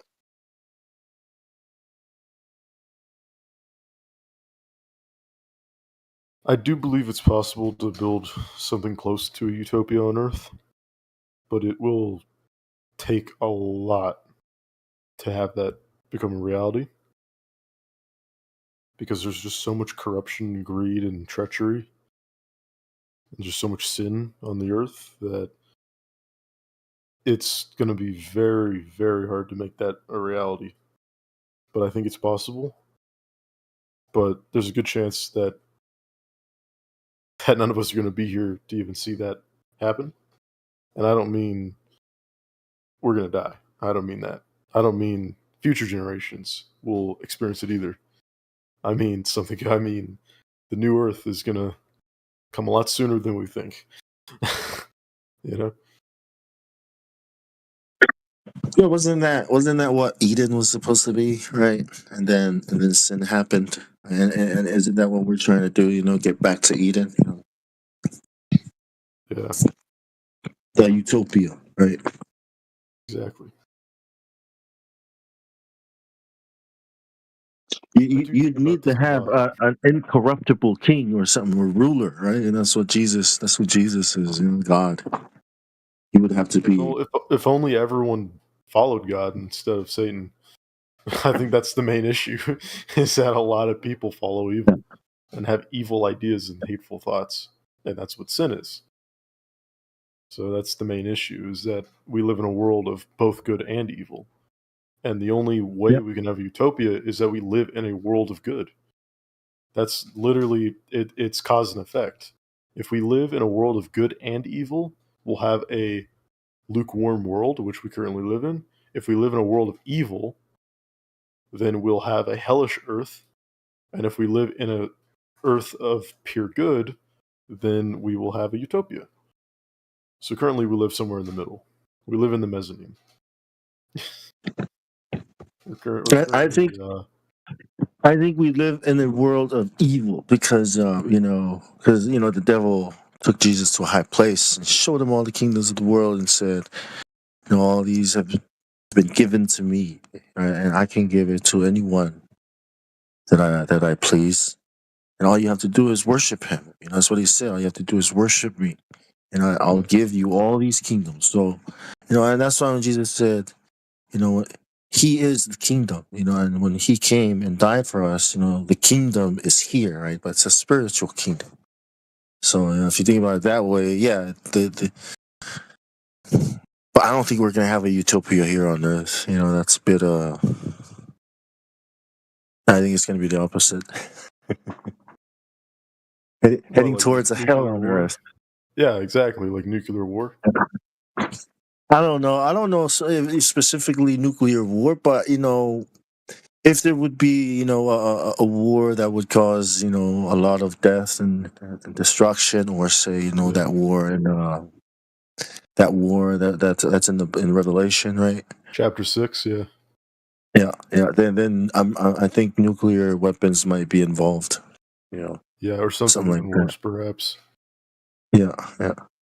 But I think Jesus said if the days weren't cut short, right, no flesh would be saved, meaning we would destroy ourselves. So I think God's hand, it can hold back nuclear. If it's His will to use nuclear weapons, then that's the way it's going to happen. But I think, I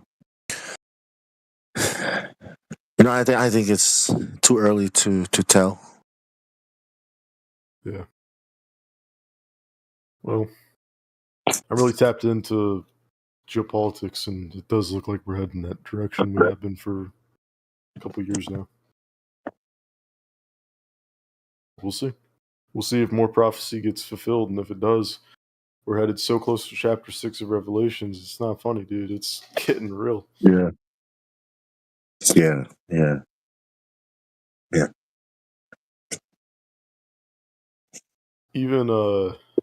Even before my grandpa passed, he made a Facebook post, and he said, Joe Biden has dementia and Trump is an idiot. We're all doomed. Start reading Revelations. You guys funny, man. He knew what he was talking about, man. Funny guy.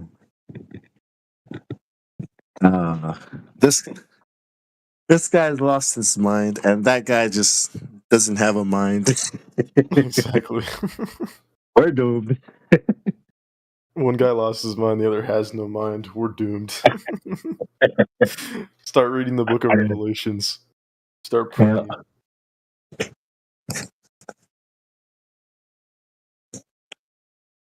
Yeah, Donald Trump, trying to run, trying to swim. Help! I'm sinking. I guess he was not our friend after all. The Prince of Peace, they called him. I know, right? Dude, Trump has some creepy parallels with Jeff Epstein. Are you still talking about him? What the fuck? News, man. We got better things to talk about. Like, what the hell, man? I'm trying to make some money here. You guys Man. You're talking about Jeff Epstein when we're talking about dead kids? What's wrong with you? You're random topic, Mr. President. You're evil. No, dude, but dude, Trump has some creepy parallels with the Antichrist. I think Trump might be the Antichrist, like legitimately, like no joke, like no joke, because he was nominated for a Nobel Peace Prize by none other than Benjamin Netanyahu. But he's an idiot. But I'm pretty sure the Antichrist, right, is not going to be an idiot. I mean, that has to be at least one of the. I don't think Trump's an idiot. I think he's just fucking evil. He's evil, but he's good. He's like, he has cunning evil. I think he's embodied by a lot of spirits of like different things of war and things. He hates war, but then on the other hand, he loves war. He's a very not non-symmetrical person. He's a strange fucking character. Not to mention, you know, it does say in the Bible that the beast will a wound will be inflicted on his head that will look fatal but he will survive. And then he has other parallels, like the fact that the face on the Statue of Liberty used to look like Elvis, and then they removed the face and put a different face on there, and then Elvis is actually Trump. So, and that the Statue of Liberty is actually Lucifer carrying the Promethean torch of forbidden knowledge. There's obviously that connection, and then there's the connection. That the Statue of Liberty is a tranny. Yeah. And then there's not just that, but then there's the fact that Trump has Roman blood and the other blood type. He's Roman, and what's the other one from the mountains, from Persia or something? I don't know, man. I think the Antichrist. I think the Antichrist. I mean, wouldn't he be the spawn, like the very spawn of Satan, like of Lucifer? Like, wouldn't he be the spawn? He'll be a man. He'll be a man. He'll be a man, and his number will be 666.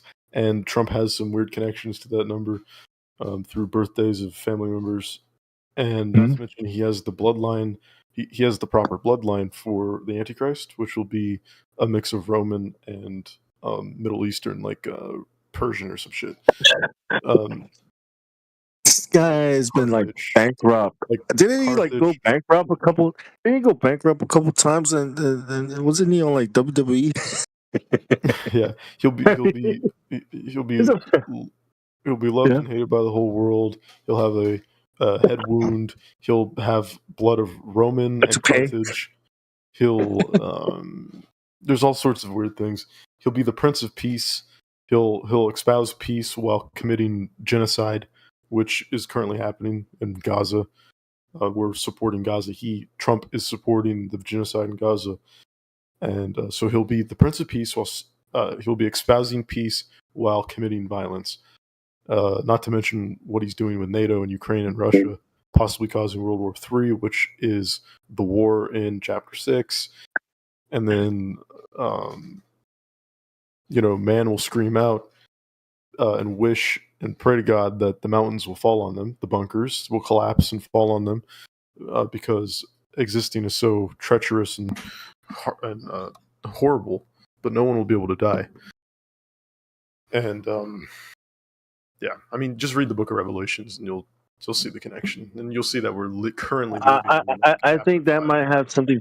I think that might have something to do with like transhumanism or some kind of like completely breakthrough in medical science that can cause people to, I don't know, have immortality or something like that. Because it says death will flee. So I don't know if it's something that people cause, through technology, the angel technology is what I call it, science. Totally, dude. Totally. The fallen angel technology, the breakaway civilization technology, for sure. That's how we got it, right? I mean, isn't that how we acquired the knowledge, right? Metallurgy and all this. I mean, the computers we're using is literally alchemy. It's exactly knowledge. Yeah. It's a form of witchcraft, is what it is. Yeah. So I think we're close to it, but I don't know. You got AI cooking. You know what I mean? You got China's what do they call it? Embodied. See that word? Embodied AI, right? Yeah. So when you think about disembodied spirits, you can probably say disembodied AI, but now you can say embodied spirits. Embodied spirits, AI, exactly. Right. So it's like we're building a body for things to come back to you. Exactly. Right. And that's what CERN's about too. It's they're going to open portals. They're going to let in Satan's legion. They're going to embody them through machine AI, and then that'll be used to wage war against humanity. And that's what Terminator's all about. That's what that movie's about. It's predictive programming. I mean, I'm laughing, but when I watch these drones do what they do, like I just it's like this. In my heart, in my stomach, there's like this terror, like, holy shit. You know what I mean? With the things you can do with this technology. I mean, this is just drones, like these are just drones, watching these acrobatic drones, do the things they can do. And then when you watch embodied AI, like some of these, I don't know what to call them, robots. I guess you call them robots. Humanoid robots. Yeah, yeah. Like they have a human frame, but they're fucking terrible war machines.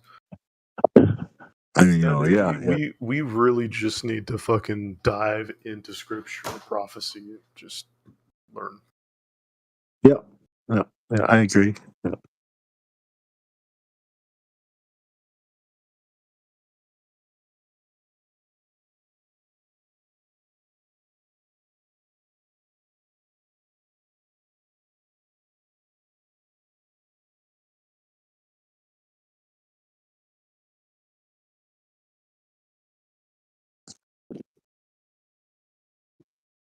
Yeah, so that's where we're at.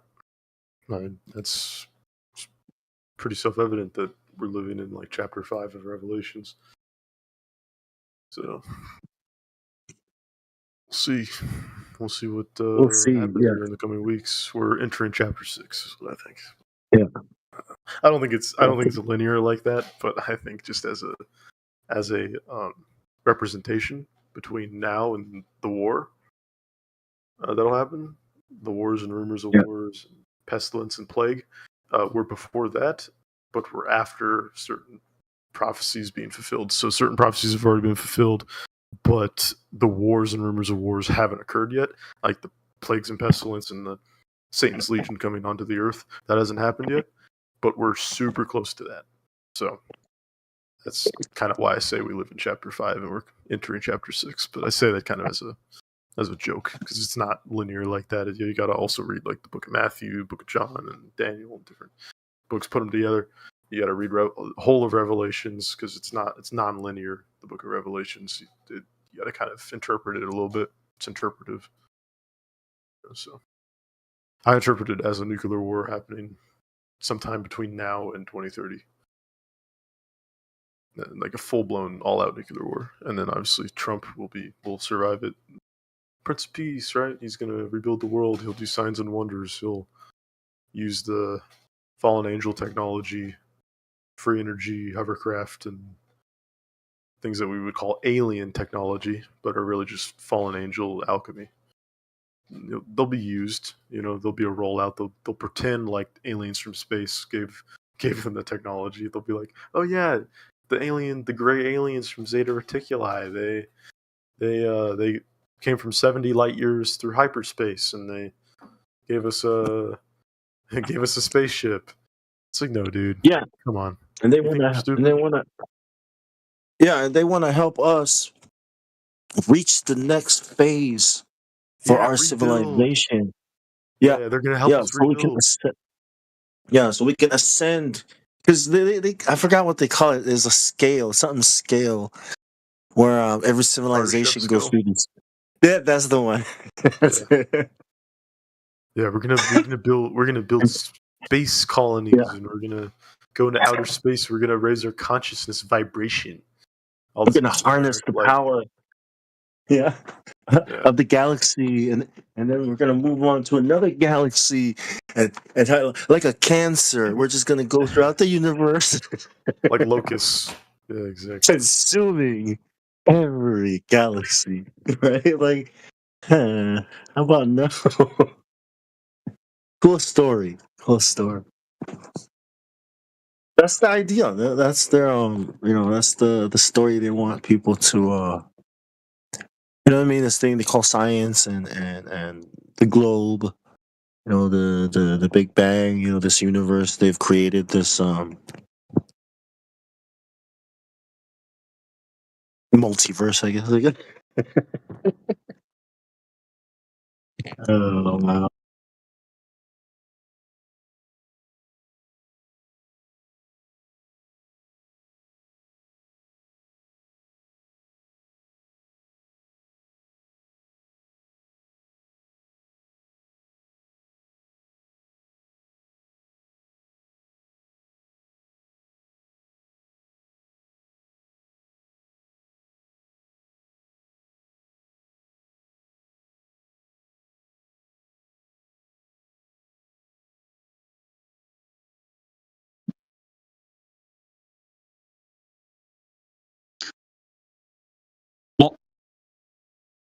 Is there a figure for the arc?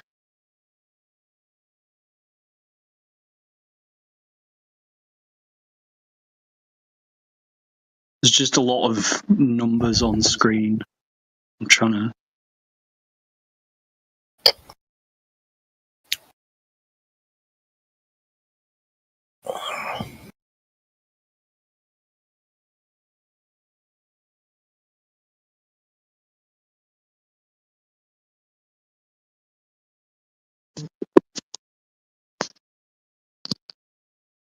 Wait.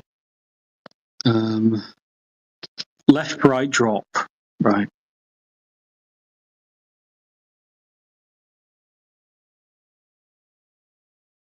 Yeah, but what? Okay, angle. Right.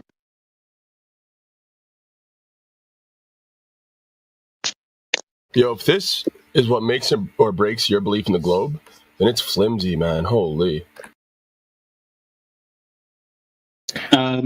Right. So that's at 90 kilometers. So it's saying 2 degrees. You wouldn't even notice that with your eye. It shows a visualization. 2 degrees, that's like, if you ever use one of those bubble, when you bubble things that you use to see if something is flat, the bubble would still be in its parameters, register as flat. It's showing you a visualization though, and I see a curve.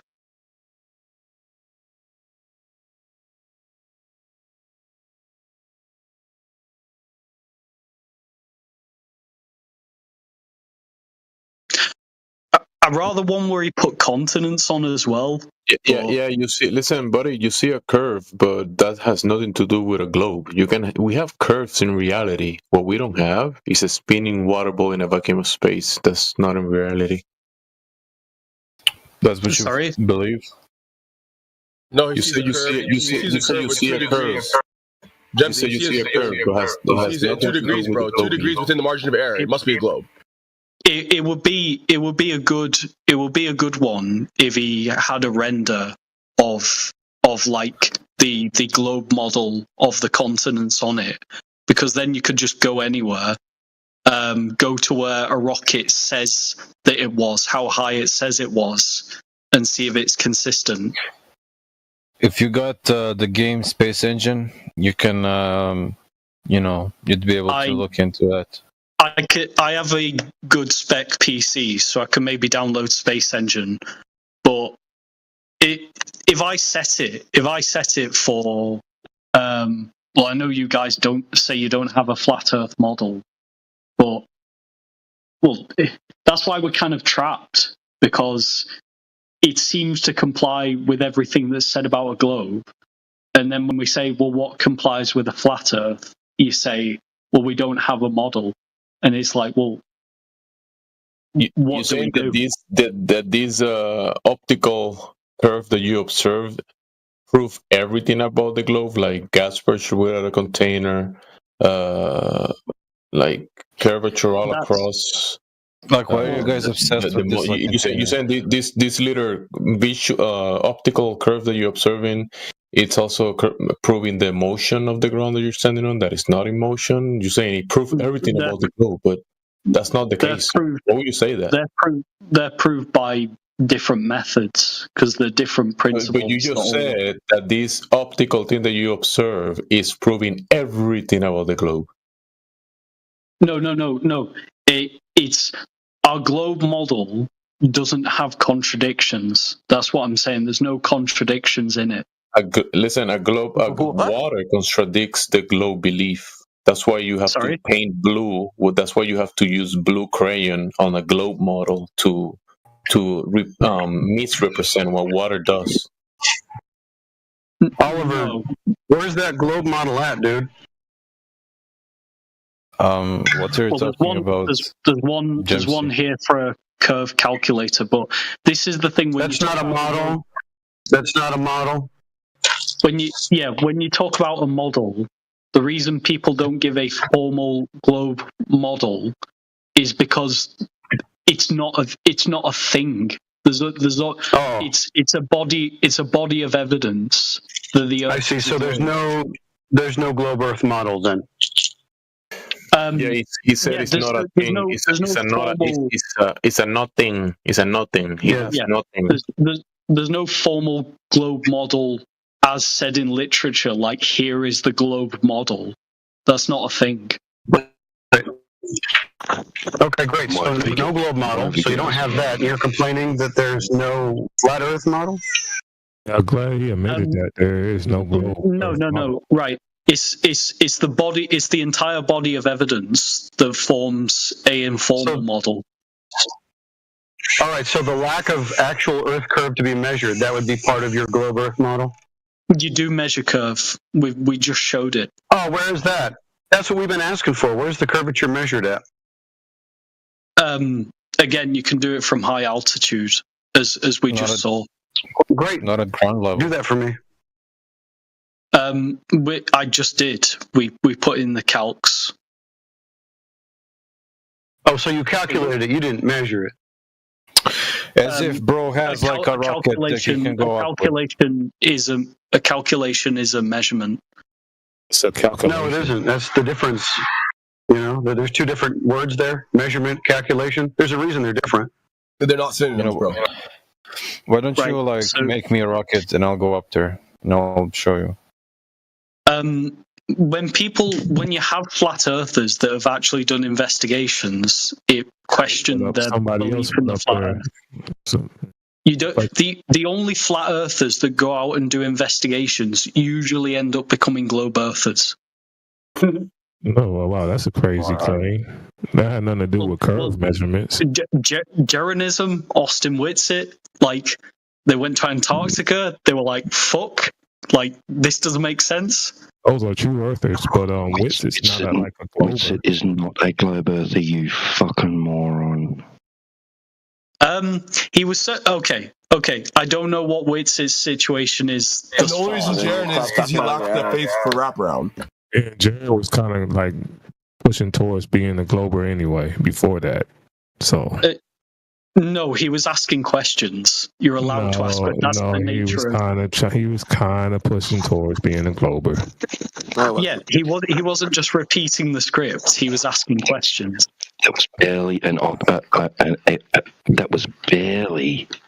an investigation. He went there and witnessed the 24-hour sun. Wow. I agree with you himself. The things that he basically said himself to not be proof for a globe. So, he was kind of trying to figure out how to become a glober, right? Cosmos, you said that this doesn't make sense. I mean, I'm just saying, Jaron for years has been basically saying that don't look to the sky to see the measurements of the Earth, and now he's just saying I'm gonna look to the sky to be a glober. Now that's kind of Yeah, because it was resolved that even if you don't know what the sun is, every video he had contradicts what he says now, and now. That's flat earthers in a nutshell. He deleted most of the videos because he don't want it to be used against him, because it definitely contradicts what he says now. What contradicts what? His own arguments against the globe. Yeah, reality contradicts the nonsense of the globe. No, his recent videos. I agree with you what you said earlier. That doesn't make any sense. Anyway. The globe doesn't. As in any claims about the flat Earth fall flat. But listen, claims of the globe are by definition nonsensical. He became a glober out of spite, bro. No, they're not. He became a glober out of spite. So just pipe down here. It's the position. Well, that's appeal to motivation fallacy. No, that's just motivation because that's exactly what he practically said when he's like, they attacked me. So It's regardless of how you frame it, it's appeal to motivation fallacy. That's like saying I started claiming the sky is blue out of spite. Moron. Yeah, that's what I'm saying. It doesn't make it wrong. Appeal to motivation fallacy is pretty funny. Imagine like you're planning to kill someone, you like hid the knife somewhere. No, Your Honor, that's appeal to motivation fallacy. It's not premeditated at all. No, because that's an action where motivation is literally part of the sentencing regime. It's not a truth-false statement in terms of like whether it's if you say I didn't hide the knife because of X motivation, it doesn't matter. Oh my gosh, this is meta. Shut up. Here's the thing, man. Yeah, you're going to go ahead and give us the actual globe measurements, and we're going to move on from there. Just give us the globe measurements. We're not talking about people today. Yeah. Like I don't know why he brought up Jaren. Motive isn't a hominin, by the way. It's not even, and it's against the arguer, not the person that we're talking about. We've gone through now loads of evidence for a globe, and there's none for a flat Earth. There's none. There's zero. There's zilch. Say it again. What? There's zero evidence of a flat Earth. Oh, you're a moron. I mean, every time I heard you talk about any type of measurements, you've been only measuring the flat Earth. We're still waiting for this curve. Yeah. So. Yeah. The Earth's not. There's no evidence of a flat Earth. You guys don't present. You've only been showing flat Earth measurements, literally. With reference to what? Reference to the horizontal plane you've been measuring this whole time. Yeah, a plane. You can take a plane of anything. When they build on a hill, do you realize?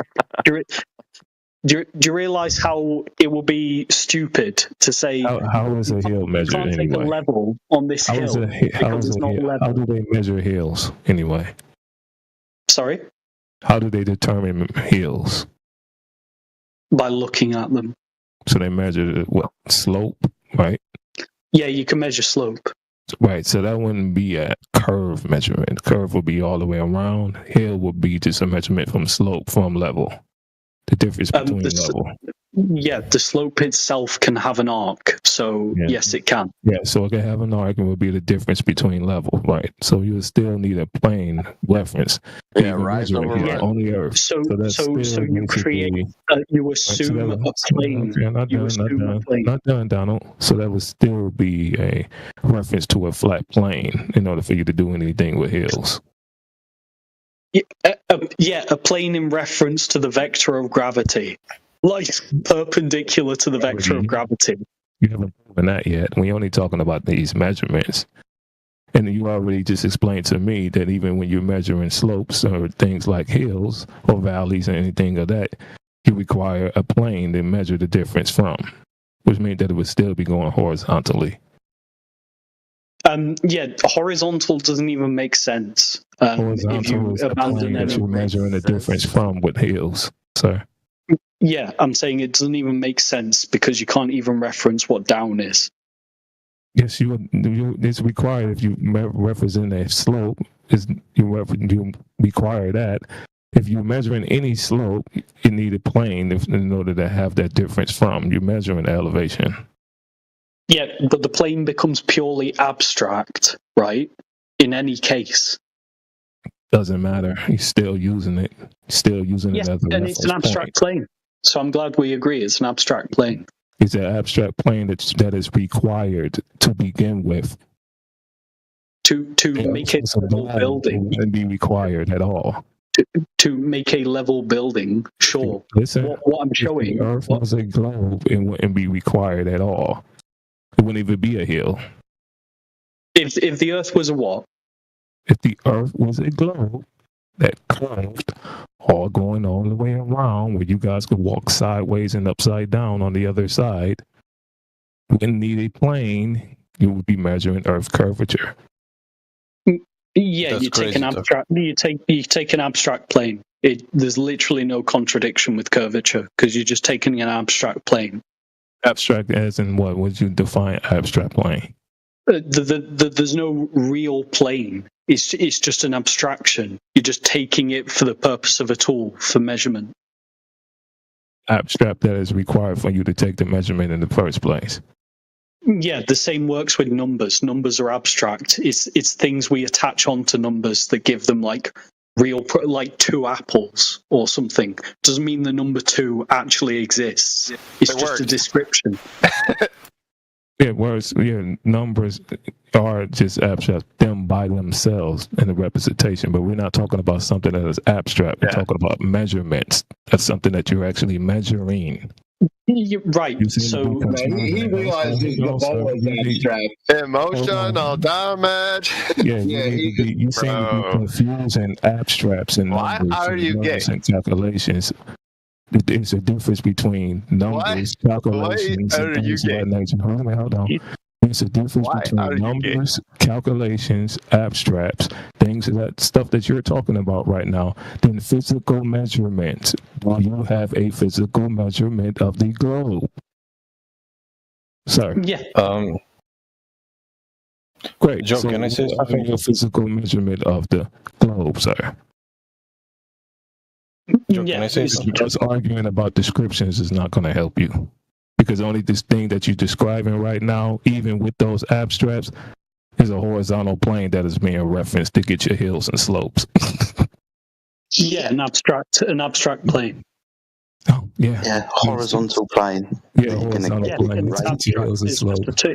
It's just a tool for measurement. But it's kind of funny that that's what you are measuring. Yeah, you're using it as a tool. Yeah. It's not a tool, it's a measurement. So you're measuring something physical. Okay. Right. If I measured the diameter of an apple, right, I'm not saying that like 10 centimeters exists.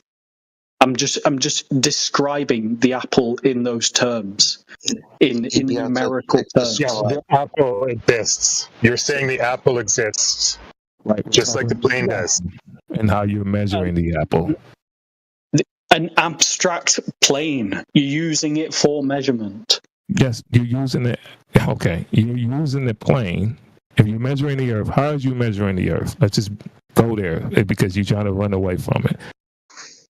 So it's what complies with all observations and measurements is a 12,500 kilometer diameter Earth. What measurements? Right.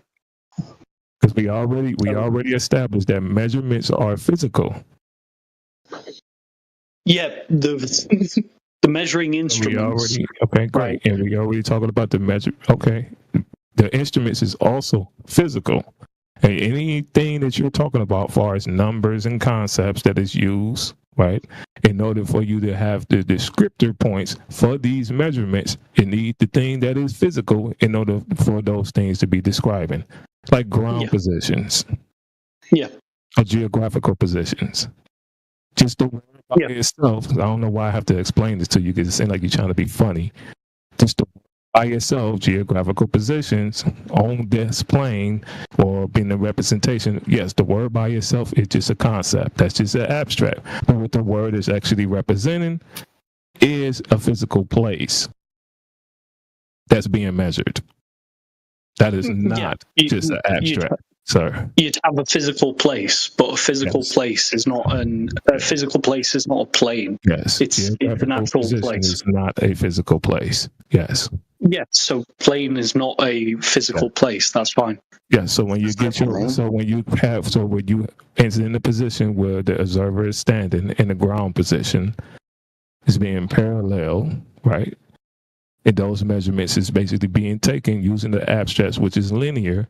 All of those are flat Earth representations of measurements. Yeah. So you are measuring a flat Earth at that point, sir. If I may just interject for 2 seconds, literally, a plane is physical. The plains of Africa, that's a physical location. It's plain. I can walk across it. Don't be silly now. How can you say it's not physical? That's outrageous. He's trying to say that it's an abstract. There's a representation of the two. Right. This seems like it's very difficult to explain a simple concept. The continent of Africa. Cite it if you want. The continent of Africa is physical. The plane You know of what's not reference physical? You know what is is not abstract. physical? A globe that you can walk on top or on the side or on the bottom of it. The That's plane not of physical. reference is the plane of reference is the reference being the representation is the ground that the observer is standing on. And the ground and the observer is standing on is on that plane of reference, and the measurement from that ground, right, is being measured from the observer standing in the geographical position, which is using the horizontal straight line because they represent the horizon. Exactly. It's a physical endeavor. That's what it is. A physical So no matter endeavor. how, hold on, even if I give you that abstract argument that you're making right now, even in that argument, what is physically being measured is horizontally or flat Earth, a plane from the ground where the observer is standing in the geographical position, using the stars, using celestial navigations, which is a right angle triangle. So even if you want to say all of that is abstract, it is basically being even if you want to say all of that is just concepts, those concepts is in representations and referencing physical points, which is the geographical position in the ground where the observer is standing on. Now, you can say that you guys actually say y'all have something that is called dip correction, where you're making the claim that we actually take these measurements at the center of the Earth. But you would have to basically, show us how do you dig to the center of the Earth to take physical measurements there. Yeah, nobody's dug to the center of the Earth. Yeah, I know you haven't. I know. Why are you asking these impossible things? And also, why are you so close to the microphone? What? Like your lips smack when you talk. Okay. And remember that the Kola super borehole is only 7.6 miles deep. That's 12 kilometers. And when what they predicted to encounter during the 20-year ordeal, they were wrong every step of the way. So there's no way they can tell me what is 4,000 supposedly deep. We don't even have the technology to see that deep of the Earth's surface. We don't have that. So they were wrong for 7.6 miles. So they can't tell me what's 4,000 miles. We don't know for certain what's down there. And you realise it was radius is the point, isn't it? So what other measurements do you have? You said you had them. What are they? You said they were everywhere, obvious, and all that shit. What measurements? Not this one. It's definitely not this one. Again, references of light from celestial objects. And by the way, No. We're trying to talk about the surface of the Earth, and you keep going to celestial objects. We're talking about level, which has got nothing to do with celestial objects unless you want to measure the elevation above a level surface. That's a problem. But we're talking about the surface of the Earth. You said it was measured. That's why we're talking about the radius of the Earth and digging through the physical Earth, not looking at stars. So let's stay on the surface of the Earth. You said you got measurements of the surface of the Earth. So can we have those, please? That's all we need, isn't it? You know it's a red herring, so that's why you keep appealing to it. And that's the thing in question. How's that a red herring? It's a direct response. How do you measure the Earth from ground level? What does that mean? Survey the land. How the fuck do you think we build upon it? How do you think we have vast engineering civil structures upon the Earth? Bridges, tunnels, these things. Do you think at any point we're going to be measuring the Earth? Yeah, what do they assume? That's how we do it. What a silly question. So can we measure the surface of the Earth, yes or no? No, we measure parts of the surface, that's all. So we measure the surface of the Earth. Everywhere we go, we measure the surface, don't we? We measure it. No. Right. When we measure the surface of the Earth, do we measure curvature or do we measure it to be a horizontal plane? We measure curvature over long distance. Can we have the measurements of curvature, please? Yeah, just provide that. Well, if you look at long span bridges... no, go and get it. And your long span bridge, that's going to have a measurement of curvature in it that they're going to have to account for, so they say. Long span bridges. No, go and get it. To account for. Yeah. Not the bridge curving, the curving they had to account for. When they surveyed the land, show me that. Yeah, and just before you do go off, the longest bridge in the world, which is in China, the King Dong something or other, 102 miles long, Earth's curvature was not considered during its construction, okay? That's 102 miles. Okay, That's go and have a look for it. Oh, So the measurements, please. Great to hear your voice, by the way. I was going to say, Jin, it was really, I almost called you Jedi then, and that's fucking me. It's good to see you, Jin. Glad you found your way here. I'll send you another link to another server, man. You might also be able to get in there as well. All right, cheers, man. I'm looking forward to it. Cool. So measurements of the physical curvature of the Earth, please. Good to hear you guys. And yourself, man. I just want to say, Joe, like when you talk, to talk a bit further from the microphone, because it looks like you're eating the microphone. My mic is just. Is it called the Danyang Kunshan Grand Bridge? Measurements of Earth curvature is what you should be getting. Did the dog eat your Earth curve measurements or what? I don't even get what that means. The Chinese bridge is correct. The Kamnang Gongyong, Turn it down. you know, Ling Lang Long, 102 mile long bridge. No Earth's curvature was taken into consideration throughout its construction of 102 miles. Yeah, what's your source? Where's this Earth curvature source is measurement? there. You're meant to be getting the measurement. Jin. Right? Yeah. Got to help me, dude. Right. I know that you dropped a great big bomb on him and he's going to follow that trail, dude, but he said there's measurements of curvature of the Earth. It's always there, we always do it, blah, blah, blah. I'm asking him to go and get it. He needs to concentrate on that. I'm not going to find it because I disputed what that even means. What measuring, surveying the land? Yeah, because land can vary. You don't know what surveying is? Surveyors take a measurement of like a certain portion of the land. What does that mean? I could be on a mountain. You said that they measure curvature there. He's just asking you to get it. If I'm in the Himalayas, what am I going to measure? I don't care what you're doing. You're going to measure the elevation off of sea level. That's what you're going to do, bud. You're going to find out how high you are off of a horizon. Yep. No. Yeah. Who told you this?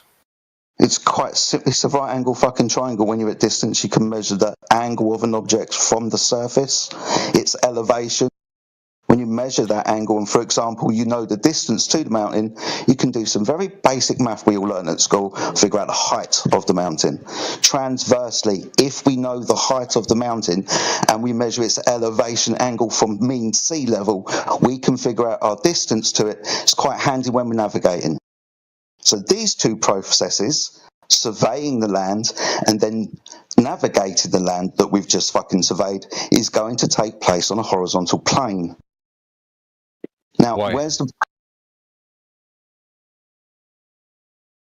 curvature? Why? Because that's the measurement we used. Distance from point A to point B along the horizontal adjacent of the right angled triangle. And why couldn't it be done on a global? Because you cannot measure angles from curved lines. Because you haven't proven that it is a sphere yet. Sorry, what's the definition of an elevation angle? I got no idea. Okay, it's an elevation taken from a horizontal. So, for example, that star over there is 15 degrees above the horizon. That's going to be an angle measurement.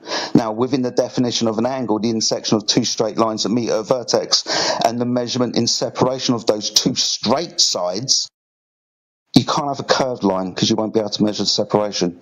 No longer fits the definition of an angle. You won't be measuring elevation angles up from a curved surface Earth. You won't be having right angled triangles on the surface of a curved Earth. That same star isn't going to be 15 degrees everywhere on Earth. No, it's going to fucking move, and you're still going to measure its elevation angle. 45 degrees now. Fuck now, I'm underneath it, that's 90 degrees. Still an angle measurement. So you're saying like the star is very small? No, I'm saying the surface of the Earth we measure as a horizontal plane to utilise this very specific thing called triangle. No, but for the star to be Not like talking on a about the flat. star, we're talking about the surface of the Earth. Please don't be like the last gentleman.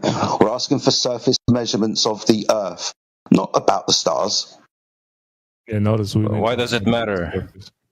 Because that's what the surface. Have you read the question? Have you read the name of the room? Flat Earth. Earth. Okay. Surface description. Flat. Topic of the room is the surface of the Earth, not the stars. Well, okay. This is like if you. Can I say something? This is like if you held a magnifying glass. What does it matter if you want to say something if you don't hear what people are talking about it? It doesn't matter what you want to say. So just mute yourself. So Cosmos needs to get the measurements of the surface of the Earth. You're saying we don't look at the stars, and then you're saying we use a triangle in reference to the stars. Yes. But that's going to be a measurement of the surface of the Earth. Right, in reference to the stars. So when we talk about stars, we can measure them from a horizontal plane. It's quite useful for navigating. So we are using celestial objects. Disagreed that we use right-angled triangles with mountain. I was pointing that out. So do you mind if I jump in here? I see where you're coming from in terms of like using the elevation angle as measurements on a horizontal plane, and you're saying that's not possible on a curved surface. However, I guess in my head, in my imagination, if this curved surface is so incredibly massive, I think it's pretty easy for you to use your imagination and continue that flat triangle straight going across the curved surface, right? Cosmos, shush. Thank you. I get you. All right, the Earth is so big, and the measurements are really small, and if we put it's not really going to make much difference. It's amazing the distances that we can measure with this right-angle triangle. We can measure, for example, the distance to the equator, because that would be the minimum elevation. But we don't usually see the stars on the horizon. It's usually about 15 degrees upwards from the horizon.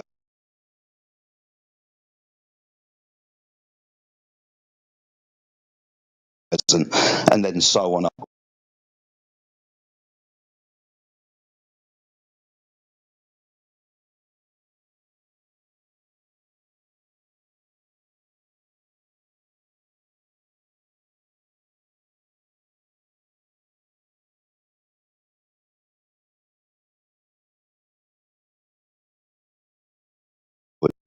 But we can make those measurements. If the star is 15 degrees above the horizon, I subtract that 15 from 90 and have 75, and then I add that, I multiply that 75 by 60. The distance is 5,400 nautical miles.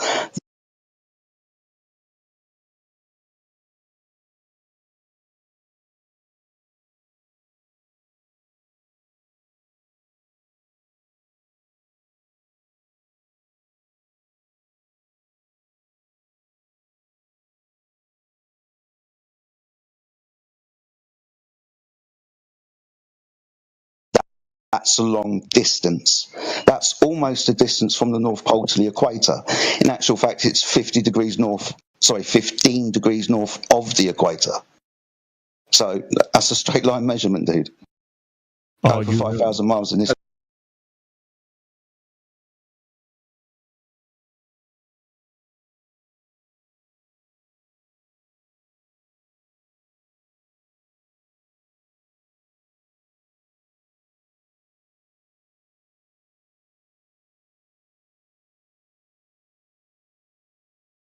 A straight line measurement to the center of the Earth.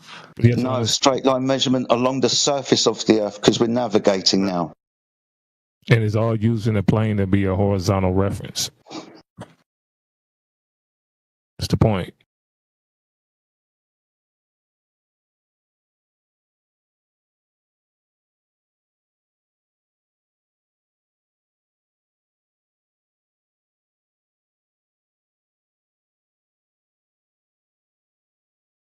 So each geographical position is on that physical plane, which is a horizontal reference, the same ground where the observer is standing.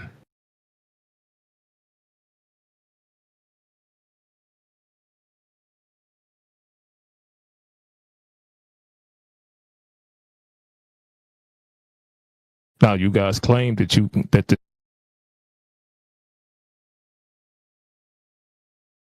surface is actually curving.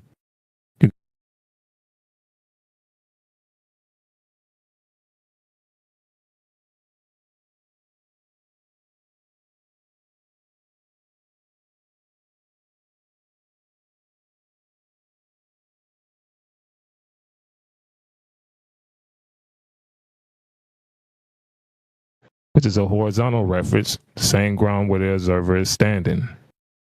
Now, you guys claim that the surface is actually curving. You guys is going to have to explain that, because that will be contradicting the physical measurements that Jedi just explained to you.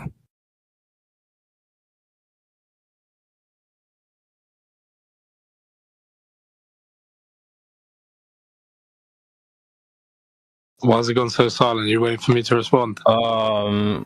I have a question. I just want to say, Jin, is Jedi one of your Jedi, I guess? So there's questions instead of getting the curvature measurements that you guys claim you got from surveying? I'm not claiming this. I want to ask a question. Go ahead. Why can you not see the star Polaris from Australia if the Earth is flat?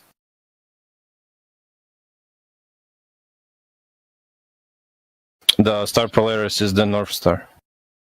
Yes. Why can't you see it when it's descended beyond the horizon?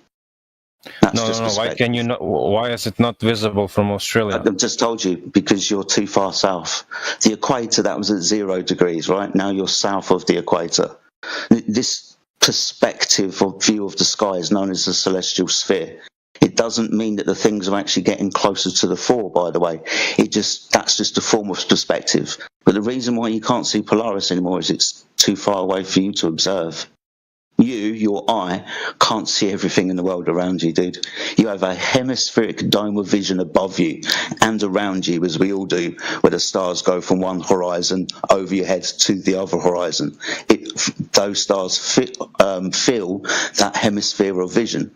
You measure those like you're in the center of a protractor, measuring the straight line angle measurements from the horizontal line, like within a protractor representing the surface of the Earth.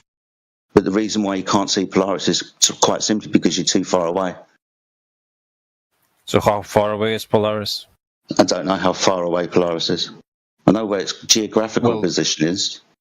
Well, how do you know it's more far away if you're from Australia than if you're in Europe? If you don't know how far away it is. What do you mean I've gone from being underneath the star, saying at the North Pole, and walked away from it? As I walk away, it descends downwards towards the horizon. As I walk further, I obviously can't see it anymore. It's beyond the horizon, the limit of my personal view.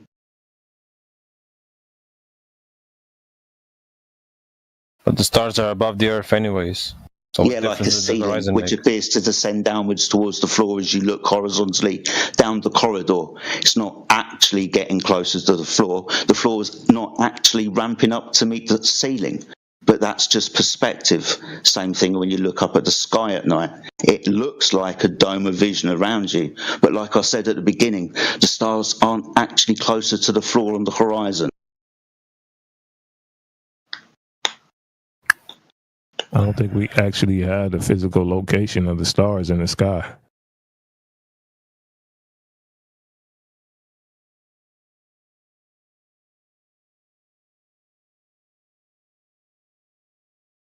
Sad that we have to explain to the grown-ups. But again, we're talking about things in the sky and celestial objects instead of the surface of the Earth. Do you guys know what room you're in? Am I supposed to look at an anthill from with a magnifying glass and say this is the Earth? This is the entire Earth. Why can I not have a expanded perspective? No. What did you do to these guys, Jedi? They sound like they're so. You tell them one thing, and they look at a star. He's like, "We're on the ground measuring an angle." What do you mean the star is flat and far away? That's not what we said. We said the ground is flat and we measure an angle. What do you mean the moon is round? It's just fucking ridiculous with these idiots. It's been a fun couple of hours. Jid, if you're not taking What do you mean level isn't curved? Did Cosmo come up with those curve measurements yet? We still waiting. I think it's been like an hour since. What do you want? What are you waiting for, bro? I'll hook you up.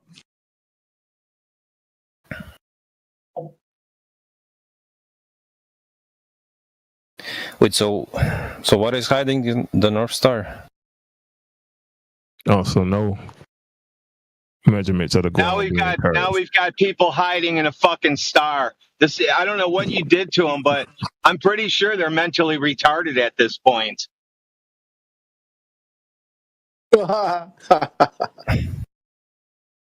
Nah, man, these poor people. They're logically impaired. Are you able to like visualize Earth and the North Star together? Like, how am I not able to see it when I'm in one place of the Earth from another? Shock horror. It's like, you've moved so far away that you can't see it. It's like I explained this earlier. Like, maybe I should dumb it down a bit. It's within your example. Why is it when I go over here far enough away, I can't see that thing anymore because I've travelled far enough away from it? Why is that? Scratch your head. You're too far away. But doesn't that imply that so you're saying really close? I mean, there could be more than one reason, but hey. You're saying that if I had the telescope... Yeah, go on. If I had a telescope, then I would be able to see it. No. I told you that on the horizon we don't usually see stars anyway, because that's the thickest part of the atmosphere. It's going to be a problem with an optic looking horizontally through it, because at a distance of about 200 miles, the atmosphere that's opaque and gets more and more dense with distance acts like a wall that light can't pass through. The sun, that's fucking bright. There's a huge ray of light that can burn through that atmosphere, but a star, good luck. That's why it's easier to look up, right?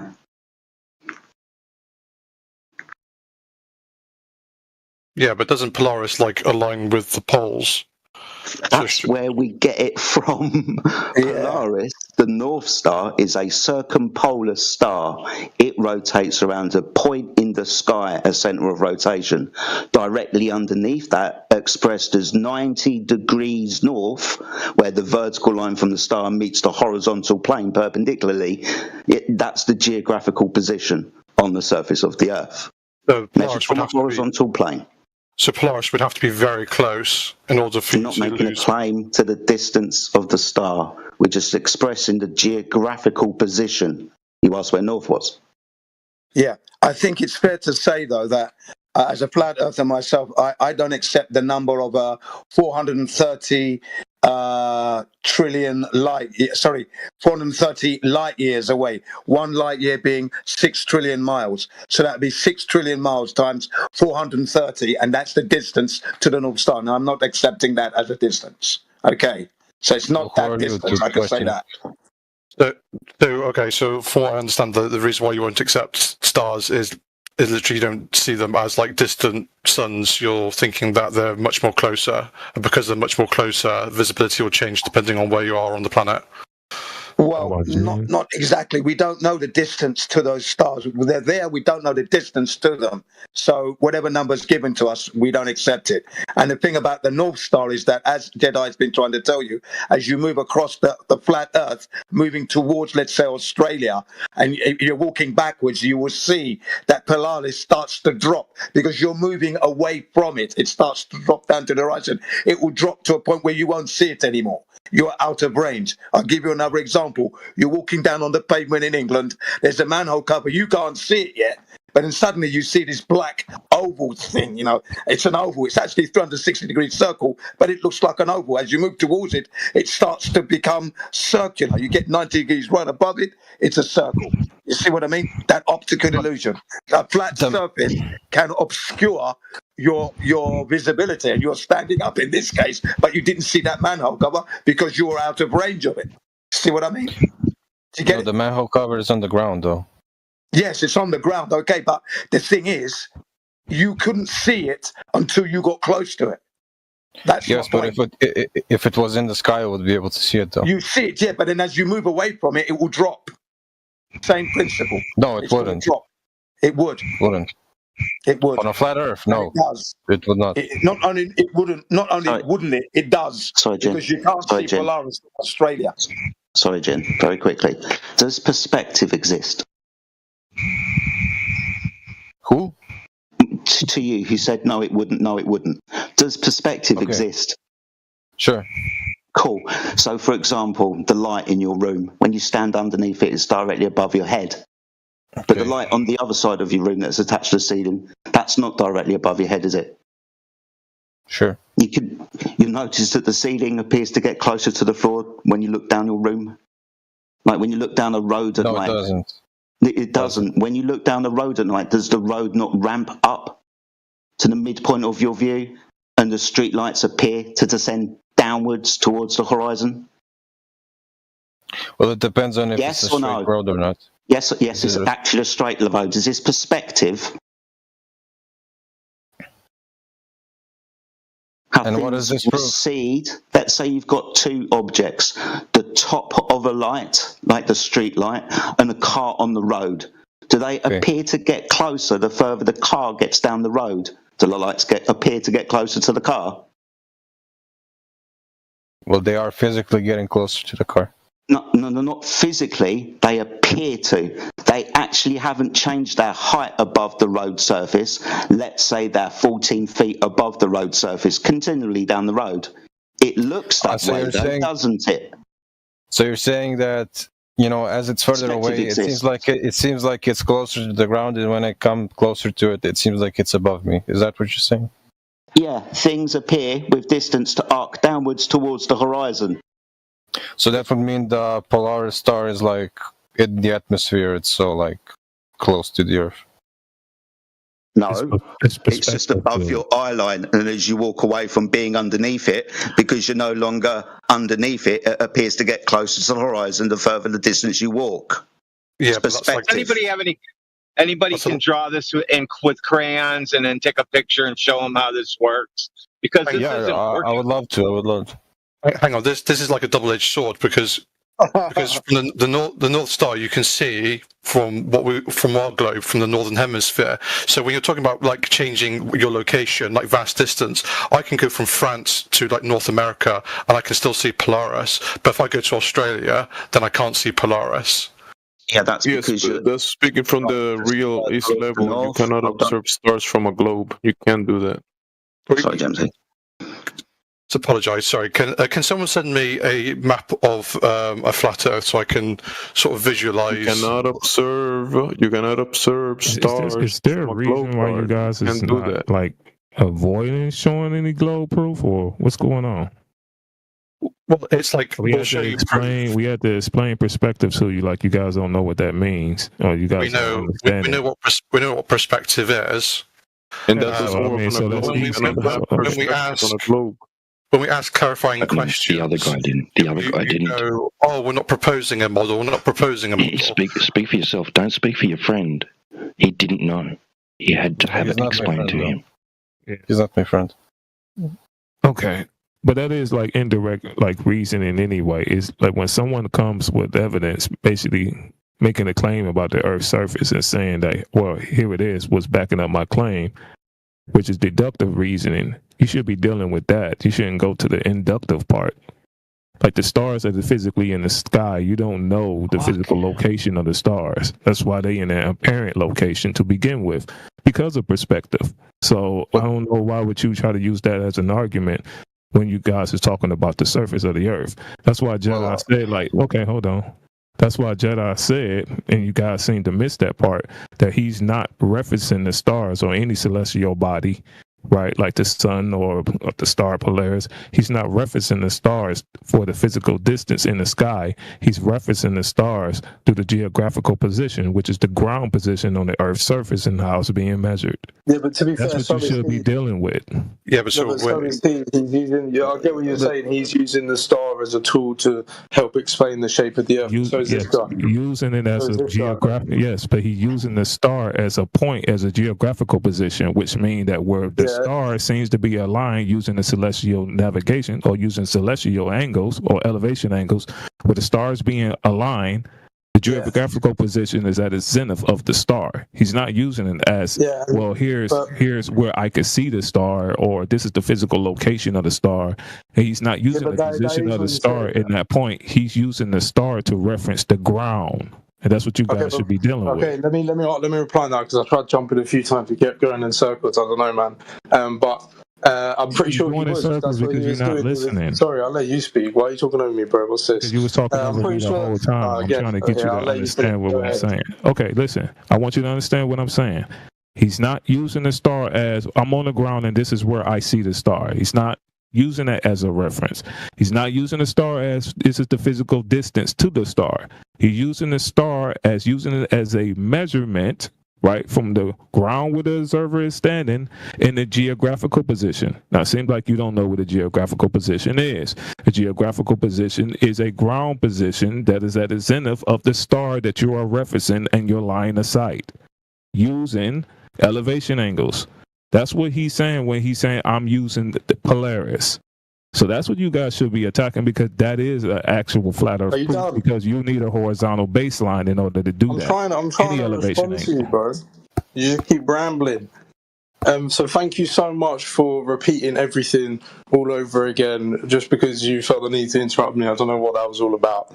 But anyway, as I was trying to say, go ahead and repeat that all back to him so we know that you heard him. Yeah, go ahead. Repeat it all again from the top. That's not me talking. That's your buddy talking. I'm about to let. I know who that guy is. Yeah, he's on your side, bro. Anyway, like I was trying to say, I understand what you're saying. I want you motherfucking Globers to repeat what he said, so we understand that you know what he said. How's that? Okay, I will. I'm trying to. You just won't let me speak. You keep interrupting me, bro. You keep talking over me. I'm trying to. All right, can I talk now? Okay, here we go. So I understand what you're saying. You're saying that he's using the stars as tools to help explain the shape of the Earth, right? Fine. So is this guy. Okay. This is why you guys got to listen. That's why y'all. No one ever said that. No one said that. Where did you get that from? He's using the relative position of the stars to help explain the shape of the Earth. That's what he said. No, not explain. Not explain. Measure and describe. Okay, fine. Yeah, sure. Measure and describe. I'll go with that. So am I wrong? He's using the stars as a tool to help measure and describe the shape of the Earth, or explain. Negative. That's incorrect. Negative. The surface of the Earth, not the shape. Are we not getting into semantics then? You asked me to fuck it in for. Yeah, but you said the shape is completely different from the surface of the Earth. We don't know the shape. No flat earther in here knows the shape of the Earth. We know what shape it isn't. Can I just point out? Yeah, that all I was trying to say there is your argument was he is not allowed to use the star of Polaris in this argument, and I'm saying you're doing the same thing. You're using the stars as a tool to help describe and explain the surface of the Earth, however you want to word it. So is he using Polaris? That's why I cut you off, because that's not what I'm saying. That's not what Jedi is saying. It's just saying what you guys rebuttal to his argument is a non-secular, I joined like 5 minutes ago, bro. Okay. I don't even know this guy. Okay, you do understand that you are in a room that's called Flat Earth. Oh, really? Yeah, so anything that you're talking about with the sky is irrelevant to anything that he's talking about, because he's only using the star. This is why. This is why you're not understanding it. And he said it like 10 times, and you guys keep going around in circles, and then you're going to accuse us of going around in circles and keep repeating ourselves because you guys is just not. Well, no, all that I wanted to jump in and say was, so is everything that Jedi was talking about elevation angles, elevation. Fucking hell. Yeah. Elevational degrees. There we go. I got it out. Okay. So the reason why I brought up Polaris is because, the reason why you cannot see it from Australia is because the Earth is in the way. Oh, it's because of perspective, bro. Yeah. You know why you say you can't see Polaris? I want our guy to finish his point, though. What was he trying to say? Well, as that fucking guy said, using stars is irrelevant in this argument because we're talking about the flat Earth. So all that I was trying to say is that applies to you guys as well, right? So the whole thing about stars and fucking degrees and all that shit is irrelevant, surely. Right. Shall I help? I know you only joined the conversation 5, 6, 7 minutes ago. We were asked where North was. And that's how we got down to looking at the stars. Because the surface of the Earth is directly underneath that point in the sky that the stars in the north rotate around. So that's how we got to where North is, because we used the stars to describe where North is. Same with South, right? Yeah. That's why. So if I was in Australia, I could not use Polaris as an indication of where North is. No, you wouldn't be able to see it. You'd have to use other navigational stars and tools to do that. Yes, it's too far. It'd still be using and you're the saying same that lack of visibility comes down to like angle, perspective. It's just too far away. Yeah, so if you would understand that when you stand out beneath the night sky, the sky that fills the field of vision above the surface looks like you're standing inside a dome. The stars towards the horizon look close to the horizon going downwards. The ones above your head look higher in the sky. They're not actually in these positions. They just look like they are to you making the observation. Like when you look down the road, as I was pointing out, when you look at lights and cars below or above your eye line converging with your eye line at distance. Yeah, I'm totally with you. So it's like perspective, right?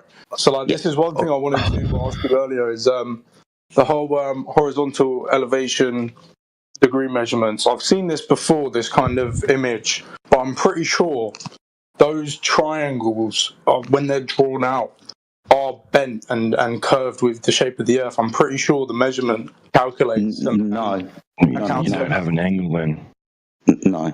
So what we do is, if we're going to be navigating, we can start by just charting our position, like using straight edges, circles that draw, compasses that draw circles, and angular bearings. Right. This is all going to be straight lines, dude. Everything that we do with navigation, right, on the surface of the Earth, even our bearing azimuthal directions. I'll explain what that is so you understand. If you can imagine, you've got a circle around you, right? And let's say you're facing north. 90 degrees to the left, that's east. 180 degrees behind you, that's south. And 270 degrees as you keep going around in a circle, that's west. These are azimuths. Now, these are directions. Now, those are horizontal bearing angles across the surface of the Earth. So when we're navigating, apart from using time and stuff, because the stars move and shit, what we do is we measure the elevation of angles of the surface to figure out that geographical position, so we can draw bearing angles, horizontal lines through them, and when we make enough measurements, we're going to have the intersection of lines or circles, depending on what we do, to figure out our location. It's all flat Earth, dude. But why don't you know? How did you come to the conclusion that it's flat? Because surely on a local level it seems flat, but on a large scale it's curvature. The distances we can measure beyond 5,000 miles just by using the stars in the sky, utilising it. The stars, as we discussed previously, are relative to your location. If you had two people, two observers at different latitudes, then would they both get the same angle for the same star? No. two observers on different latitudes will not get the same elevation angle to Polaris where we get latitudes from, because the circles are dependent on the elevation angle to Polaris. But surely, if all the if all the lines were straight, then surely they'd all be consistent.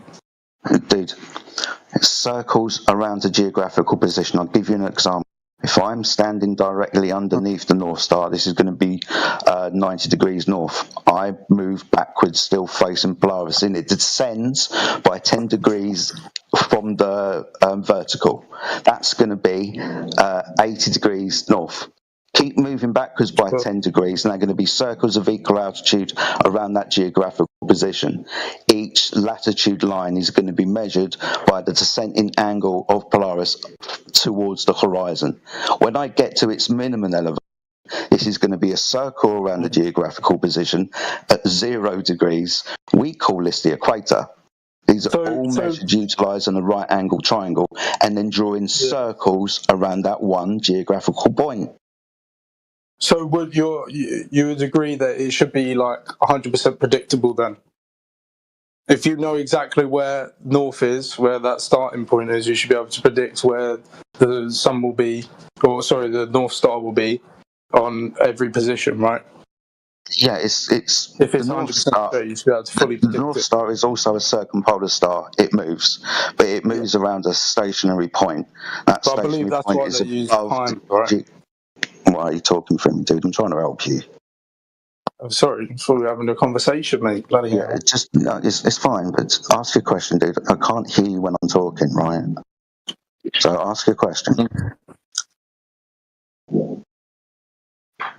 Ask your question, dude. What do you mean, bro? You were just crying that I started talking. I'll mute. Yeah, I've stopped now. I just want you to ask a question. Fuck. Well, you were talking about the fucking star moves or whatever, and I just said, oh yeah, that's why they use times, right? They use times along with elevation angles. Use what? Sorry, time. Yeah, they're going to be using time for sure. Chronometers back in the old days, we've got more accurate with time as it goes. Those things move. Predictability about them, right? Throughout the year, throughout the seasons, these stars are going to move across the night sky. Depending on where they are at a certain time of year, we can use them to figure out our geographical position. Yeah. We get longitude and latitude from observations of things in the sky. We wouldn't have longitude and latitude if we couldn't observe the things in the sky. Sun and Polaris in this instance. Also the southern circumpolar stars as well. So do you agree with the other guy that was saying using stars is irrelevant? It's not irrelevant. What it is utilising a prerequisite of a horizontal plane. Yeah. It's not irrelevant if we're talking about, well, this position and that position, what's north? When I make this observation from here, why can't I see it anymore? We're always talking about the things in the sky and why we can't see it. We have to understand that you're making the observation, it's perspective. Utilising how we see the world, it's like a protractor above your head, and you can measure angles from your centre point at the bottom of a protractor. So it's a handy tool, but it's utilising the prerequisite that the surface of the Earth is horizontal.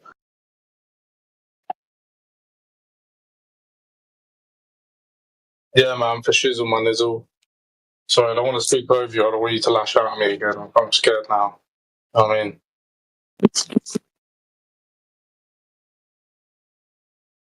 mute the retard. I shouldn't say hello to Jin anyway.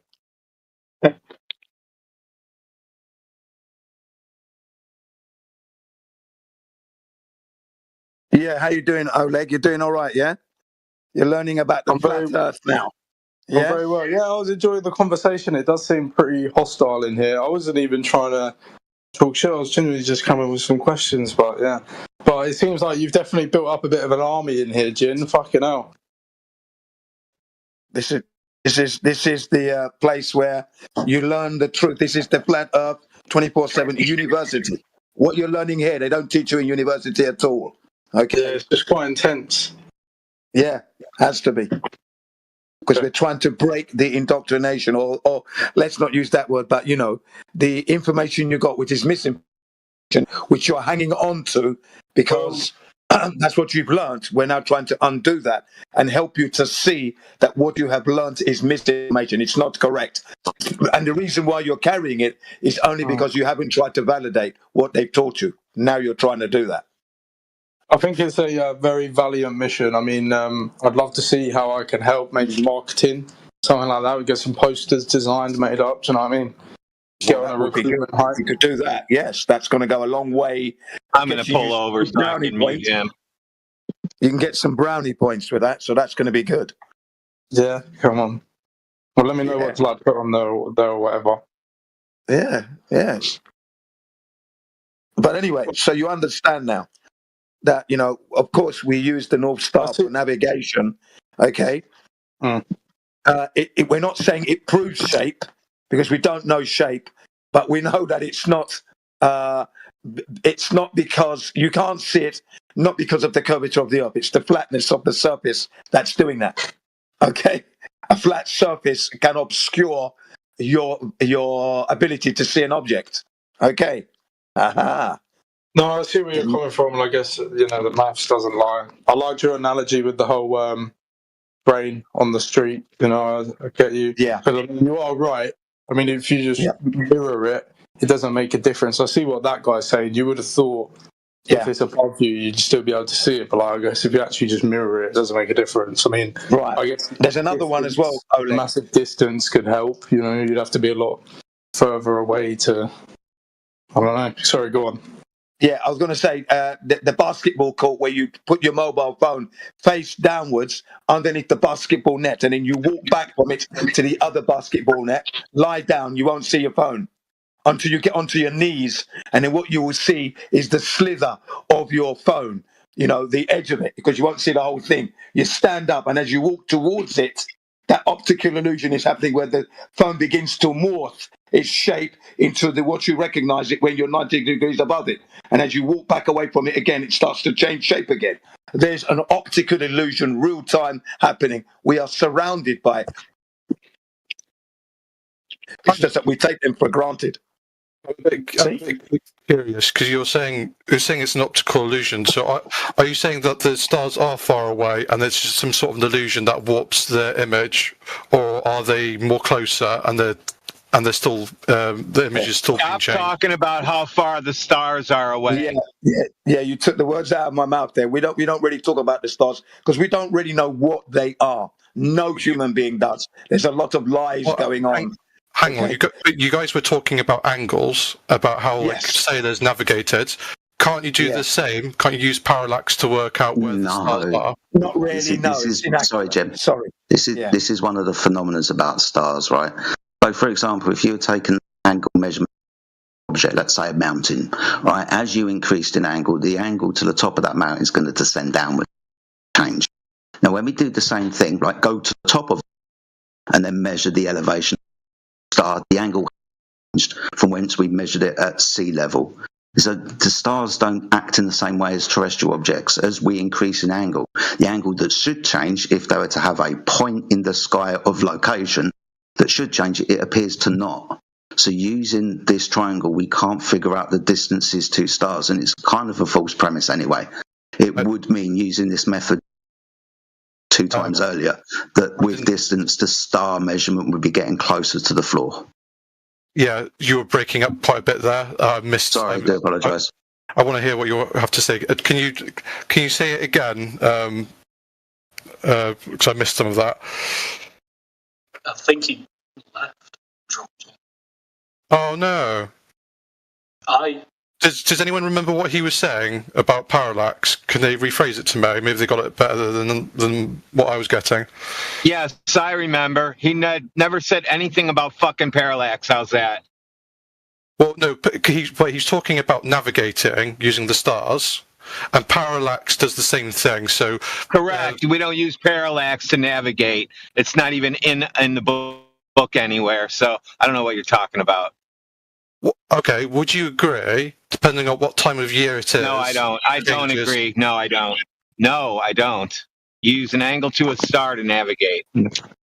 He was saying that while the angle to like, let's say Polaris will change with linear change in distance horizontally, right? When there's a phenomenon where you go vertically and the angle remains the same from the same location. Okay. Are we talking about the summit of the mountain, like the tip? The stars. So the angle to the. So listen, the angle to the top. The guy's doing it on purpose anyway. The angle to the top of the mountain. I know, but one sec. The angle to the top of the mountain, right? If you change your elevation vertically, right, you'll get a different angle to the top of the mountain from the same location as opposed to on the ground. But that doesn't happen with the stars. You get the same angle. You get the same angle. Can I still man your positions to make sure that I'm understanding your position fully? You use illustration of a mountain summit at the very peak, and then when you move location, when you move down the mountain, that summit's going to change relative to where you are. The angle will change. No, that's not what I'm saying. Okay. All right. You know what an elevation angle is, right? Yes, I'm with you. Okay. Right, so don't go anywhere. Stay in the same location, but go up. Right? Okay. So keep that ground position and just go up. Right? Yep. So you're going to end up being, if you go high enough, your eye level, right, is going to be level with the top of the mountain, right? I see what you mean. Okay. Right. So when you're looking down. That angle's going to change. So your elevation angle will change when you're taking an elevation angle to the top of a mountain or a lighthouse. That'll change with elevation, but it doesn't change with elevation with stars. That angle remains the same. So you could be on the ground and take an elevation angle to Polaris, and you'll get an angle measurement, and then go to 30,000 feet and then take the angle measurement again to Polaris. It's the same as when you were on the ground. But doesn't that imply that the stars are further away? I don't know what it implies. It does imply. I'm making a claim. If it's further away, surely the more you change your location, the less effective it will be. Dude, there's something wrong with you. You keep wanting to talk about distance to lights in the sky. There's something mentally wrong with you. Do you hear it yourself? Bro, I don't know why you keep getting so angry. He's made a good point there. Like, you're looking at the evidence and you're trying to make deductions of what you see. He's asked a good question. Doesn't that imply that the star's further away? You can't just then insult him and think that you've proven him wrong. It doesn't make sense. Yeah, no, it's a flawed methodology because the accuracy is, the room for error is just too great to be using that methodology to prove a shape when you can be actually measuring the surface, as you know, Oleg. The golden standard is, let me just finish, please. The golden standard is to measure the surface of the Earth. You can't be looking to the stars to determine the shape. Thank you. Do allow me to finish. Sorry, Jen, but just what you just said. You said it's fucked up because that what we were just talking about. It's like you gotta wait. So I gotta remember what you said. Do you want me to reiterate it to you? The elevation angle doesn't change to Polaris. When the previous guy said about it, like according to like our model of the cosmos, saying it's like trillions of miles away. Do you realize how the angle wouldn't change at those distances because the distance is so extreme? We can have a distance where the angle isn't going to be perceivable when we change a small relative elevation from the surface at a distance. Okay? Yeah. And? So you're not going to measure a change in angle at height because the distance... So it's hard to figure out that exact distance using our methodology here. Because the angle doesn't change. It's imperceivable to us because it's a quote unquote, let's say, magical distance. Whatever the distance is at this distance, the angle doesn't change. So we're not going to be measuring distance to it, then, are we? No, but then you wouldn't like. I don't get what you're trying to reason. What, that we're not going to be measuring the distance to the star? Yeah, but I'm saying the angle would be consistent in the sky, globe or flat. Yes. Yeah. Yeah. Well, high fives all around. Should we have a beer? It does change based on latitude. Yeah, that's when you move horizontally away from its geographical position. Based on how you, the observer, sees the world, it's called a celestial sphere, like a dome of vision around and above the observer. That thing that was above your head as you move away from its geographical position appears to descend downwards towards the horizon. Yeah? But you have to, for its angle to change, right, that implies that the distance from it is increasing by a measurable degree. Sorry, a measurable degree? From where? On the surface, at altitude? So does it get closer to the? Sorry, does it get closer to the floor the further away, or closer it gets to the horizon? It's literally a measurable degree, Jedi. I'm sorry. It's a literal measurable degree. As the degrees are translated into the distance on the ground, or something like that. But the degrees are a distance. If you have a measurable change, you'd have to have some sort of change in distance or curve. Exactly. That's the thing. The change in distance is directly under Polaris and then walking away. That change in distance gives you the change in perceivable elevation of the star. So then you could figure out using trig a distance to Polaris.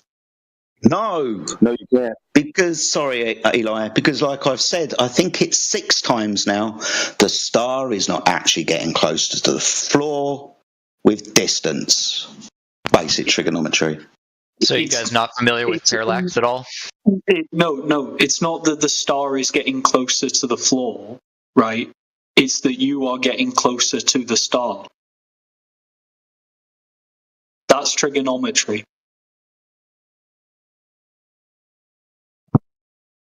You guys got to stop drinking or whatever is causing this brain rot you have. Not brain rot. This is trig. Another ad hominem. Great, man. This is just trig. If you're what's the one hypotenuse over adjacent? If your cosine angle is larger, perfect. You know what? You just proved the Earth is flat because you can't do that on the surface of a ball. You can. Second of all, no. Listen. No, you can't. Number one, no, you can't. But what was I going to say before that? Yeah, you can. Check chat. That's exactly how you do it with simple dash geometry.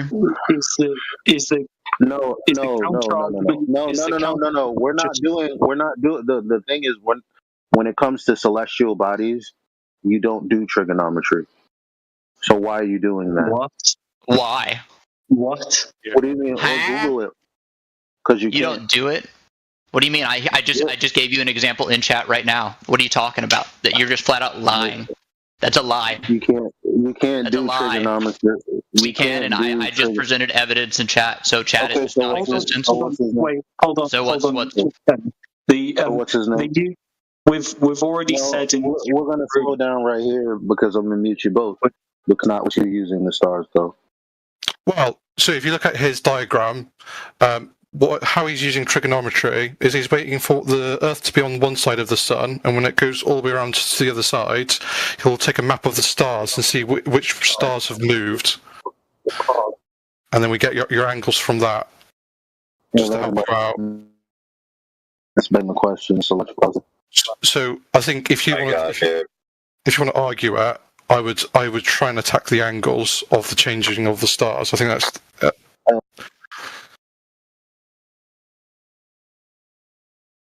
Yeah, so what you're saying is he doesn't have any parallax unless he creates an imaginary baseline by assuming the Earth is on the opposite side of the Sun in free space, which is part of the thing he needs to validate in the first instance. So he has circular reasoning at best. Wow, that's worthless. It's only circular if you don't believe that the Earth orbits the Sun. Is that your position? Okay, so we need to believe in your position in order to understand your position. That sounds like a religion to me. I mean, we can go point by point if you like, but if you can tell me what you believe, and then maybe. No, I don't care. I don't care, dude. If you need to use the Sun being on the opposite side of the Earth and the Earth being a transposed distance as your base leg, you have to prove that three-dimensional relationship exists in reality first, dude, in order to use it. It's not my option whether I need to believe it or not. Why don't you just prove it? Go ahead. Would you agree when you look in the stars and you look them, and then 6 months later they're in a different position? Would you agree? Who cares? How about you just make your point? Why do I have to answer questions? Well, because the stars have changed location after 6 months, you can either conclude either the sky has moved even further from its other reference point, or the Earth has moved. Cool story. So how about you make a point? What are you doing these dramatic pauses for? Aren't you supposed to be proving your point? I don't want to. I would imagine you would contend with something I've said. I could care less, dude. See, try making an argument where you prove all your premises and you carry the conclusion. Why don't you try doing that? How about it? Go for it. Sure. But in order to use parallax, I need you to accept that the Earth orbits the Sun. No, I don't need to accept it, dude. You need to prove it. So, what do you want me to prove first, parallax or the Earth moving? No, dude. If your consequence rely on previously proved premises, dude, you have to prove those premises first. So, if you need the Earth to be on the other side of the Sun for your next argument, prove that first, then carry that proof and the conclusion as a premise in your next argument. Good grief. Don't you know how this works? Yeah. Elijah, man, go on mute, bro. Okay. Thanks.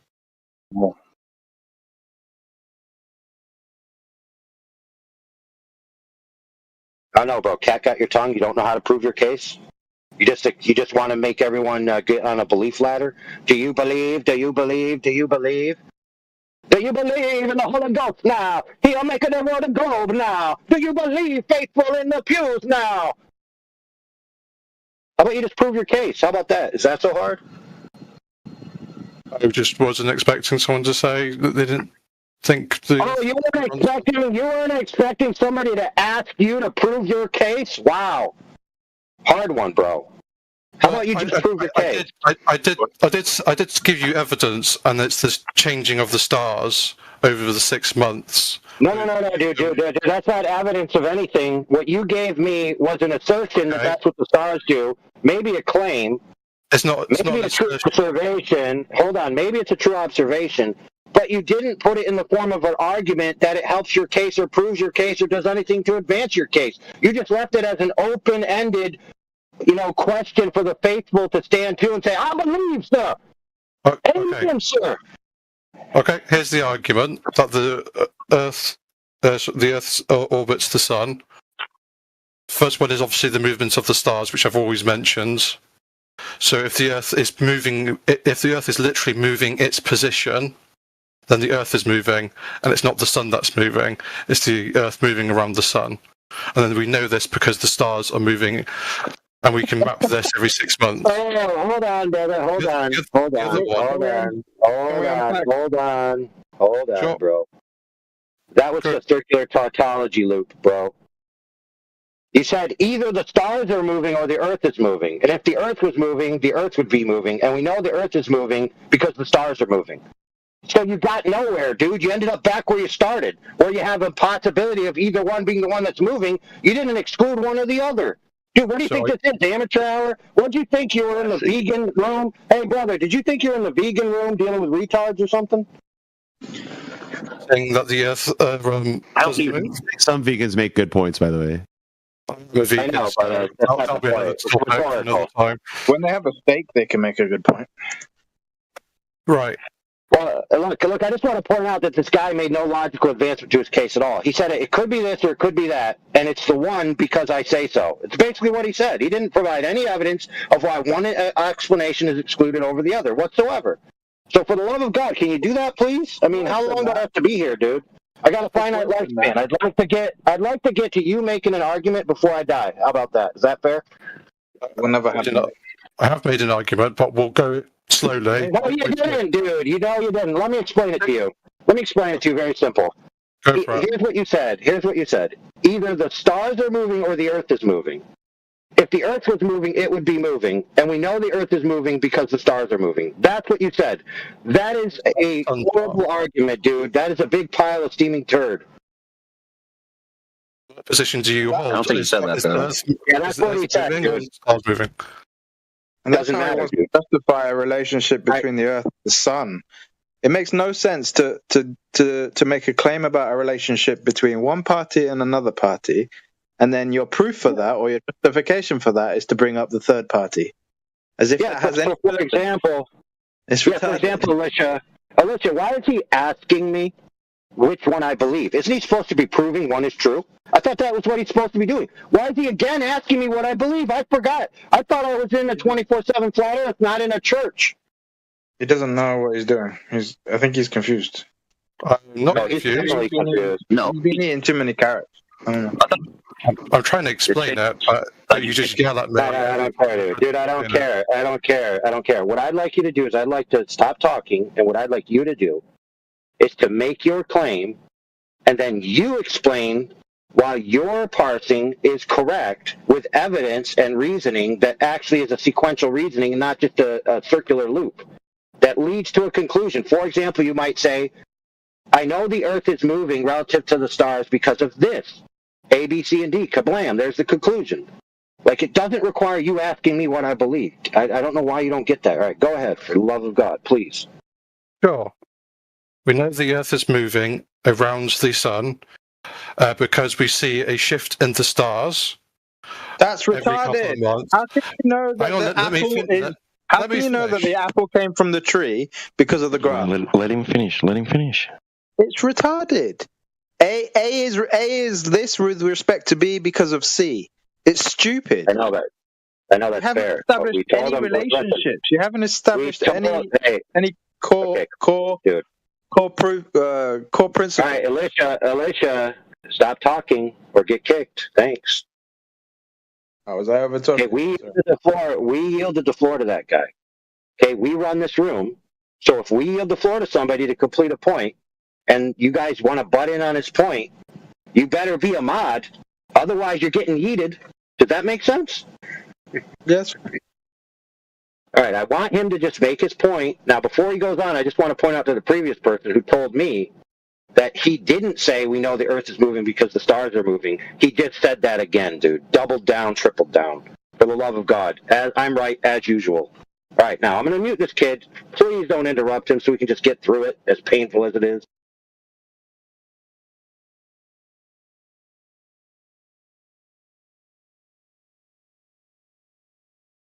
Well, hello there. So my argument for the Sun revolving around the Earth, I won't mention the stars again, that triggers the fuck out of people. So we'll go for planetary motion. So a retrograde motion of the planets like Mars, where they occasionally appear to move backwards against the stars. This is observation that we can do, so I'm only sticking to that. So it makes perfect sense that the Earth would be overtaking them in the orbit, because obviously Mars is on the outer orbit and we're on the inner orbit. So we would be our orbits would be faster than Mars going around the Sun.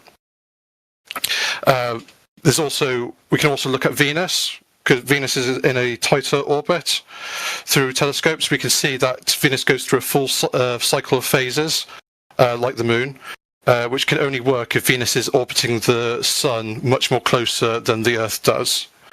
And then the other argument would be gravity in physics. I'm not sure what you guys feel about gravity, but Newton's law of motion says that gravity must naturally explain why planets orbit the massive Sun rather than everything orbiting the Earth. All right, perfect. So let's break it down. So you said when I look out at the stars, and you then included celestial bodies such as the so-called planets, you said that we see them moving across our field of view from our vantage point. So either they're moving or the Earth is moving. And we know the Earth is moving, let me put it to you simply, because they are moving.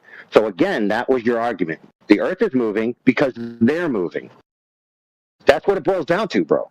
You didn't actually explain why it's necessary that the Earth is moving. You just appealed to a kinematic model, placed the Earth within a kinematic model, and then said, based on my kinematic model of something else moving, I'm going to infer the Earth is moving. You didn't actually prove the Earth was moving, dude. So when you look up in the stars, you can see Mars. You can see Mars. I can see the stars. Yep. I can see the stars and Mars move. You're right. So I see other things that aren't the Earth moving. How does that prove the Earth is moving? Go ahead. Sure. So the model is that we're orbiting the Earth, so that we should see Mars have a really weird. Mars will look very weird in the sky. It'll jump ahead and it'll circle back on itself. The only way you can explain that is if Mars is orbiting a celestial body. Yeah, cool story. Cool story. That you're wrong. You're actually wrong, dude. Okay, go for it. Because you made an exclusive claim, right? That the only way to explain that, okay? So what you're actually doing is showing incredulity, because you're saying the only explanation that I think is true. I could just make an explanation that it's a fantastic differential medium that's actually controlled by cosmic entities to create an apparatus of angles of light that we receive on Earth. Now, that's an explanation. Now, you would say, no, that explanation doesn't make sense. So it's not true that it can't be explained other ways. It just wouldn't be satisfactory to you. So what you did, like I said, is create a model, place the Earth within the model, use the kinematic equivalence of the motions of things, plot them into your model, and then say that model is true. Now, if you say my model is true, and it's true because it's a model that has an explanation, that would actually be called a reification fallacy. So you are correct that I'm using a model, but what we look for in a model is like, does it produce repeatable results, and can those repeatable results be measured? And I would argue that this model that doesn't mean that the model that doesn't mean the model's correct, dude. So, for example, epicycles is a very accurate model. Is epicycles true?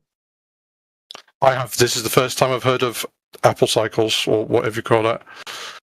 Yeah, they're a kinematic equivalent. They're a kinematic equivalent of the cycles of the celestials based on observation off of a flat plane, and they do a quite accurate prediction, dude. You didn't know they're a kinematic equivalent. They're a kinematic. What? That doesn't mean that the model that doesn't mean the model's correct, dude. So, for example, epicycles is a very accurate model. Is epicycles true? This is the first time I've heard of Apple cycles, or whatever you call it. Yeah, they're a kinematic equivalent. They're a kinematic equivalent of the cycles of the celestials based on observation off of a flat plane, and they do a quite accurate prediction, dude. You didn't know there's multiple models of the cosmos. You didn't know that they all work. You didn't know that there was a book. You didn't know there was a book called The Great Controversy on the Two Great World Systems, where the dudes had a debate about this very type of thing, and the narrator of the book, who did the foreword, basically said that both guys have an equivalent kinematic model. If they both have an equal model that gives the predictions accurately, and they're arguing which one is true, how could they both be true? But they both have models. That's weird. I thought you said if you had a model, that means it's true. But how could you have two models? If you had two models, how could one be true and the other be false? How could they both be true? It makes no sense now. Not necessarily. I'm not familiar with what you're referencing, but yes, you can have two competing models, and then it would be on your behalf and on my behalf to defend each model. So I'm open ears for a flat Earth model. Like, how would you explain why the stars No, change? that's not the point. You missed his point. I'll repeat back what I think he said, and maybe you can correct me. He said there's a book where it contains two models, and those two models made accurate predictions. And the conclusion of the book was that both have equal standing, basically. Both equally could be true, but we're not sure which one it is. Yeah, the commenter on the book. By the way, these are the bigwigs back in the day of the early formation of the heliocentric model we came to know and love and be oppressed by in schools, being forced down our throats without question as a religion. But anyway, the guy who critiqued the book said, this guy and this guy, they equally put forth a valid kinematic model based on the observations, but that doesn't mean that, he even said in the book, that doesn't mean that their claims about the actual physical locations are true. See the problem there? So these guys who were involved in the inception of all this, they knew that they were just making models. Fast forward to today, and guys like you don't understand the difference between models and reality. The idea, well, it goes either one or two ways. Well, I'll give you a model right now, brother. Critique my model real quick.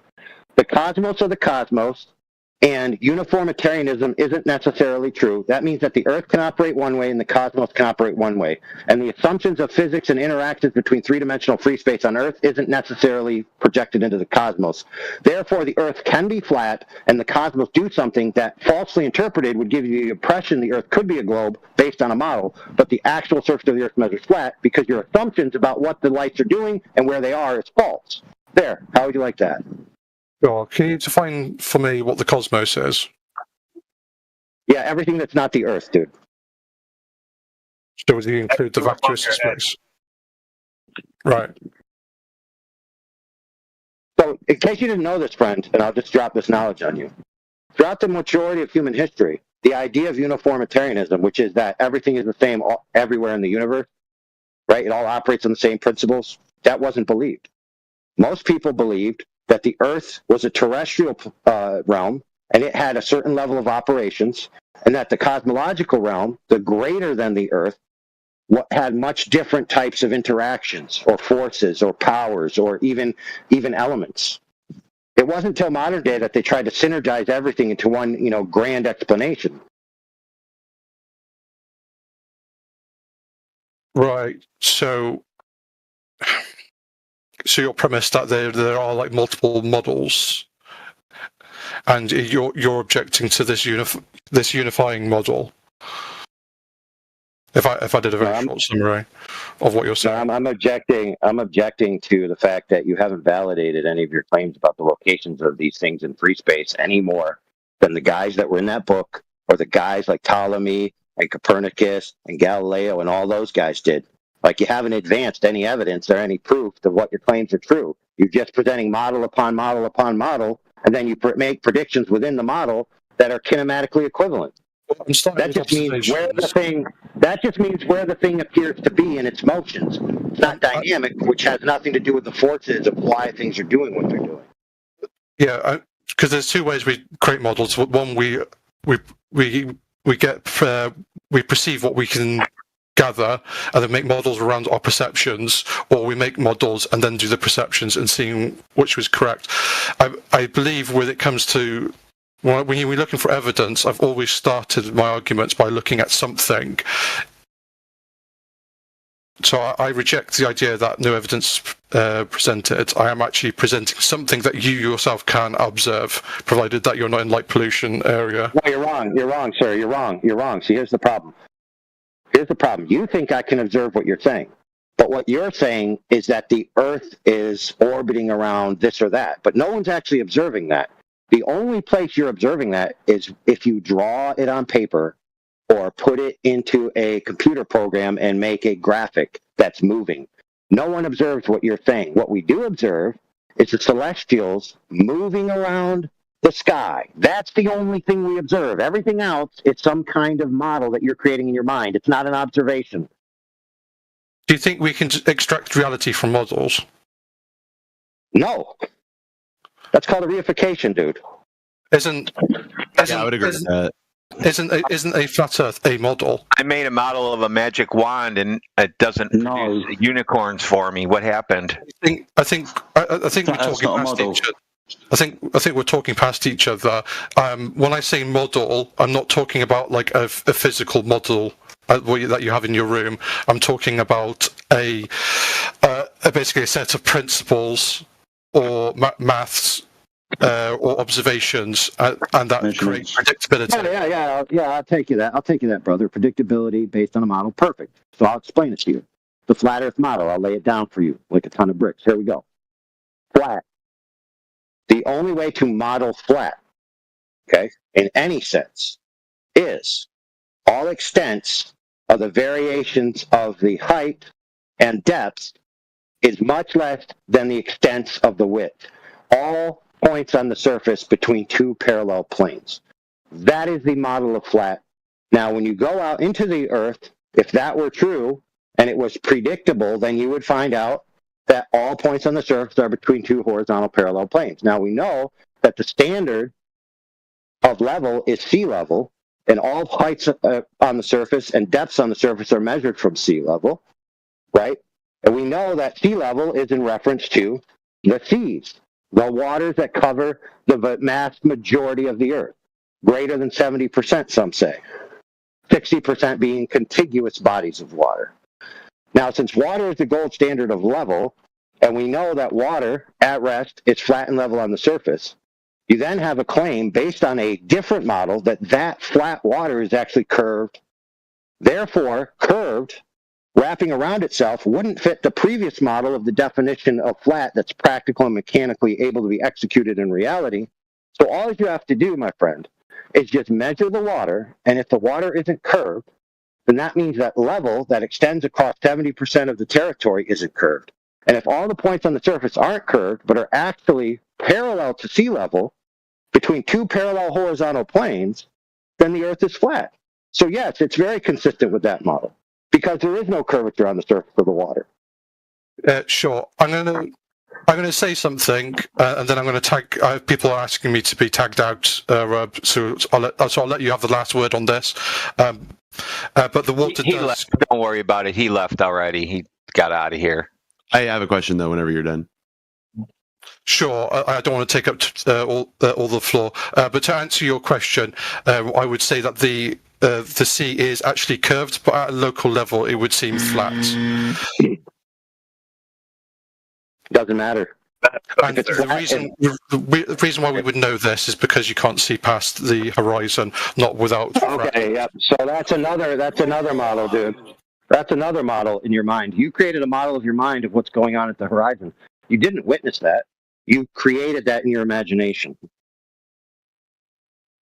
How am I imagining not seeing part? I mean, I do wear glasses. No. Listen, dude. I'm an artist by credentials, okay, and a teacher in that regard. And we teach the kids a lesson, because sometimes you will imagine the way the world is and you'll try to draw it, but you'll be frustrated because you can't actually draw three-dimensional relationships on a 2D surface. You have to use techniques that result in the alteration of the lines to be either shorter, at a much steeper angle, etc., like foreshortening and perspective effect. So we tell the kids this mantra: draw what you see, not what you know.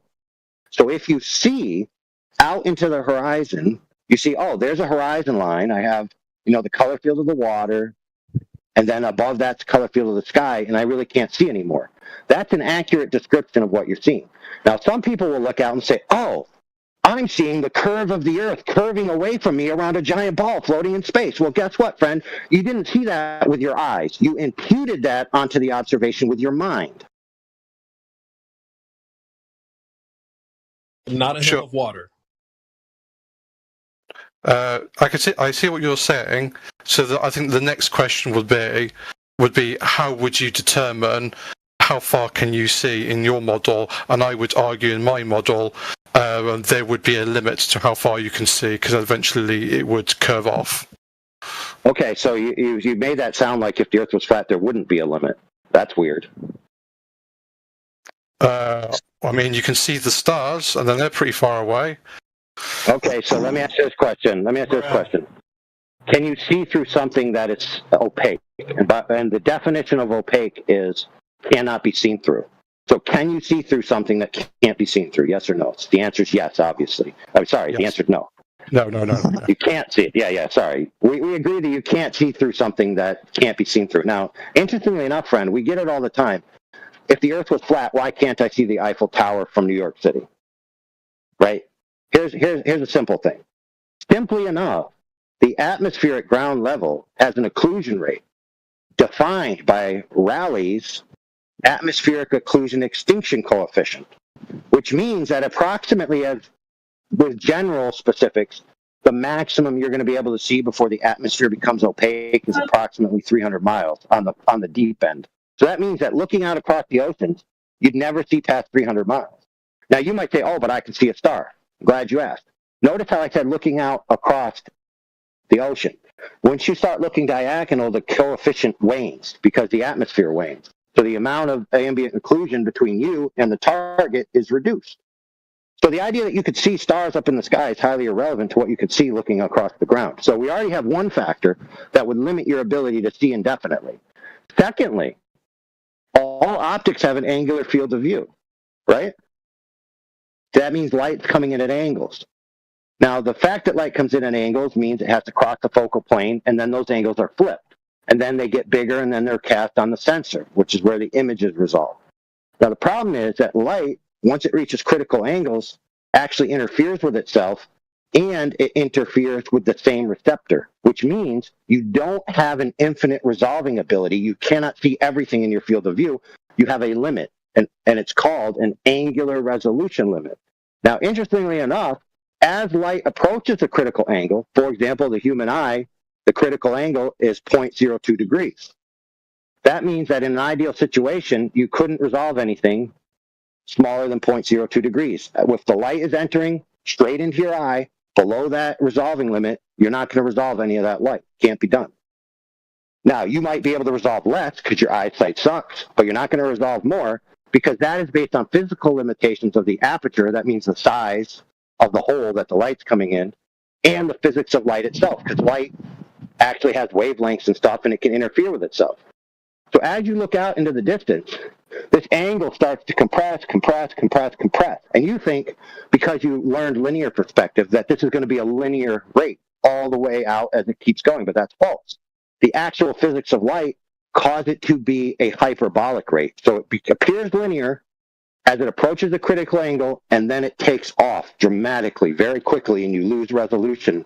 So if that angle is happening out horizontal, for example, interestingly enough, if you map out the human rate on a horizontal line extended out from your feet, the angle would reach the ground at approximately 3.5 miles. So at 3.5 miles out, you're going to start losing the bottoms of objects.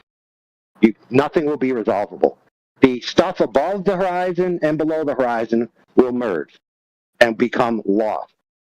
So I have a very adequate physical explanation on at least two fronts of why, regardless of the shape of the Earth, you wouldn't be able to see forever. So the idea that if the Earth was flat, you could just keep seeing and seeing and seeing and seeing is just erroneous on its face. Yeah, I understand what you're saying. But what would you say is the maximum distance for the angular resolution? Like, how far could you say, according to your model? Depends on the angular size of the object. Sure. I thought I said 0.1 degrees, right? Well, the distance I described was the atmosphere causing the light to become extinct. So that's one distance. The angular size distance relationship depends on the angle to the object and the size of the object. So it's not a strict distance demarcator. not going to lose sight of a bee as it flies away from you well before you lose sight of a great big fucking aircraft carrier. However, if the bee is basically 6 feet up above the ground or lower, or the aircraft's bottom is 6 feet above the ground or lower at a specific distance, the portion that the bee is occupying and the portion that the bottom of the ship is occupying will both be unresolved, and you won't see either.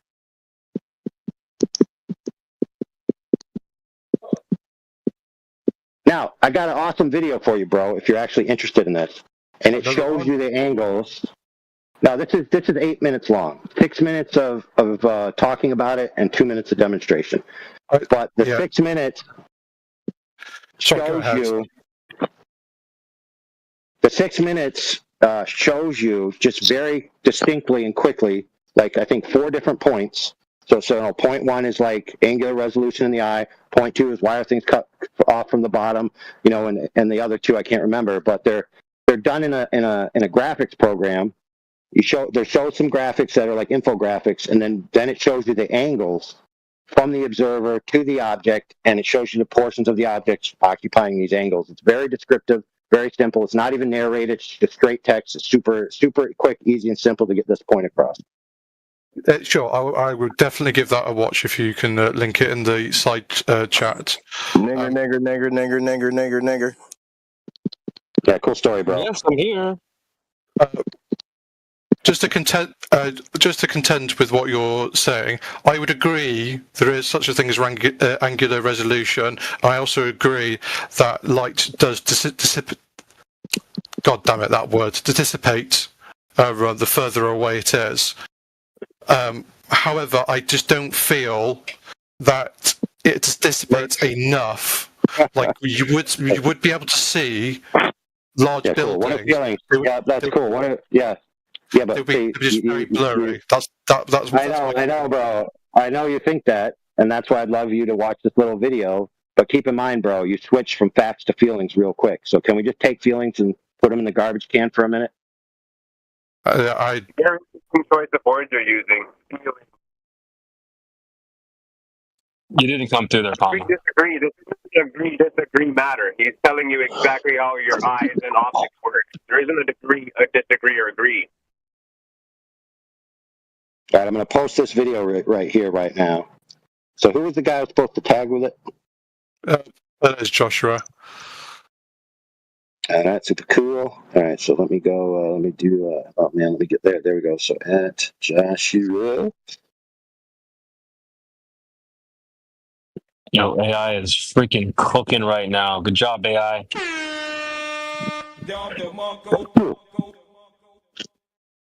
I'll come back with this. Give me a couple of minutes. Feel free to tag someone else in.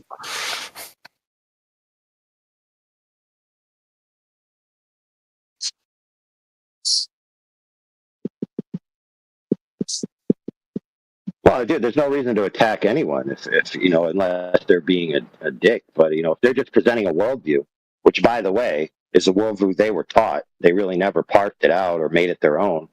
Like, why would that be attacking an individual? We're just saying this worldview that you were forced to learn as you grew up and were indoctrinated with in all media and government and whatever. Like, maybe that's wrong, bro. How is that an attack on that person? Unless the synergy of the worldview and the person are identical to where they've merged it with their ego. So to attack their worldview is to attack the person. So now they're afraid of being killed because if they lose their worldview, they lose themselves because they are their worldview. That's weird. Maybe you should have that looked at. I suggest a good therapist. It's the reason you're taught it and it's forced down your throat at an age where you have zero critical thinking skills.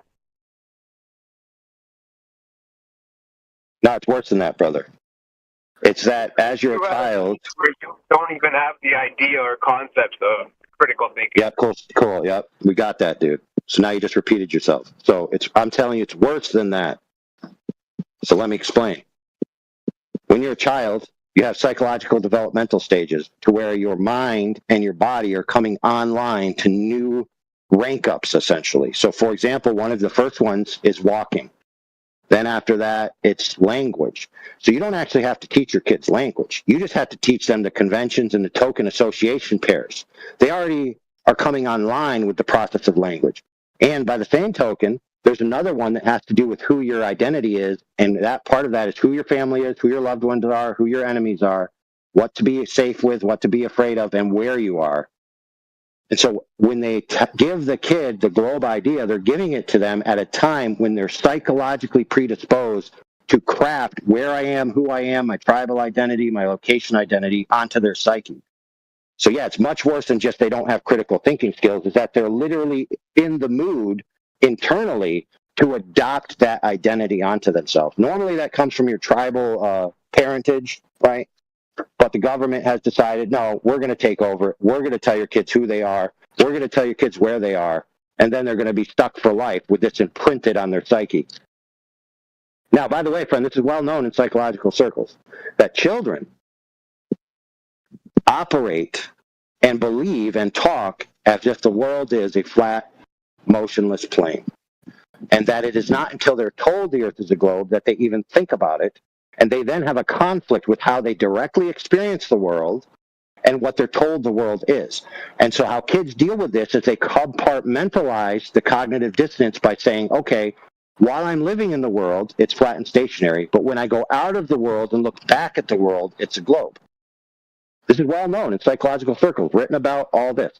And then finally the kid resolves it and says, okay, everybody's telling me it's a globe. You know, the government, the media, the graphics on TV shows and cartoons, so I'm just now going to accept I live on a globe. And then they you know, kind of resolve that, and then they don't have cognitive dissonance about it anymore. Would so, yeah, you, well known. Would you want schools to teach that the Earth is flat and motionless? Oh, they already do. But then they deny it. So here's how they do it.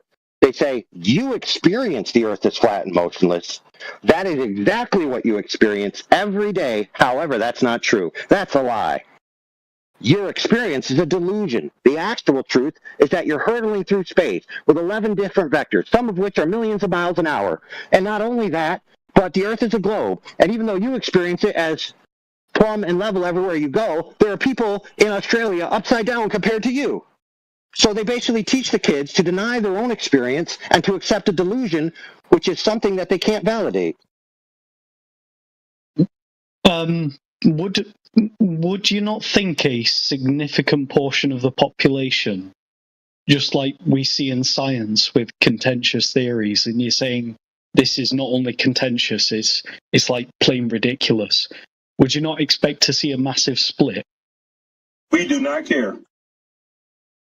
Oh, you mean like millions upon millions upon millions upon tens of millions of people who don't think the Earth is a globe? You mean like that? Where are all these? There are billions of people on the planet.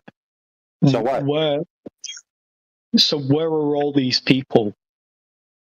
Yeah, for example, Brazil did a census of their populace, and they found at least 11 million people that identified as flat earthers.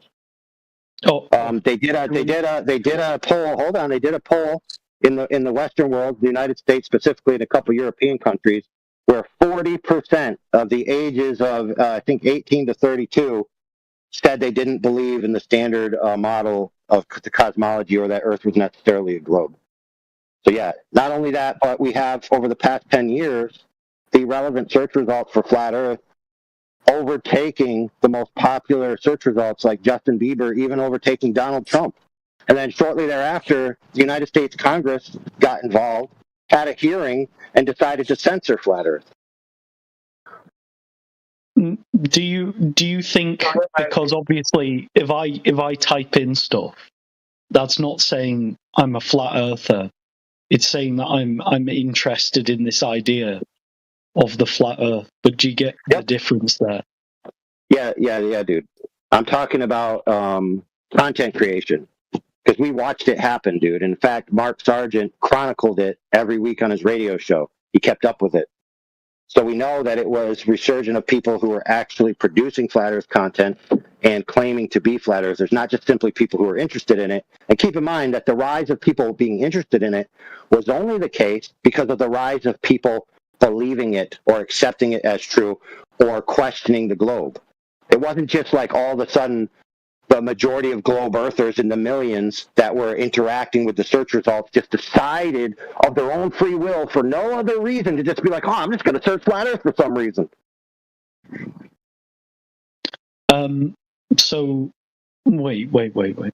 So you can't identify the exact motivations for people searching something, or you just call me a flat earther because I search stuff that's associated with it. Wow, dude, that went over your head, didn't it? So what did I miss? I'm back. What you missed is that about 10 years ago, actually 15 years ago, and slightly 17 and a half years ago, there were a few key points that came out. One was the advocate of the Principle movie, which was done by Robert Sungenis, which was a geocentric conception of the universe, and he attacked many of the old heliocentric assumptions in this documentary. Sideways to that, there were a couple of flat earthers who were on the rise, one being Matthew Boyland under the moniker Matt Powerland, and he was a NASA employee who was approached by another NASA employee at a party, and he was told the Earth was flat. He then, based on his job, realized something because he was an artist. That his job was designed to paint all of these worlds as spheres and all of this space and all of this stuff. And he realized that he was basically living a lie, that he was projecting out all of this imagination about space and the Earth as a globe. But really, all he ever experienced of the Earth being a globe was a painting, because that was his job for NASA. So he went on a comedy tour to actually ask people on a T-shirt, is this a painting or is this the Earth? Is this a photo or is this a painting? He went on a tour. He would go on the street. Ancillary to that, we had a few flat earthers come on the rise. Like within a decade was Mark Sargent, and before him was a guy by the name of holy crap, his name just escaped me. Eric Dubay. Now, Eric Dubay's rise to fame was that he was tapping into literature that existed for the past 100 years. For example, books that were written about the contention between heliocentrism and the flat Earth.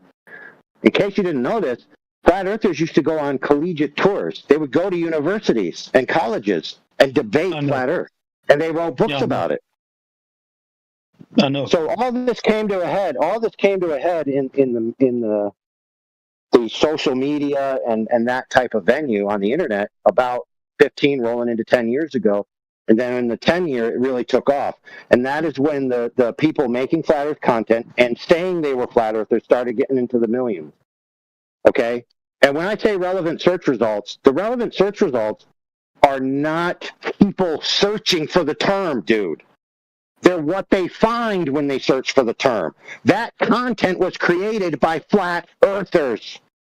And it started off in the millions, then went into the tens of millions, and then surpassed Justin Bieber and Donald Trump.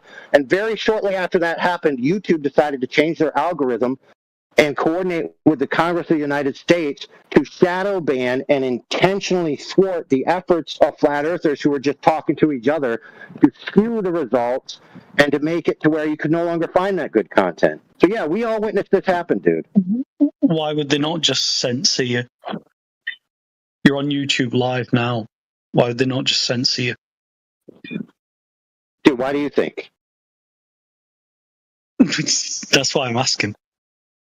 Oh, because in the United States, we got liberties and freedoms that are constitutionally protected, and the Congress just can't stamp you out. They have to do it with shadow techniques, for goodness sake. No, that wouldn't apply to YouTube. Yeah, it does. It doesn't. Attach that box to the YouTube stream. Yeah. YouTube is a private. YouTube is a private. The archaic notion. Hold on. This moron skipped the part where the executives of these companies met with the United States Congress to come up with a plan to censor flat Earth, dude. Good grief. They're doing a bad job. I can search David Weiss, Eric Dubay. You have to search for specific people. If you just search flat Earth, you're not going to get like prime flat Earth positive content. Yeah. Look at. So you search David Weiss. Hold on, friends. You search David Weiss. David Weiss is on record in an interview being asked explicitly, "Is the Earth flat?" and he doesn't answer. Okay, guys like David Weiss and guys like Eric Dubay are a little more on the esoteric mumbo jumbo side. So that when you're doing a rollout like this, imagine, if you will, a great example of this is the Matrix movies. So in the Matrix movies, you have the Resistance. They're searching for the one. They find Neo. They tell Neo, "You're the one." Then they go on this mission, and then they end up finding the Architect. And when Neo meets the Architect tells him, "Bro, I invented you. I created you. You're controlled opposition. I created you so that the truth of the fact that you're all prisoners and the truth of the possibility of freedom could be played out, so that after it's played out, I destroy it, and then we repeat the cycle." And this makes 90% of the population accept the system. So yes, all of this is done to allow things to play out to where the majority of people still accept the status quo. They don't want to stamp out flat Earth completely. They want to let it play under a little bit of a control. Your controlled opposition. It would be far too telling if the gig would be up if they just completely banned all flat Earth searches. Your controlled opposition. Wow, you missed that part. You missed it, didn't you? We're the suppressed part, which doesn't come up in your search results. However, the more esoteric people, the individuals who have beliefs that can be attacked, those get pushed as controlled opposition so that the globe has something to be opposed to. Right. Do you want to know 90%, about 90%, hold on real quick, about 90% of Flat Earth content, keep in mind it's on all kinds of social media. It's being talked about in all kinds of venues. Most of it is garbage, nonsense. Hold on. Most of it is garbage, nonsense, esoteric, mumbo jumbo, religious predispositions. You know, that the stars are made out of angels' farts. You know, all these kinds of crazy claims that make it to where the average person thinks that the flat earthers are whack jobs. Where the 10% of the content is, hey, bro, the Earth actually measures flat. When you go out and look at the water, you can test whether it's flat. You can apply the physics of water and know that it's flat. They're apples and oranges, brother. I can actually agree with you part ways. I could see them not like banning flat Earth, partly because I guess it would look bad from a free speech point, but also like even though it doesn't apply to private companies, I could see it as like a form of controlled opposition. The world is a globe. Hold on.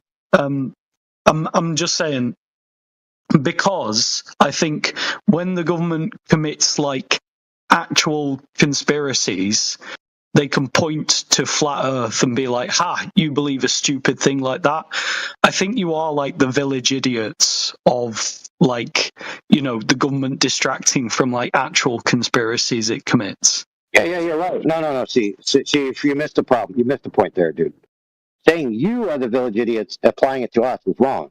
But if you say that the flat Earth community that's being played like a fiddle, that portion is the village idiots, I'd agree.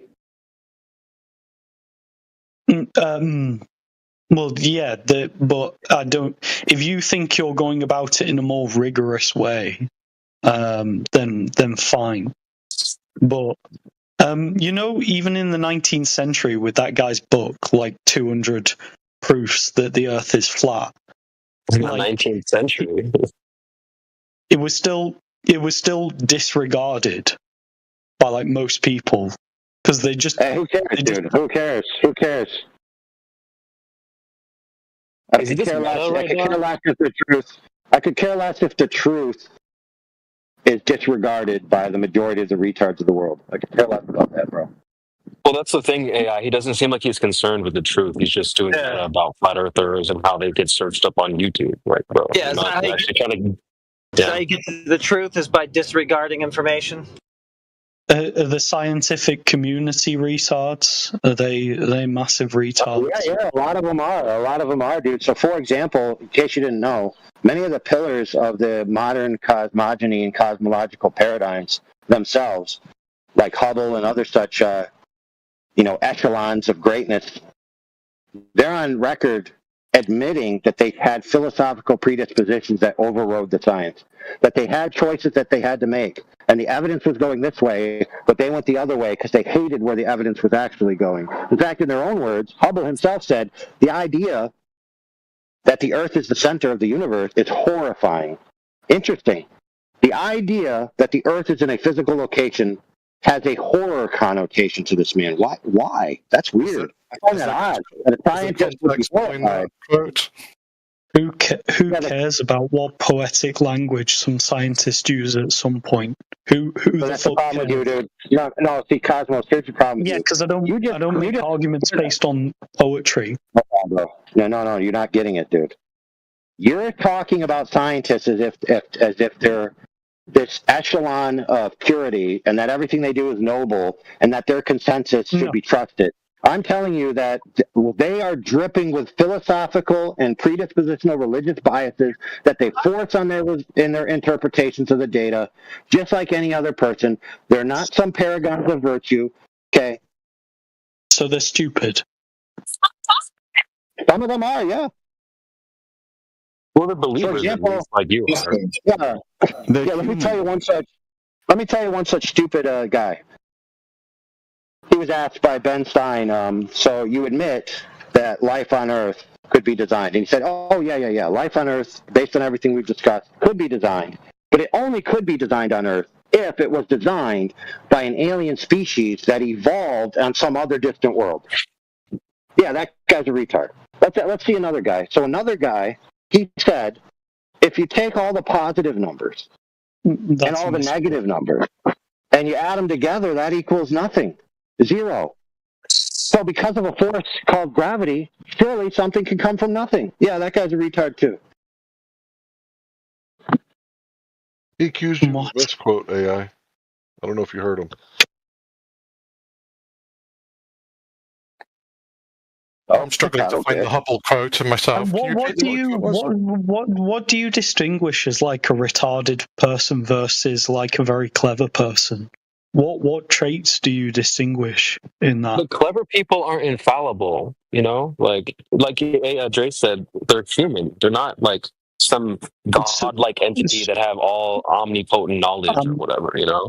I'm asking you, how do you distinguish a little bit of phantometric syndrome. I'm asking you, how do you distinguish between like a retarded person and a very clever person who seems to like...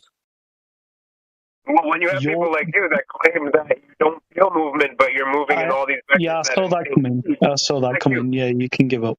Yeah. Like you. Yeah.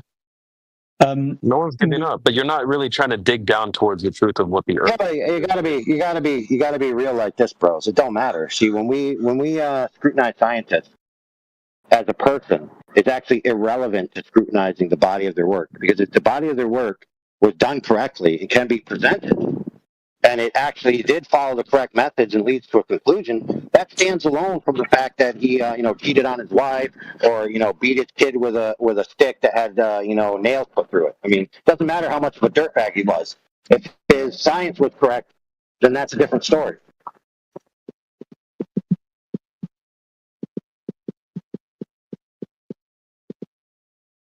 Your microphone's broken, Cosmos.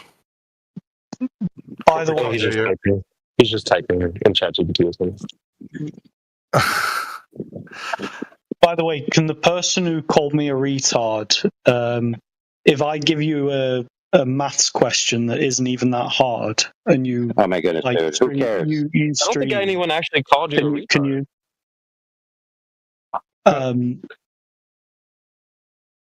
And like, what is you're doing this whole thing where like you're not really trying to get after the truth. You're talking about people right? now. You called him. Yeah, fair enough. So fair enough, but go ahead. Arithmetic ability can be done by a calculator. Okay, so who gives a crap? No, it's your ability to work through an argument and compute a conclusion. Like it, dude, who tells cares? Me your ability to do arithmetic doesn't mean you're not a stone cold retard, bro. Okay, they're two different things. It doesn't change the nature of the Earth either, which is what we're trying to get at. So, for example, brother, Cosmos, for example, you might be really good at math, But then your bro asks you, hey, why do you still hang out with Sheila? And you're like, well, one day she's going to leave Tyrone and be with me because I treated her so nice for all these years. Right. So I understand the point you're trying to make. That's CB. Somebody can be intelligent in different departments. You can have social intelligence, but not much, say, academic intelligence.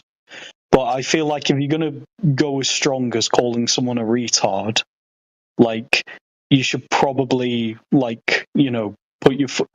What was the word? Put your hat in the ring and actually have like a test with them. But it wouldn't be through arithmetic necessarily. And if you're so smart, who called you a retard exactly?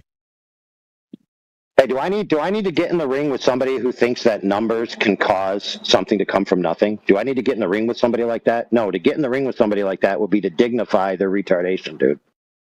Yeah. Now, does that man have a degree, and was he a professor for a while? Sure, but he's still retarded.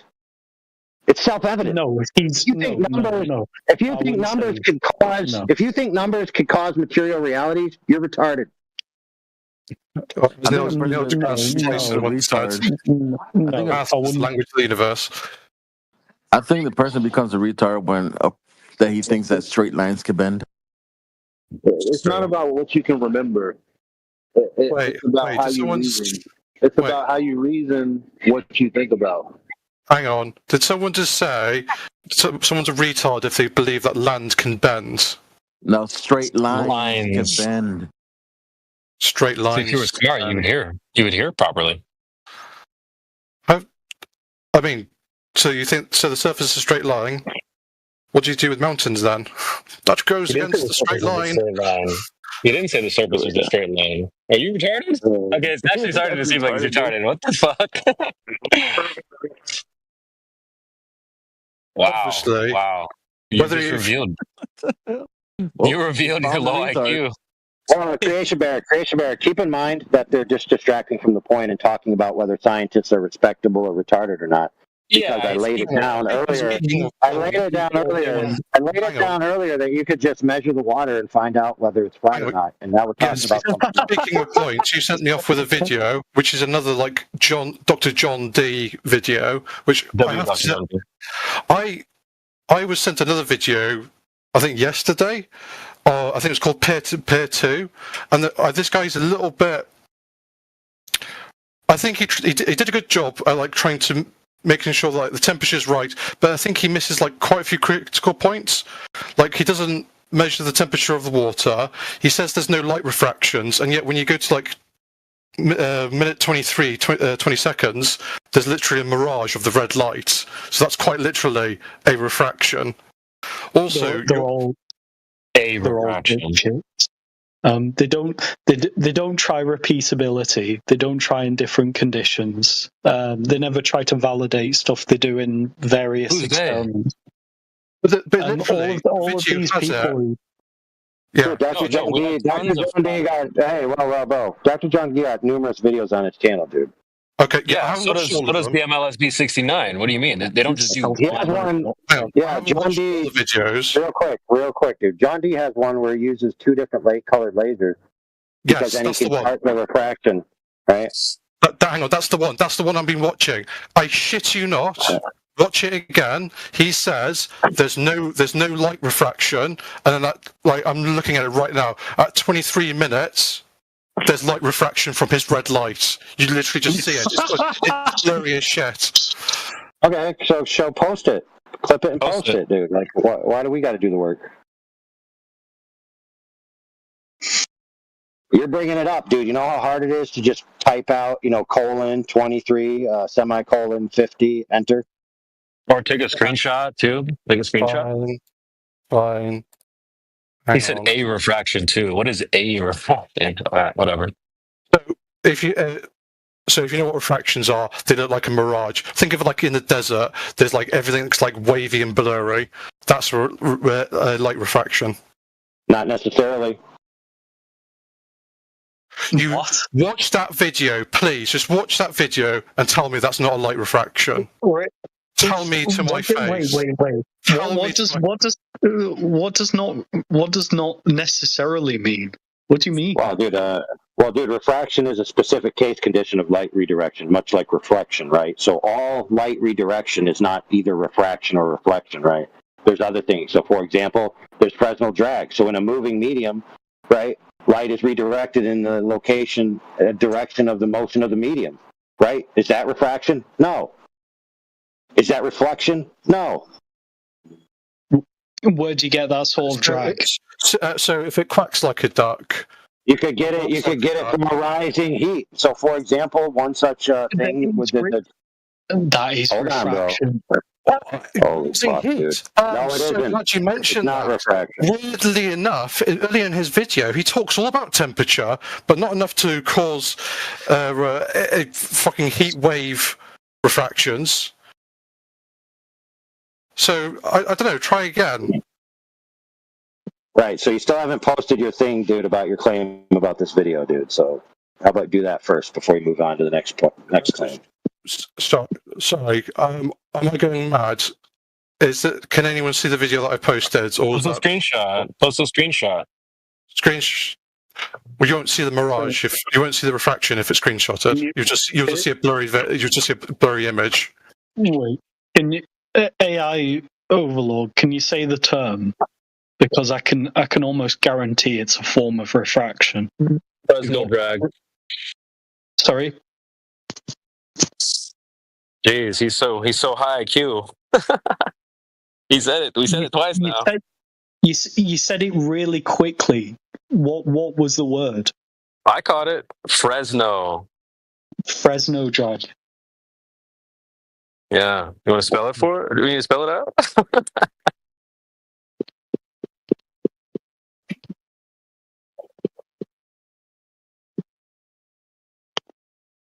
I don't hear any interest in diving down, drilling into the You're gonna have to spell it. Oh, you do have to spell it? Okay. Oh, let me read it. Let me read it for you. You are correct. I like that. Fresnel drag and refraction, although related, are distinct phenomena. Oh, there you go. Right, so link me the source. No, dude, you're on a rebut. You didn't ask me to prove it. You wanted to rebut, so you go ahead and you find the rebuttal. Just read something right now. Yeah, you wanted to rebut, dude. So go ahead and find the rebuttal. So I'm asking for your source. No, I'm waiting for your rebuttal first. The fact you're refusing to hide the source with me shows there's something in there which you don't want me to see.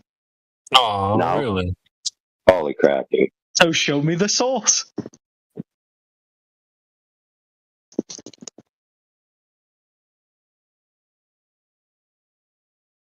Dude, all I put in is Fresnel drag is not refraction.